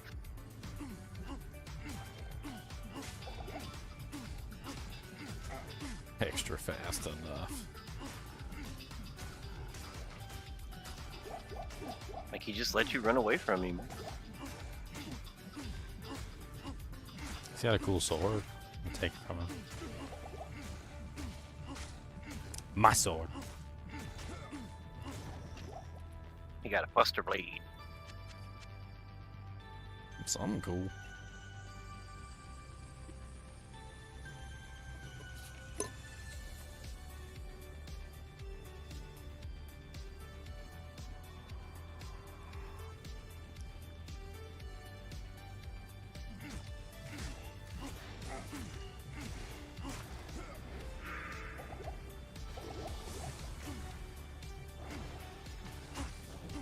Every single time I go to kill these mages, a venom lord pops out of somewhere and starts smacking the crap out of me.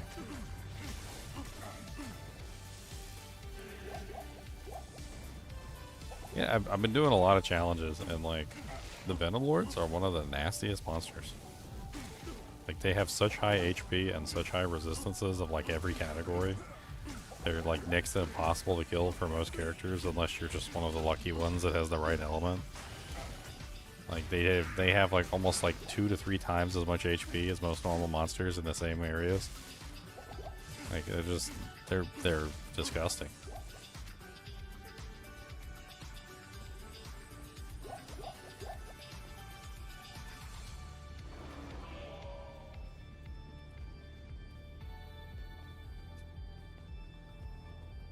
And then they get a strong elemental damage attack too.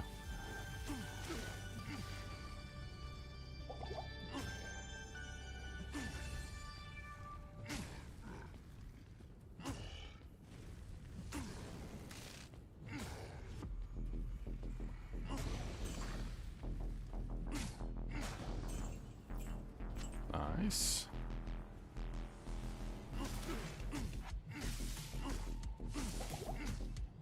Thankfully, Malice has 100% open wounds. I'm using it like a bleeding kite.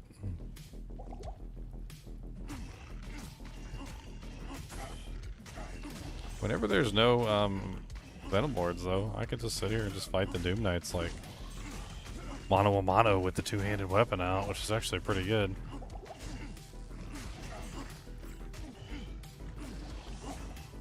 Damage spikes up nicely.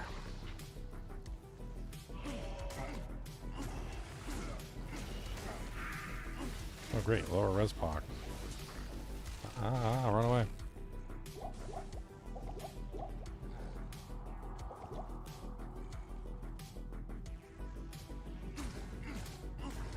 Do I like the mana system from Diablo 2 more, or the resource system from Diablo 3? Didn't you ask this question already on one of my videos, and didn't I respond to your question?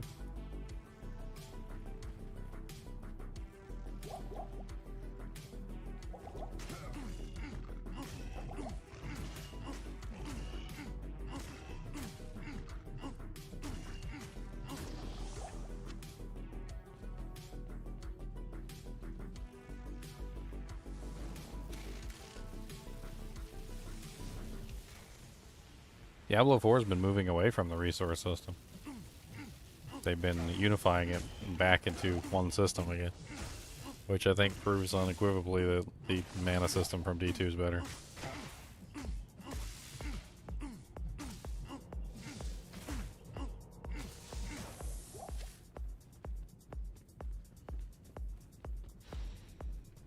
Boom, boom, boom, boom, butt cheek, buttholes, boom, boom, boom, boom, butt cheek, buttholes.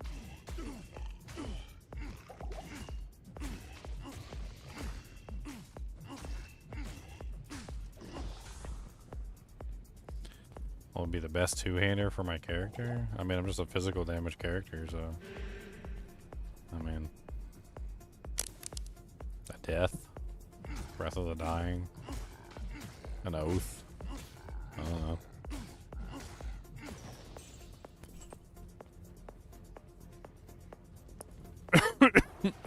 Lower res, ow.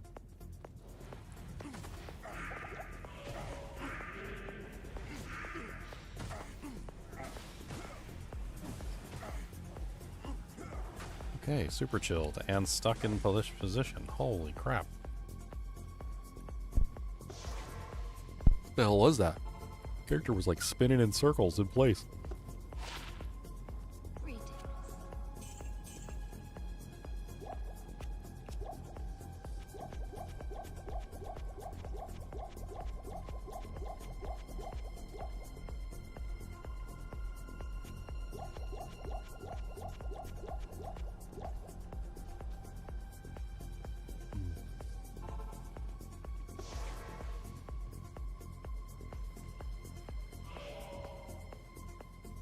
Keep on killing everything, one at a time as we sing. Keep on killing everything, one at a time as we sing.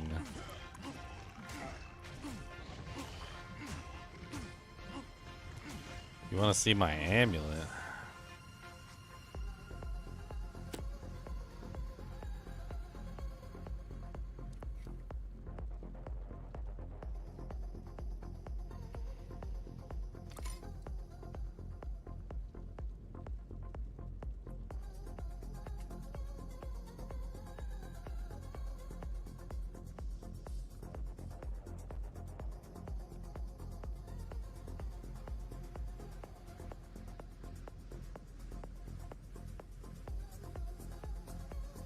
Does block chance work with no shield? No. No, it does not.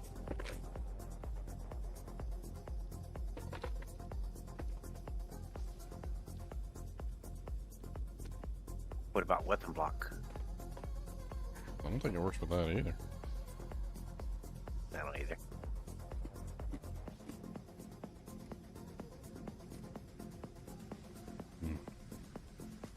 Stale pretzels. Here you go, buddy. You want some stale pretzels?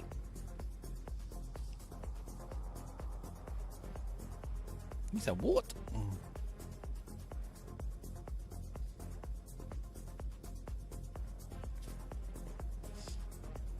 They're still good. They're just a little off. I know you like pretzels.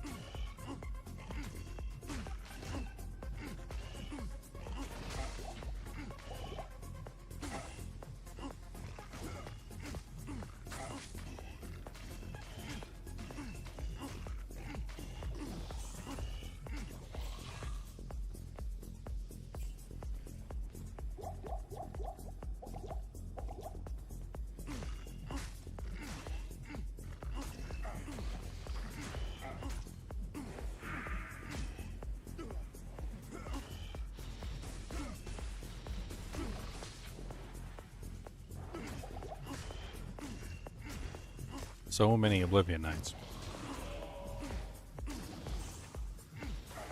I appreciate him coming over and letting me smack him in the face, though. So polite of him.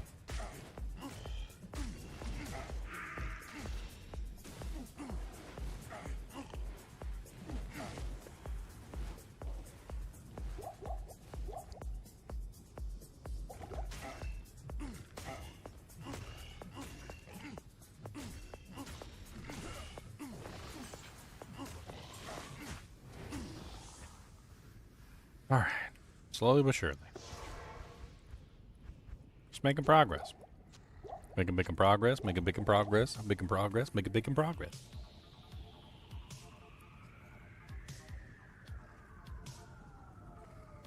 Be nice if potions stacked. I mean, that's why you have a belt.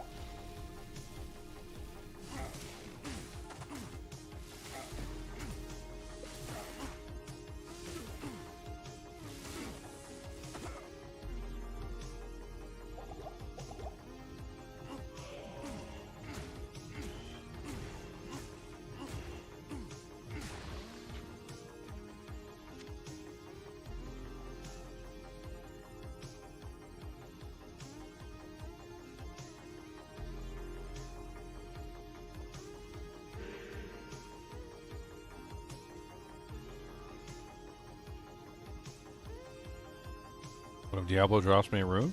Sounds good to me.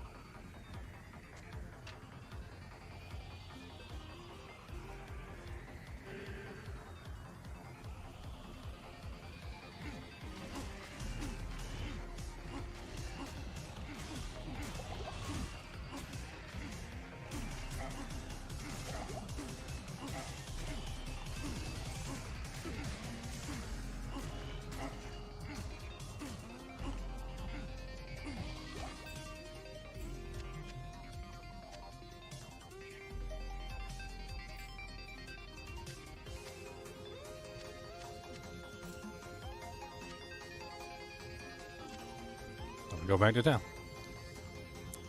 Bring everything and sell it.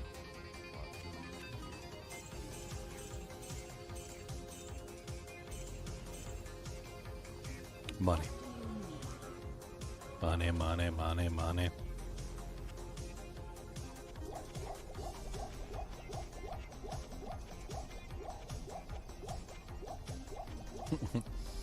I still got all 3 sides left to do. This is awful.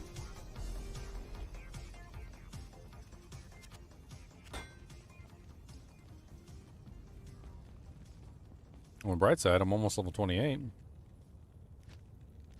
Which means I can almost put on my gloves. So I'll have some crushing blow and a little bit of life leech. Which will be huge. Huge.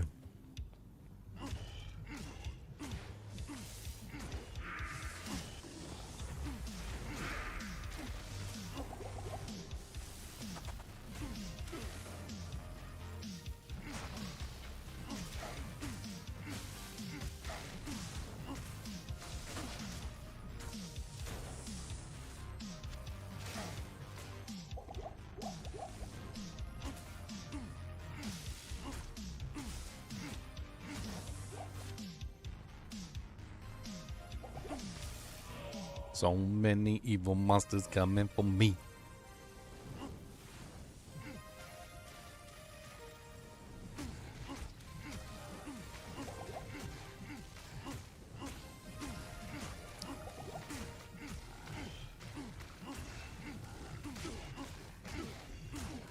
Slowly working my way through with my barbarian. Slowly working my way through with my barbarian. Barbarian. Barbarian. Slappy, slappy, slappy, slappy. Miss, miss, miss, miss, miss.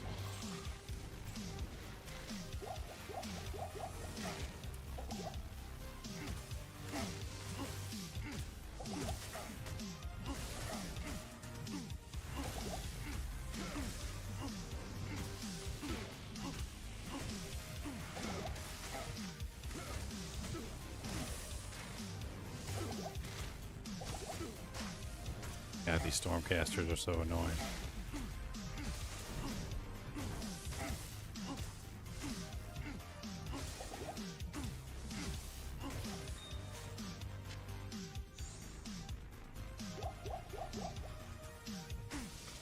It'd be nice if Diablo would drop me a rune. Certainly wouldn't be mad at it.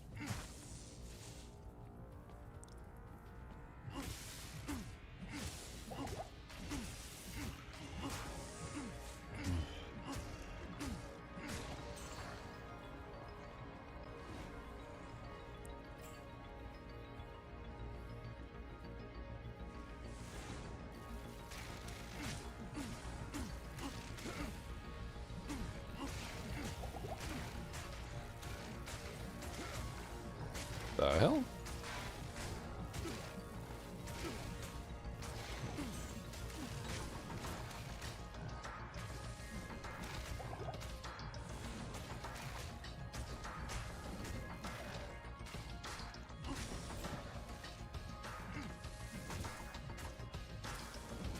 Alright, Stormcaster.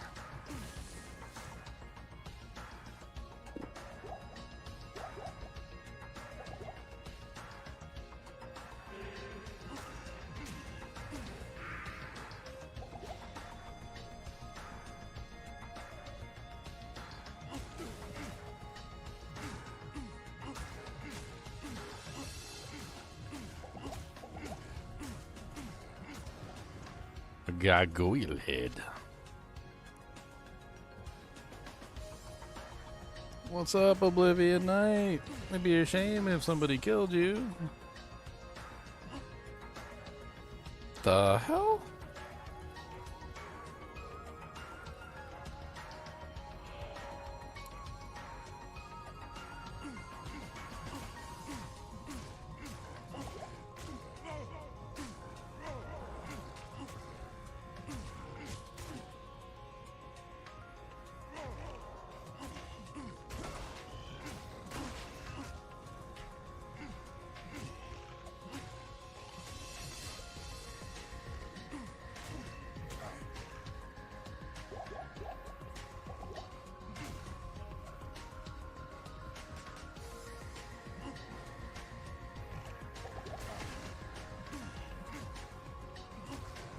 Yes, Boogums, what's the matter?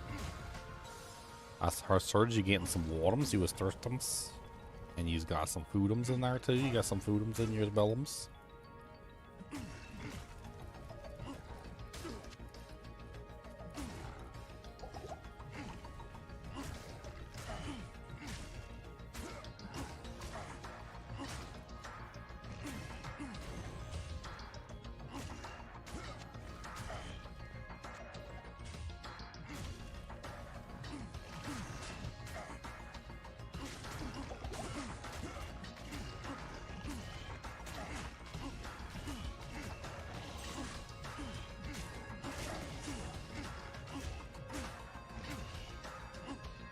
Open wounds doing its thing.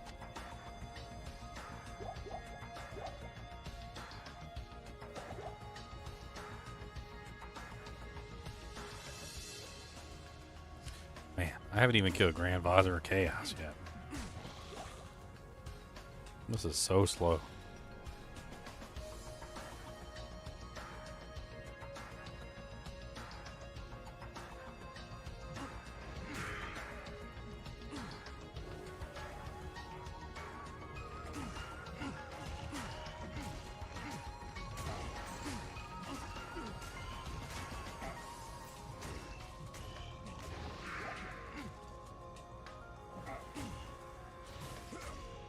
Yep, you're dead.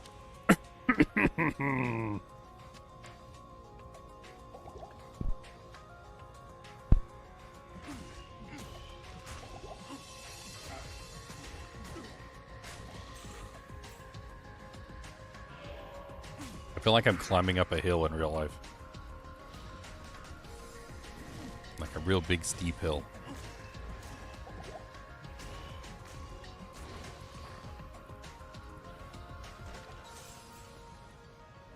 Like every inch of progress I make is good, but like I'm looking up the hill and it's like, oh, I guess I got 2 more wings left to go.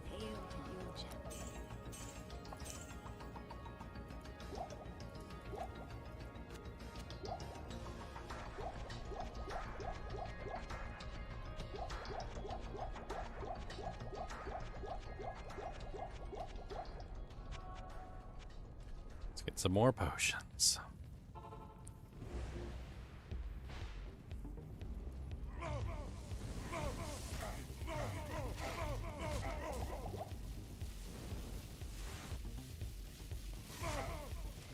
Apparently these monsters can't be feared.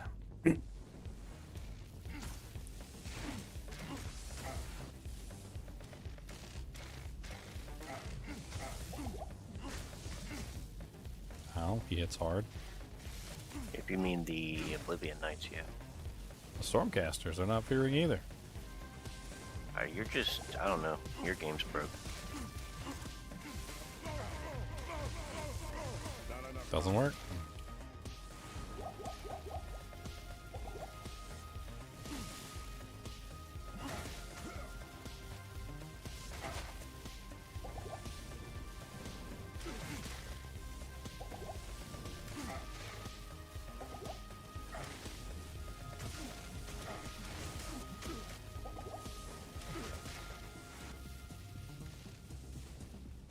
God, I've never had so much trouble with Grand Visor of Chaos before. He hurts a lot.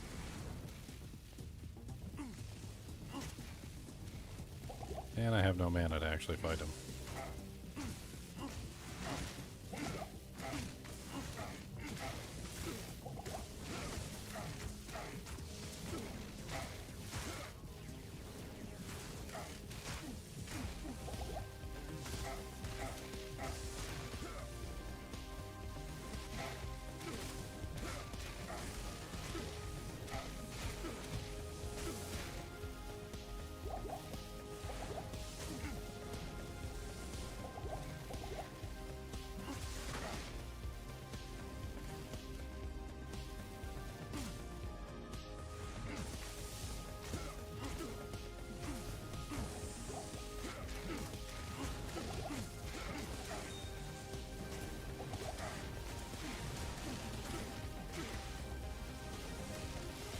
On Grand Visor.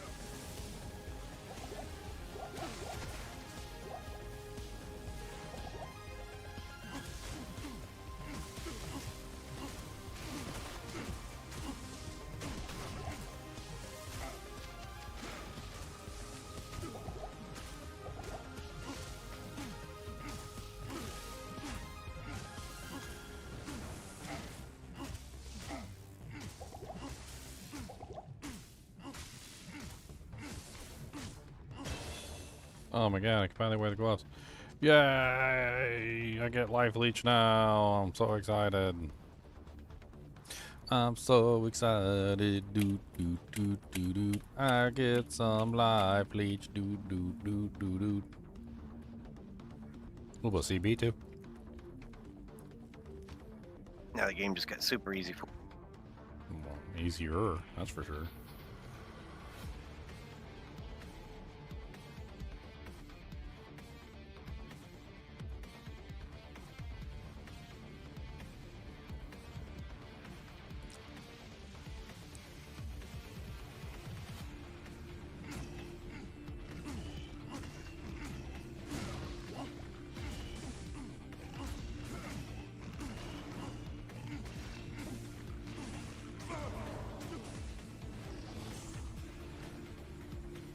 The hell worked on the Doom Knights.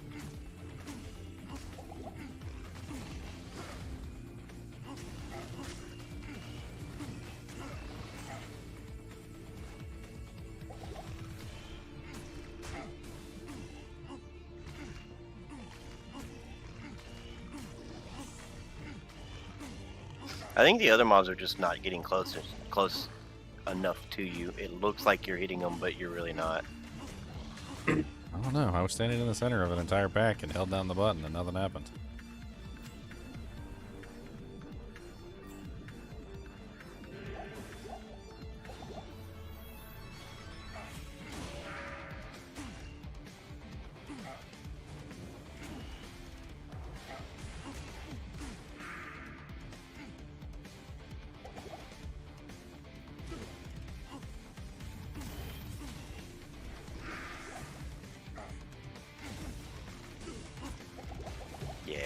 Looks like it goes further than it does in the better graphic. When you go to the lower graphics, you can see what its actual range.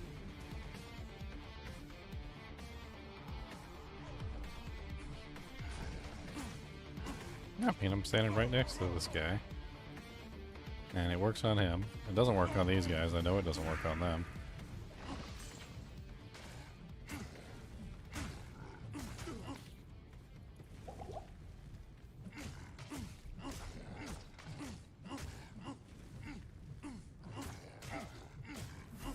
Can't do anything to the Oblivion Knights, unfortunately. Nope. I wish I could taunt them. They are immune to crowd controlling or AI controlling effects, specifically. Alright, one wing cleared. Yay. Moving on to wing 2 at this point.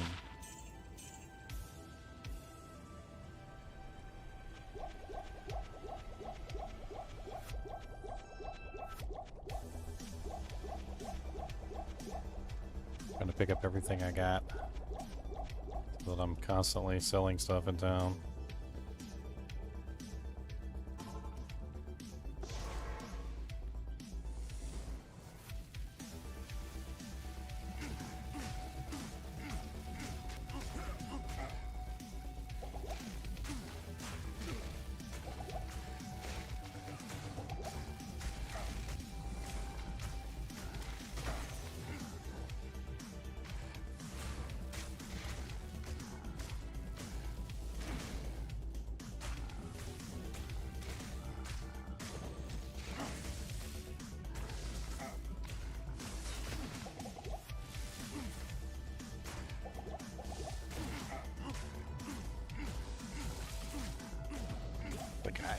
It's really annoying because every single pack I pull, it's like there'll be like a bunch of Stormcasters and like 2 Venom Lords, a bunch of Doom Knights and like 2 Venom Lords, a bunch of, you know, like a mix of monsters and 2 Venom Lords. Like it's like they always like pepper in a Venom Lord, and then I can't use my full damage because the Venom Lord's spamming Inferno, and I can't take the Inferno at all.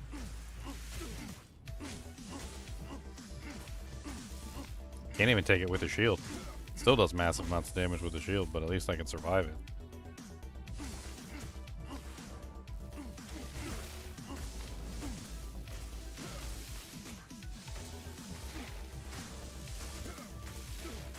Man, Diablo's gonna be a pain in the butt.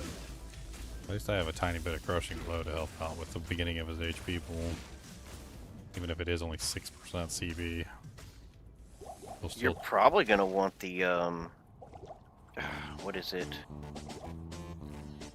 The fire resist helmet, just for when you have to do them. I mean, obviously all the little resistance elements could come in handy for specific like things, but yeah, I'd need a bunch of IOs to create them.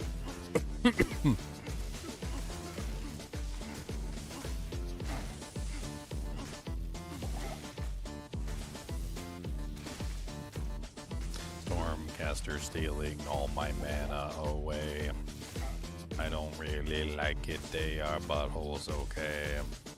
Mean Stormcaster stealing away all my mana, and I don't like it, gonna punch them today.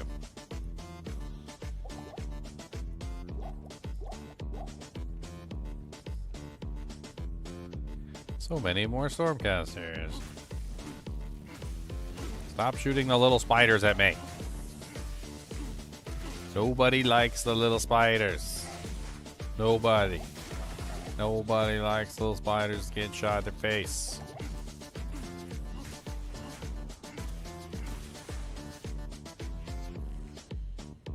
Cody, what are you doing?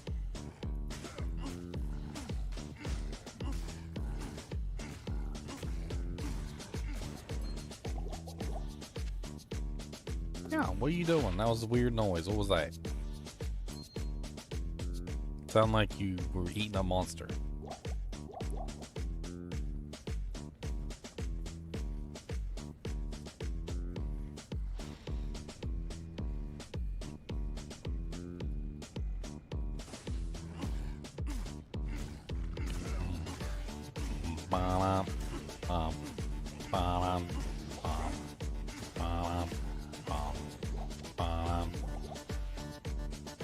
Doom Knights everywhere you see. Doom Knights in your hierarchy. Gonna kick 'em in the butt. Doom Knights gonna tell them what.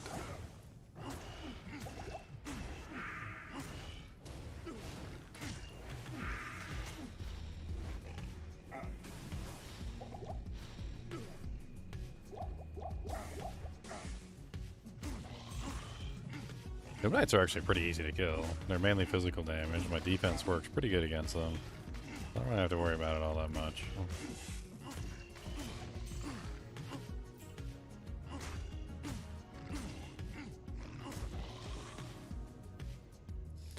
Yeah, a little bit of magic find goes a long way.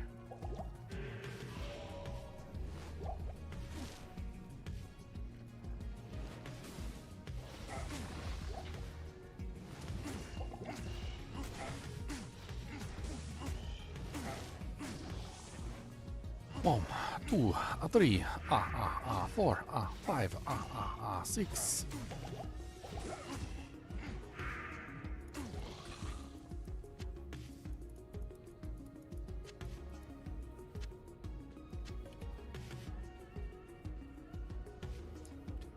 Alright, don't really have the supplies to take on Lord Seis. Let's go fill up. Hail to you, champion.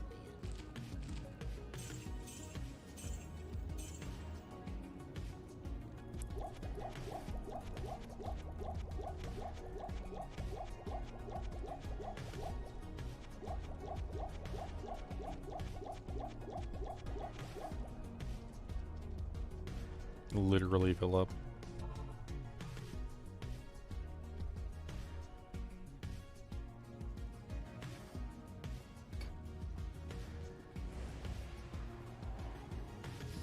Alright, if I lure his minions away from him, I should be able to take them out one by one without the fanaticism aura up on them.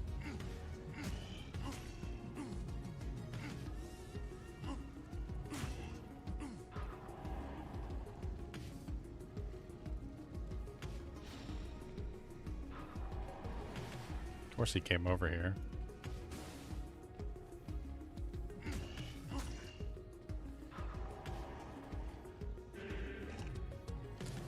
Dang, cast a imp on me and everything. It's a little rude. I am overburdened.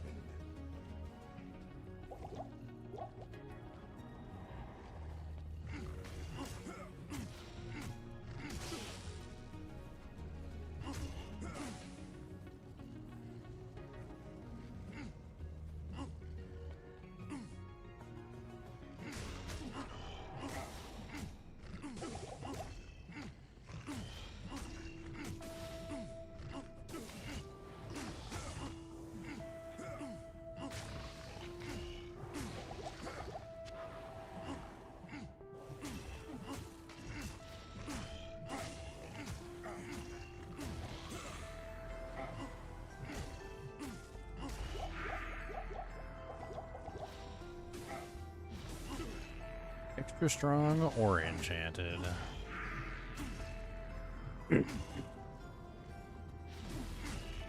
Alright, come on, Lord Seis. Sit still. Get whacked.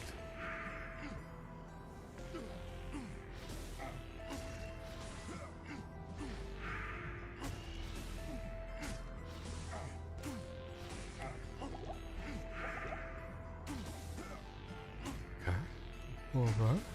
There you go. Yeah. It did.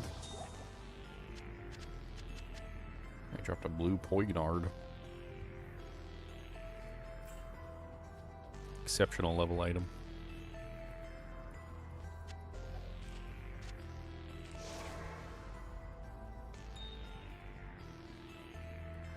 Alright, now we are moving into this area. 2 wings down, 1 to go.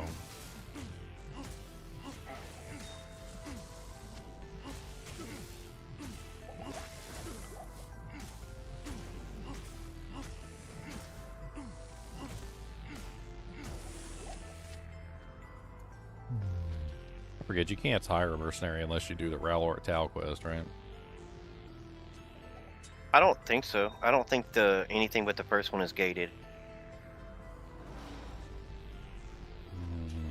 I thought you could. Yeah, I know it's not because I haven't done it on this character on any difficulty.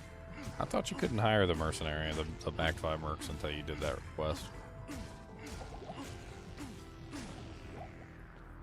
I think only Act 1 is gated behind a quest and/or level. Yes, Cody. Do you want a punch in the butt? Do you want a pim pom pop? Do you want a nose scritch? Do you want a butt scritch? Do you want a scritch? Do you want not a scritch? You gotta go Peppa Do. You gotta go number 1 or number 2. He wants to be on the screen. I mean, he's more than welcome like, to come why up did- here. He's like, why does the chinchilla get to be all over your monitor, but I don't? I used to have a Kubis cam a while back. In fact, I'm pretty sure that's the same camera I used to point at him. Chinchillas were always on camera, but then he came around. Now he's always on camera. All right, Cody, you want to come up here and say hi to everybody? You got to come up here, though. You know the deal. That's right. Come on. Come on. Over here. You got to come over here. You got to come over here. You got to come up here. Come on. You got to say hello, everybody. And then you going to go snack 'ems. All right. So food 'em, snack 'ems. Maybe you should chew it. Did you ever think about that? Did you ever think maybe you should chew some stuff instead of just swallowing it completely? You know, you got all these teeth. You got the full set of teeth. You know, like a cutlery set that you use to cut up meats and stuff like that. But you don't use it, do you? You don't use your cutlery set. You just swallow it whole. It don't make no sense. Why God give you a big old toothums? He said those are for self-defense. Why give you toothums if you're not going to use any of your toothums? You got all these toothums and you don't use a single toothum. And so now what we're going to do is we're going to stick a fruit snack up your nostrum hole. Here. He said, there's some fruit snack down. There's another one. You want this last one or you just want to run away? He said, I'm not running. That's it. They all gone. You like snacks? Is that your favorite thing? You like snackums? You want to eat?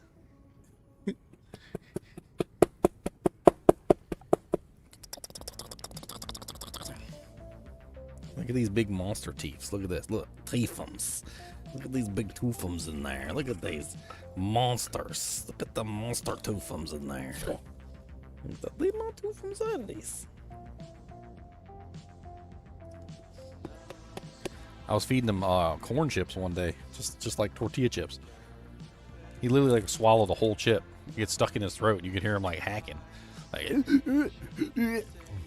I'm like, maybe you should take a chomp of the chip first before you swallow it down. Nope. Not allowed to do that. That's illegal. 23 states. Nope. They don't chew. Those things are for getting the item off into bite-sized chunks.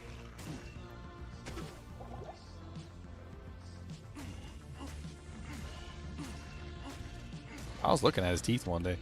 He's got like these teeth back there that kind of look like shark teeth.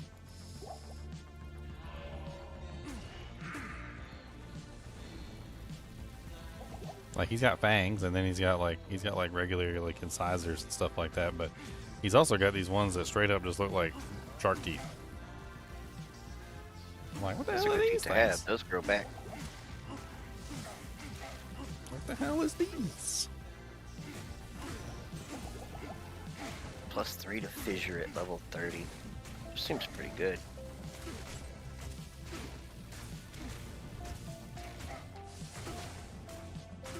Fissure's amazing.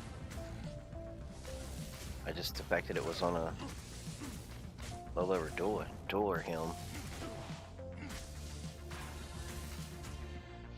That's worth some money.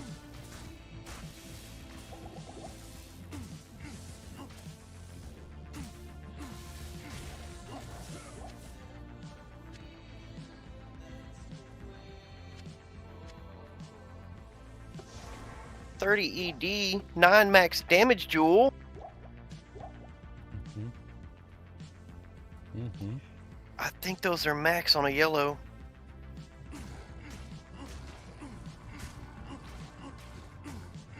That's a monster dog. It's a monster dog. That's a monster dog. The monster dog goes. He said, yeah, I'm a monster dog. He thought so. Unless you got snacks for me, I don't care that you exist. Because you don't got no snackums for me, and that's all I care about is snackums.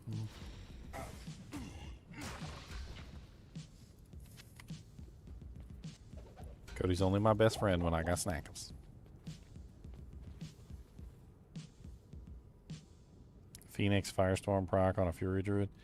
I haven't really ever played around with it. It's okay.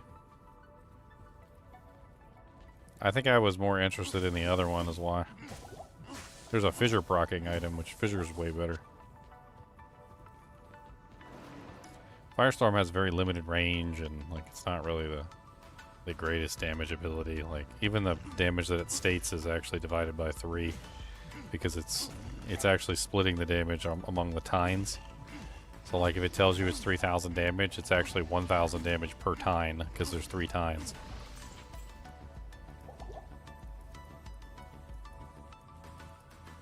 And all 3 tines have to hit the target for you to get the full damage output. It's not as good as it seems. There's a fissure item though, and the fissure item is really sweet. It's man, what is that item called? It's called Earth Shifter, or there's 2 of them named Earth though. There's like Earth Shifter and Earth Shaker.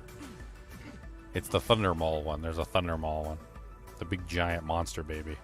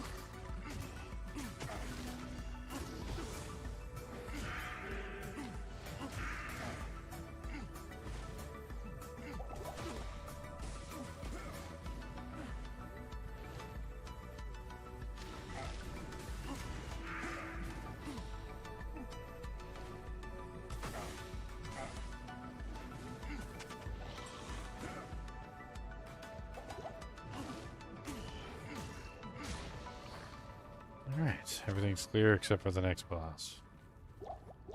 Which is going to be a pain in my boot cheeks.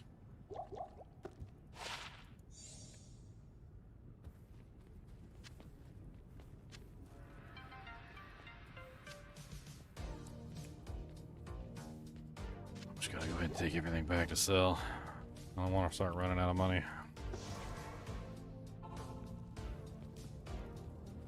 What do you need?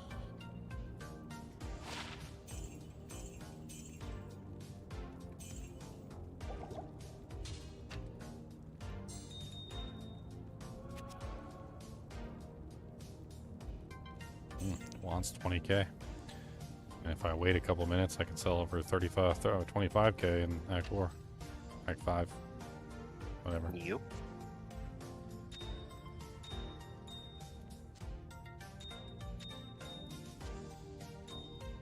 Big bucks. I mean, everybody counts. Alright, time to pull the monster that's gonna kick my butt cheeks. Can't handle one Inferno from one monster, let alone 13 Infernos from 13 monsters.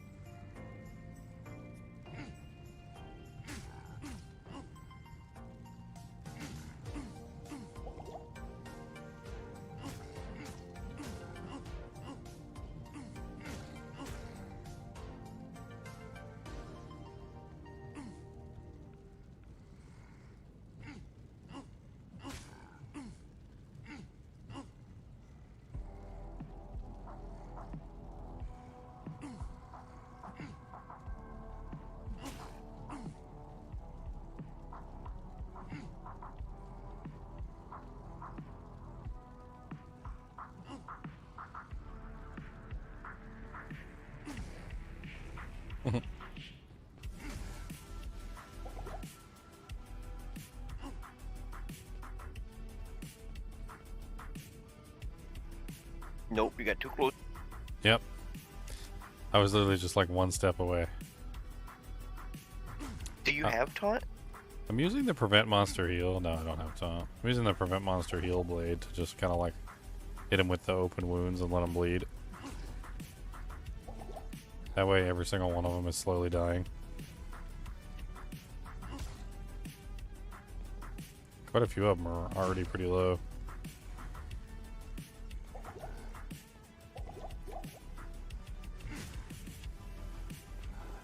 It's like as soon as you hit one, they all run away.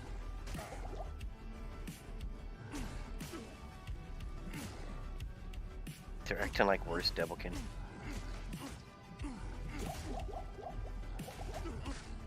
Well, I managed to isolate some of them.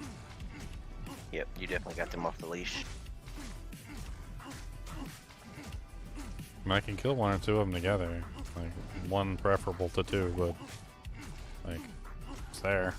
An option.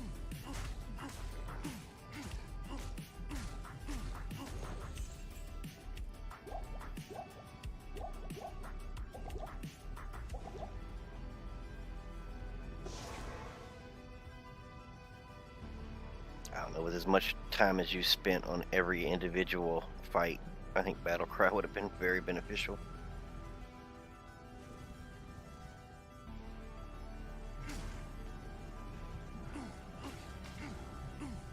Oh god. Hey, with the frickin' shield on. What's the matter, buddy? You gotta go peppa-doo? You tummy hurt? You need some Tums for your tummies? You need tummy Tums? Help you with your gas? You want some Tums to help you with your gas? Look at your eyes go real big. You're so dumb.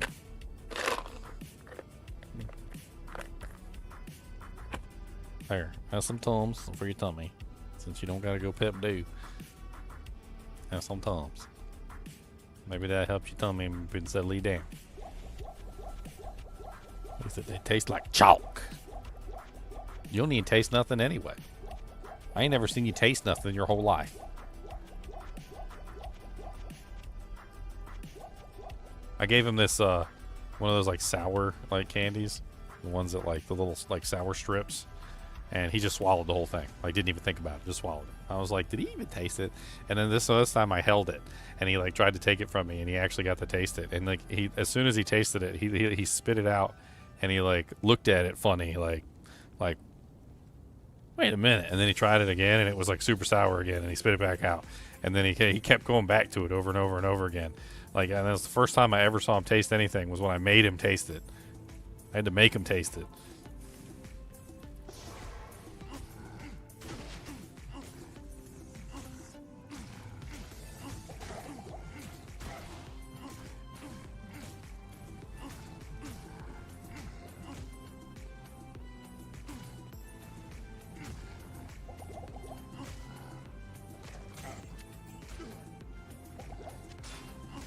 Ow.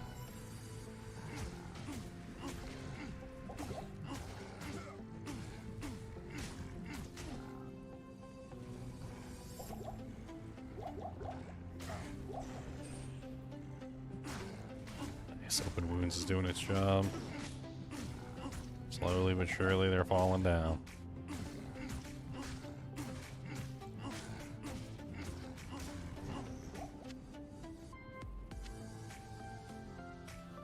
Alright. Well, item I can sell for money.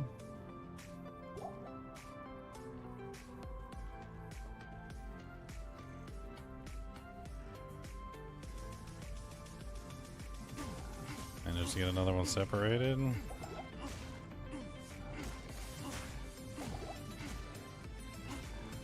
Then with that prevent monster heal.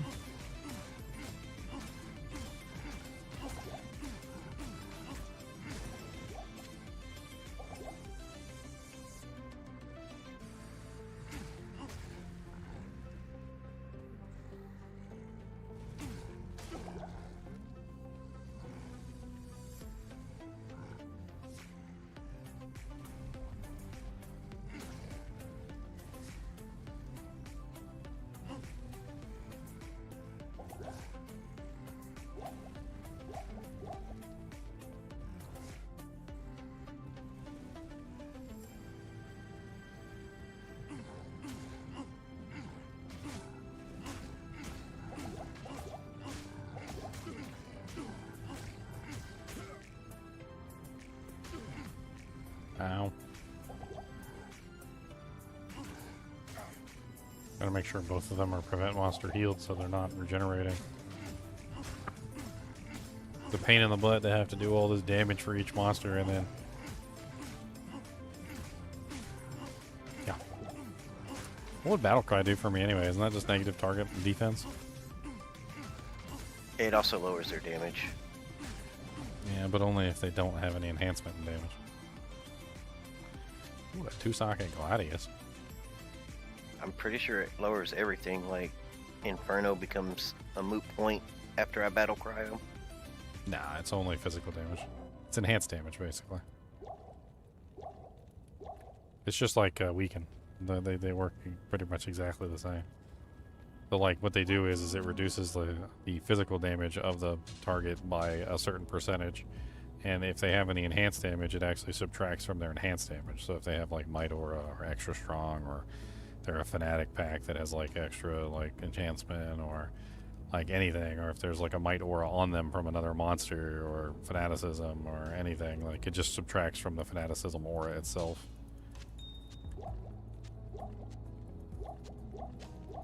Maybe it's a psychosomatic thing, but I feel like on even on elemental attacks, they feel much safer after I battle cried.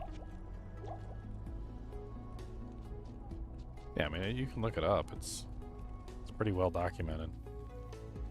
It's one of the reasons why Weaken is one of the worst curses. If it was good, I mean, Weaken would be amazing. Like, Weaken would be one of those curses that actually reduces the damage of all the monsters, but instead it just reduces the physical damage that the monster deals. And even then, it only reduces the physical damage by a percentage, usually, because the monster usually has enhanced damage, and if they have enhanced damage, it doesn't reduce their physical damage at all, really. You can actually go check it yourself. Like, you can go to, like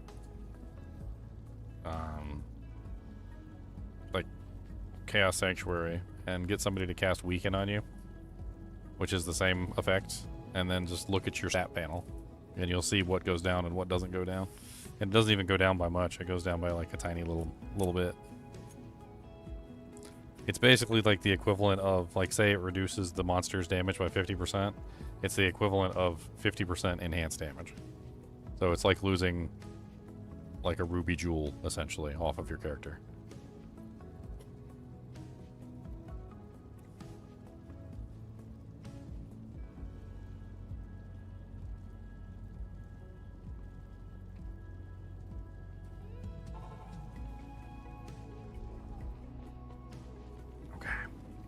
I think the only thing that's left is the boss. Okay, maybe not.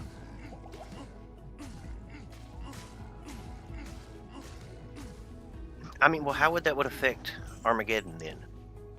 Armageddon is physical damage, so maybe it affects the So physical side of Armageddon. I was gonna say, because I definitely feel it on Uber clone, on Uber D. You'd have to check the like maybe like get like an actual character with Armageddon or something and cast Weaken on them and see how it affects Weaken or the Armageddon. I don't know though, because I don't know if it like adds the two together or what. I'm not sure if it affects spells. I don't know if it does affect spells. I mean, on D clone, I definitely feel a difference when my battlecry falls off. The Armageddon starts hitting a lot harder, like it's chunks instead of just slowly going down.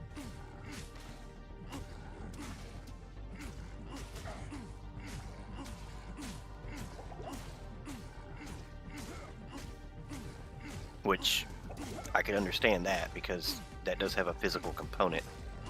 I mean, as far as I'm aware, the negative enemy defense or negative enemy damage, which exists only in 3 places in the game, which is Weaken, Decrepify, and Battlecry, is the same exact stat on all 3 of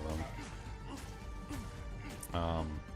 I can pull up the Amazon Basin page for Weaken. It has a more detailed post about it. And there's literally a entry in there specifically for how Weaken works. Since Weaken has literally no other stats on it, it probably focused on Weaken as the main source, since all the other ones do other things as well as the bonus. And what it says about Weaken is it says will reduce physical attack damage by 33%. 33% plus S level in D2R. In the absence of plus percent damage, if plus percent damage is applied, then Weaken negative percent damage is subtracted from it. So basically, like, it doesn't apply to any damage other than physical damage. And not only does it not apply to any damage other than physical damage, it also has certain exclusions. So it doesn't work on things like Neelithas Explosion. It doesn't work on things like Fire Enchanted Explosions, Minion Suicide Deaths, or Bone Fetish Explosions.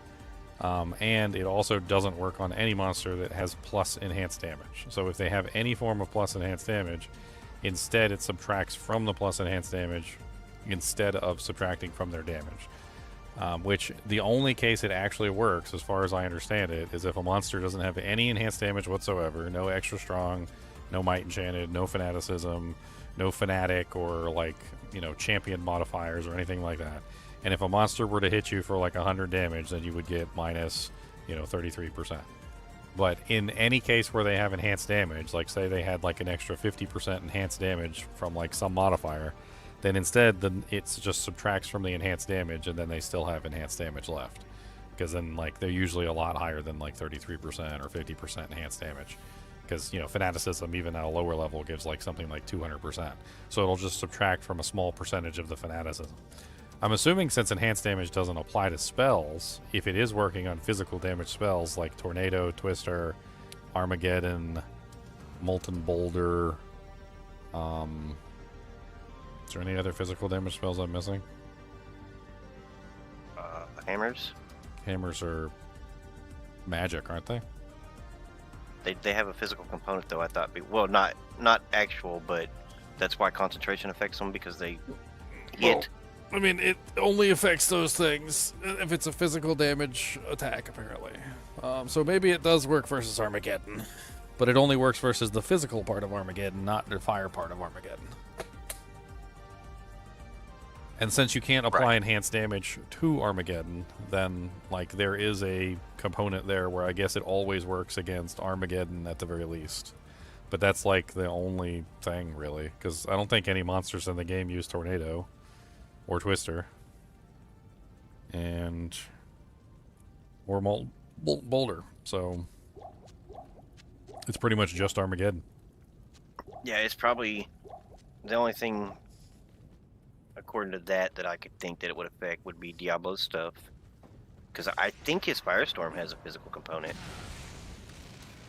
No, maybe not, because that always feels bad when he hits me with it. I have to get out of the way of it. All of Diablo's attacks have physical components, as far as I'm aware. His cold Yeah, so it touch would work on the lightning.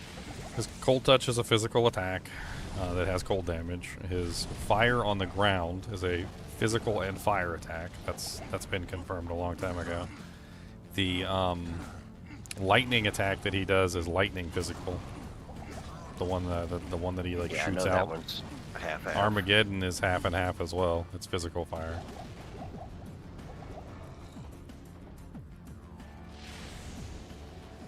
I wonder if like I think the Olympian only- Knights have a physical component. I think and the it seems only like they're the only one he has that isn't physical, I think, is the circle fire, the one where he literally does the like fire nova. the Fire Nova. Okay. I don't think Yeah, that that makes one- sense because that never hurts. Like I No, never feel that one. That one doesn't have a physical component. But I mean, honestly, it sounds like to me you just need some more physical damage reduction in your build. Because most of the time, if you have like a decent amount of physical damage reduced, or damage reduced by, or magic damage reduced by, which both of them work to counter the physical damage from his attacks, they're very small physical attacks. So just like a moderate amount of like MDR or PDR usually counters them almost entirely.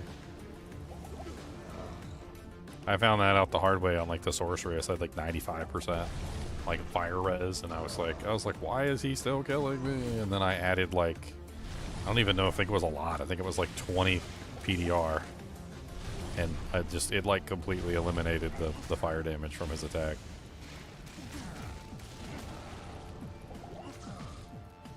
It helps because all the fire damage that he has is tick rate damage, and so the physical damage is basically coming in on the tick rate along with the fire, which is individual little tiny hits. So it's like ping, ping, ping, ping, ping, ping, ping, ping.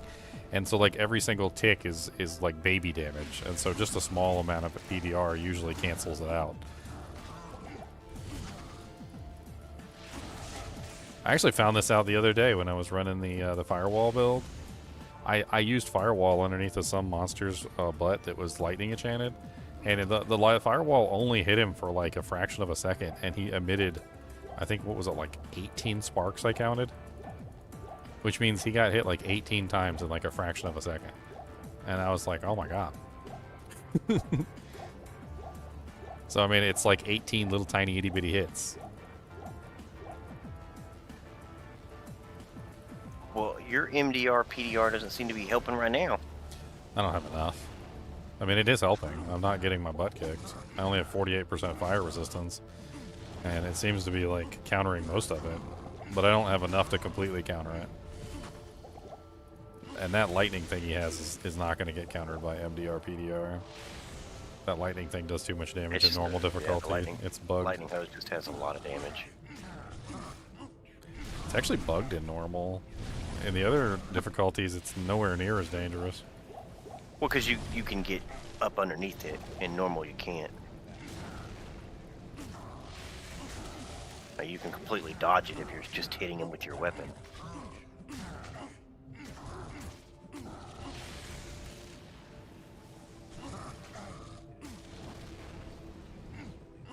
Yeah, I mean, I feel like I'm moderately tanky versus him. It's not. He's not like it's just the straight lightning up. hose. He's not straight up ripping me to shreds. Oh, the Fire Nova kind of hurt a little bit.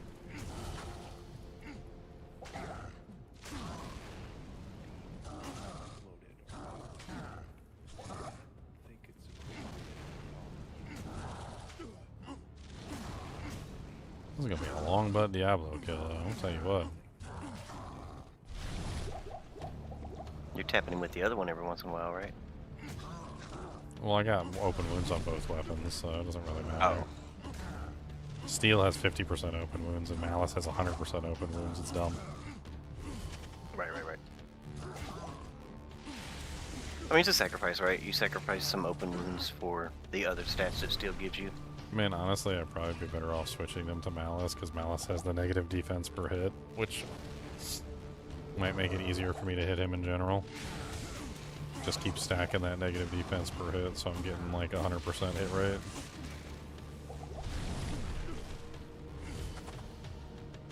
Yeah, I'm getting like constant hits now.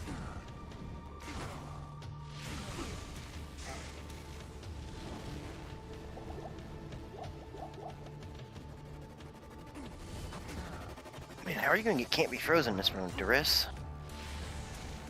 Rhyme would be the easiest Oh. way. I mean, that's why I wanted to. That's why I picked sword, because, like, depending on what drops and like what runes I get, I could easily like, you know, play around with stuff and figure it out.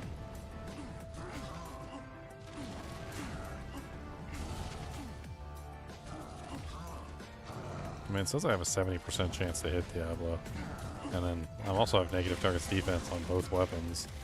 On top of the fact that literally I'm running the negative monster on hit. It's got a negative 100 monster defense per hit too. So like technically he should be at the highest possible that I can hit him. So he's probably just blocking my attacks. That's the only thing I can think. Like I don't think I can have a better chance to hit him than what I currently have. The block shows up the same, right? It gives you the... Yeah, block you shows missed up as a thing. miss. Yeah, it always shows up as a miss. That sucks. Would have been nice if they differentiated those two, so it was easier for people to understand what was going on. Right, because like you're not hitting it, and you're like, all right, I need more dex, and then you put more dex, and then you're still not hitting, and then you put more dex. It's like, no, you were never gonna hit it because he was blocking those shots. I mean, it would be kind of cool if they had added like some way for you to counter block chance, even if it was only like a little bit. Like if you had like an extremely high amount of attack rating or something, like that you could bypass the block chance by like a small degree. You know, like if you were over the amount of attack rating that you needed or something, like maybe like the block chance would decrease by like 1%, like per 1,000 or something over. Just to like reward you for, you know, building a character well with high attack rating. Yeah.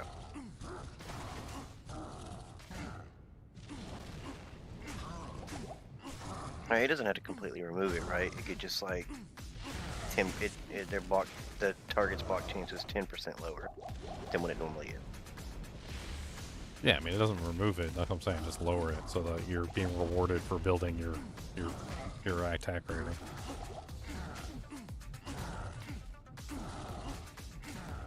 I mean, honestly, like I always felt like certain weapons should have had like almost like a passive to that effect.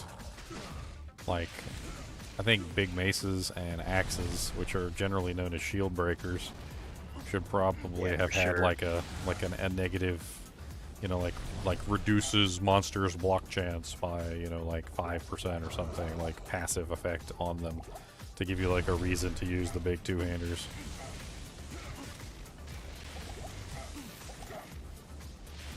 Yeah, the two-handers definitely should have had like, you know, like minus 1% block chance per hit or something, just natively built into them.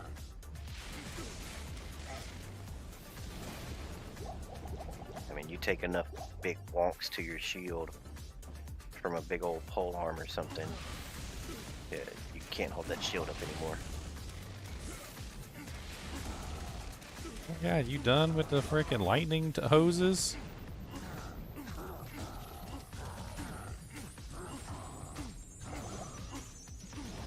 That's his favorite ability.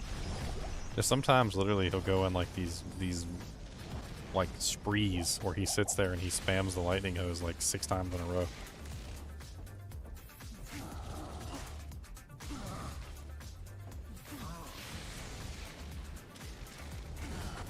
I mean, he's slowly gonna bleed to death no matter what.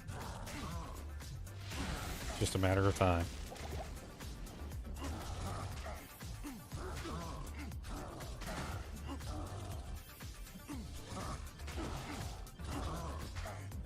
when he chills you. He's probably bleeding faster than you're hitting him.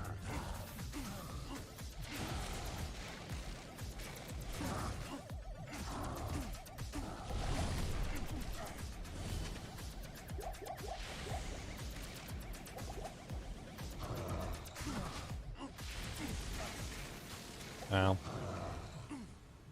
I always hate normal Diablo. I don't have the reaction time.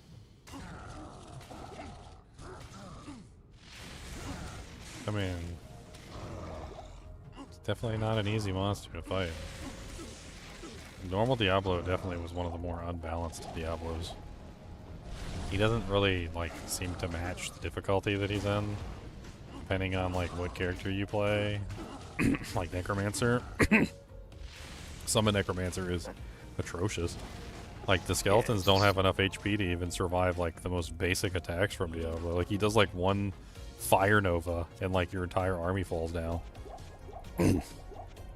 Even with, like, He's maxed horrible out, on Summon Necro. like, skeleton mastery, like, the whole 9 yards, it's still very, very difficult.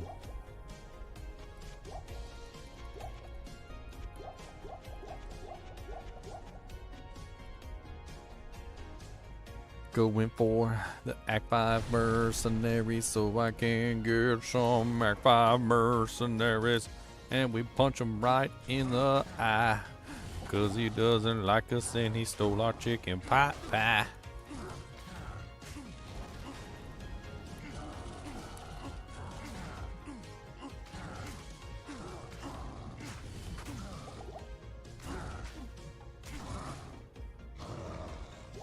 I hate it when he uses the cold touch on me.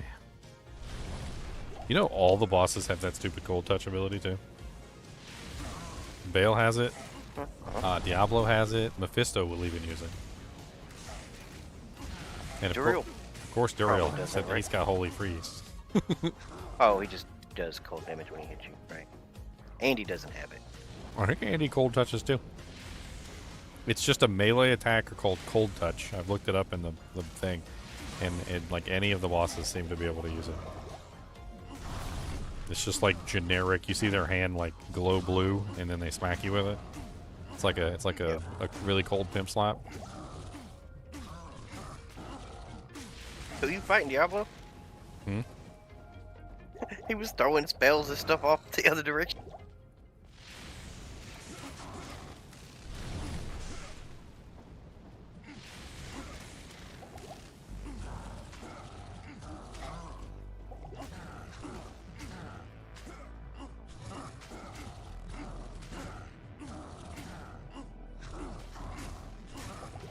Oh Diablo, why do you do this to me? Oh Diablo, why is your butthole so steamy?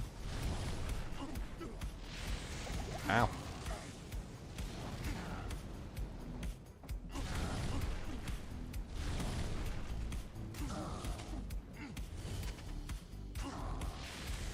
You and your stupid little cold touch punk. Gonna give me something good, better, Kronk. I need something nice. Go give me something good. Go give me like an rune or two. Maybe a soul, maybe a soul, maybe a maybe a something good.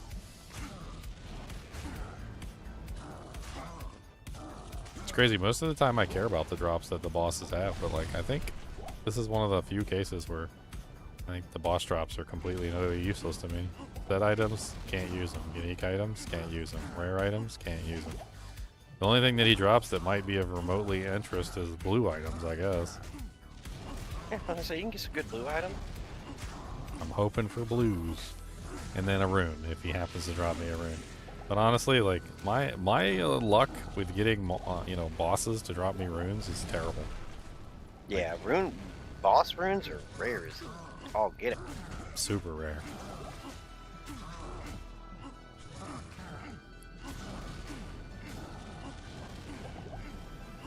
Keep on slapping that meat. Ow. Slapping that. But slapping you know, slapping that might be meat. because there's not a lot of high player count boss kills, right? So you're getting a lot of no drop.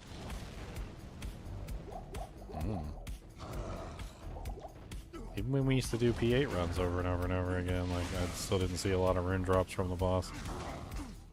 It's almost never rune drops.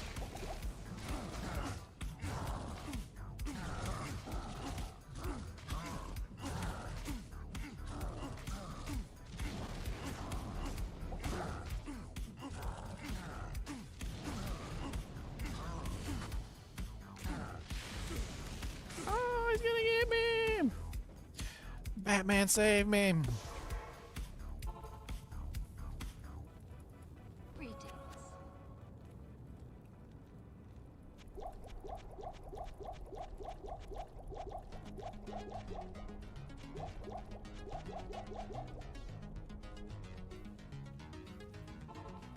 Bum bum bum bum bum bum bum bum bum bum. Bum bum bum bum bum bum bum bum bum bum bum bum bum bum. Bum bum bum bum bum bum bum bum bum. Look at Mr. Diablo, he is going to blow. He's got a cuts and wounds all over his wounds. He's got wounds in his wounds. He's got open wounds for days, bleeding everywhere. Look at all this blood on the floor. It's so rage. Die, Diablo. Ow, don't shoot your hose at me. We're finishing him off classic style.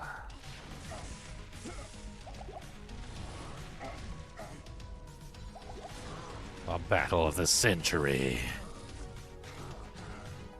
That's when you let Diablo know after the fight's over and you whisper in his ear, I was on a challenge.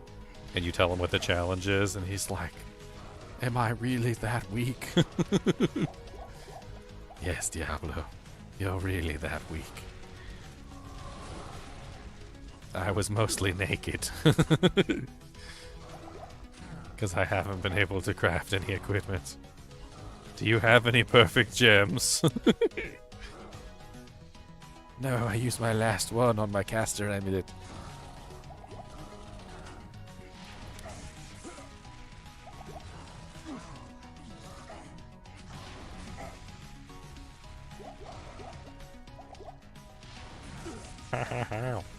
Why are you so rude with that hose?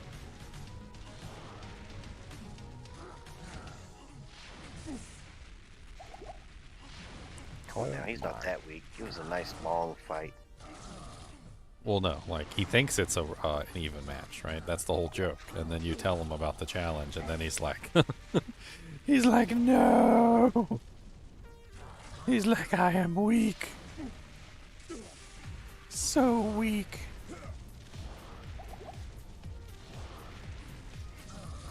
I'd be like, imagine you fought somebody, and like, you're like, oh man, what an even match. And then he's like, yeah. He's like, I fought you with one hand tied behind my back, and also I'm blind and deaf. And you're like, what? Yeah, sorry about that. I didn't want to ruin the fight.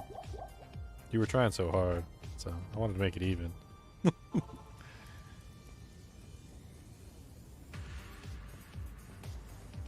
Like, but you still won.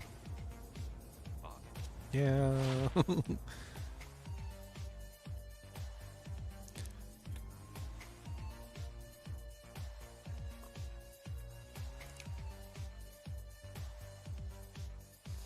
Finally get a Merc. Big upgrade, big upgrade.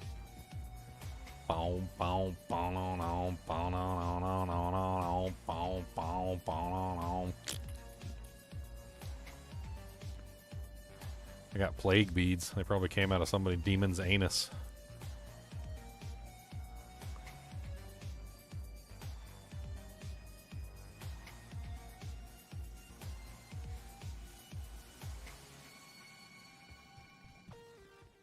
Demon ani beads. +1 war cries with life leech. Can't use any of this stuff. Wow, what a nice breastplate. 24% faster hit recovery, 28% cold res, 9 fire res, 11 life, 3 dexterity. It's beautiful. Can't use it, but it's beautiful. You have too much magic finds, sir. I got none, I don't think. You're finding all I got that 7. rare stuff. I got 7%. Okay.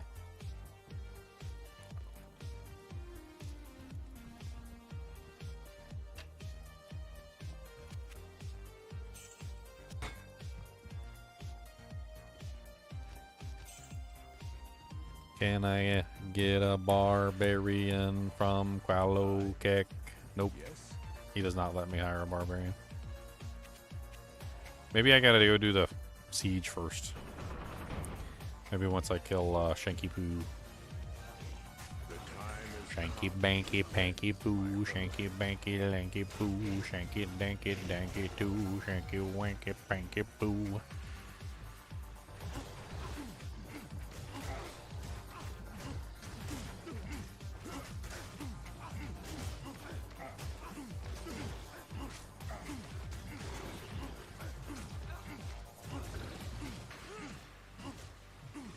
This man's over here getting buffs that aren't from Runewords. I can do what I want to do. Man, I'm glad the Act 5 merc is not as weak as these mercs that they send out here. I mean, they don't have any equipment on, so. You send the Act 5 Merc out with no gear. That man has a helmet and 2 axes, sir. Yeah, I know, and he still sucks. If you buy the Act 1 or the Act 5 Merc and you let him go outside with no equipment in his slots, he still technically has equipment and he goes and attacks things.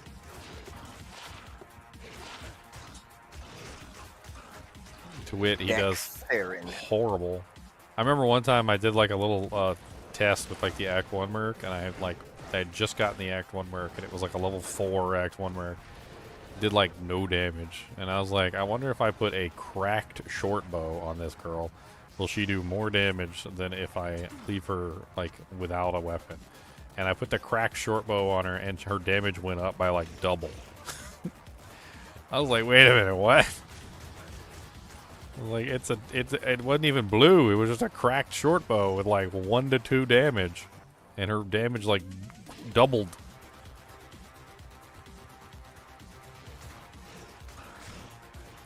I don't know what she was using before the cracked short bow, but I think she got it from Temu.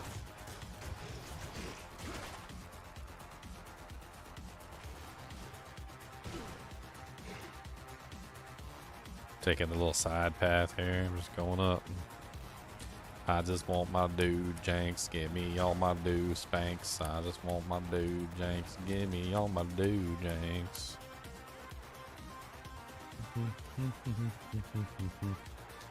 I guess I can burn my socket quests on, like, bases. I suppose that's a thing. Yeah. I could save my socket quests for bases.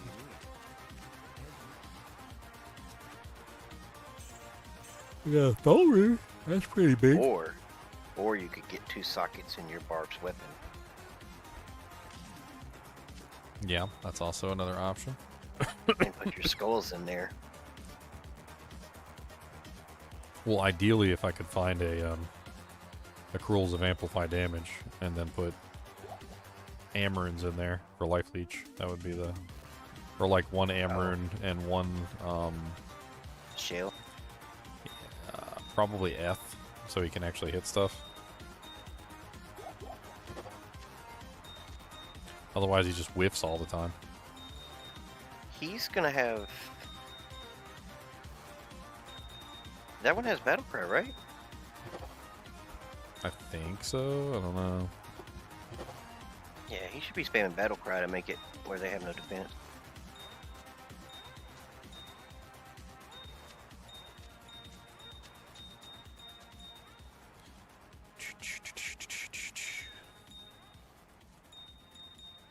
Cody, quit digging. Another dual wield has Frenzy.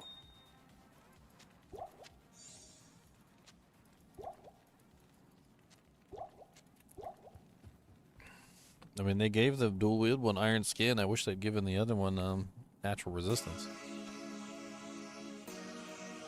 Right, because that one seems like he needs a defensive buff more than the other one because he's in combat longer. Yeah.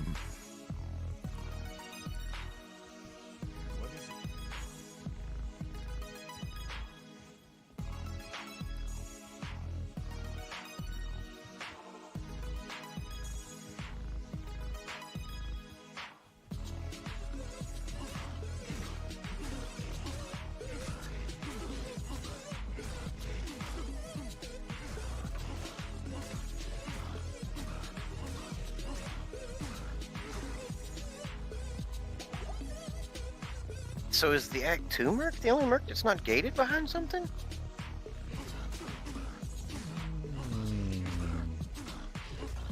I think the Act 3 Merc, isn't it? Don't you have to do the Gid Bin to get Ashiro to... I don't think so. I thought so too, She but I says- think I went up there one time, like when we fresh out of Act 2, and we just got the 3, and I walked right over there and picked up a Merc. That's weird. Because she specifically says, now that less of the Iron Wolves are needed to guard the... Act 3 is free after Gibbon, so they don't charge you anything.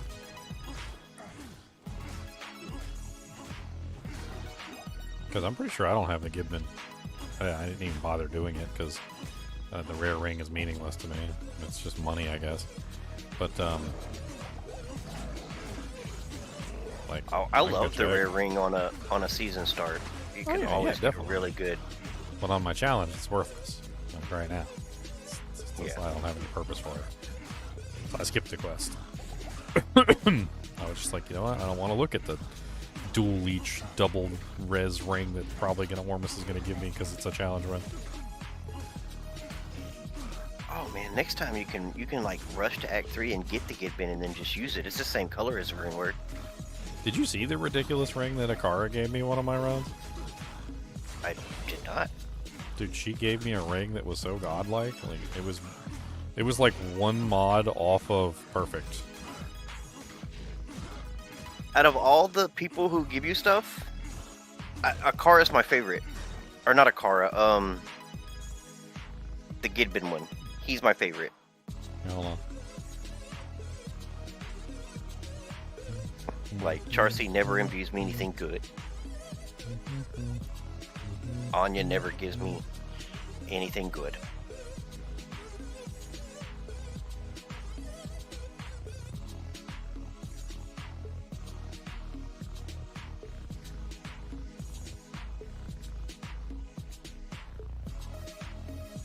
Where is my Akara ring?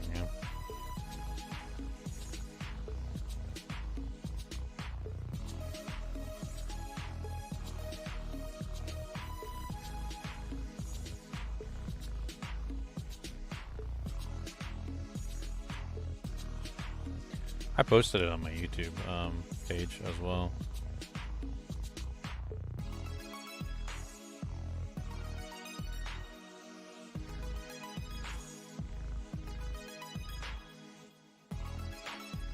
Where is it? I know it's on the YouTube page. I'll take a look at there. You play any other RPGs, or is it just ARPGs? Played like 1,000 million games. What game are you looking for? Like, have you done any CRPGs? Yeah, all of them pretty much. What about, like, literally Grimoire, just- that style? I literally just played Neverwinter Nights 2 the other day. The new enhanced edition that came out on the 15th. I played the whole Neverwinter Nights 2 all over again. The Mask of the Betrayer. I need to watch that and see how good it looks. It was, Because I love Neverwinter Nights. it was well done, like in terms of like graphics and stuff like that. But overall, I didn't really appreciate it. Like it felt like they left out a lot of stuff. But I mean, What about, Akara gave you a... This must have been like a hail drop, huh? yeah, this is what Akara gave me. Here, I'll post it in the Discord. I mean, I already posted it once before, but Yeah, you don't have a wasted roll on there at all. no, even the light radius is actually a good roll. The Yeah, light, it's attack rating. yeah, it's the attack rating, which is why it has 123 attack rating. I think the only way it could have rolled better is number 1, life leech, more life leech, and maybe dual leech would have been really nice if it rolled dual leech. This was given to me by Akara and P4.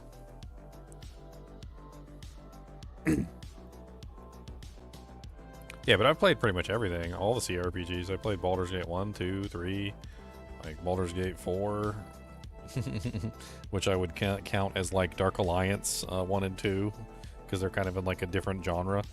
And then like Icewind Dale. Dark Alliance. Dark Alliance trying to was remember. more like Diablo 2 than it was like a CRPG. It was basically That's Baldur's what I Gate, thought but like, it was. but like an ARPG. Because I had that on like the PlayStation or something. I'm like, this is Diablo. Baldur's Gate 1 came out on the GameCube, and Baldur's Gate 2 came out on the Xbox. Baldur's Gate 2 is actually really good too, and it recently released on PC, I think. I did a playthrough of Baldur's Gate 2 on the channel as well.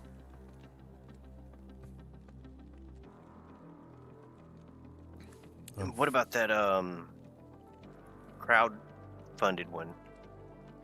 Which one? God, I can't remember the name of it. Pull my Steam up.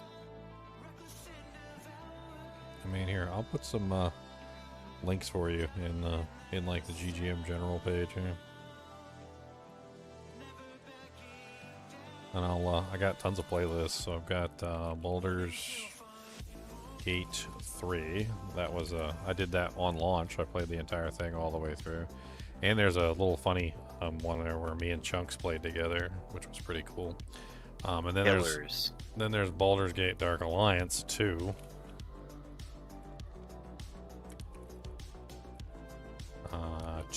That one's pretty good as well. Then there's also Neverwinter Nights 2 Enhanced Edition, which that one was on here too. I'm not sure how many other CRPGs I have on my list here, but I've played a lot of them, but I haven't played all of them on stream.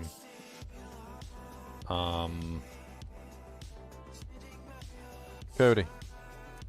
What about the other style of RPG, like the dungeon crawler type, the grid-based stuff? Trying to think what you're talking about. Like Grimrock? Oh, Legend of Grimrock? Yeah, that style of RPG. Yeah, I had an entire playthrough of Legend of Grimrock, and nobody watched it, so I think I deleted it. Oh, wow. Yeah, I think I just deleted the entire thing. I was like, it had like no views whatsoever, and I was getting pissed. Like, it was like really low. It was like 4 or 5 or something, like on every single episode. Like, and I think 3 of them were me. So I think I ended up deleting those. I don't know if they're still on here at all. Hold on, let me do a quick check on my video section. I mean, I guess that makes sense. Like, even if you search that up, like 2 comes up more than 1. For what? Legend of Grimrock. No, I played both of them. They're both good. I liked them. And you didn't get no views on the second one? That one seemed to be popular. I mean, I didn't play them live. I played them like in pieces. Yeah, they're not even on here anymore. I just deleted them. I think maybe I might see if I can find the videos if I still have them and like compile them into one. Because what I did was I tried to do like episodic, where I had like them split up into like 45-minute or an hour like episodes or something. And maybe I should just plop them all together into like a big giant video and just slap it up there. I don't know if I can find them. I don't even know if I still have them, but yeah, they're good. I like Legend of Grimrock, Legend of Grimrock 1 and Legend of Grimrock 2. Also, Eye of the Beholder probably fits into that category, and some of the earlier ones which I've also played. Right, that's like the main mainstay for that kind of game, right? Eye of the Beholder. Yeah, I mean they're all good games. I mean it's a different style. I mean, unfortunately, I can't make people watch my channel, so like a lot of the times when I play a game that's not Diablo 2, nobody shows up, and I got bills to pay. Yeah. So I bet. But I mean, you should definitely just do that though. Like, you know, take anything you have in episodics and just put it in long form as well, because just the algorithm alone will get people who have fallen asleep watching YouTube to pop up on your 10-hour video.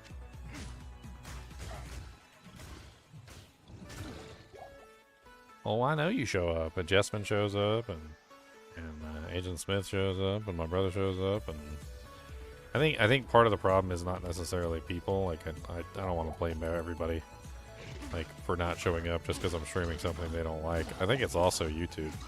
I think YouTube actually doesn't recommend my stuff when I play things that like it doesn't think is gonna do well. Like I think YouTube does this thing where it's like, okay, this guy's an expert in, you know, like Diablo 2. And then like whenever I post a video on Diablo 2, like it's more than willing to, you know, show that to everybody. It's like, oh look, he made another Diablo 2 video. He did a good one.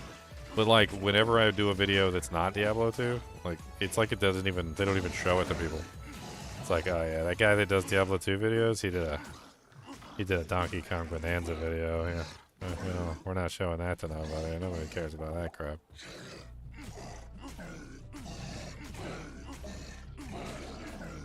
I don't know, but I do get the other way too. Like some guy came into my channel and like while I was playing Donkey Kong Bonanza, and he was like, hi. He's like, I like your Diablo 2 videos. He's like, all right, I'm gonna go watch some of your Diablo 2 videos now. I was like, why don't you just hang out here? He's like, well, because I don't want to watch you play this game. I want to watch you play Diablo 2. I mean, as a YouTube consumer myself, I don't, you know, I'm gonna watch the things that I want to watch and not. But I would think there would be enough interest for. Well, that's just the thing. So we're having a conversation about games that are really good, right? So like you would say that a game like Legend of Grimrock is a really good game, right? Right. All right. So if you watch me on a regular basis, and I pull up a game like Legend of Grimrock, and you've never played it before, wouldn't you trust my instincts and be like, hey, maybe this guy knows what he's talking about? This game might be good. But that's not what happens. Like, what happens instead is most of the time they just assume that the game's trash, and then they don't even give it a chance. Which is weird because, like, most of the people who play Diablo 2 are, you know, they're very similar to me. I played Diablo 2. We play games together. And, like, if you give the same games that I like a chance, there's a very good chance that we have matching, like, you know, like, interests, essentially, right? And it doesn't make any sense not to give the games that I'm playing a try. Like, I don't play games that are trash. Like, when I'm playing, you know, Neverwinter Nights 2, or when I'm playing, like, Legend of Grimrock, or when I'm playing some of those games, like, I didn't pick them because they were garbage. I picked them because they were good games. Like, Legend of Grimrock is a really fun series. I like those games. I was actually, I don't know if are they coming out with a third one? I haven't even looked. I mean, if they are, it's been forever. I mean, are they on the same schedule as Blizzard with Diablo? Mm-hmm. Let's see. Like, Diablo 3 took like 20 years. Of Grimrock 3? Question mark?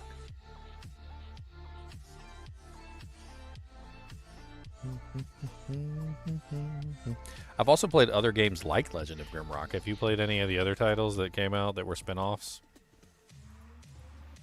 No, that's what I'm saying. Like, Here, I'll show you one right now. This one's really good too. You probably pick it up and play it right now. Here, hold on. I got it on my Nintendo Switch. If I remember correctly, it's called Vaporum. It's kind of like a steampunk game. I don't really know how to explain it other than that. But, like, you can tell just by looking at it that it was designed, like, with Legend of Grimrock in mind, specifically. And it's actually really good. It's a really good game. Here, I'll pull it up on stream real quick, and we'll take a quick look at it. I'm not going to play it or anything, but let me pull up my save file and show you what it looks like. okay.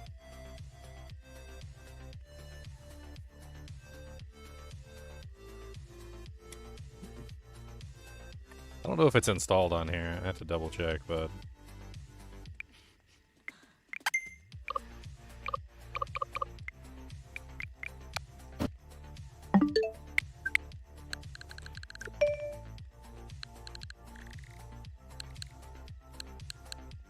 I might have deleted it because it's been so long since I beat that game, but... let's see...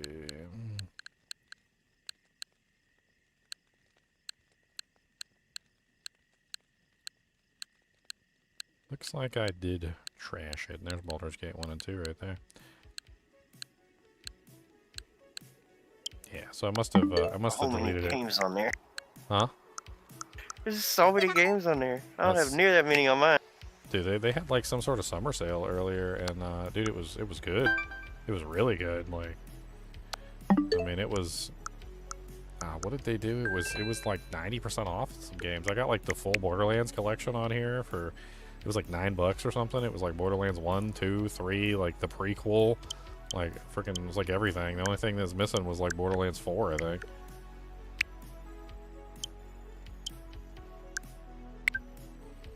Oh, it's in the virtual game cards. Okay, let me just search for it, because then I can just show you what it looks like on the eShop, since I don't have it downloaded anyway. It's called Vaporum. I'm pretty sure that's the name of it anyway. Yep, there it is. Looks like it's $21. Oh, they got an expansion. Vaporum Lockdown. I haven't seen that. Let's take a look at the video real quick. My former professor, Laura Reich, chose me to join her team in the next big project of the Supreme Bureau, the Arx Vaporum. I was given the opportunity to experiment with that bewildering and dangerous substance of seemingly limitless potential.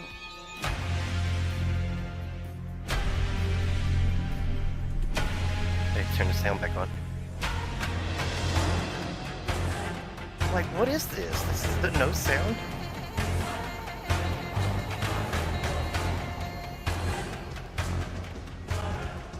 I was so engulfed in research, so blind and oblivious to what was going on around me. I didn't see it, and maybe I didn't really want to see it, as the whole tower slowly descended into chaos, until that dark day when it turned against us.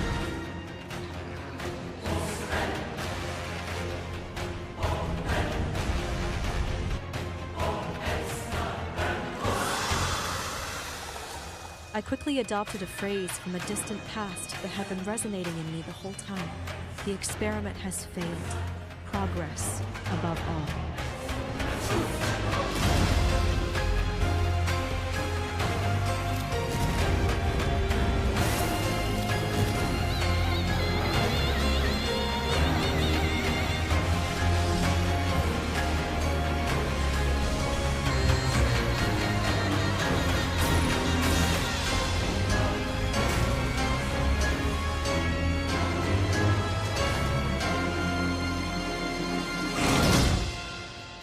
Expansion looks good. As you can see, it has the same like style as Legend of Grimrock, where it goes by the grid based, and then like it's very similar. You get equipment, you solve puzzles, all sorts of things. It's so much like Legend of Grimrock, it might as well be Legend of Grimrock. But this is I'm gonna put that on my favorites and wait for it to go on sale. I might have to play this. Yeah. But that's the second one. So this is the first one right here, which is Vaporum Steampunk Dungeon Crawler, and it's pretty good. Like it has all the elements of an RPG. It's not set in the old style though. It's set in like a futuristic sort of like steampunk era where like they discover magic and they start infusing magic into like weapons and abilities and things like that. You get like little musket pistols and things like that you got to carry around. It's pretty cool. The monsters are really cool too, and there's like tons of puzzles with like ground-based effects and like poison and lightning and all sorts of crazy stuff. It's pretty cool. There's freaking evil little spiders in there. Pretty good. And that's just one of them. I played a bunch of games with this style. Like once I got into Legend of Grimrock, I started to find a bunch of other games with the same style. And that was when I was like, oh, okay, I really like this style of game. And I started looking for them. I started hunting them down. There are other games beside Diablo 2? Yeah, there are. You know what it might be? It might be like the same thing like with T90 Official or whatever, like on YouTube. Like once you're known for one niche like that, like you can't get out of it. The goal is to continue making content until people watch me for me, not for the content. That's the goal. Like, you want to make it so that no matter what you're playing, people will show up. And I'm not there yet, admittedly. But one day, maybe. One day.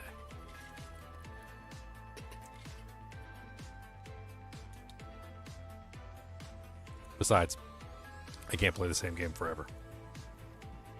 It's just not possible.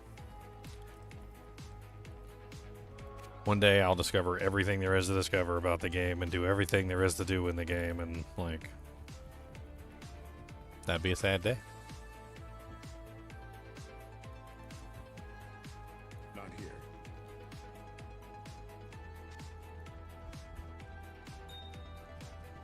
I can't Yeah, remember. I mean, if they I can't remember what other dungeon crawler games. I thought I had some more dungeon crawler games.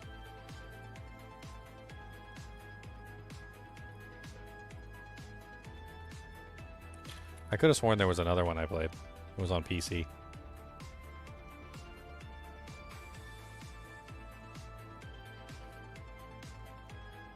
There's Legend of Grimrock. Apparently, there's one called Stone Keep, 1995. Druid Stone, 2019. That doesn't really look the same at all. That's over the top. It's not really the same style. Of course, Eye of the Beholder. Those are old.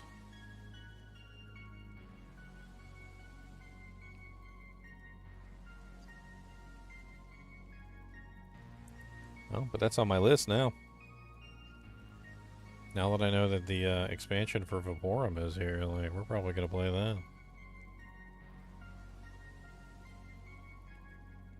When did that come out?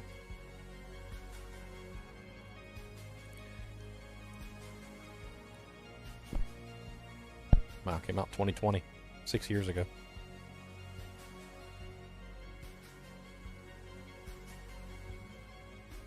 Yeah, so I definitely never played Vaporum on stream then. That was probably before I became a YouTuber.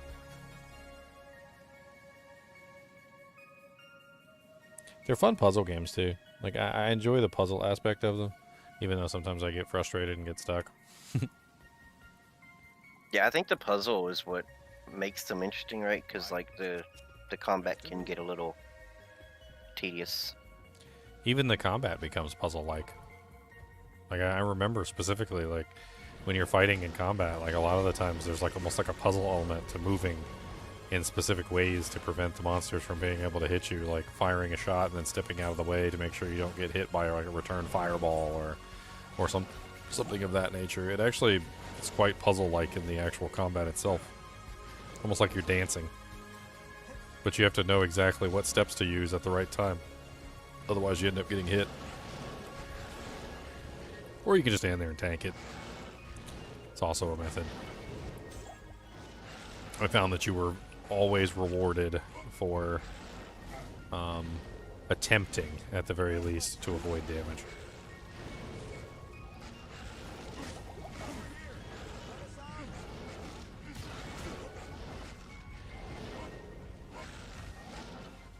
Legend of Grimrock 2 had the frickin' mimics in it, too.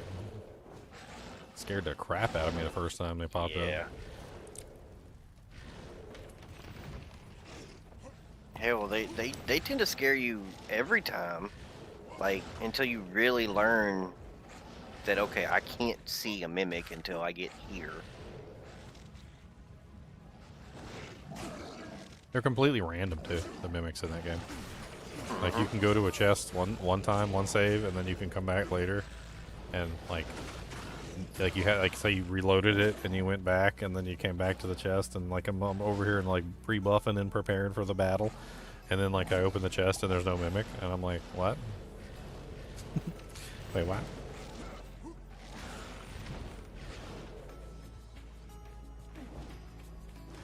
I should reconsider giving DayZ a run.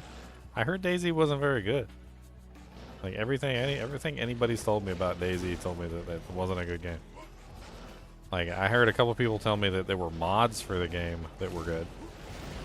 Like, that there were certain mods that people were playing that made the game more fun, but I heard nothing but bad things about the actual, like, core game itself. Like, what mod would it be that you want me to play?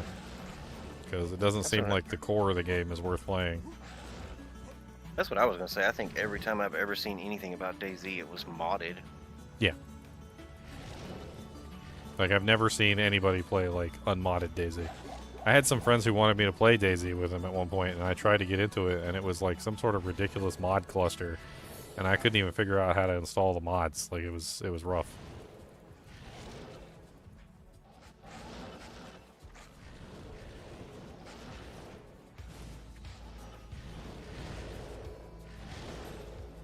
Find the 100k item in D2R. Okay, I'll get right on that. Get my exploitation system in place.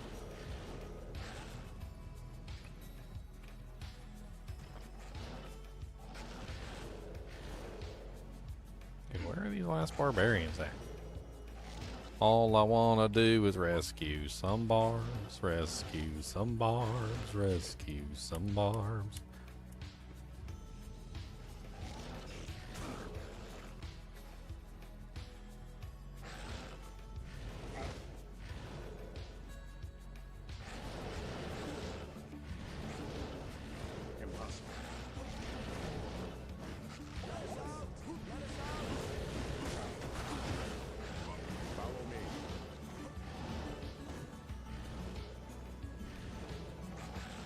Let's get the hell out of Dodge.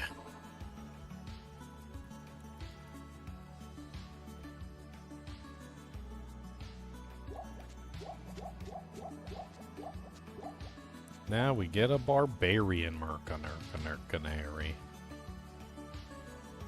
Mercenary. What's a mercenary? Not in town.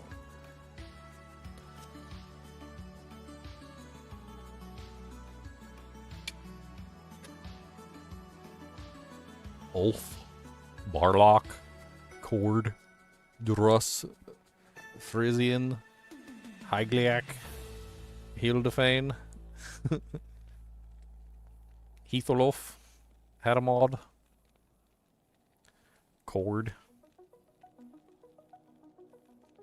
Barlock. Let's get Barlock. Barlock sounds beefy. Come on, Barlock.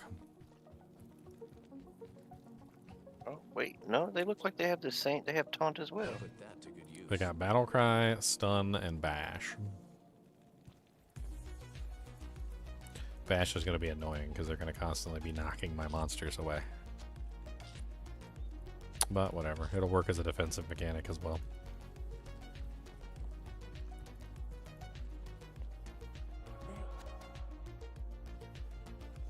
Let's go get him Man, some. you done used up all your rouse? Yeah, I transmuted up to the Thal so I could make the amulet, and then I ended up finding a Thal, so.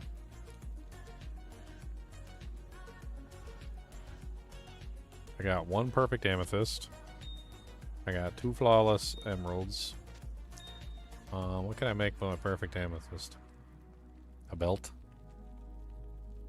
A ring? I think they both take soul.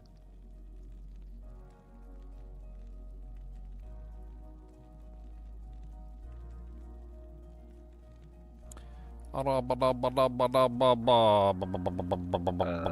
ring is an aim, and a belt is an ith. You have a belt, though.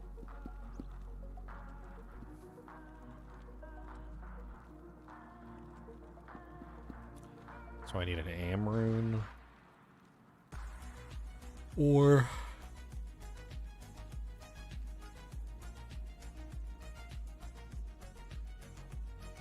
an Amrun. So to make a safety ring, I need an Amrun, and to make a caster ring, I need an Amrun. So we need an Amrun. 3 thulls and a chip topaz. At your service.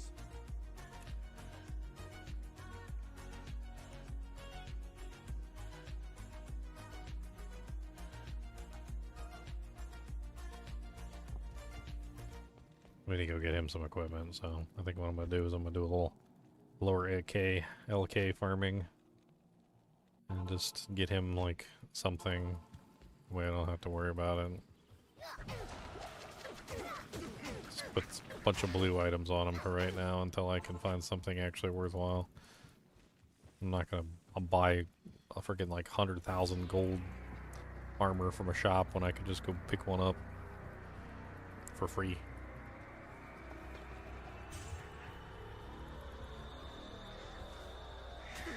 What the hell? This is the super chest room, and there's no super chest in the super chest room. That's quite strange. Did you already do it on this game? No. Don't think so. I mean, I have been here for a while.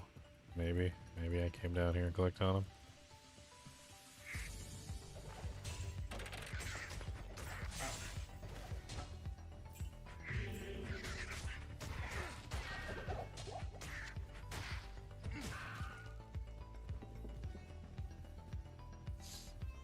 Having a mercenary is nice. Yeah, free XP while you pop stuff. I mean, what I really need to do is shop for him a sword that is amp damage and has like cruel or full, one or the other. Cruels of amplified damage, or the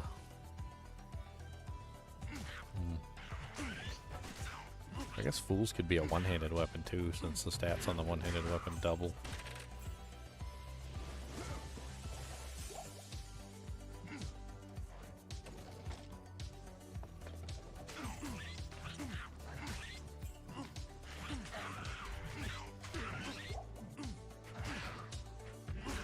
I think I had a blue helmet sitting in the stash too, I forgot.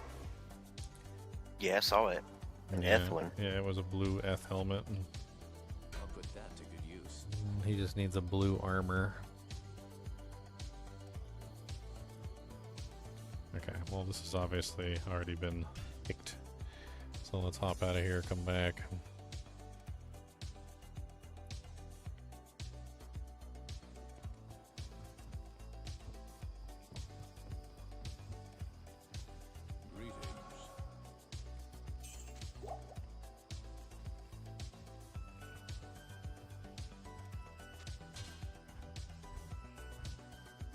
I guess let's grab one of the emeralds. In case we find a gem shrine. Let's do both of the gem shrines before we start.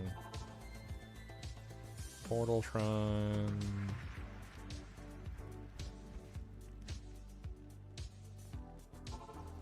Combat shrine. Ooh, nice. I use it as I'm walking around Lower Kurast to slap things down.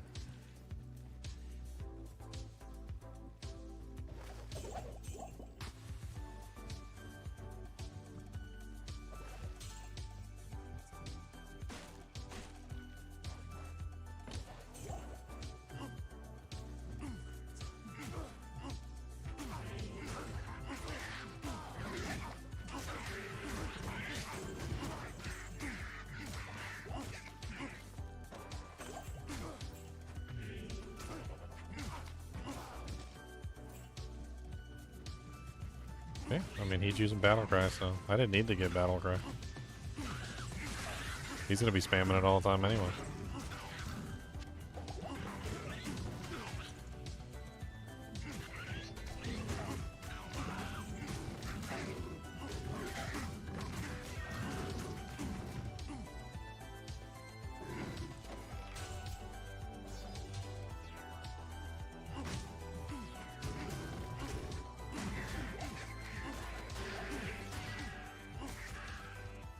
He's kicking booty cheeks right now.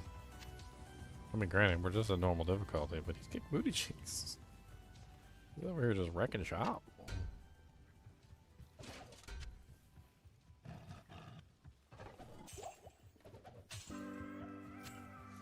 Use this as an opportunity to restore some of my funds as well. I'm sure he's gonna die, so I'm gonna have to resurrect him, but having a partner in there in combat is huge. It makes such a big difference when you're fighting together with another, like another anything. Like, just, it doesn't even matter. Like, as a melee character, just you can split the damage in two, where they're not entirely focused on you and you alone. Like, it's such a boon to just have that small bit of relief, where the monsters aren't all wailing on you 24 hours a day.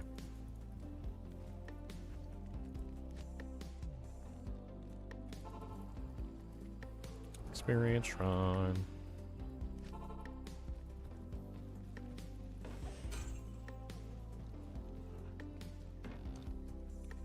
I could try and find him a Battlecry helmet. Beef up his battle cry so it hits harder. What goes up on battle cry? Everything? Yeah. Not the radius. The radius won't go up, but the damage done and defense goes up. The reduction to those things goes up.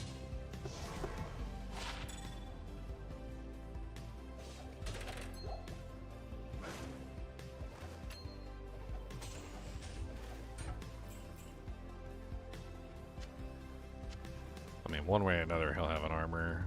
Either I will find him one, or I will find enough crap to sell to buy him one way or the other.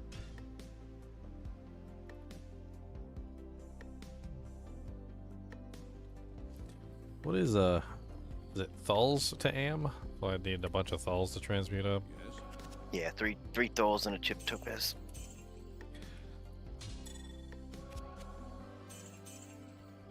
Poopies.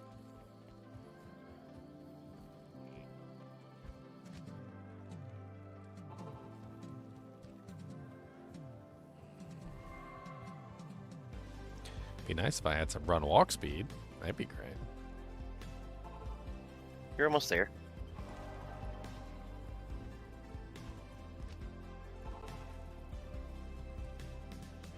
I mean, since the boot craft was so terrible, maybe I should just craft up a pair of safety boots instead. It'd help with my damage reduction anyway.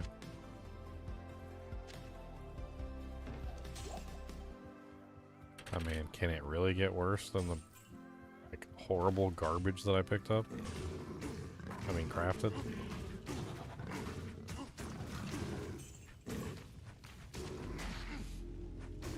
What's the rune for the safety boots anyway? It's an Ort. Should be able to wrangle an Ort somehow. It's just 3 rows.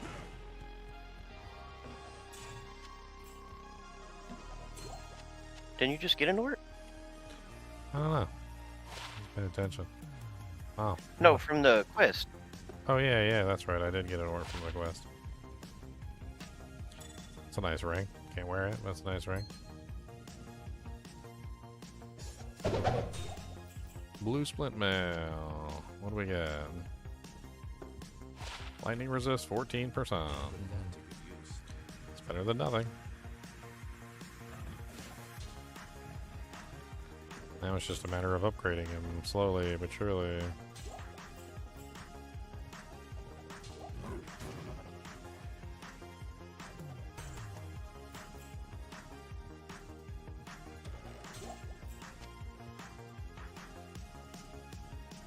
Your mama's so fat, she's hot in the winter, and she's cold in the summer.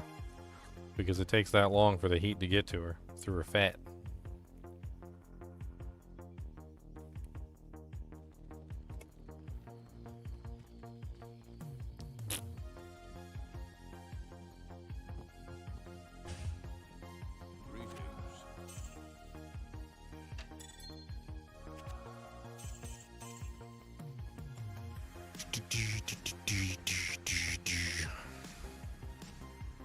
I mean, if that's how it works, I need to get fat. It actually does how it works. It takes a lot longer to heat up when you have a lot of thermal mass.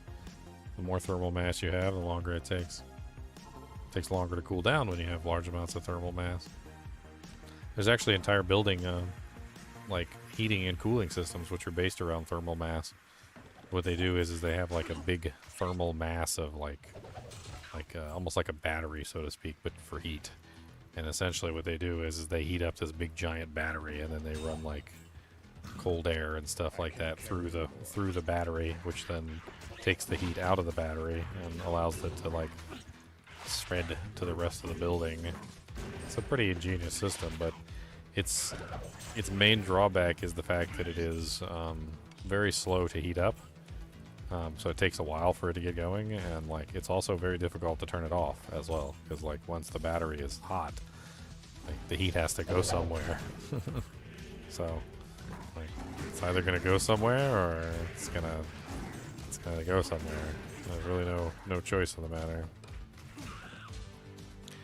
That's a nice little rare chest full of doojanks.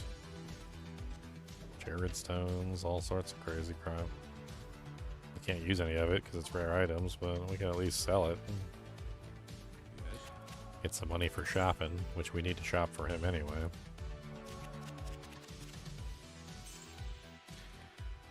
I think that wand might be worth 25k. Let's put that aside for the moment.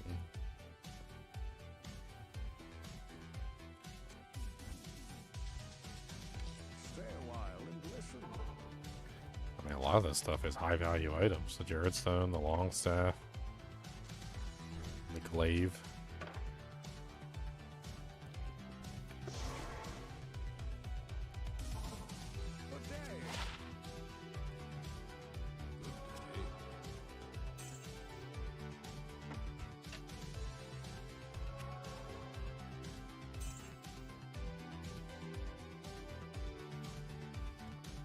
Let's just go to Act 5 and sell this stuff.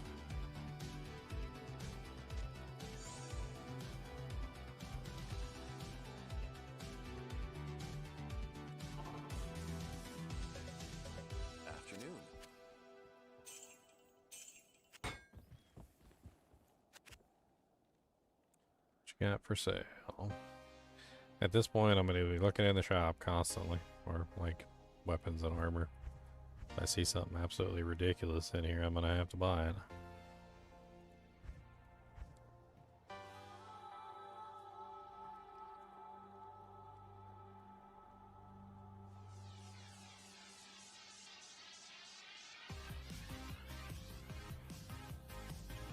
He mainly needs, well,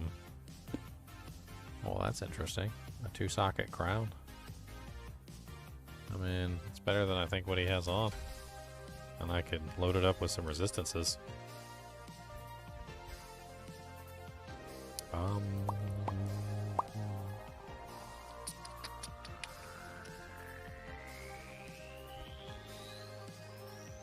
are the two biggest like resistances that he probably needs?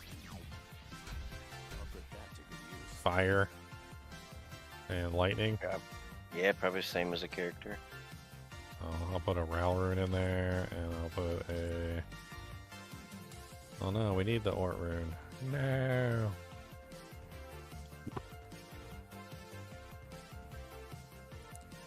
I mean, I'll be alright for right now. We'll get more Ort Runes later. I'll just go ahead and put the Ral Rune in here for the moment. Oh wait, I can use a, I could use a Topaz. Topaz gives the same amount, right? Orts are what, 30%? A perfect Topaz. No, Topazes don't give that. They give Magic Find. That's right.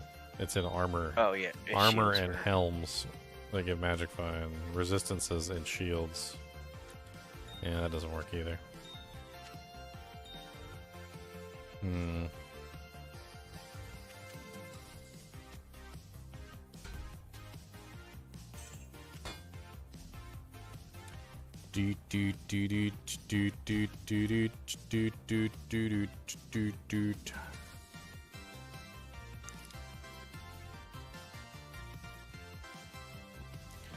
Alright, so I need to start checking him every single time for a potential good weapon.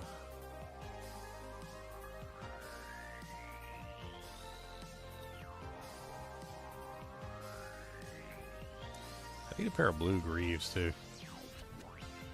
Yeah, greaves. So light plated boots.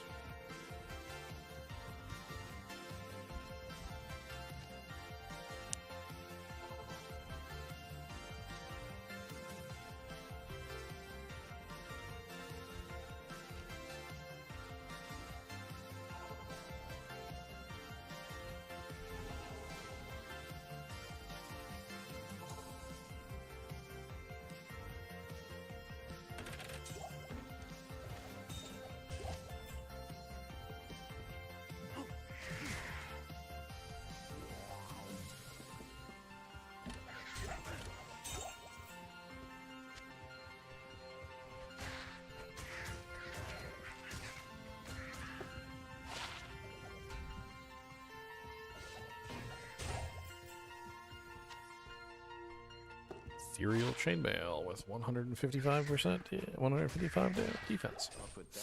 Nice. That will work. Defense is huge for mercenaries, especially this early on.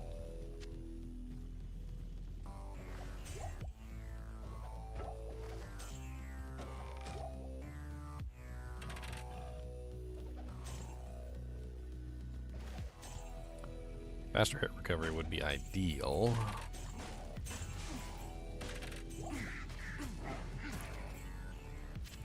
Impossible.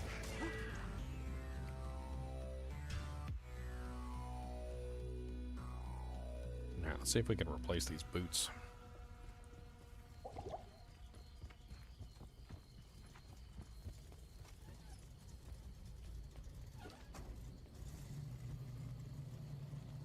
Having a mercenary is great.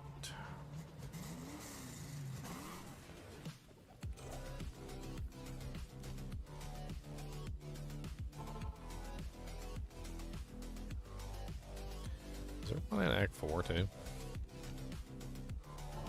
Sometimes there's not. Yeah, there is one in Act 4. Okay, I can check all 3 of them then. We can do a triple check.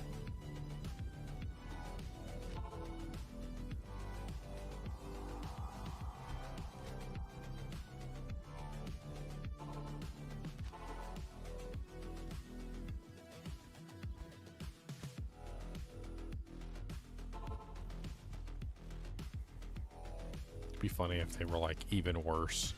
I craft the boots and somehow they're like even worse than the boots that I already crafted.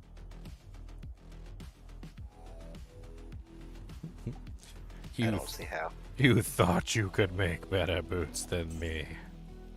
You believed in hope, but hope does not believe in you.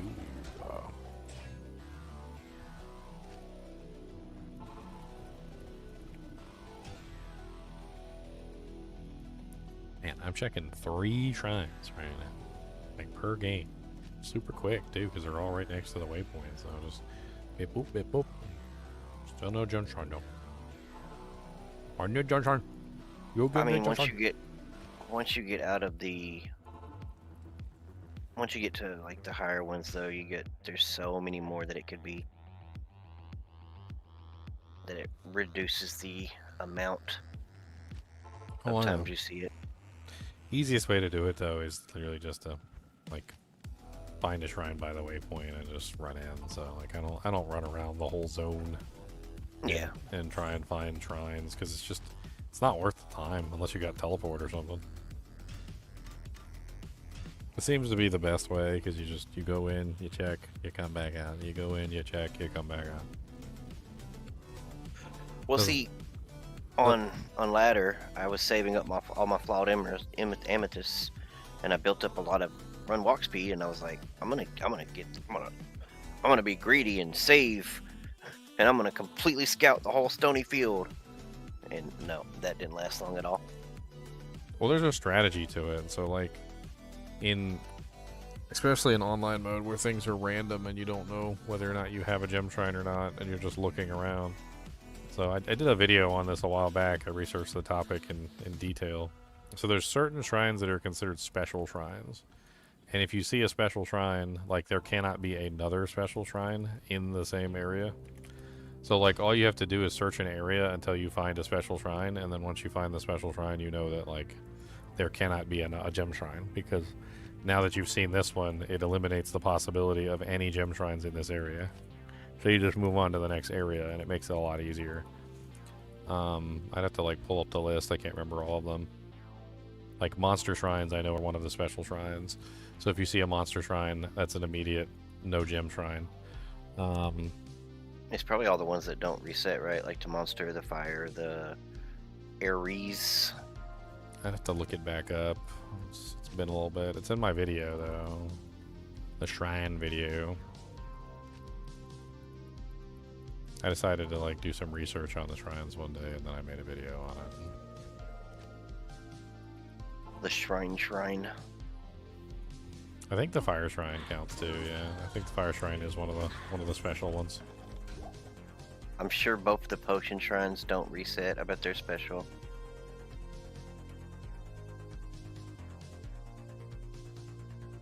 Let me check the Amazon Basin page. I think they have a list.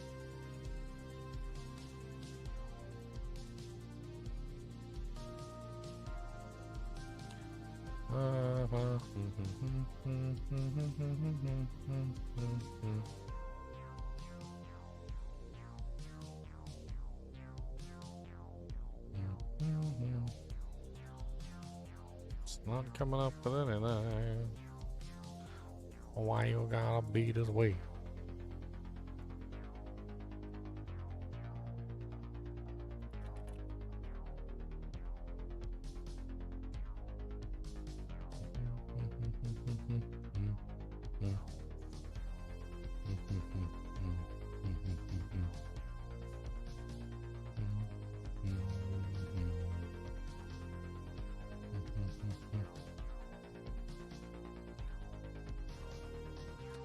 Wow, wow, wow, wow, wow, wow, wow.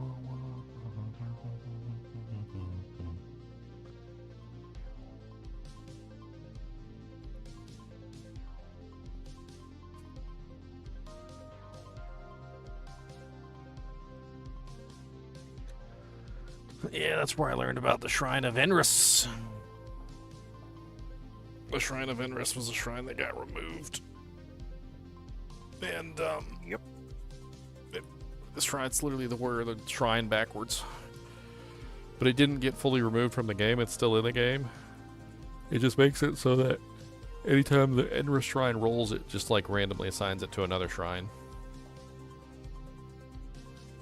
And that's how you can get a resist lightning shrine in the cold plains when you shouldn't be able to. Yes. Exactly. Or Stony Field where you need it. Stonyfield's the first place that gem shrines pop up. Yeah. The reason I'm going to the waypoints is because there's a shrine right next to the waypoint. That's the only reason. I can't carry anymore.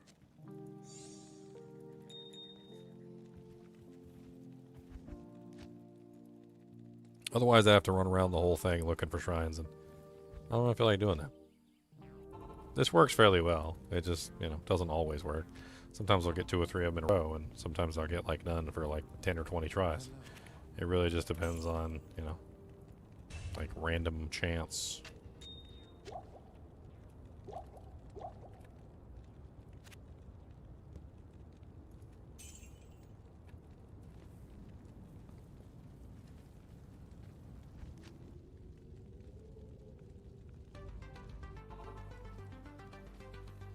At your service.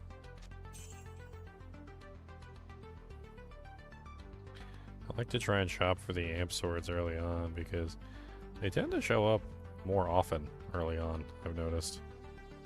Like in general, like if you take and you look for them in the beginning of the game, well, that's a 24% faster hit recovery plate. It's 90,000, no, I don't know. 24% faster hit recovery is really good though.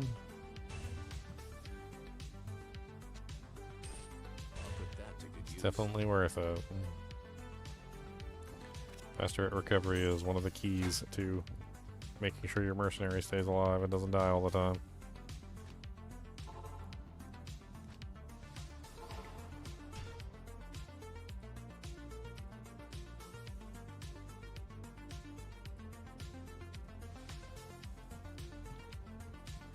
And he's going to be quite an asset to me as long as I build him up properly and make sure he has gear. Definitely going to be useful.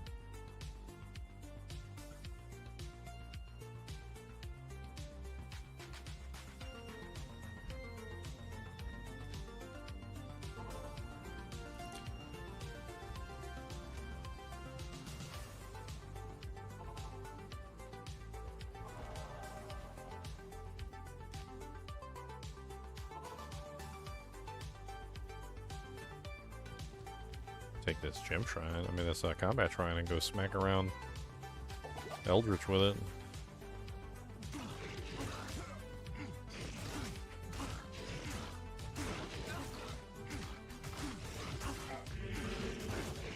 Stupid P8 Eldritch.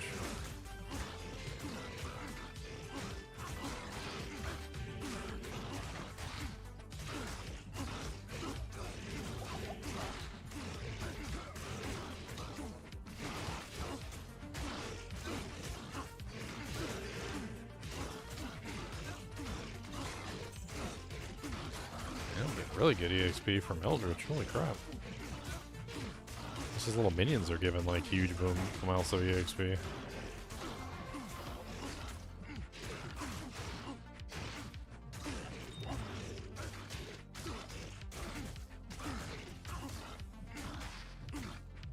Be a good farm for some EXP bonuses. Get our level 30. Get a point in natural resistance so we can actually start like existing in the realm of resistances.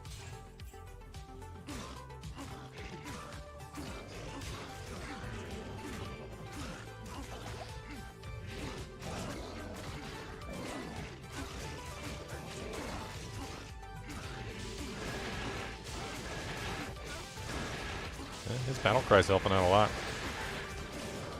And he's casting amp on the targets every now and then too. It's great.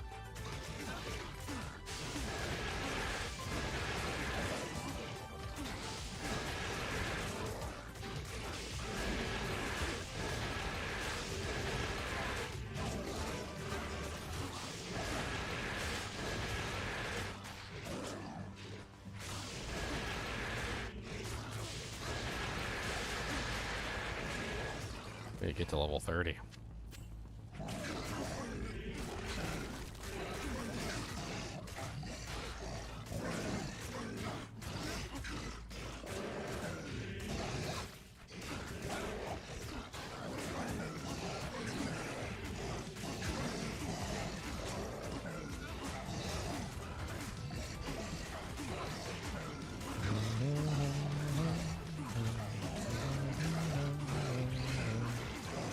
Shank the overseer, gonna punch him right in his big gold beer.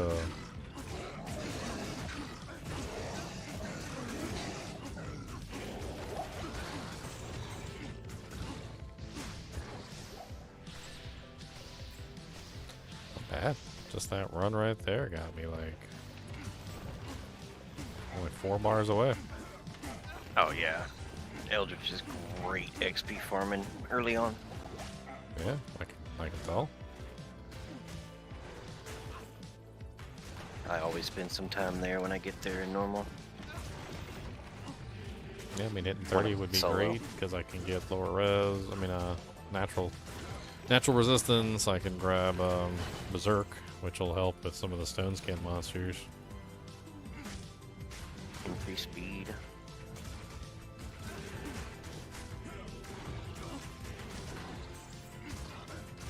I've been holding on to points.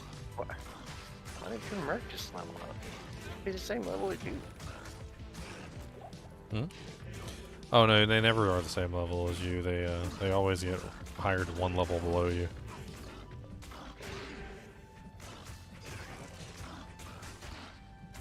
Kind of pisses me off sometimes, especially when I'm like level 98 or 99 or something, and you hire them and they're like level 98,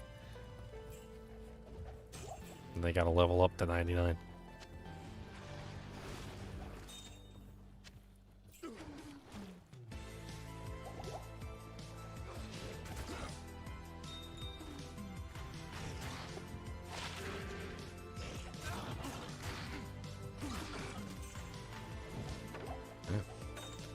Couple more runs like that, I mean, Impossible.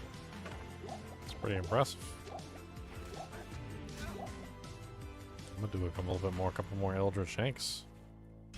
We'll hit up that gem shrine too, just to be sure, but and then I'll come kill. Actually, it's kind of more advantageous for me because then I usually end up with a good shrine before I fight Eldritch and Shank. Makes the whole thing go faster.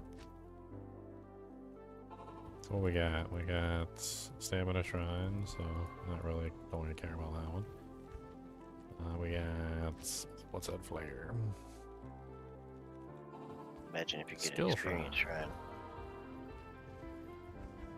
And River of Flame is Armor Shrine. I think I'll take the Armor Shrine over everything. Oh, come Well, the skill shrine probably would have been as much armor, considering iron skin. Eh, maybe.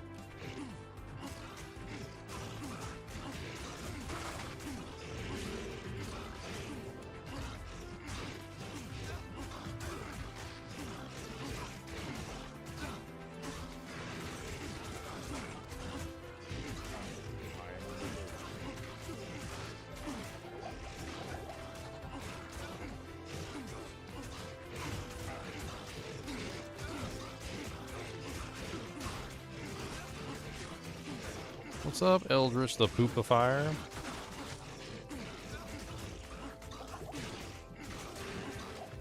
With Malice, I like just tagging like every single monster in the pack so they're all bleeding to death.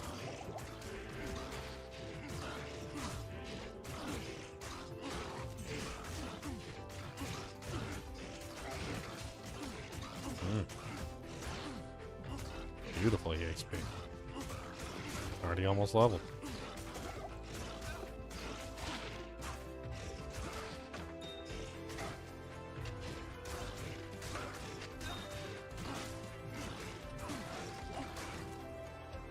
Death Rune and a Barbed Club.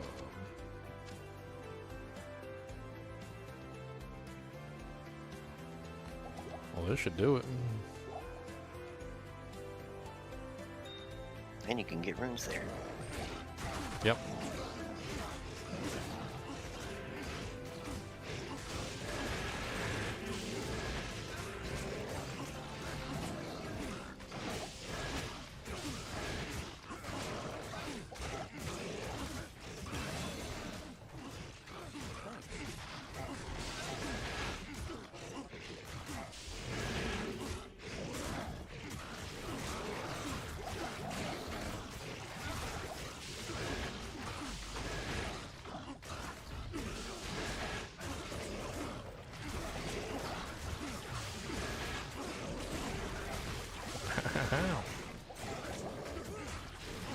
Mercenary down, mercenary down. Alright, one on you, one on you. Actually didn't put a point in increased stamina. Need to get that point in increased speed though.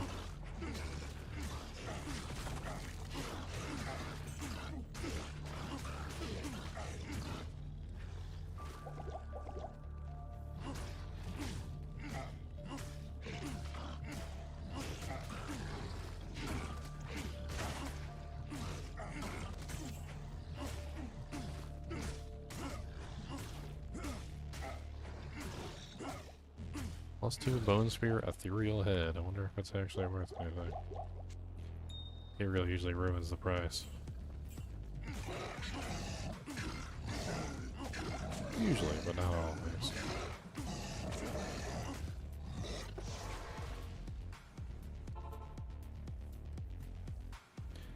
Mercenary, Mercenary. Come on, Mercenary. He's got more life than I do. Can I help you? 5 Merc is good. I say he was bad. I say he's got more life than me.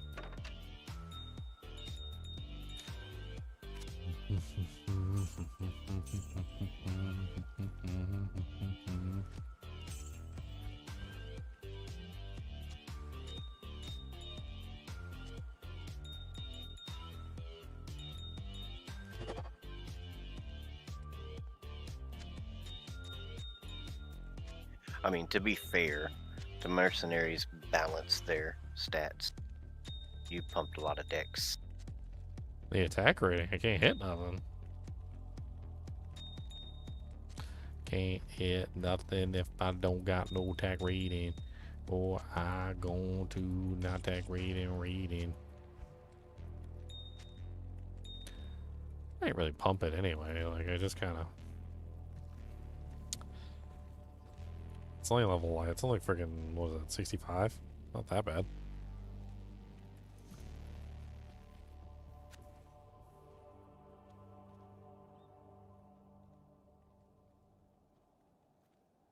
Warrior's Bastard Sword of Quality.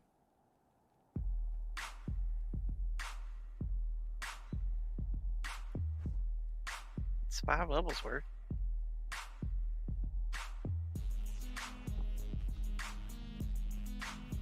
Does Iron Maiden work on archer monsters? Ranged monsters? No, they have to be in melee. Even if they're in melee, if they fire a ranged attack, they still don't take thorns. All attackers takes damage is physical only. Melee only.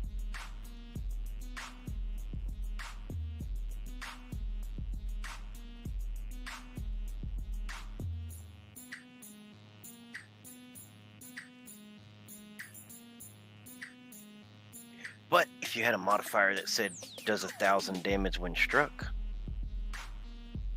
it would hit them. This guy. I just made an awesome Blade Fury Assassin in D2R with a Grief Phase Blade and a Phoenix Shield. Instantly one of my favorite characters ever. I regret to inform you that Grief does not work with Blade Fury.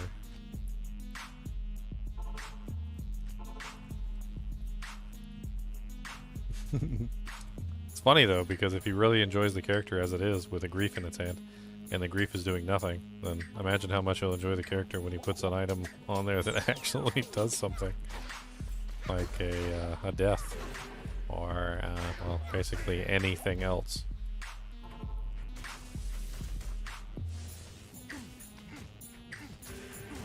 Literally anything else.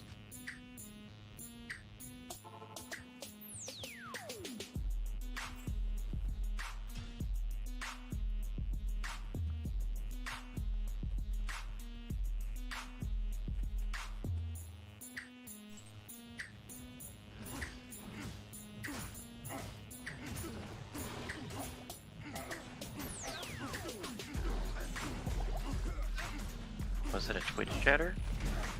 It's on one of the comments on the Blade Fury video. The Blade Fury video where I go over in detail that Grief doesn't work with Blade Fury, which means he didn't watch the video. Which is surprising, because like Grief works with Berserk for some reason. Just a conversion ability. Yeah, but I feel like Grief's damage is like an on-hit effect, right? Like, No, it's just at the end of the calculation. So the problem with Blade Fury is that Blade Fury doesn't use that end of the calculation, so it just doesn't work at all. But with like Berserk takes the entire physical damage formula, completes it, and then once it completes the physical damage formula, then it takes that and converts it into elemental damage. That's why Deadly Strike and all sorts of other things work with conversion.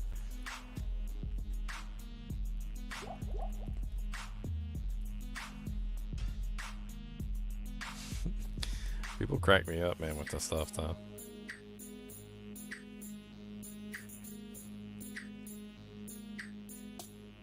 it's probably the same reason why it's not that good on the Barmerk.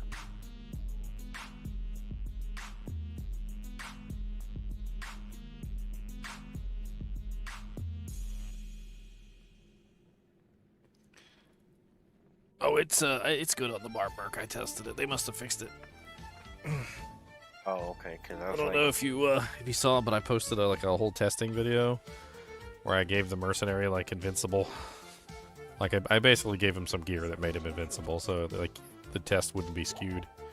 And I set him up against Uber Diablo and tested all sorts of combinations and like timed him to see how well he did.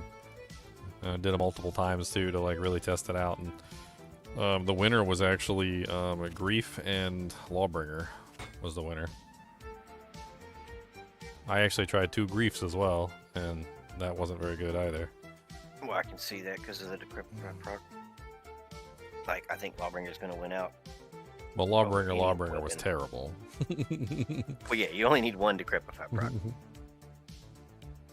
Basically, it was just 1 Grief plus Lawbringer was the better of the setup, and Head Striker still did very well.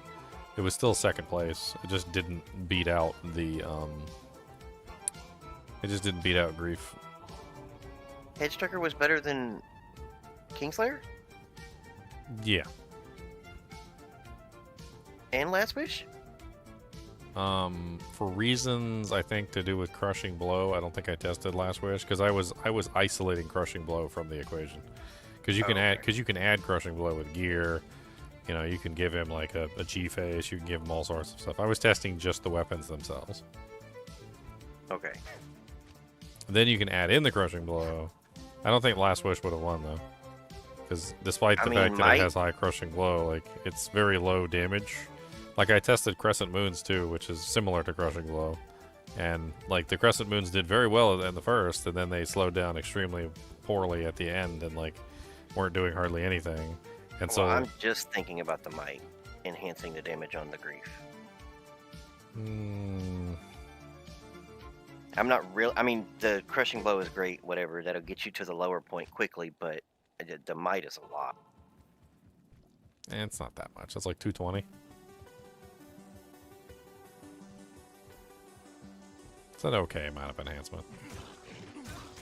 Yeah, let's just turn the grief from 400 damage to 1200 damage.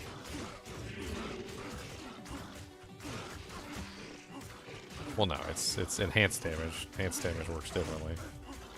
It's not on weapon. On weapon would be a lot more.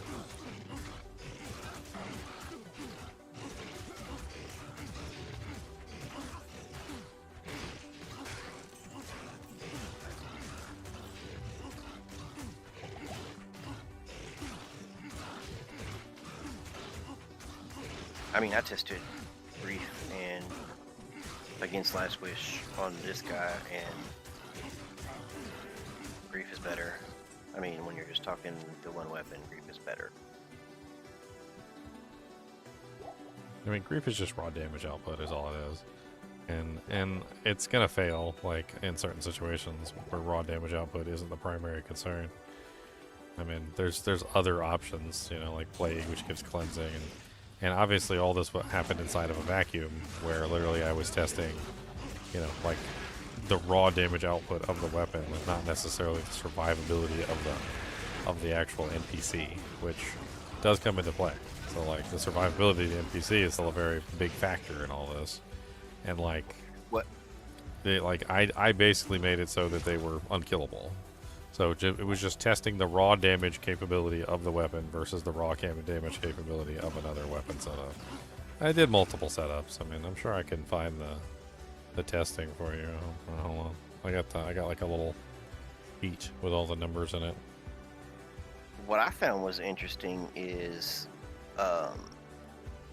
grief on bosses, zealing on bosses with grief was better than berserking, but berserking on lower health targets was better than zealing.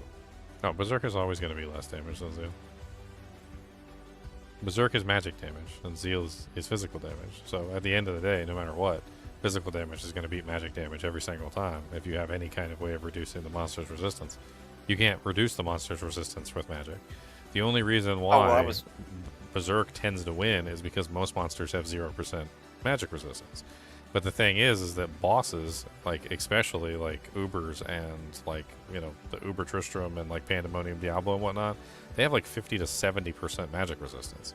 So you can't reduce that, and the physical damage is always going to exceed the magic damage in those cases. And if you have amplify damage as well, then your physical damage is always going to exceed Berserk. Berserk is really only like a, what's the term?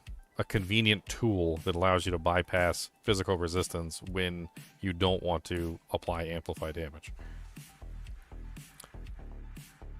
Yeah, here it is right here. Okay, so let's see.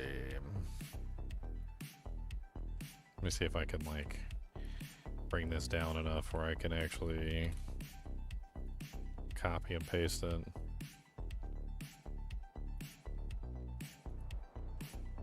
That's just crazy that they fixed it just randomly without telling nobody nothing. So those are the numbers that I got.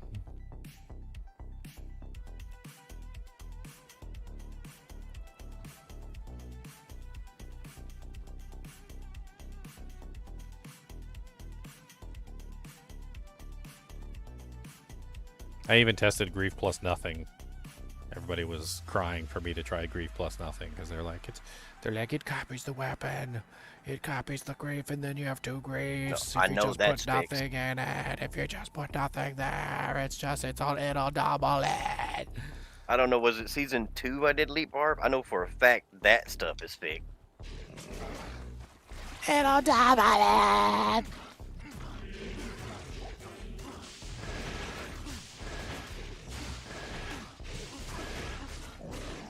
Yeah, I mean, I have plans on doing some more testing in a similar vein. I mean, the general idea is that like, there's not a lot of ways that you can test things like very succinctly like that on a target. And Uber Diablo has a relatively large HP pool, so it makes it very easy to test this stuff on him.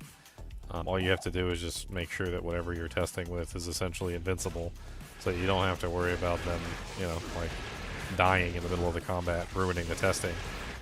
Because otherwise, I would have to, you know, go to town and like resummon them, and it would mess up all the testing, and it just doesn't work. And then like adding Crushing Blow in, I determined was pretty stupid, because I mean, yeah, Crushing Blow on some weapons is nice, but you can also get Crushing Blow on like equipment. So like, how do you balance that out? How do you decide like what's an excessive amount of Crushing Blow over the amount that you can just get anyway? Like, some weapons are really fast and then they don't have Crushing Blow, like Grief, and then some weapons have lots of Crushing Blow but aren't very fast, like Death, and it's really just like a change of equipment. Like, you just swap the equipment out to accommodate the weapon. So like with Death, you would put on more attack speed to accommodate the fact that it's slow but has all the Crushing Blow.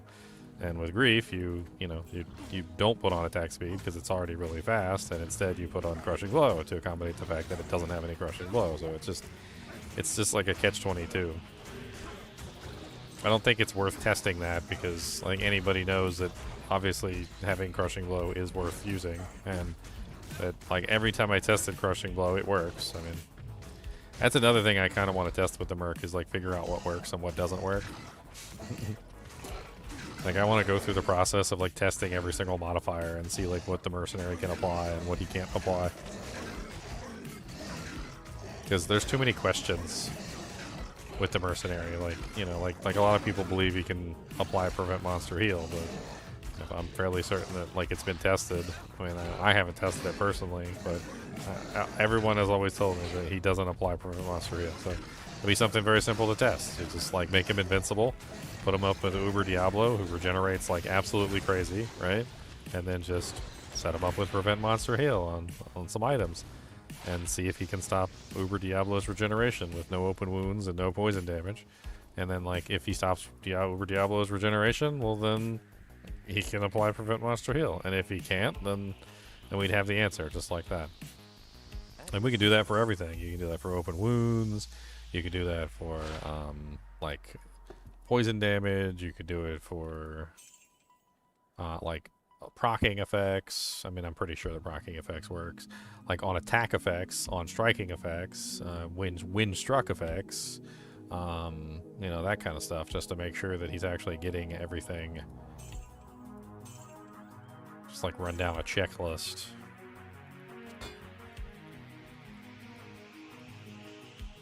I know on striking works because somebody's running. Elmas has a Voice of Reason. Yeah. And Plague. On attack though is different, and sometimes on attack doesn't work the same way that other things do. Like I found out the other day that he can fire the holy bolts from Principle, but then the holy bolts that come out of Principle don't heal anything, which is really quite strange. So you know how Uko Kushaku has the effect that allows you to fire explosive arrows? Right. Well, if you put it on a bow girl, she fires explosive arrows. But everything that I've been told about that as well says that she's not actually firing explosive arrows, and they don't actually do any damage. So they're just regular arrows that look like explosive arrows. And if the holy bolts are coming out and they don't heal, then who's to say that even when they do proc an attack, you know, on whatever, like a cast on whatever attack, and you see the effects, who's to say the effect is actually even happening or it's actually working properly if they're not getting things right? I've seen it. It doesn't seem to do any damage when it gets the free shots. I think the trick is that she also fires real explosive arrows, Because, of course, she's a fire character and she fires explosive arrows. So some of the explosive arrows are real and they're actually doing the damage. Some of them are not real and they're not doing any damage. They're just doing the regular basic attack. And I think it's pretty clear that, like, there's a distinction there between the two. Like, I think what you would probably do is you would probably get the freezing one instead, so that you don't have the confusion of the actual real explosion arrows firing. Right. And that way you could clearly see when she's firing the explosion versus the freezing. And then you would maybe gather up like a couple monsters or something. Let her fire at the monsters, like the pack of monsters, and make sure that she's actually doing damage to the entire pack of monsters since it's explosion damage. Right? To see how we could set that up to test it. It's definitely worth testing. All of it is, honestly. Come to concrete conclusions, have actual testing data, show people how it works. Instead of answering the questions with the same thing that we've been told for like forever. Like, just test it, find out the answer so that we know. I mean, because I've seen builds where you're the mercenary as a sort, and you pump her up with Cuckoo Shikaku upped. Yeah, but in that case, she's still firing off her own native exploding arrows. So she will fire off exploding arrows, and those exploding arrows will do massive amounts of damage. There's also a trick that you use with that particular build. The DPS would be where you teleport and it forces her to attack. So there's every possibility that when you're teleporting and forcing her to attack, she's using exploding arrow, not her regular strike. So it could very well be that that build works just simply because of the glitch that they're using forces her to use the exploding arrow.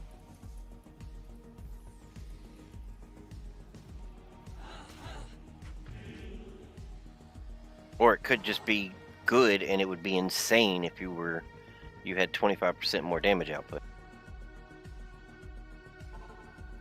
25% more damage output? What do you mean? Well, because she can make 4 actions, right? And one of them is the regular arrow that we were assuming was explosive. But if she's not doing that, then she can fire her regular arrow, an explosive arrow, a fire arrow, or the inner sight. So if it was working correctly, that would mean half the time she's doing the explosive arrow damage. I think it'd be a lot more than 25% if it worked. Like, you're talking about, like, because I've seen her attack cycle. She does, like, regular attack, regular attack, regular attack, exploding, regular attack, regular attack, regular attack, inner sight, regular attack, regular attack. Like, she's very deliberate about, like, firing regular attacks, like, 3 or 4 times. So if it actually worked, she would have, like, I don't even know, like 3 times the damage output.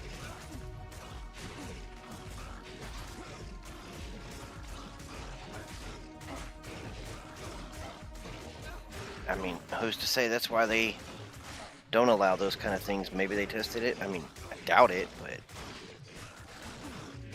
Here's another one that I tested recently. This was probably less than a couple months ago.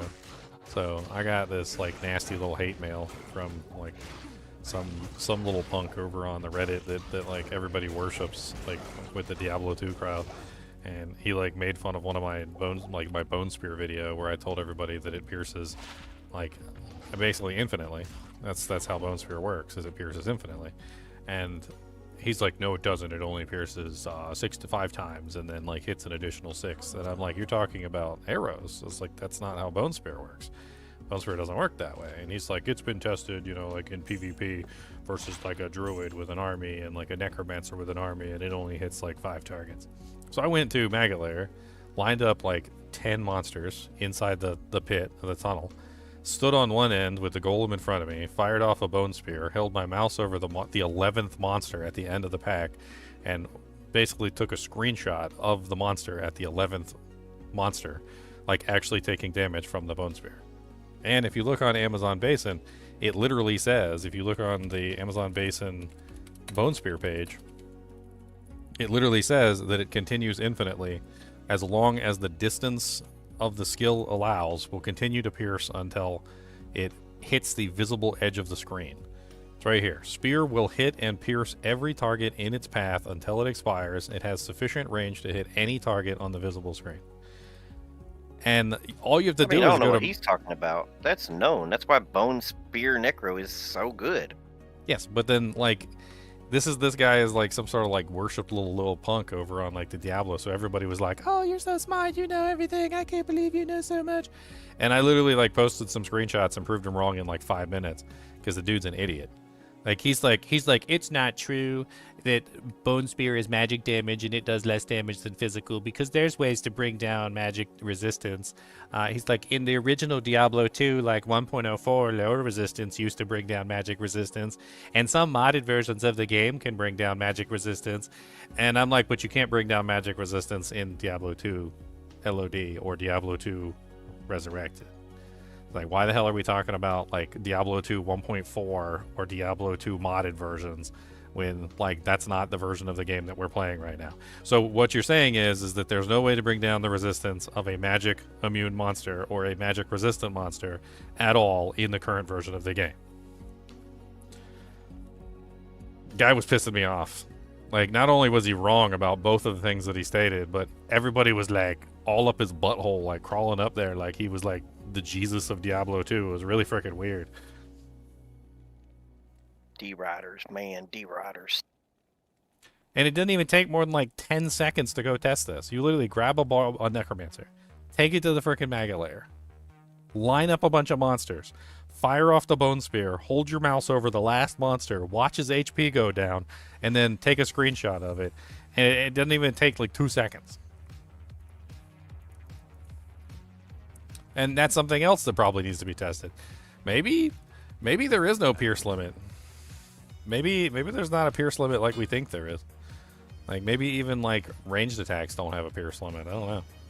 Like, there could be something going on, because I tested it in other places too, and I tested it with like ghosts, and I tried to like Bone Spear ghosts, and I noticed something with the ghosts where the ghosts were all stacking on top of each other, and it would only hit like 5 or so of the ghosts.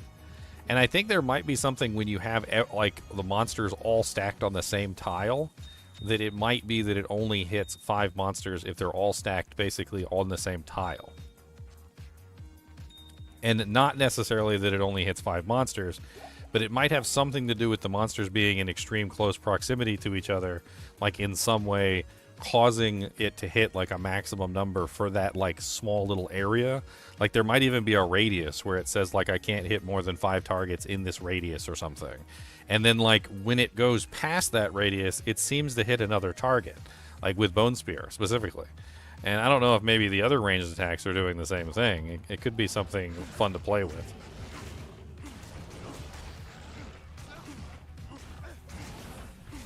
Again, another thing to test.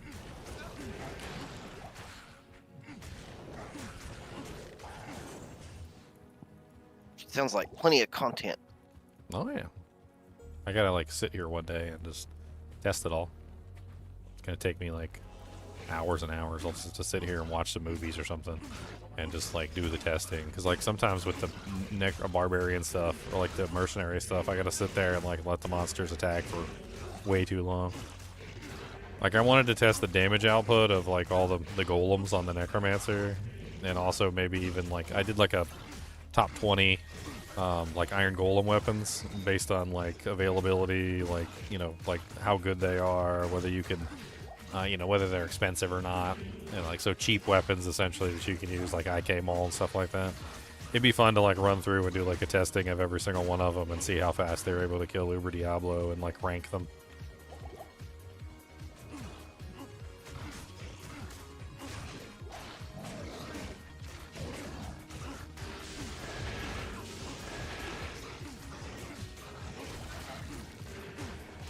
I don't know how you do that and keep them alive. Oh, I made a testing armor for them. You never seen my testing armor?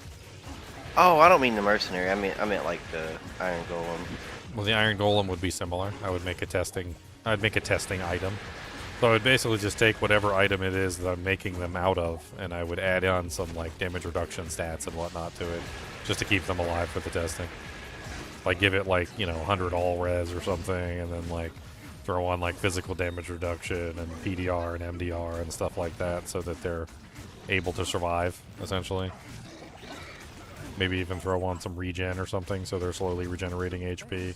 Nothing that would invalidate the test of, you know, like checking their damage output, Right. but just keep them alive, essentially.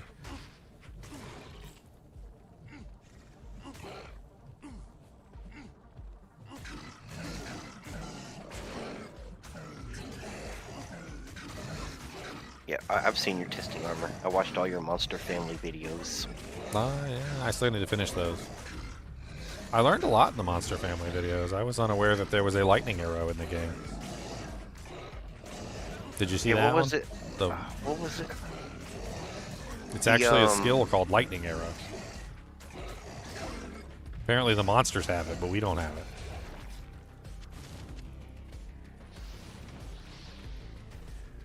It was the There was the something skeleton. else. Wasn't there something else like with the spear that did a special attack that nothing else has? Oh yeah, there was like a lightning. There was some sort of like spear attack. Yeah.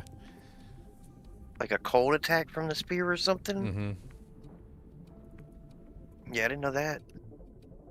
Yeah, I've been learning a lot through those videos. It's fun to go over all that information. I was unaware that like half the monsters in the game have block chance. So that kind of pissed me off. Like a freaking archer, she's got like a 20% block chance. I'm like, wait, what? Wait, what is it? She didn't even have a shield. It's her pauldrons, man. She's blocking with her pauldrons. Apparently. Apparently. Wait, pauldron? No, it's not pauldrons, right? Those go on your shoulder. I don't know what they're called. The things that go around your wrist. Bracers. Bracers, yeah. I remember some guy that was like really into armor. He was I was all into bracers for a while and all sorts of cool things. You know, like I want armor. Like I want like a full plate armor. Why not? And like he was like, yeah, bracers don't do anything. I'm like, what? He's like, yeah, they don't do anything. He's like, if you get hit with a sword and you got bracers on, like you're still gonna have a broken arm. Like, it's not like it might like prevent your arm from getting sliced off, but you're still gonna shatter your like whole wrist and your arm's gonna be useless. What type of sword are we talking here, buddy? There's a ton of different sizes. Well, it's interesting because like real armor is about conversion. It's not about prevention of damage. It's usually about converting that damage from one thing into another and then finding a way to absorb that damage. So like piercing and slashing are generally converted into bludgeoning. That's how it usually works. So the reason why you wear plate and chainmail and things like that is to convert the slashing and the piercing into bludgeoning. The bludgeoning then gets absorbed by, hopefully, if you're not an idiot, you're wearing some sort of gambeson or padding underneath, which can help absorb and spread the impact of the bludgeoning into a generally like protected area for bludgeoning damage. So like when you're dealing with armor, like you're usually wearing plate over top to deal with the piercing. You're wearing chainmail underneath to deal with the slashing, especially around the edges of the plate where the blade can sort of sneak through. And then you're wearing padding underneath as the last stopgap to like absorb the bludgeoning. But like when you wear bracers, you don't really have padding there. Like it's just a bracer over top of your skin and your arm. So if somebody hits you really hard on your bracer, like it's just going to turn into bludgeoning, and then there's nothing to absorb the bludgeoning. So you're just going to get you're just going to take all the bludgeoning damage directly to your bone, which is the only thing that's really there underneath your skin and your hand. Like there's not a lot of meat there. Like there's not even something to bruise. It's really just bone there. So like it just goes straight into converts straight into bludgeoning. I mean, but it is inefficient bludgeoning. It wouldn't be the same as a hammer, right? So the mass of the sword is going to come into play into how much actual damage you take. Well, there'll probably be some sort of deformation, and there'll be a hot spot, so to speak, where the blade is actually pushing the metal down and contacting the skin, and that's usually where the bludgeoning starts to like do more than what you would think.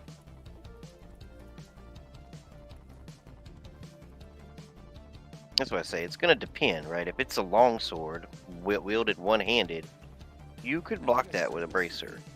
If it's a two-handed sword, well, no, you probably did just suffer a fractured fibia. Fractured fibia. I'm a But, fractured I mean- no fibia, boy. If it's a two-handed sword, get the hell out the way. That's why you don't have heavy armor on, so you can move. Fracture your fibia.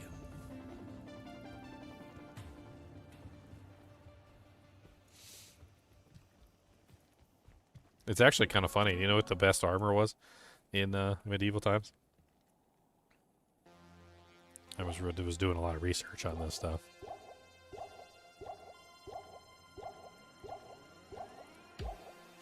The best armor by far was actually padded gambeson. Just a nice, thick, quilted padded gambeson. Apparently it was enough to deflect most slashing attacks because the gambeson was thick enough. It's like trying to cut a phone book. And, like, it would deflect a lot of the bludgeoning damage as well, especially if you got hit with a mace or something like that. It would help tremendously. It was cheap enough that it actually was highly effective, and most people would have, like, a nice thick gambeson on. And on top of that, the second best armor was chainmail. And chainmail was generally worn over top of a gambeson. So if you, like, wanted to protect yourself, like, the best thing to get was a gambeson, and then the second best thing to get was a chainmail to go over the gambeson. Preferably a nice thick padded gambeson, not just like a little thin thing. It needed to be layered and well made. Hell, even today, gambeson and chainmail under you would help you, even if you took a gunshot. I mean, motorcycle riders still use it. They still wear chainmail and like gambesons and things like that to protect them from like motorcycle accidents.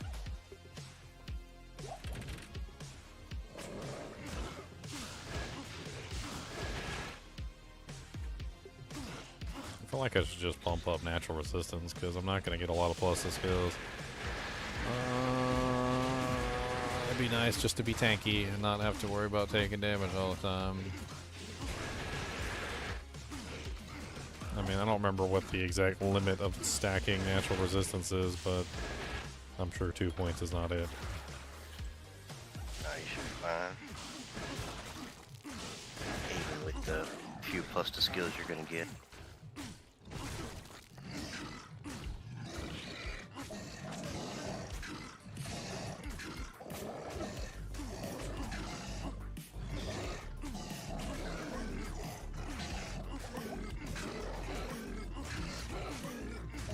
Yeah, plate was good until they made the can openers. The flanged mace. There was actually a saying back in the day. It was like, people in plate armor didn't fear you if you had a sword. They didn't fear you if you had an axe. They didn't fear you if you had a mace. They feared you if you had a flanged mace. Flanged maces like this one right here that I have on stream right now. These are designed to turn plate armor into like a coffin. They will bend and deform the plate armor. They're designed specifically for that purpose. And they will turn your plate armor into a literal coffin for you to wear down into hell. Afternoon. I mean, they might not break your armor open, and they might not like pierce the armor even, but like when your armor is so deformed that you can barely move in it, and like it's literally like puncturing your own flesh because the metal is like pointing inwards, like you're not going to be able to do a whole lot.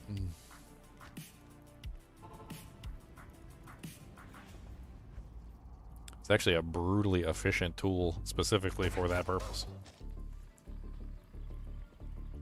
It's kind of crazy because like back in the medieval days, it was all about technology. Like a lot of people don't think like weapons are technology, but the weapons had a lot of technology built into them to like combat the overall presence of the advancement of like plate armor and various types of protection. Like they were not about having like, you know, knights go out there and die without like the correct tools. Like the halberd, for instance, was well known for this hook that it had on it. Like if you guys have ever seen a halberd, there's this hook. The halberd hook is designed specifically to dismount knights. So if you had a knight who was on horseback and he was riding towards you and you were capable of dodging at least the first strike, you could use this hook on the end of your halberd and jab it essentially somewhere on his armor, finding a nice little opening and latch onto the armor. And you could literally pull the knight right off of his horse. And of course, once the knight is dismounted, you run over and try to find a nice soft spot to stab him in the neck or in the side or something, like somewhere where he might be vulnerable. But like, this was a piece of technology that was designed specifically to combat armor.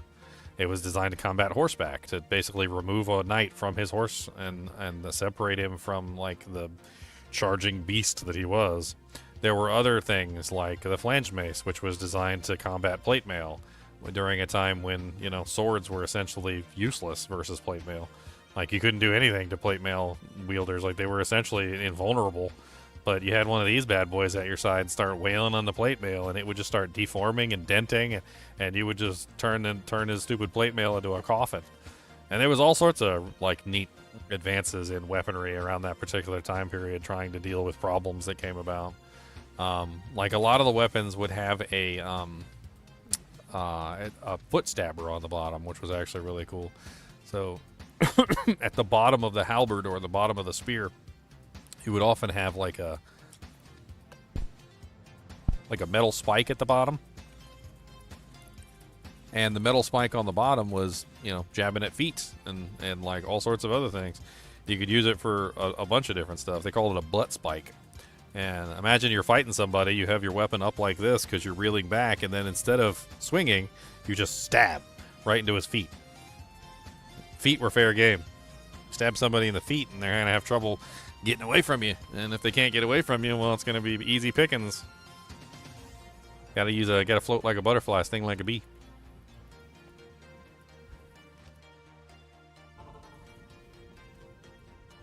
Yeah, the Luzerne and the Raven's Beak, those are pretty crazy ones too. The Raven's Beak is a specially designed tool as well.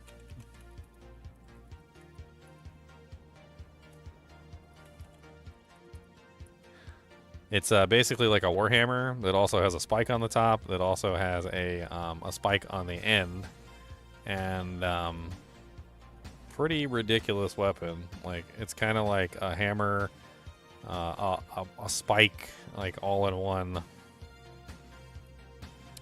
There was another really interesting weapon that was used by assassins to like pierce armor as well. It was called the stiletto. We have them in this game. The stiletto is essentially a multi-bladed dagger that was designed specifically for piercing armor. It essentially has like multiple blades, and some of them even have like a twist, so that you could sneak up behind a knight and you could stab hard enough to basically pierce straight through their armor, chainmail, and everything. There's like an example of one of them, like specifically designed for that purpose. There's a rondelle.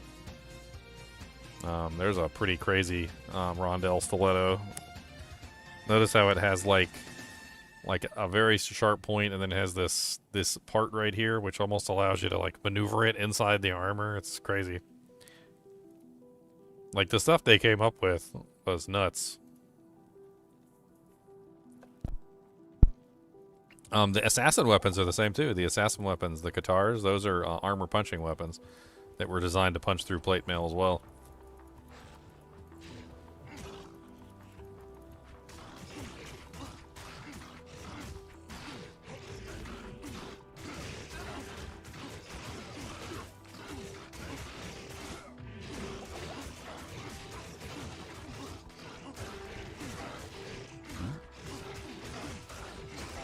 Haven't found any flambers. Definitely need a better weapon. I feel like the weapon is going to just be a struggle bus the entire time I'm playing.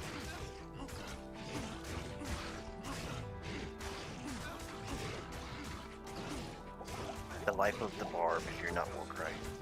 Yep.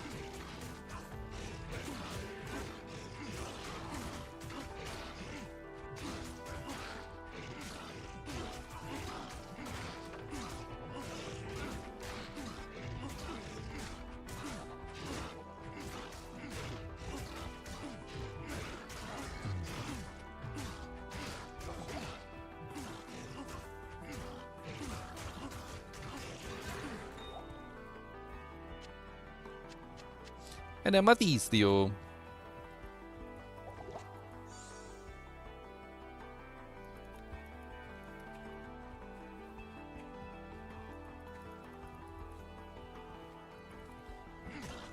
Enjoy the D2 tech talk. I'll have to watch the videos. There's a lot of fun videos you can watch about medieval technology. There's one guy I watch all the time. He's really good. He's like a British college professor, I think. Man, I know who you're gonna say. What's his name? I can't remember his name. I can't either. I've watched him a bunch of times too. He just sits in front of the camera and talks about cool stuff. I get like, sit down on the floor, cross my legs like a little kid.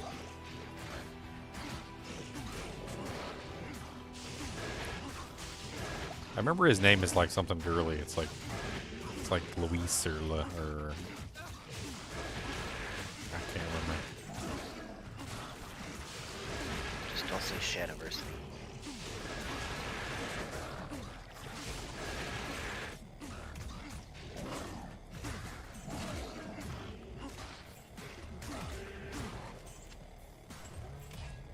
Full rune.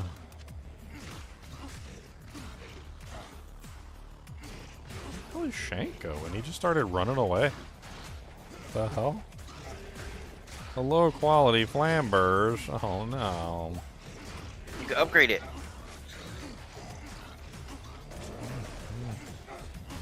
I mean, if I fix it, it gets 3 sockets, right? Don't know. I'm pretty sure it turns into eye level 1, and it becomes a 3-socketed item max. Which isn't terrible, because then I could make a malice in it, I guess, but I don't have another L rune.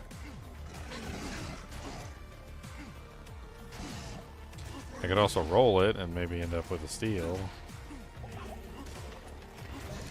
Boy, if you don't stop running away from me, Shank, like what the ham biscuit is going on? Why are you running from me? I've never seen He's a Shank runner, run man. like this. I've never seen this before.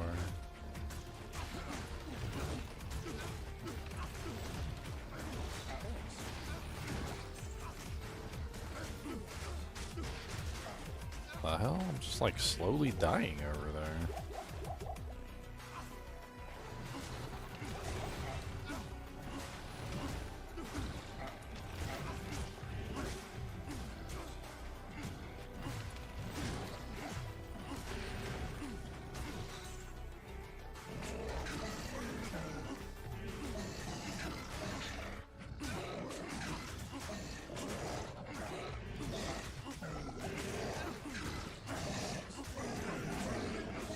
Oh my god. Finally managed to, like, corner Shank. He's being a spicy boy today.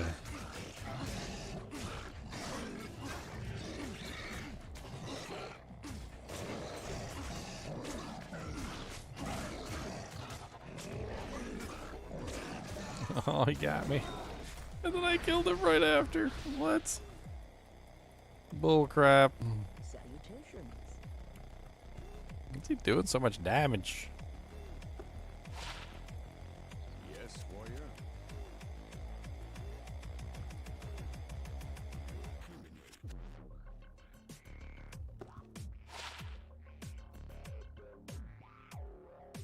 What the hell is the recipe for socket weapon? It's like, isn't it like flawless or perfect topaz? I think it's perfect topaz, Amaran, Ralrun. Oh, perfect amethyst. Ugh. I don't want to burn a perfect amethyst for a socket. I don't want to burn a socket quest for it either. Afternoon.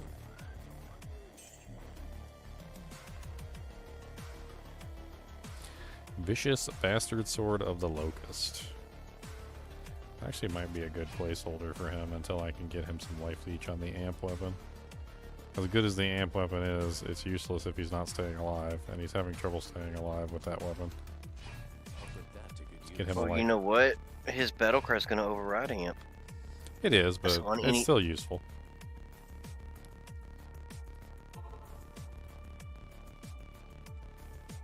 I mean, it's still going up, and he's not overriding it immediately, so I just target the monsters that are amped, and then it seems to work pretty well.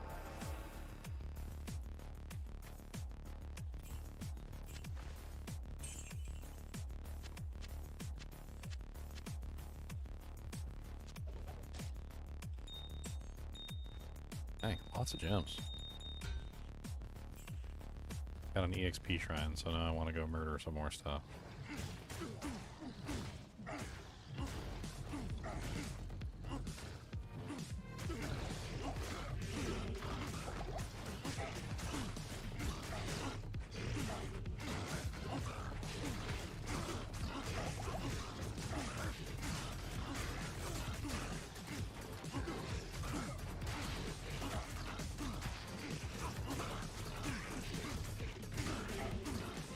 Almost level 32.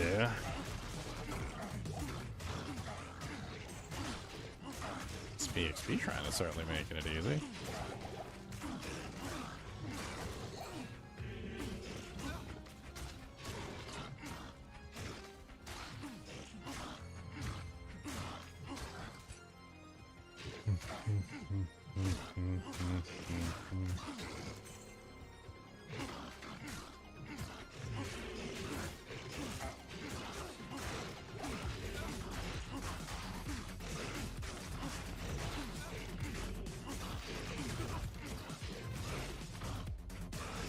What I really need to get him is like a jeweler's plate of equilibrium.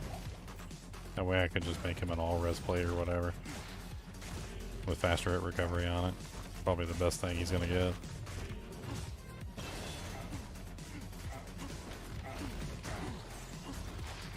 Well, you're probably quite a few levels away from jewelers. You might be able to get mechanics.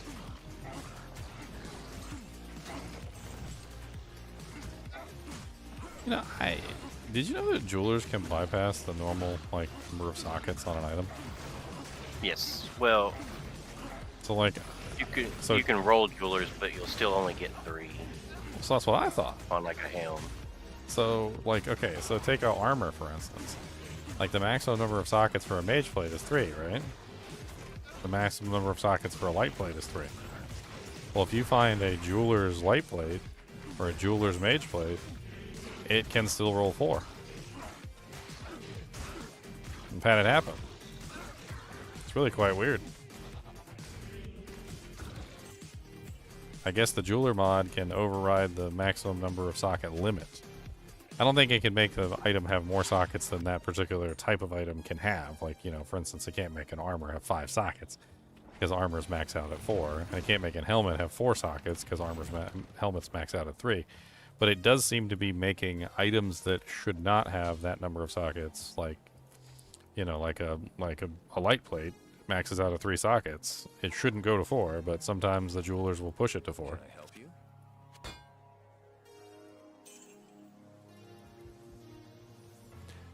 Alright, so we got a flawless dam. We got perfect emeralds. Okay, we can either transmute it up or we can try and wait for a shrine. So we have at least 1 perfect emerald. What would we want to create with a perfect emerald? Another pair of boots? Isn't that what I was trying to do? Since my boots were like trash. Trash money. Got trash money boots. Man, those boots are made for walking. They walk alright. They walk straight to the garbage dump. Well, Straight to the garbage dump. Straight to the garbage dump. Straight to the garbage dump. We walked them right down to the curb at the garbage dump. Good gamble. I wanted blues.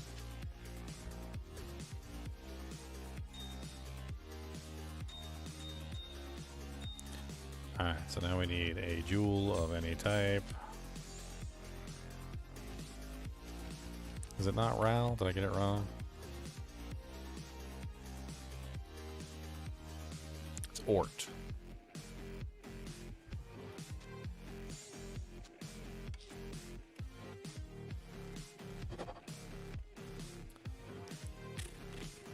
I mean, they got DR4 and MDR1, which already puts them leagues ahead of what we were using before, and they have 2 resistances. Didn't get any faster run walk though, which is unfortunate.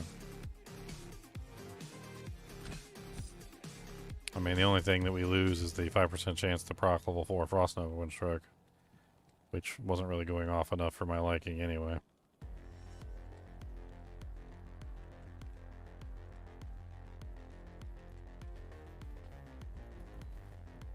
Getting rid of them.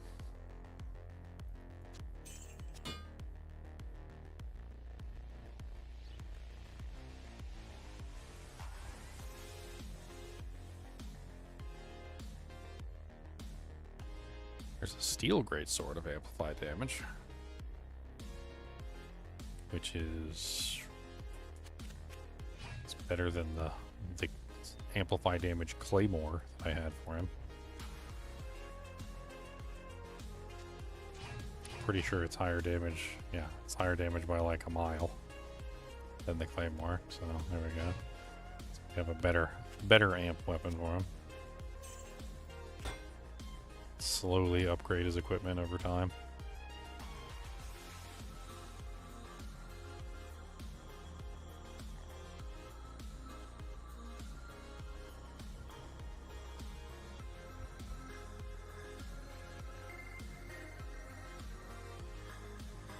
Alright, so we still got the belts. Belt is level 34. We are currently now 32. So we're making progress toward our lifesteal belts. We still don't have any rings. Both of the, I think all the ring recipes require stuff that I don't have, which is unfortunate. Like Am runes, Soul runes, etc.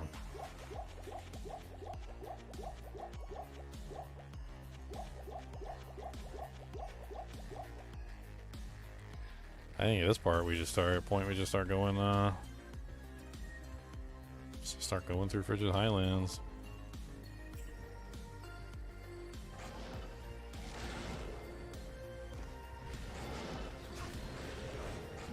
Or we could hang around and level up somewhere. I don't feel like the levels we're getting are definitely hurting us or anything, that's for sure.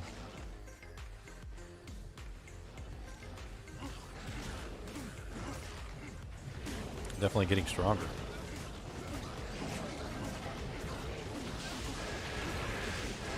Yeah, MDR PDR is going to help out a lot, actually, especially since I already have some MDR PDR on the amulet. What does that bring me up to? Brings me up to 8 damage reduced and 5 magic damage reduced. It's not bad at all.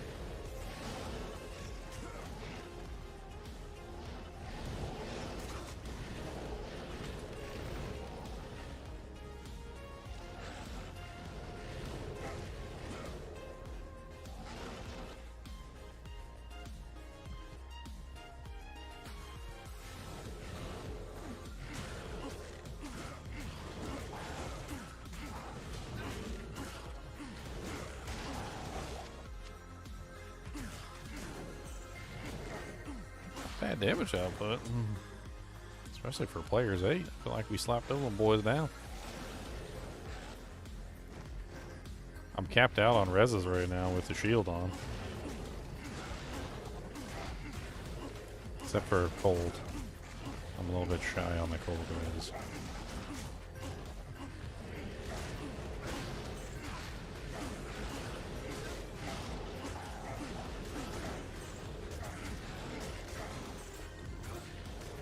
Speaking of weapons, the Romans had some pretty cool weapons too. One of their spears is in this game. It's a spear that they designed for like one throw only. They were tired of throwing spears at the enemy, and then the enemy would pick up the spear and then throw the spear right back. So they designed a spear that would like the head would essentially break after it was thrown. It's called a pylum. And that way you could throw it at the enemy. You know, if it hit somebody, like it would most likely, like the tip would break, and then it would break in a way that made it essentially unthrowable back, like more like a freaking boomerang at that point, which was actually pretty ingenious.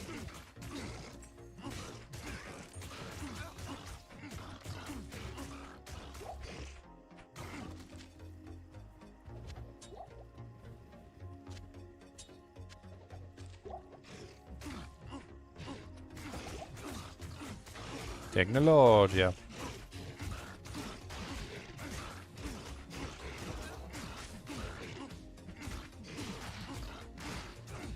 I was having fun reading these Crusade journals.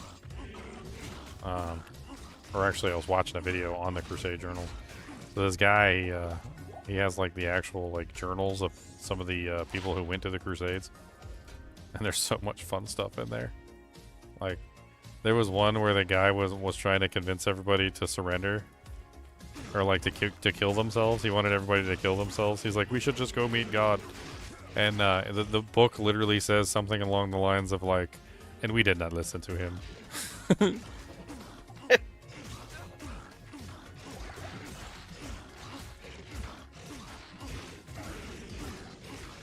It's freaking hilarious.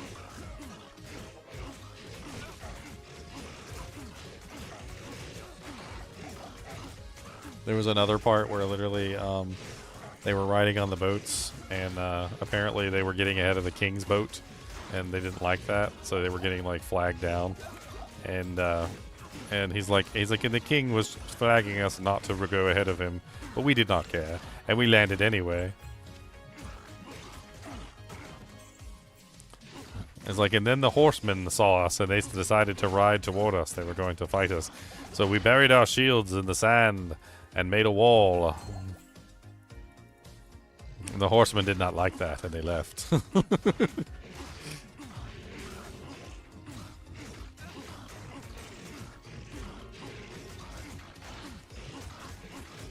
The whole journal is hilarious. Like, I was literally just like enthralled listening to the journal.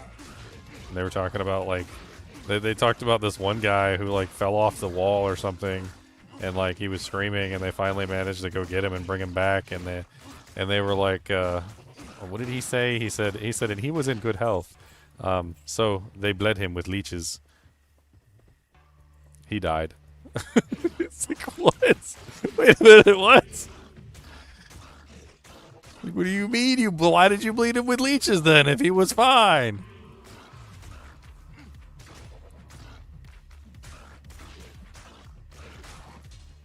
Freaking great. It's almost like the people at the time like knew exactly what was going on, and they were memeing about exactly what was going on.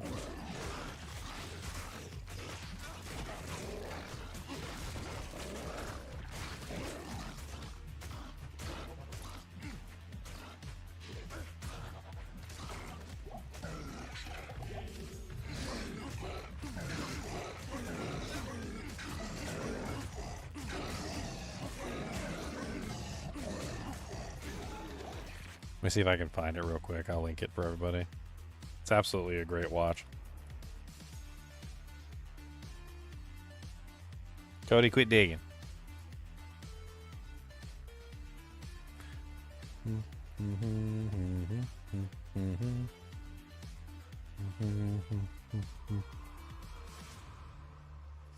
Yeah, it's called, the channel's called Voices of the Past. Extracts from the First Crusade. Accounts of eyewitnesses and participants by August C. Cray, Princeton University, 1991 or 1921.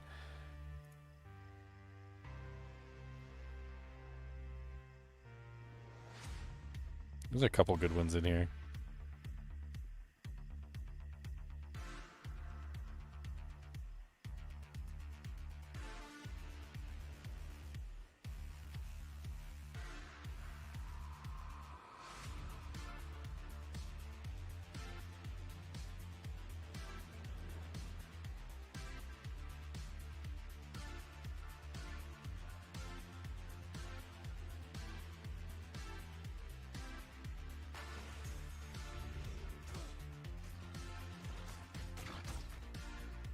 See if I can find this.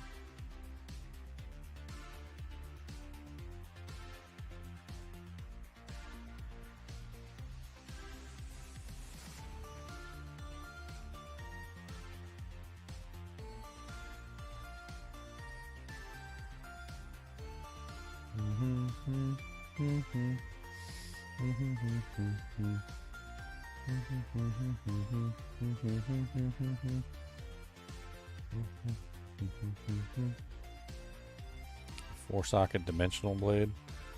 I mean, nothing like too crazy that you could use it for.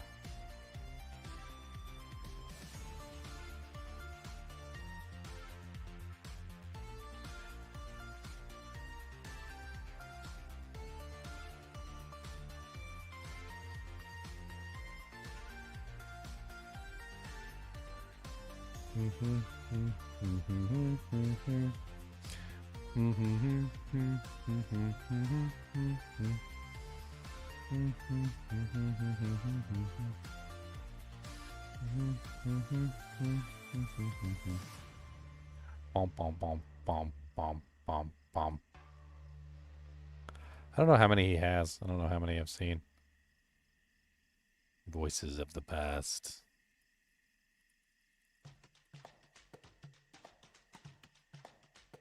He's got a couple of them, actually.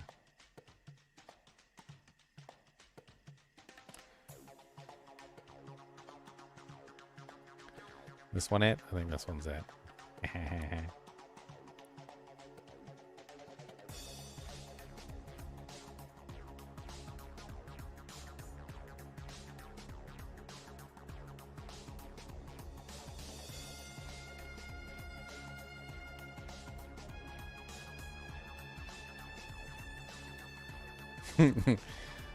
This is yeah, this is it right here.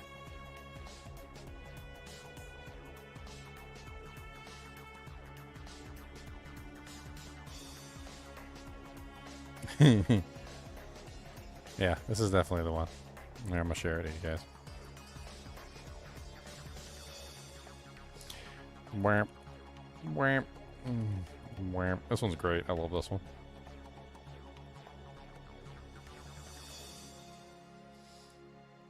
It's literally a diary that they found of the Crusader. There's so many little funny tidbits in there.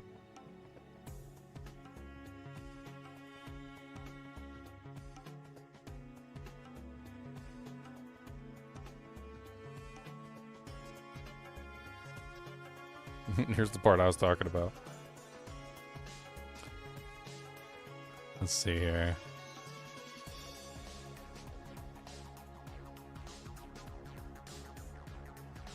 Womp womp womp womp.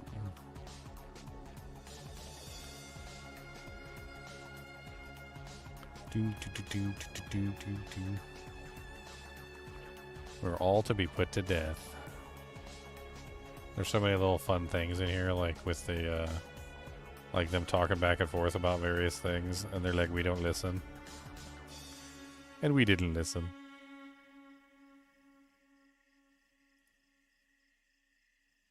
No. Anyway, you should definitely give it a watch. It's really good. Or a listen, rather, because you don't even have to watch it. It's one of those things you can listen to while you're driving or like while you're at work.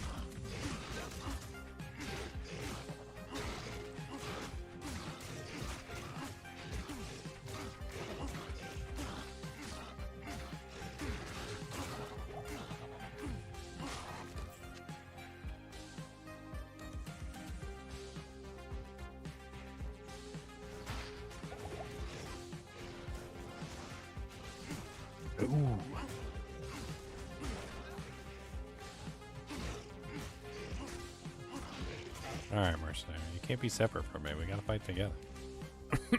We're Aeolus and Hercules, okay?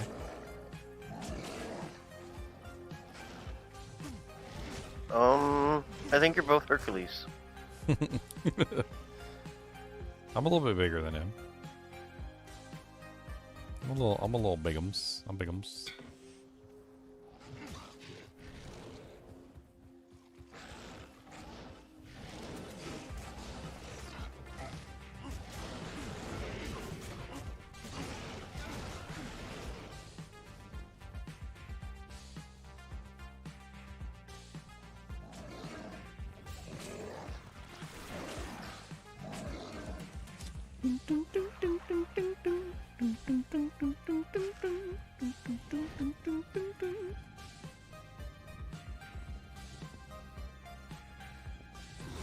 Alright, man. Have fun. I'm gonna go move over to the TV.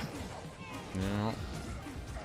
I might be hopping off here soon too, but I want to get the waypoint for Crystalline Passage first.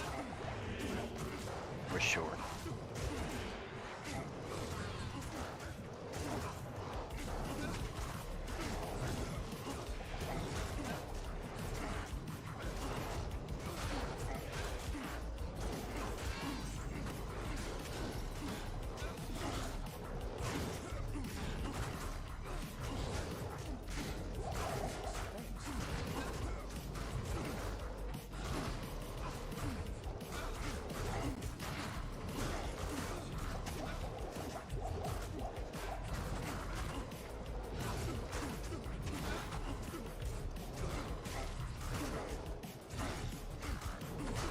Well, I got the survivability now, but I don't got the damage. Mercs help out a little lot with survivability because I don't go get hit by everything. I got a belt that's sitting in my thing. I can't use it yet because it's level 34.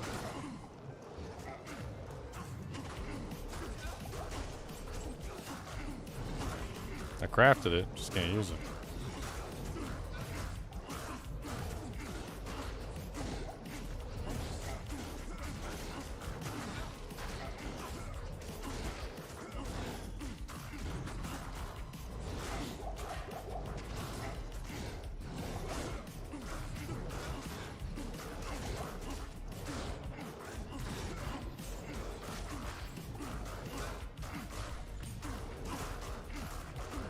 This is slow as balls.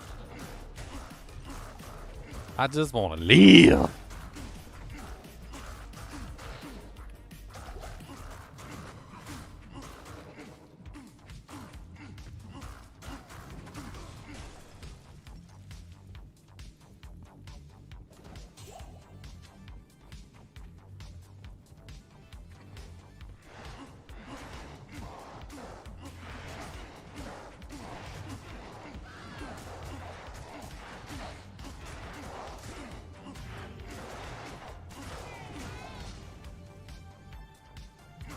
Oh God.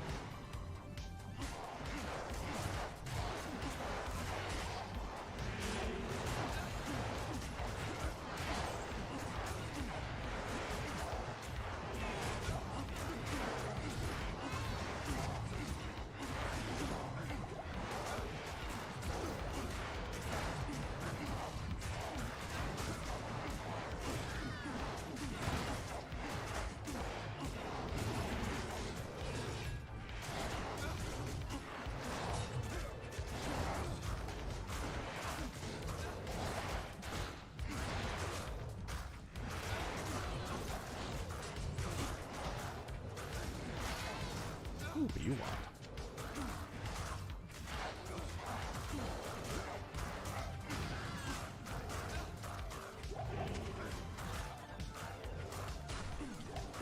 Man, we're certainly not slacking. Like, we took out that whole pack. I mean, it was a little slow, but they did. They did, and we not.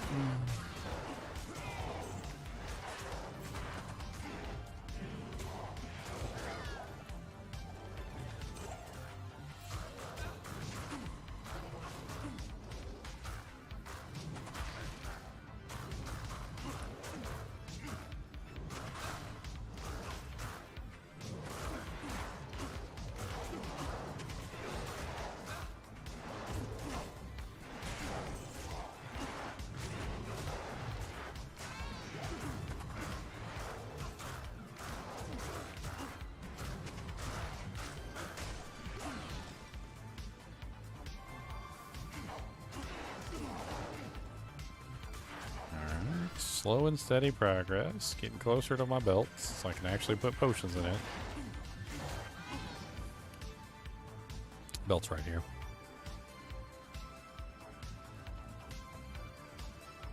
A little bit of life leech.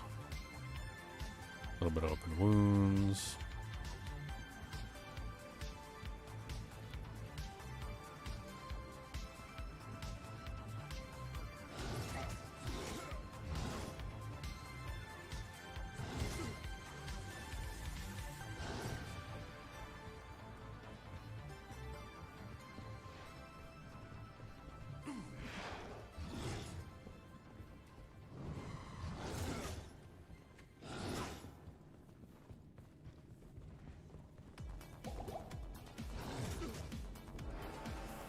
Experience shrine.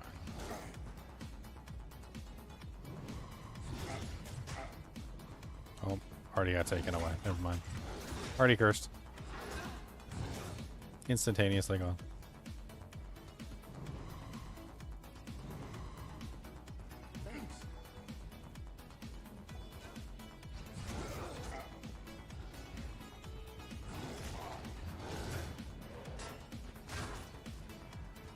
Boom, boom, boom, boom, boom, boom, boom, boom.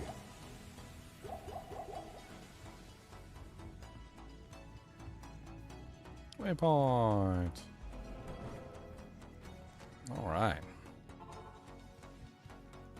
It's a good stopping point for the day. We're in Act 5. We're working towards our higher level equipments. We managed to get boots and gloves and an amulet today, which is pretty solid. And we also have a belt. We just need to put it on, and we need to focus on trying to get 2 rings, which will help us tremendously, especially if we can get some attack rating on those rings, some life leech, some mana leech, various other things that we definitely want. Yeah, I mean, we're starting to pick up some steam. Our damage is still way too low, which of course is due to the fact that we really just don't have good weapons. That's just far for the course, unfortunately. There's nothing we're going to be able to do about it. There's very few good weapons that we can make. Later on, we can get access to Honor, which might be a really solid choice for a sword for a while. If we can get ourselves a nice, like, 5-socket base. That's AML if tier soul. Does have 160% enhanced. It's pretty cheap, has Deadly Strike on it, Life Leech. Overall, just a pretty decent little weapon, but it's level 27, and it requires AM and Soul, and it also requires a 5-socket base. So getting our hands on this could be a little tricky, but it's definitely one of the easier melee runewords to get our hands on, and it has everything we really want. It's got enhanced damage, Deadly Strike, as well as a decent amount of attack rating and Life Leech, as well as some replenished life too, which certainly isn't terrible. Definitely a good mediocre, like, weapon to get us into Nightmare difficulty and start actually working some damage output. Because as of right now, like, we really just don't have... we really do not got the good. We don't get the good. I never used Berserk, though, did I? I don't think I ever used Berserk the entire time. I want to go smack a monster with Berserk real quick, just for fun.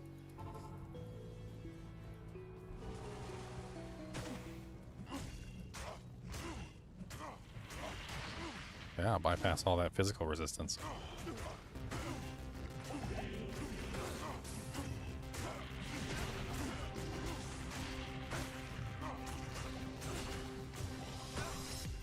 I mean, works pretty good for bypassing the physical resistance.